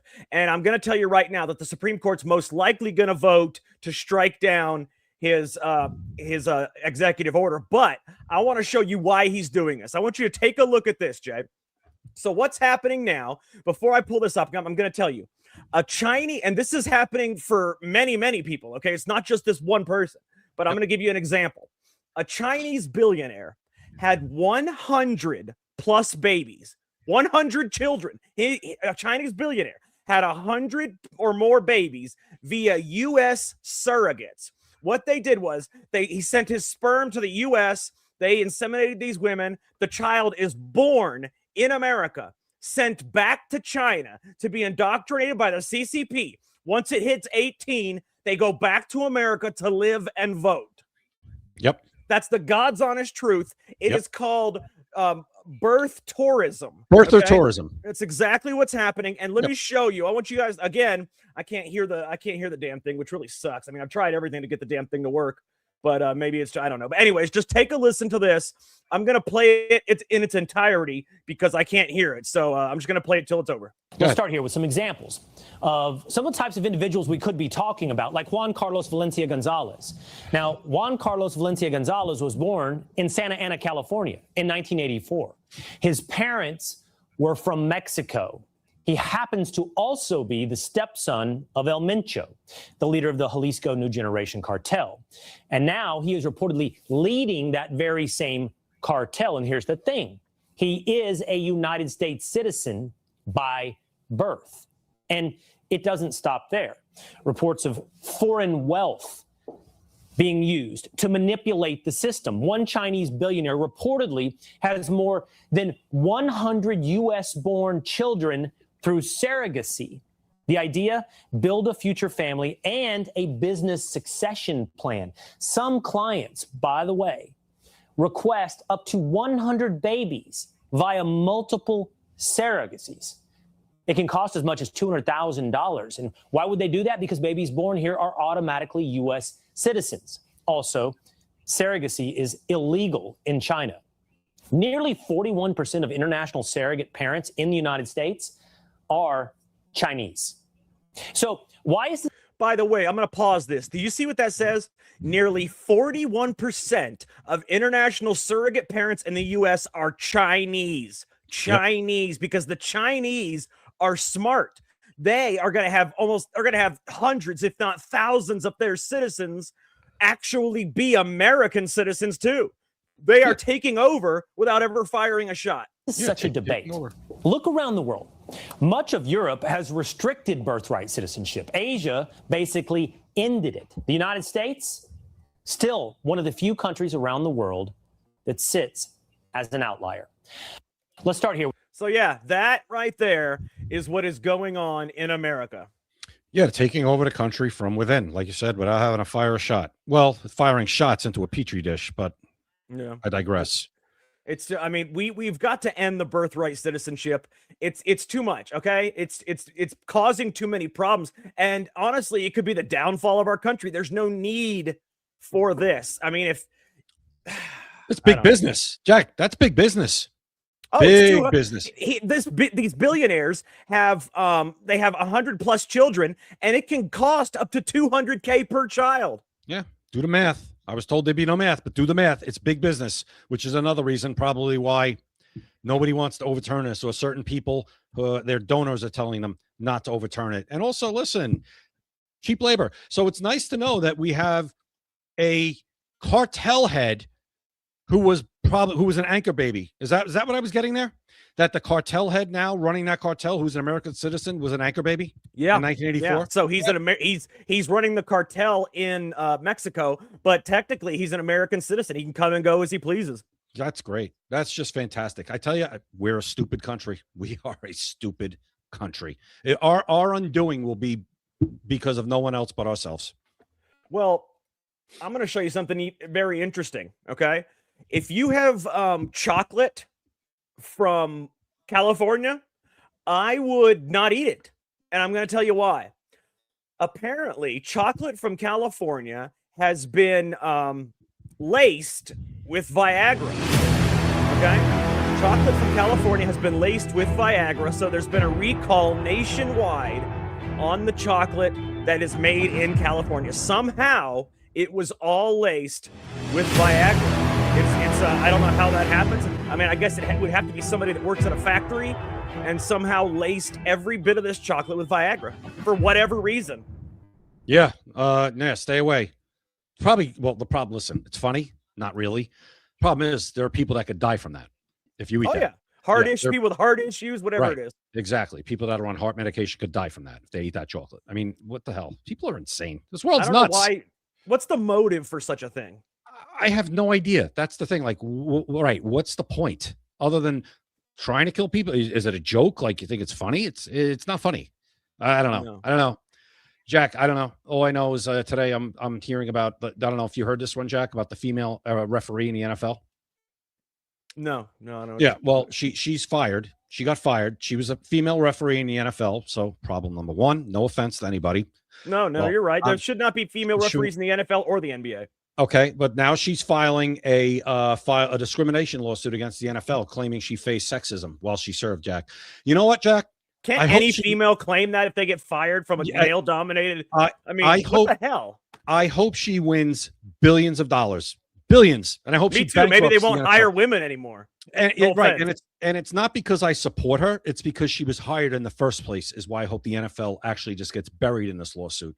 I agree. There should not be, no offense, but women should be able to do women's sports. Men do men's sports. There shouldn't be male referees in the WNBA any more than there should be female coaches in the NBA. It just doesn't work. It's not, I'm sorry for everybody in the world that wants to make males and females equal. That is not biology. Males and females physically are not equal. If they were, I wouldn't be a heterosexual. I don't want a female to be like me. And this is what you're going to get. Oh, we can't fire her because we're going to get sued. Oh, we can't treat her like everybody else or train her because we're going to get sued. So don't hire her. Exactly. That's my point. NFL, you reap what you sow. Congratulations. I hope she wins billions of dollars and actually bankrupts your stupid league. I'm sick of your woke stupid league anyway. I've been done with your woke stupid league, and this is just me talking, since 2017 when you allowed Colin Kaepernick to protest in uniform on the field. And I gotta Jack, say, I'm still happy though that he was never picked up by a team. That gives me some solace that no team wanted to deal with that shit. well, because I you know love it. why, Jack? It wasn't because they were doing the right thing. It was because he sucked. That's why. Well, no, He yeah, wasn't any it wasn't. good. Of course, it wasn't because they were doing the right thing. Yeah. But he was better than some of the quarterbacks that were out there. They just didn't want to deal with his bullshit. Correct. His talent didn't overshadow his headache.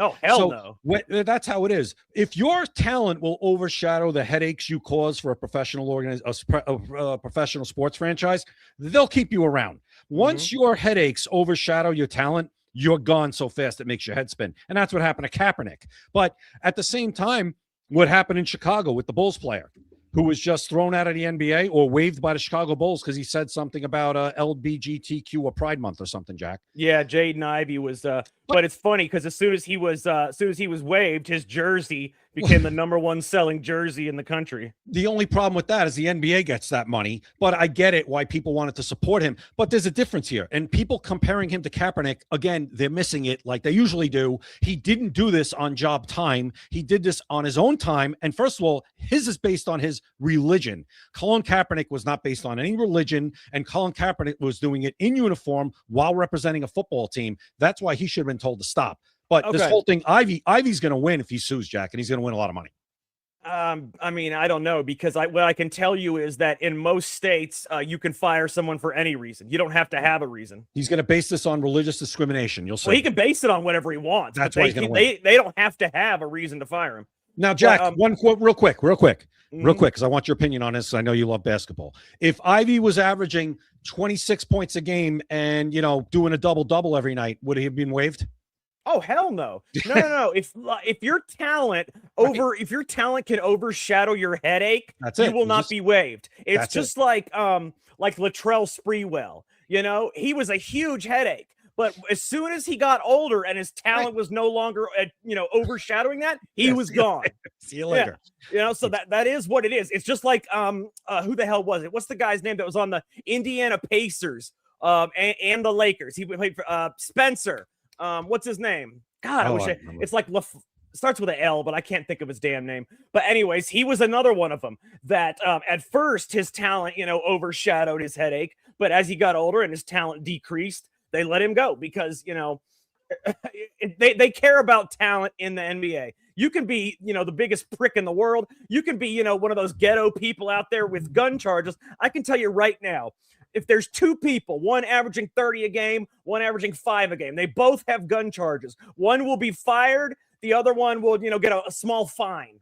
Yep. We've seen it a million times. Talent matters. And it's not just the NBA or the NFL. Talent matters all over the world. In whatever job you're doing, if you're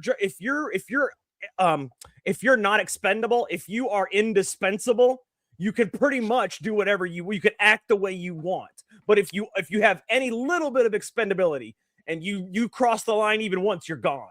100%. So I just thought it was interesting. I just wanted to bring that up, but he would still be there. Yeah, he would still be there. All right. So check this out. Remember yesterday we were talking about the dogs with the firefighting dogs that were doing the water hoses and stuff, and then there was also the security dogs that patrol, the robot dogs that patrol. Well, China has something even better. Okay, and this is the future, if you ask me. China is testing robot dogs with mounted machine guns. All right. I want you to take a look at this. They are testing robot dogs with mounted machine guns. Look at this. So you got this guy firing. It's loud. It's loud. Oh, I can't hear it.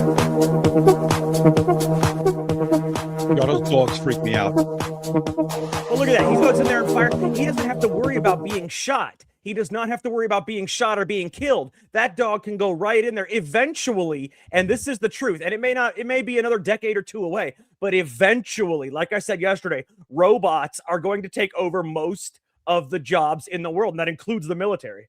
He's like, he can go in and clear the room. He doesn't have to, nobody has to go into that fatal funnel. He can clear that room before. And then why would you need the other 4? Because the other 4 you have to pay, you have to give benefits, and they can't go in and clear the room. You could have these dogs go in and clear all these fucking rooms, and you don't have to pay them. So that's why I'm saying the robots will take American jobs eventually all over the world.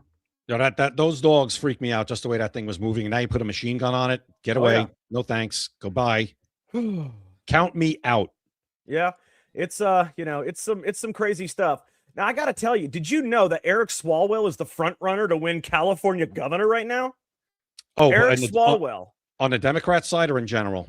In general, he is the front runner to win governor of California. And this man is the same man that slept with a Chinese spy for a very long time. By the way, a Chinese spy that, after it was found out she was a Chinese spy, died in a plane crash a couple months later.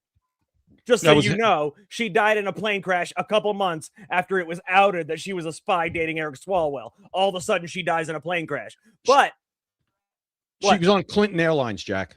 Yeah, probably. Yeah, you're probably right.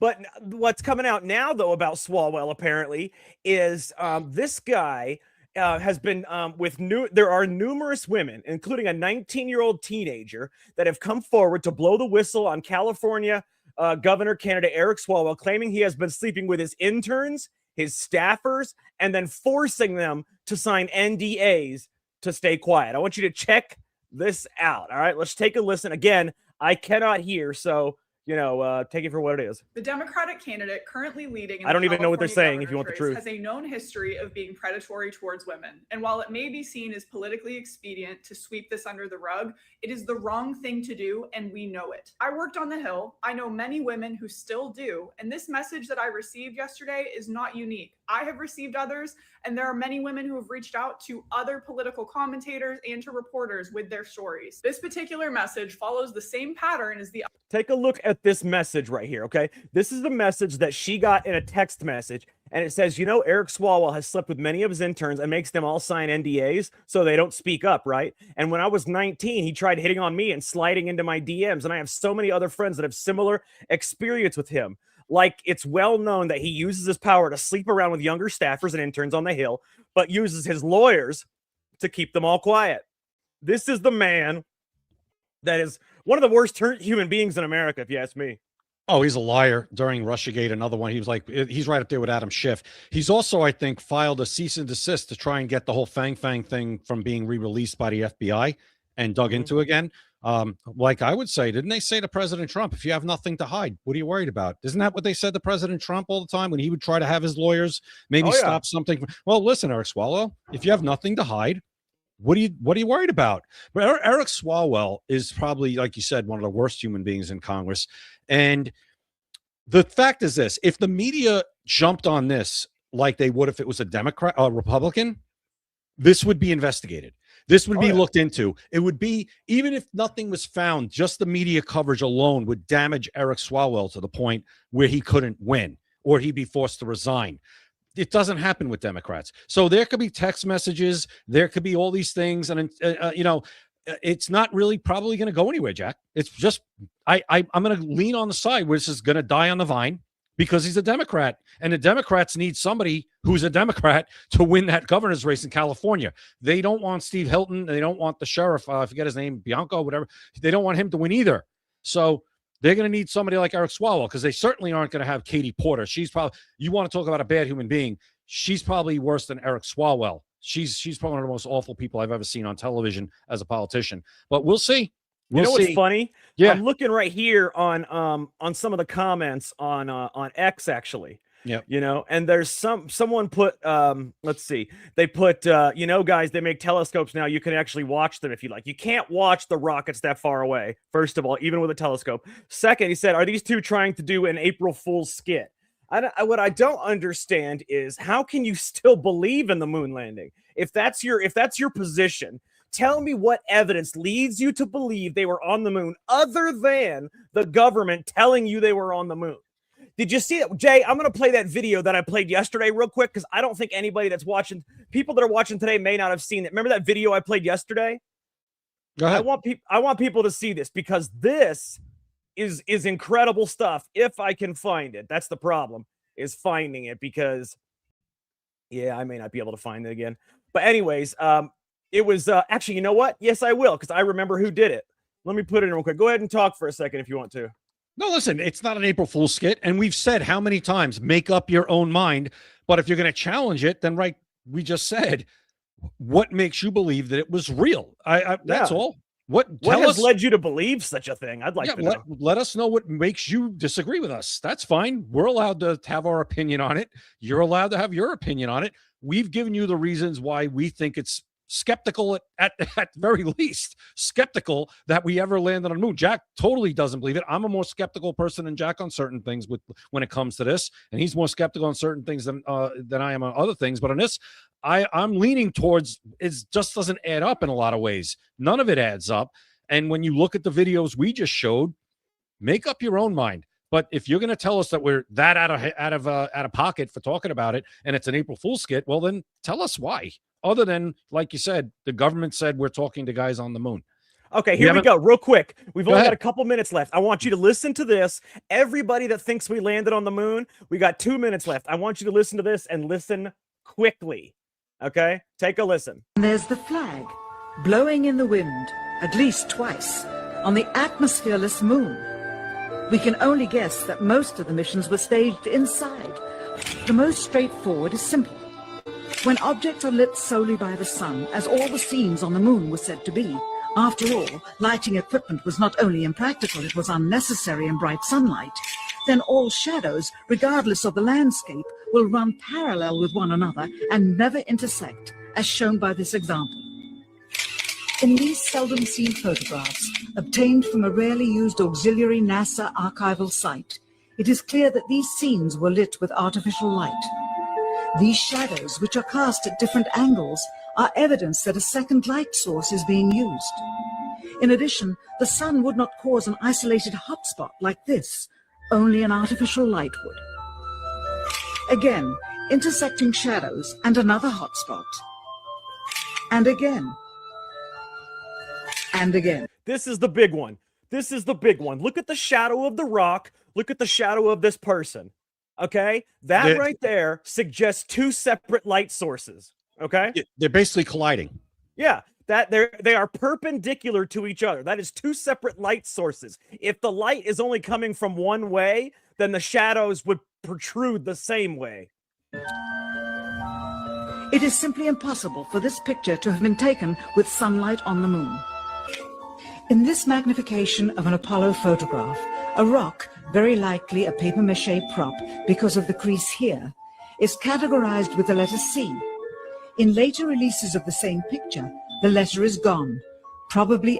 All right, I just wanted you guys to take a quick look at that, but let me tell you that the moon landing never happened. I'm sorry. For everybody out there, if you watched it when you were young, you watched it on the TV, it's easy to get caught up in it. I mean, you know, your government's telling you patriotism, you're all pumped up, but I mean, you got to stop and think. You're watching, they're broadcasting live television from the moon with no delay in 1969? The president is calling on a landline to the moon in 1969. I'm sorry, guys. It's insanity. It is insanity. Jay, real quick, I want to tell everybody to make sure to follow us, subscribe and follow on X, YouTube, Rumble, Kick, Instagram, not TikTok. We are banned from TikTok for obvious reasons. But follow us. It's Secret America TV. It's the same screen name on all of those. We're also on Spotify and Apple.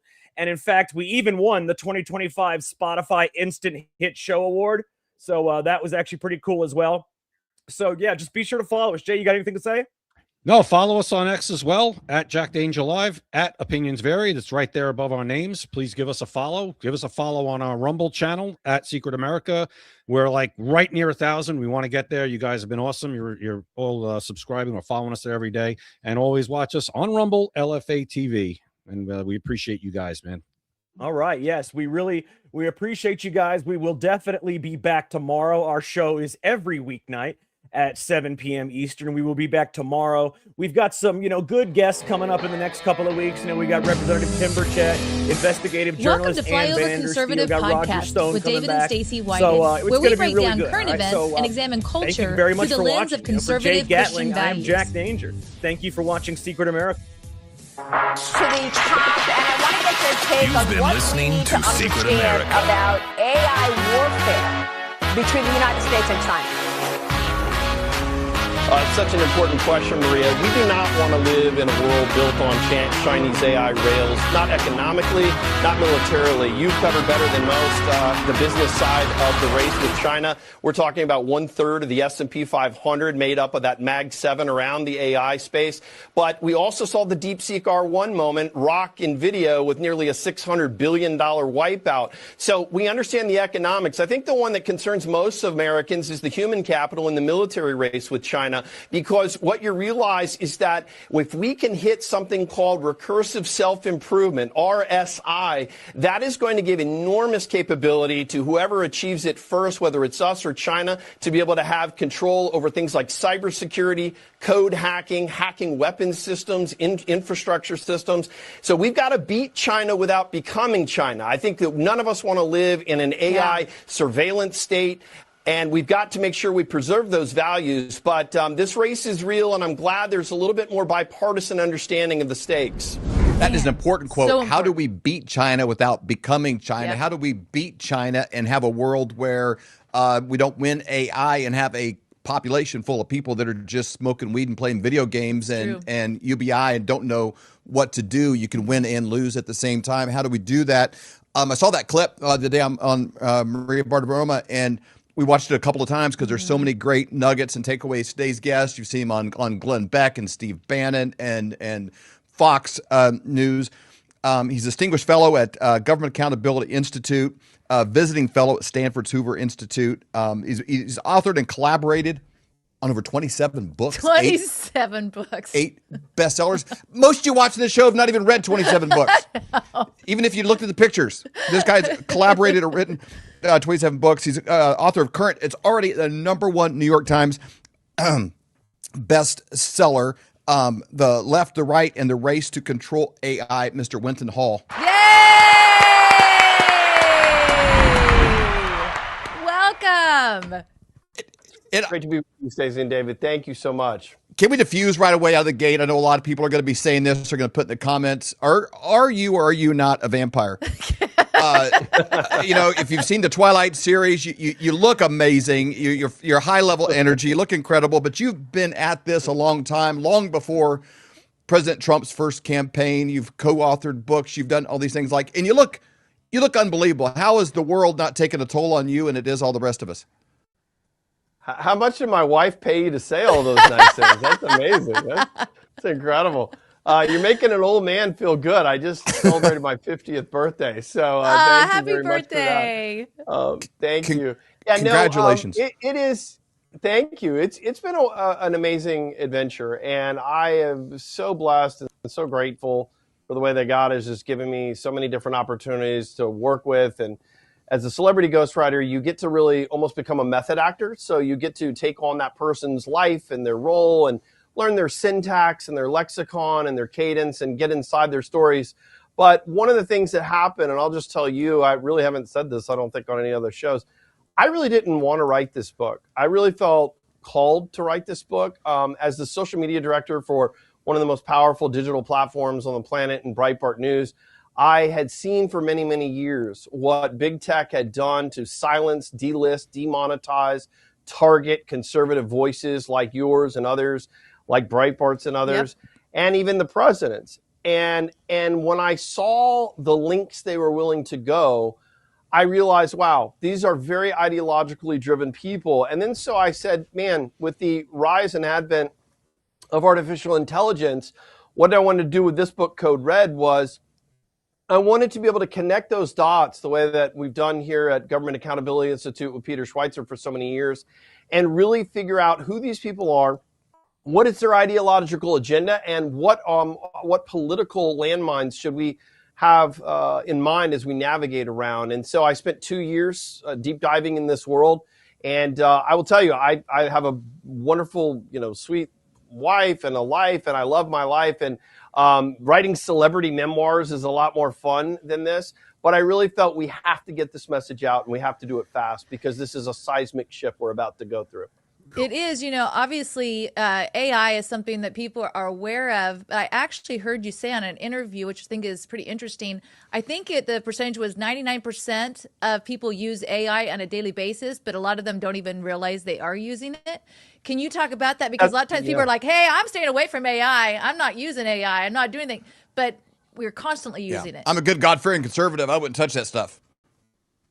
Yeah, no, Stacey, you nailed it, because it is 99% of us use AI, but the 64% of us do not realize when we're using AI. And you say, well, how is that possible? It's because, of course, it's baked into the algorithms that power everything from our weather apps to our streaming services to our GPS and a million other things. So you're already using AI. My favorite is when you see people on, X or some social platform say, I would never use AI. And they don't realize they're literally using AI right as they're doing that message. So if we're going to use AI, which we already do, there's no avoiding it. President Trump, I think, is led very strong on this issue. First Lady Melania Trump is talking about it in the education space. But what I'm worried about is at the grassroots, because the speed with which the adoption rate has accelerated means that there's a lag. Because as you said, David, there are some people who just kind of dig in their heels and say, well, I'm not going to use this. They don't realize they already are. And then the question becomes, early adopters tend to do better. Their children do better. And they're at least prepared to seize whatever upside is there and avert all the landmines. And so I wanted to write a book that showed both. This is not a doomer screed by any means. There are, I think, a lot of positive uses of AI, and I think within proper guardrails and so forth. But there are so many new landmines. And the reason why I keep saying political, people say AI, it's just a tool. It is a tool, but it's not just a tool. It's political power. And what I say is that it's the power to, indoctrinate or educate your child. It's the power to decide if a soldier, sailor, airman, or Marine comes home alive or dead on a battlefield.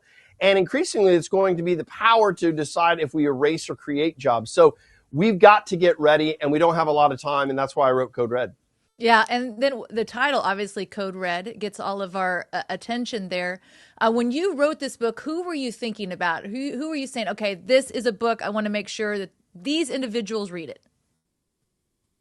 Stacey, I wanted to write a book for conservatives. And the reason why is because, I've been a movement conservative all my life, going back to my younger years as a young Yaffer. I'm on the board at YAF with Peter Schweitzer. So, starting out as a kid.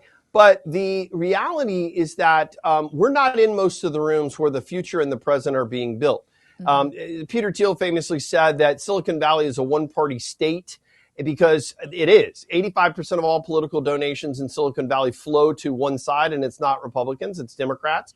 And it doesn't mean that there aren't, courageous or free market or libertarian or conservative-minded people. There are obviously big names that we know, Elon Musk, Mark Andreessen, Peter Thiel, people like that are more in that libertarian freedom kind of space, as opposed to a sort of political conservative movement person. But the reality is that there are a lot of hostile people in Silicon Valley who pump an enormous amount of money.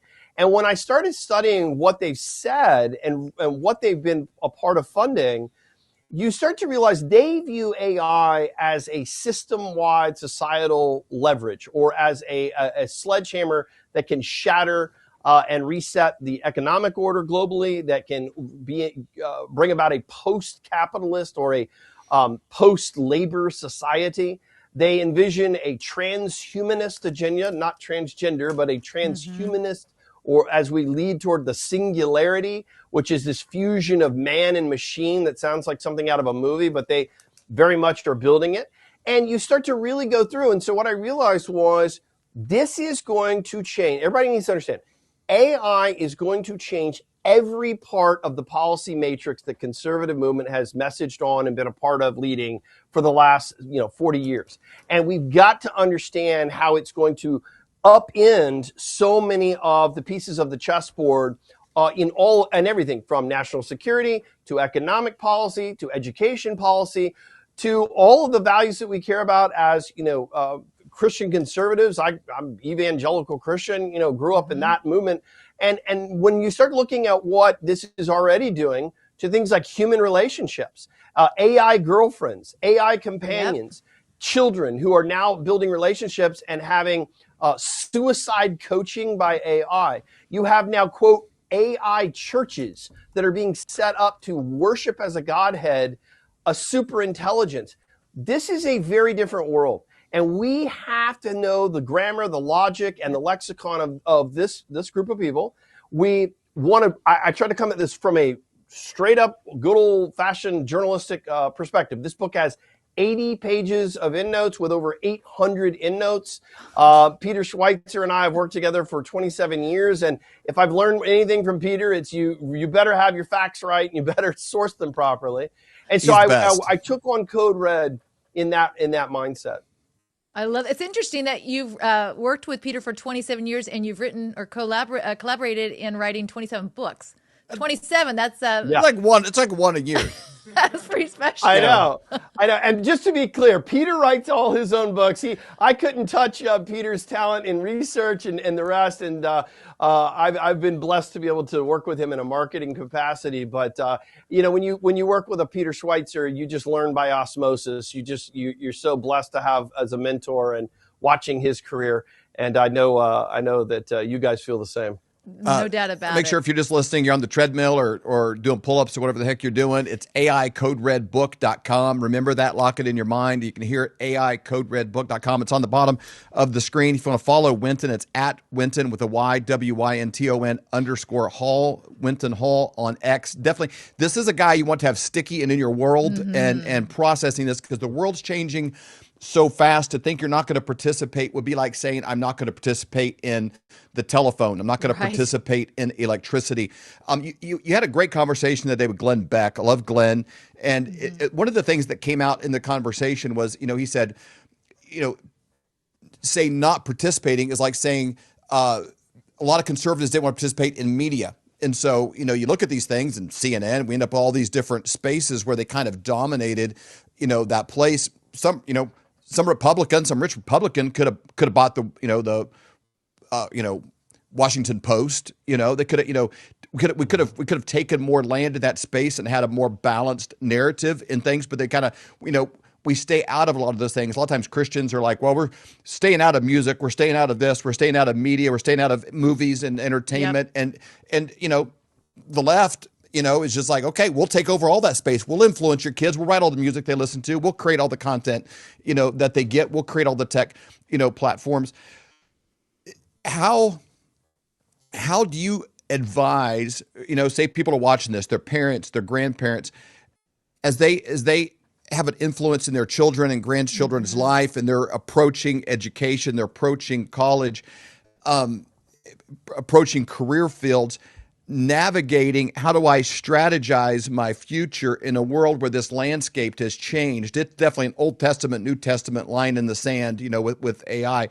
How do you advise them to mentor their children and grandchildren entering this space, how they participate, how we beat China without becoming China? How do we actually do those things in the workforce? Oh, such an important thing to talk about, David. So, as believers, we often hear we're in the world, but not of the world. And I think that's the way you need to think about artificial intelligence. This is a technology that does have a lot of upside, but there are an enormous amount of risks. And so the first thing you have to do is educate yourself. I think parents and grandparents have to know where the fault lines are. They have to understand that this is a completely new species of technology in terms of whatever they've had experience with before. The second thing is I think you have to really know where those landmines are as it relates to your children first, because that's your job as a guardian or parent is to protect and to shepherd your children. And so let's just talk about a couple of them. So first of all, educationally, they don't call teachers right now say that the epidemic is so bad with plagiarism. They don't call it Chat GPT. They call it Cheat GPT. Oh, wow. Because there's so much plagiarism going on. And so we have to teach our kids, good old fashioned ethics of needing to want to be honest in their scholastic pursuits. But the other thing is that to explain to them that it's essential that you not use AI as a crutch, because that erodes critical thinking skills. And there's so much peer-reviewed academic research on AI in what they call cognitive offloading, where students start to just outsource different things, get the answer instantly. And what happens, as we all know, is that knowledge is cumulative, right? So if by the time I get to calculus, if I breezed my way through an AI, my way through trigonometry, algebra, and every other thing, then I've lost all these essential building blocks. So the first one is academic honesty and the way that you use the AI. There are ways to prompt AI to be very helpful. You can say, use the Socratic method. Do not give me the answers. Help me, lead me toward the answers with questions in the Socratic method. You can also say what you consider to be credible sourcing. So there are ways, but you got to know those ways, which is why in Code Red, at end of every chapter, I show you exactly what to do for yourself and also politically for our nation. Because I didn't want to write a screed doomer book. I wanted to write a proactive solutions book that really hits head on what Elon Musk calls a supersonic tsunami. That's what he calls artificial intelligence, a supersonic tsunami aimed at humanity. And so, I'm a Florida boy. I grew up in Florida. I'm a Florida boy. We're beach people. If I'm sitting on the beach and I see a wall of water as a tsunami is coming, the first thing I want to know is how far is it away? How much time do I have? And how can I prepare my family, my wife, my children, my friends, my community, so that we can get out of harm's way and be able to be in safety? And that's what you have to do. And this AI train is a speeding bullet train. It has way already left the station. And you got to either get coached up or you're going to get blazed past. I want to play a clip for you real quick because the curve was like this, and now it's like this of what's happening. My son, I saw the first iteration of this. It's famous now of Will Smith eating spaghetti. And they've that's become the benchmark for AI video. But let's play this for people that haven't seen it. It's a few iterations of basically the same thing, all generated by AI. Check this out.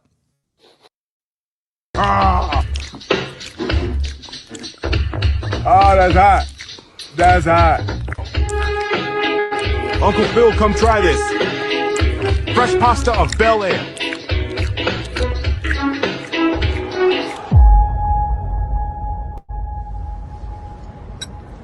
So have you heard of Kling 3.0?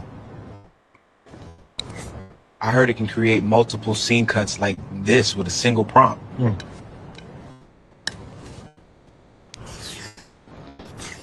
And it knows when to cut to whoever is talking. But did you know that all this audio was also generated with the same prompt? I guess I didn't, sir. Study harder, kid. Eat your spaghetti. Wow, so you had 2023, 2026, look at the difference, and then that 2026, that's the worst it's ever going to be. It's just going to continue to get better and better and better, which now, we've already seen it's a problem even in these political campaigns. There's an article that came out, political campaigns sparking big worries because in the campaigns, they were using the opponent's voices.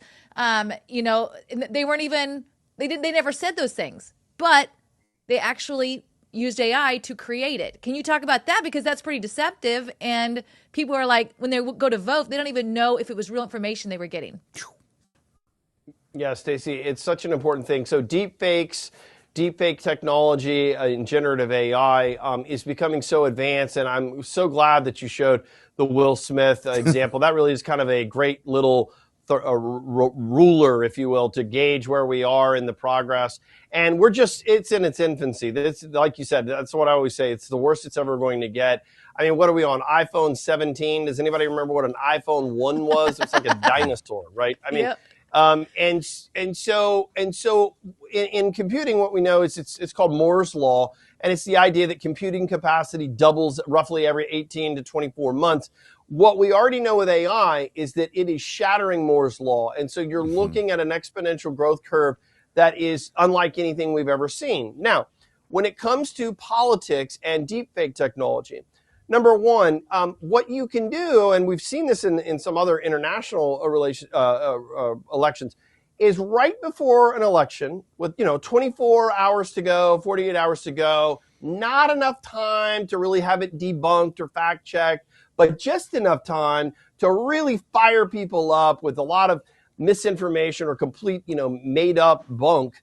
You can flood the zone in social platforms and so forth with very realistic material that is completely fictional and is not in fact accurate. So that could be a needle mover in a close election. And, we were just talking a little bit before about the 2016 election. People forget that was a change of 80,000 votes would have given us President Hillary Clinton instead of President Donald Trump. And just think about how different our lives would have been and our world would be right now if we had Hillary Rodham Clinton as the commander-in-chief.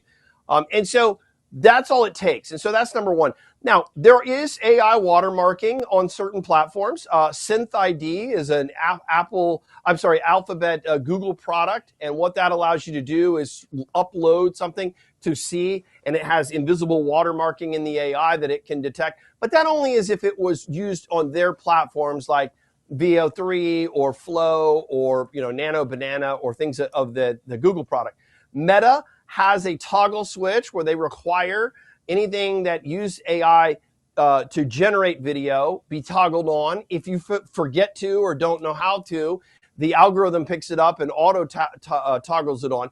But the problem there is that the parameter is so wide because it says that could have been for just light editing with like your fonts or your colors of your video or your cropping, or it could be complete auto generation. And of course, the reality is that there are a million other workarounds that are very easy and that you can use any other kind of models that may be out there to do. So it is a real problem. And I think when you blur the line between fact and fantasy, it has real implications politically, but I think also just for trust. I mean, how do you trust anything at a certain point? And if you're a lawyer or if you're in the legal system, there's a debate about will we hit a point when video evidence is no longer admissible because we do not even have the ability to discern what is real and what did not or did occur.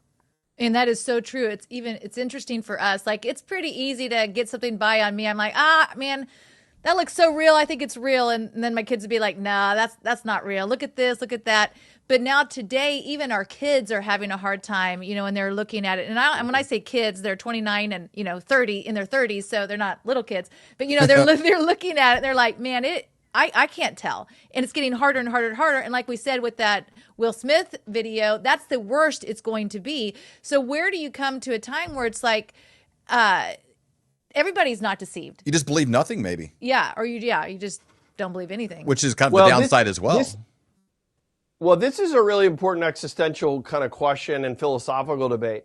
If Silicon Valley is able to scramble our ability to determine fact and fiction, our ability to know what truth looks like and be able to trust our own eyes, then we're at a point where we're not sure what reality is. And have no fear, your elite betters will be here to explain to you what reality is. And we then get to redefine reality. And we get to decide what is fact and fiction. And this is not some kind of sci-fi movie. I mean, we saw during the Biden years this absurd game that Silicon Valley played with its so-called fact checkers, which were just leftist activists pretending to be, journalists who would target one side, rack up several false ratings, and then use that with the ad networks and say, these are purveyors of misinformation. You cannot monetize them. You cannot use their ad networks. And that was done on a vicious level to places like Breitbart and others who were at the tip of the spear and had, were making such an impact that they knew they had to try to take out those voices, those megaphones that were speaking truth. So this is going to go there. Right now, Silicon Valley is playing along. They know that if they want to do their AI data center build-outs, they have to get regulatory approval from the Trump administration. You don't go build a 1 million square foot data center in a cornfield somewhere without all manner of energy, regulatory approvals, national security implications, because now an AI data center is also a national security target for a terrorist attack or an enemy to take out. So they know they have to play along. They are going to be good little boys and girls for the next, until they can run that clock out. But let's be very clear, and I want everybody to understand this. That control grid that Silicon Valley built during the Biden regime is still there. That toggle switch is just waiting to be flipped back on once they resume power. And that's their goal, because then they can use scan and ban technology and AI for censorship. They can completely bring down the hammer on any right of center or Christian conservative that they deem to be misinformation and so forth. And the biggest thing, of course, is going to be this issue about jobs, because what many have been in Silicon Valley working toward is universal basic income. And they view having the ability to knock out jobs and have mass job displacement and mass job disruption as a way to do an economic reset globally, to re-upend free market capitalism and move toward a post-labor, post-capitalist society, okay, built on redistribution and socialist wealth redistribution. Many in the left said that COVID and the mailbox money was just a dry run for UBI, getting people used to this idea. Hey man, this isn't so bad. I get to do yoga and garden and work out and hit the weights and paint and read all those books and catch on, and I get this check. Now, I'm not saying that we didn't need that. It was in that emergency crazy time we were in. But my point is that there are people that have been talking about this for a long time, and I expose it all in Code Red, and specifically looking at UBI, and also that many in big tech are talking about a 3 or 4 day work week. You mentioned I believe with Glenn Beck, when you were talking about a kind of a test run back in 2016, I think Sam Altman and some people used a lot of money to kind of test this out. Can you explain that to our viewers? Because that was head scratching. Yeah, David, it's such an important and very, very, very few people know about it. So in the chapter on economics in Code Red, I start off with the true story, and here it is. So in 2016, a young man, he was in his early 30s, he went on a blog. And this is all, and again, I'll give you the end notes and you can go look all these things up. And he goes on his blog post is still up to this day, by the way. And he says, and I'm paraphrasing, he says, I want to do a study, a longitudinal study, and I want to do the social experiment. And basically what he wanted to do was give low-income people $1,000 a month, no strings attached. No strings attached. You can spend it on, healthcare, you could spend it on beer, you could spend it on whatever you want. Here's $1,000 every single month. And he says, the reason I want to do this is because I think in the future, technology is going to necessitate an economic plan like this. Well, you and I, we know this to be universal basic income, which is just wealth redistribution, socialism, right? So he made good on his word, and he did this. He created a $60 million, the largest American study ever in UBI. And he chipped in 14 million of his own dollars, and he had this whole consortium bring this money together. They study this for years. The results are kind of lackluster. Some people went to the dentist a little more. Some people had more leisure time, but it was kind of a wash. And even the researcher said it's kind of gray. It depends on how you look at whether this was good or bad. But the real tell was what he then said in his blog post way back at the very beginning of the study. He then said, I think it will one day be viewed as silly that we ever considered fear of not eating to be why and how we motivated people economically to work. Now, you and I know that as something called the Protestant work ethic. Right. Exactly. The engine of all of human, flourishing under free market capitalism was I have to take pride in my as a husband, I got to feed my wife, I got to protect and feed my children. I have to get up every day. I may not want to, but we got to eat. We got to be able to provide for ourselves. And that sort of, rugged individualism or, mountain pride or self-motivation was the hinge of history that gave us free market capitalism. And here he is saying that he thinks this is silly. Now, who is that person? Sam Altman of OpenAI, the creators of ChatGPT. When did he create that study? 2016. When was ChatGPT released? November of 2022. Why is he thinking about redistribution on a global, on a national scale and universal basic income, putting in the largest American study ever, 6 years roughly before the release of this seismic change that we've seen in ChatGPT. It is because he is a very ardent and always had been left-leaning donor. He'd always given to Democrats until this recent, and he only had one other Republican. It was a small donation for a Silicon Valley race, when he was in Silicon Valley early. And he also just recently, obviously, they all gave the $1 million at the inaugural, which is kind of a ceremonial thing. Yep. But this is a far left person. And I just think it's important. This is a new cast of characters.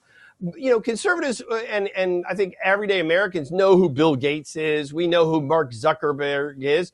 You know, we know who George Soros is. But do we know who Dimas Hassabis is? Do we know who Mustafa Suleiman is? Do we know, even a Sam Altman, people like that? And so when you look at Dario Amodei at Anthropic, and the fact that Anthropic has given $200 million to Democratic candidates, there's a whole new game, and there's a whole new set of sheriffs in town, and they have more money than anybody that we've ever seen, and they've got more power than we've ever seen, and we got to get coached up really fast, and that's why I say we're in a code red moment. You used that term earlier, post-labor society. It kind of makes me think of like, Wall-E, a little bit, or Idiocracy, where there's like a toilet built into the recliner.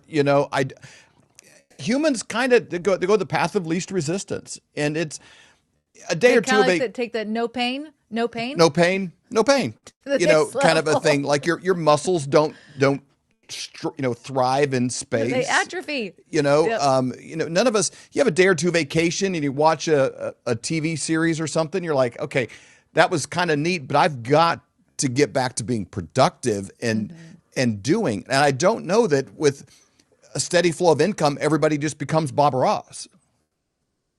David, it's so important, and I take it a step further. The last chapter is on God, faith, AI, and the crisis of what I call the coming crisis of meaning. Let me unpack that last bit there a bit. There are several verses in the Bible, and I actually quote them in Code Red, about the value of work and what work really is, and what it teaches us about ourselves and our Creator and our family and our progeny. It teaches a man discipline, and sacrifice of his comfort and leisure so that he can provide for people and protect people and help them, and for the wife to do the same, and people as they work.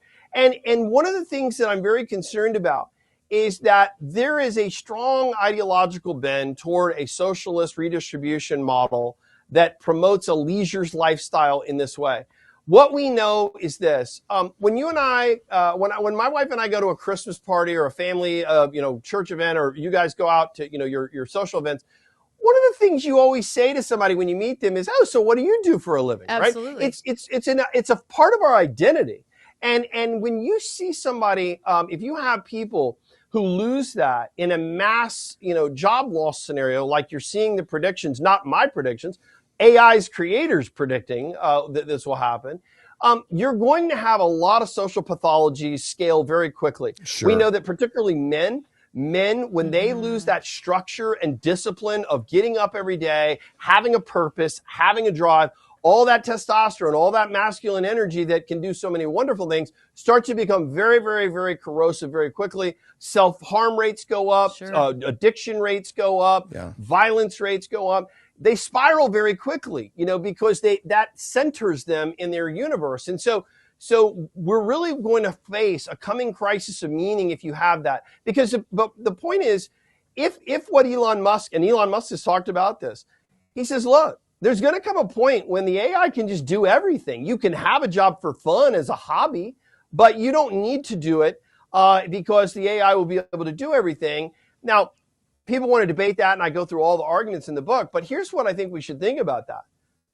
If you know that you'll never outthink AI and that its IQ is far in excess of anything you'll ever be able to achieve, or that any of the ideas you have for creating a business, that agentic AI, which is autonomous text-to-action AI that can actually do the work, is going to be able to take that idea and do it in a matter of minutes. Or why should I go get a 4-year degree in college, or a master's degree for 6 years total, or a PhD for another 4 on top of that, if the AI is going to be able to outdo anything I have. Human motivation, human discipline, human structure, all of those senses of meaning. I think for people of faith, it's actually going to create an opportunity. And I actually end on a positive note in Code Red, because I think there's going to be a lot of people who are searching for community, who are searching for love and, compassion and fellowship, and people that will be there for them as brothers and sisters to, come alongside them in a time of crisis. But this is not hype. And I think everybody needs to understand. A lot of people think, oh, I used AI and I got a hallucination, meaning a false, result. Right. Guys, AI is not just chatbots. Okay. That's like the child's play level of AI. So when you're using ChatGPT and you think that's what AI is, that is nothing compared to the business to business applications of AI, like Codex, CoWork, OpenClaw. And if those names aren't familiar to you, I would just say one of the things I learned real early in this journey into this fascinating and amazing and complex world is you want to approach it with a lot of humility, because a lot of the tendency is to want to default. I'm a writer. My whole career, I've written 27 books, 8 New York Times bestsellers. I've been blessed to get to write with some of the biggest people. And then they go and create a writing machine, which is what, a ChatGPT. And so my first impulse was like, whoa, this won't affect me because I'm so, I've done so much writing and I'm an expert. And I had to have some humility and say, wait a minute, let me look at their advanced models. Okay, that's actually not bad for this sort of writing or that kind of thing. You want to make sure that you're not just defaulting to throwing up that sort of, natural defense mechanism. Because if you don't know what agentic AI is, if you don't know what model context protocol is, if you don't know what retrieval augmented generation is, RAG, you really are not looking at real hard AI. You're looking at the cotton candy AI. And so once you start to really open up the clamshell and really look at how this thing works, you start to realize, wait a minute, there are real possibilities of how these predictions we're hearing can come about. And the final point I'll make on that is this. Dario Amodei at Anthropic, one of the leading enterprise AI creators, okay, says that and he said this just 2 months ago, he says that within 12 months, David, 12 months, not in the future, 12 months from now, 50% of entry-level white-collar jobs can be displaced over 12 months to 5 years. Mustafa Suleiman at Microsoft AI says 12 months to 18 months, you're looking at 100% of white-collar tasks that are able to be replaced. That's not all jobs, but the task. And so when you've got billionaires who have, more money than the Treasury Department, who are giving you these predictions, you have one of two choices to make. Either A, they're just hype marketing to build capital and invest. B, it's legitimate, and I will add a C onto that. You could also say, well, maybe they are part of the ideological set that's trying to scare us into thinking that a UBI is inevitable. Either way, you've got to make a choice, and either way, it's going to be politically weaponized. Man, as we're closing out, it just made me think of, because I remember we were actually together when David read that to me, where they were saying half the positions, would be gone for the white collar. And, when we were growing up, it's always, do good in school, get a great education, graduate from college, get a good job. Well, America isn't based on that. America is based on free enterprise. And it may come back around that we could actually use AI to do what this country is actually designed to do, where maybe it wasn't feasible in the past. You're like, oh, I can't start my own business. Now with AI, I could see that definitely coming to fruition, because if you really look at our country, I remember several years ago, I read that in 1895, 95% of the population was self-employed, while 5% of the population worked for others. 100 years later, it was the exact opposite. 95% of the population worked for others, while 5% of the population was self-employed. You look at this and think, this is a feasible way to actually make that happen and take advantage of what our country is based on. And I think if we look at it that way, if we take advantage of what our country is based on, we don't want somebody to come in and bring in Marxism. We're like, no, we want free enterprise. We want the freedom of capitalism. And I really think that people would start fighting for something that they own a piece of. Yeah, Stacey, is so well put. So there's two things in there that I really do a lot of discussion in Code Red about. One is, there is a massive upside. If you're an entrepreneur if you're a young person that has a dream and no cash, but you've got a lot of fire in the belly, you got a big, strong heart, and you got a big dream that you want to scale, you are going to have limitless possibilities in the AI era to do what would have taken millions of dollars to do, because particularly AI agents, which is text to action, literally digital employee that can autonomously do things. Right. That's already out now, by the way. That's not some, Buck Rogers future thing. That's literally happening right now. That is going to give you an incredible leg up. So that's number one, huge opportunity for young entrepreneurs. And I think that's one of the best moats if you're a parent or a grandparent. I say the future is not teaching our children how to apply for jobs, but how to create their own job, because that's what it's going to be. The other side of that is this, conservative free market capitalists, which I am, lifelong and strongest among them. We often default when we say this. We say, look, this is just the old lump of labor fallacy. This is the industrial revolution. Oh, the robots are coming to take our jobs. It never happens. The free market works it out. Yes, there will be jobs displaced or destroyed, but new jobs are going to be created that we can't even fathom yet. And, oh, wow, the candle went away, but the light bulb came in, or the buggy whip went out and the car came in. It's just part of the natural part of, disruption. Here's why the AI architects say this time is very, very, very different. That was moving atoms and automation of physical manual labor and factories and and assembly lines. Okay, this is the scaling of human cognition, white collar work, cognitive work, right? And what the argument is yes, Mustafa Suleyman at Microsoft AI, one of the richest companies in the world, says yes, it is true there will be new cognitive white collar jobs that are created. And those too will be also able to be done by an AI agent that can do it at a speed and efficiency that'll run laps around a human.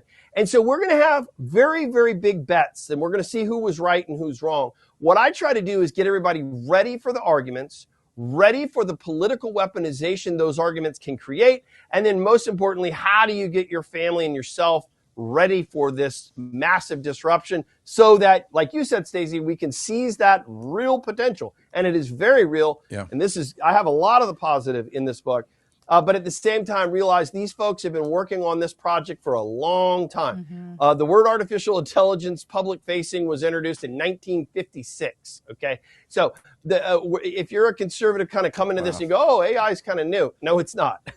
It's not at all. And so I try to give you that context so that you know what to do. And the reason I call it a code red, and the reason the title of the book is Code Red, an alert, an alarm, a siren, but also a code. We need a code. We need a set of principles for the people who see the world through the red political viewpoint, that is to say conservative viewpoint, so that we can navigate our way, since, again, this is very much a lopsided industry in Silicon Valley and big tech. Everybody needs this book. Everybody needs this book. AICodeRedBook.com, AICodeRedBook.com. A lot of great resources, clips, things for you to look at there, but get this book. This is a get one, get two. Write a review. We need to drive this up the algorithm. More people need to be aware of this because it's an approach that conservatives can embrace and view and decide, man, the jobs are changing. Maybe like Taylor Swift's going to have a harder go of it when you can make a song pretty easy. Maybe Shane Gillis, a comedian, might have a better go of it. It's like, little niches within this thing. You need to navigate those and be aware, not just walk around blind. Mike Rose talking about electricians making $260,000 a year working on AI centers, doing things. So we need to make adjustments and know where to be in this place. And then, like Stacey said, focus on being an entrepreneur in this and take advantage of these things. Get the book. Get the book. Get it today. Get one for a friend, and share this episode with people you know, love, and care about. Thank you so much for your time. Thanks for this book. Thanks for the work that you do, and the 26 others as well. And I think your space, your position in the space is pretty safe, because I don't even think AI can outwork you. AI looks at you and says, "Man, we don't got it. We're pooped." Can't do it. You're very kind, and thank you so much, both of you. Really appreciate you deeply. Thank you.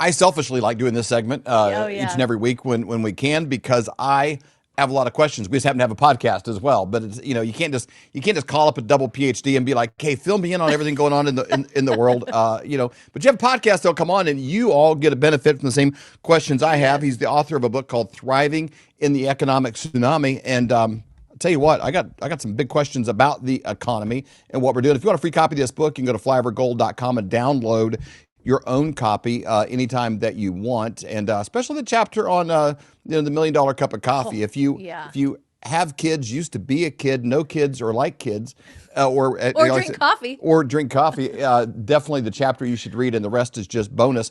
The one, the only Dr. Kirk Elliott.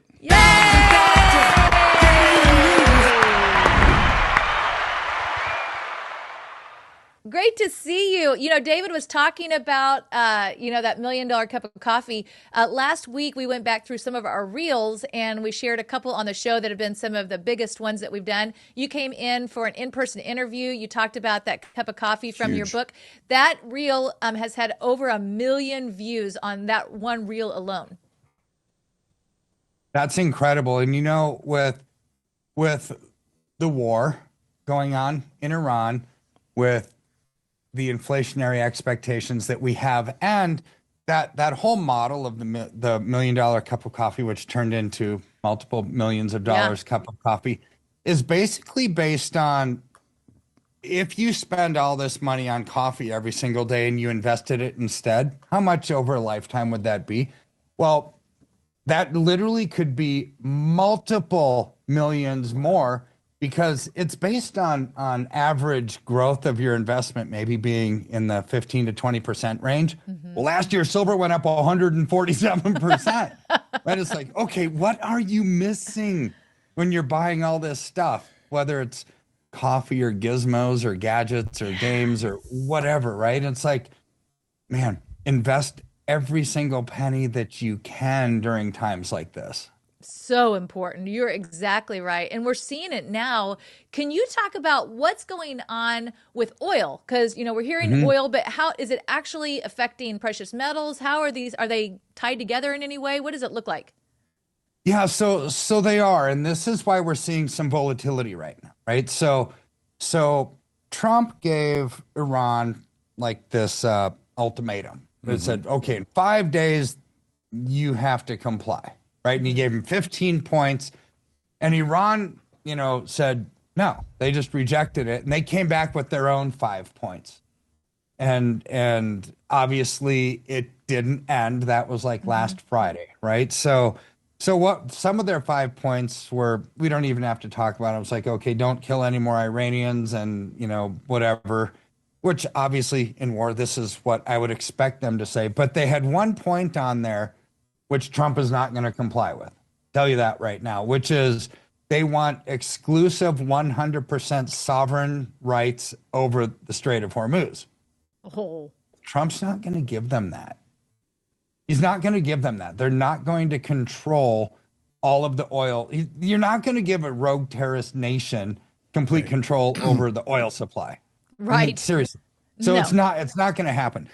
So this is going to have some legs, right? So a few months ago, Eric Prince had said, if this goes on, military expert, what he is, he said, if this goes on for months, this will cause the price of oil to go to $150 a barrel. Well, last week, JP Morgan's analyst said, if this doesn't end in 1 month, there's a major risk we go into a global recession. Why is that? Well, it's because oil already is like up to $104, $105 a barrel, right? It's gone up. It started in this conflict a few weeks ago in the upper 60s. I mean, think about that. Wow. Something has almost doubled in that time frame when it's the most important commodity on earth. Yep. I mean, everything uses oil in manufacturing. So that means everything that's being manufactured, the cost of oil has almost doubled. So this is inflation, massive inflation. So how do policymakers slow down inflation? 2 ways. They can stop printing money, reduce the supply of money, or they can raise interest rates. They never slow down the money train. They just don't. So therefore, it leaves us with raising interest rates to slow down inflation. So, what causes gold and silver to go up or down, right? So, when you lower interest rates, it generally causes gold and silver to go up. When you raise interest rates, it generally causes gold and silver to come down.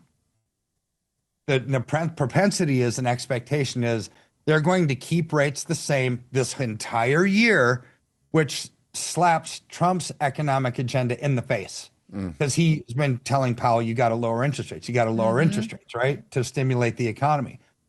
So here's why there's volatility.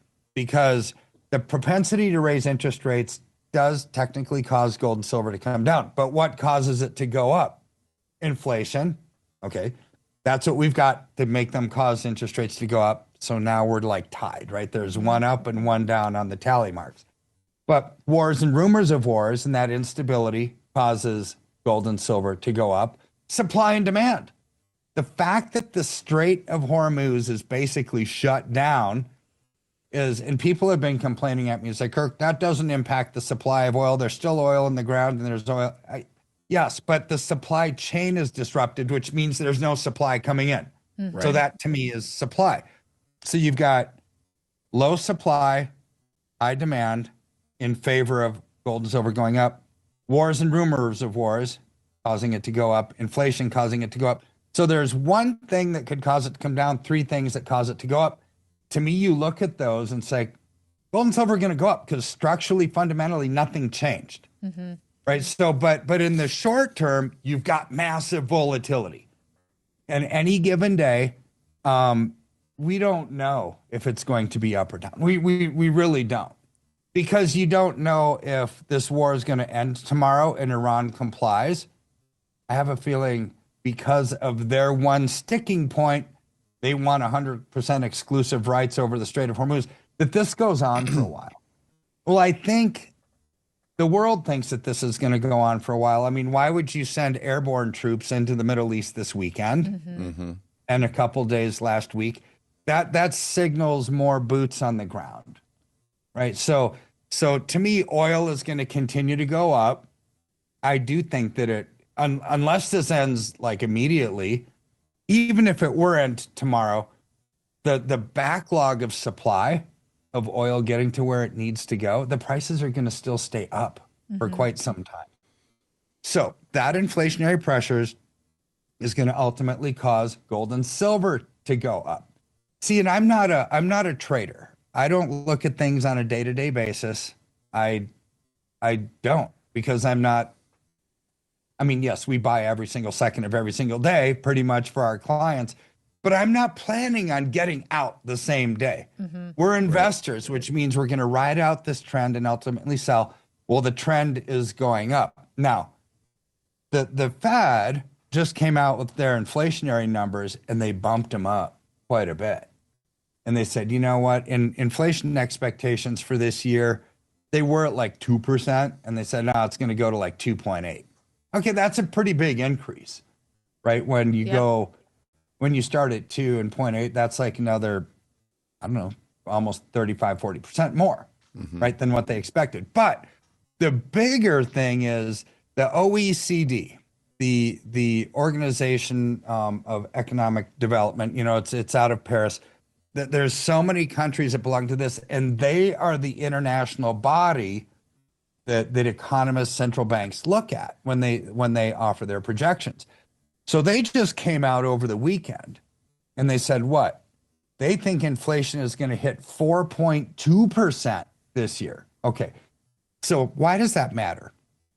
Because there's a cost of money, right? If you're getting 4.2% on your CDs, money markets, whatever, and inflation's 4.2%, you're not making any money. Right. Right. So the fact that they think inflation is going to go up there means something terrible for like the global bond market. Like the Japanese yen carry trade, which we've talked about numerous times. For a couple of years.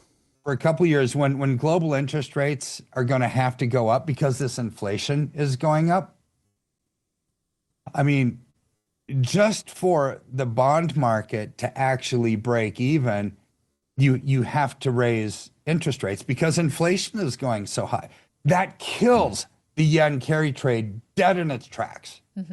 Right. So that means global financing, stimulus to economies that used to rely on free money to grow. It's over. It's over. So here's where, how does this price of oil impact gold and silver? Yeah. In the short term, expect more volatility. Like as we record this, silver's up another, few percent this morning. That's because ultimately the fundamentals are always going to hold true. Now, Jesse Colombo with the Bubble report, I mean, he's saying this in his most recent commentary. It's like, yeah, this price of oil, this could have volatility on a day-to-day basis. But overall, last week he said, I think silver's still going to hit $150 an ounce. This is what other investment houses are saying as well, $200 to $300 an ounce by the end of the year. And I'm not talking about podcasters, talking about like Citibank and Bank of America. Yeah. That was a few weeks ago how they were talking about that by the end of the year. Bank of America. Couple $100 an ounce by the end of the year. Bank of America. Right. So when you look at these, that's been my projections all along. I'm glad that the big banks are actually saying the same thing that we have been, because this is why we invest. We invest to grow, and the only way that you can grow is to outpace inflation. Now, you could technically do that with cryptocurrency from time to time, but that comes with it a very large element of risk. Right? So for us, we want to minimize risk, maximize return. You look at the supply and demand fundamentals, the wars, the rumors of wars, the political instability, everything that's going on right now, all of that points to higher gold and silver, not just by the end of the year, but literally, I still think we're going to hit triple digits by June-ish timeframe, which doesn't deviate from anything I've said over the last 6 or 9 months either. Don't let this volatility and these down periods like we have now, which are because of short selling, because of forced liquidations on ETFs, think that, the major fundamental reasons why gold and silver have gone up are over. No, they're not. These are temporary blips. Use those to your advantage by simply buying low and selling high and buying on the dip. That's my encouragement to everybody. So good. So Flyover family, if you're thinking, how would I even start that? I don't even know the process. What does that look like? It's very simple. You just go to flyovergold.com. Like David said earlier, you can download the book while you're there. It's absolutely free. That's a gift from Dr. Kirk. We are so thankful for that. So you can download that, sent directly to your email. But while you're there, you can register for a free consultation. That means get all of your questions answered. Fill out your information. Someone from Dr. Kirk's team will get a hold of you to answer your questions, and then you can make wise decisions for your family. But find out what are the options for you and your family. Again, go to flyovergold.com. Do it today. You will be so glad that you did. Dr. Kirk, thank you so much for your time. We really appreciate it. If you had a time machine and you could go back to, say, 1930 and you had 1 ounce of gold or a $20 bill, both of those would buy you a complete men's suit, brand new, the shirt, the tie, the belt. Either one would buy you the whole thing. If you had a time machine and then you brought both of those resources into today, 1 ounce of gold could still buy you a full suit at pretty much any men's store in America. The $20 bill, it probably only gets you a handkerchief or a pair of socks. How do you get the gold and silver? Well, it's very simple. We have a friend that we've known for over 25 years. In fact, his dad was a mentor of ours, and his name is Dr. Kirk Elliott. And the way that you connect with him is you go to flyovergold.com. It's a website that we set up to make it very simple. All you do is go there, fill out your information, and someone from Dr. Kirk's team will get a hold of you to answer all of your questions. Whatever you have, they can help you out. Or you can simply call 720-605-3900. Again, 720-605-3900 to set up that free consultation. Do it today. You will be so glad that you did. We hope you've enjoyed this episode of the Flyover Conservatives podcast with David and Stacey Whited. Please subscribe, hit the notification bell, and leave us a comment below. Lastly, if you enjoyed today's podcast, share with those who came to mind. Be blessed and make it a great day.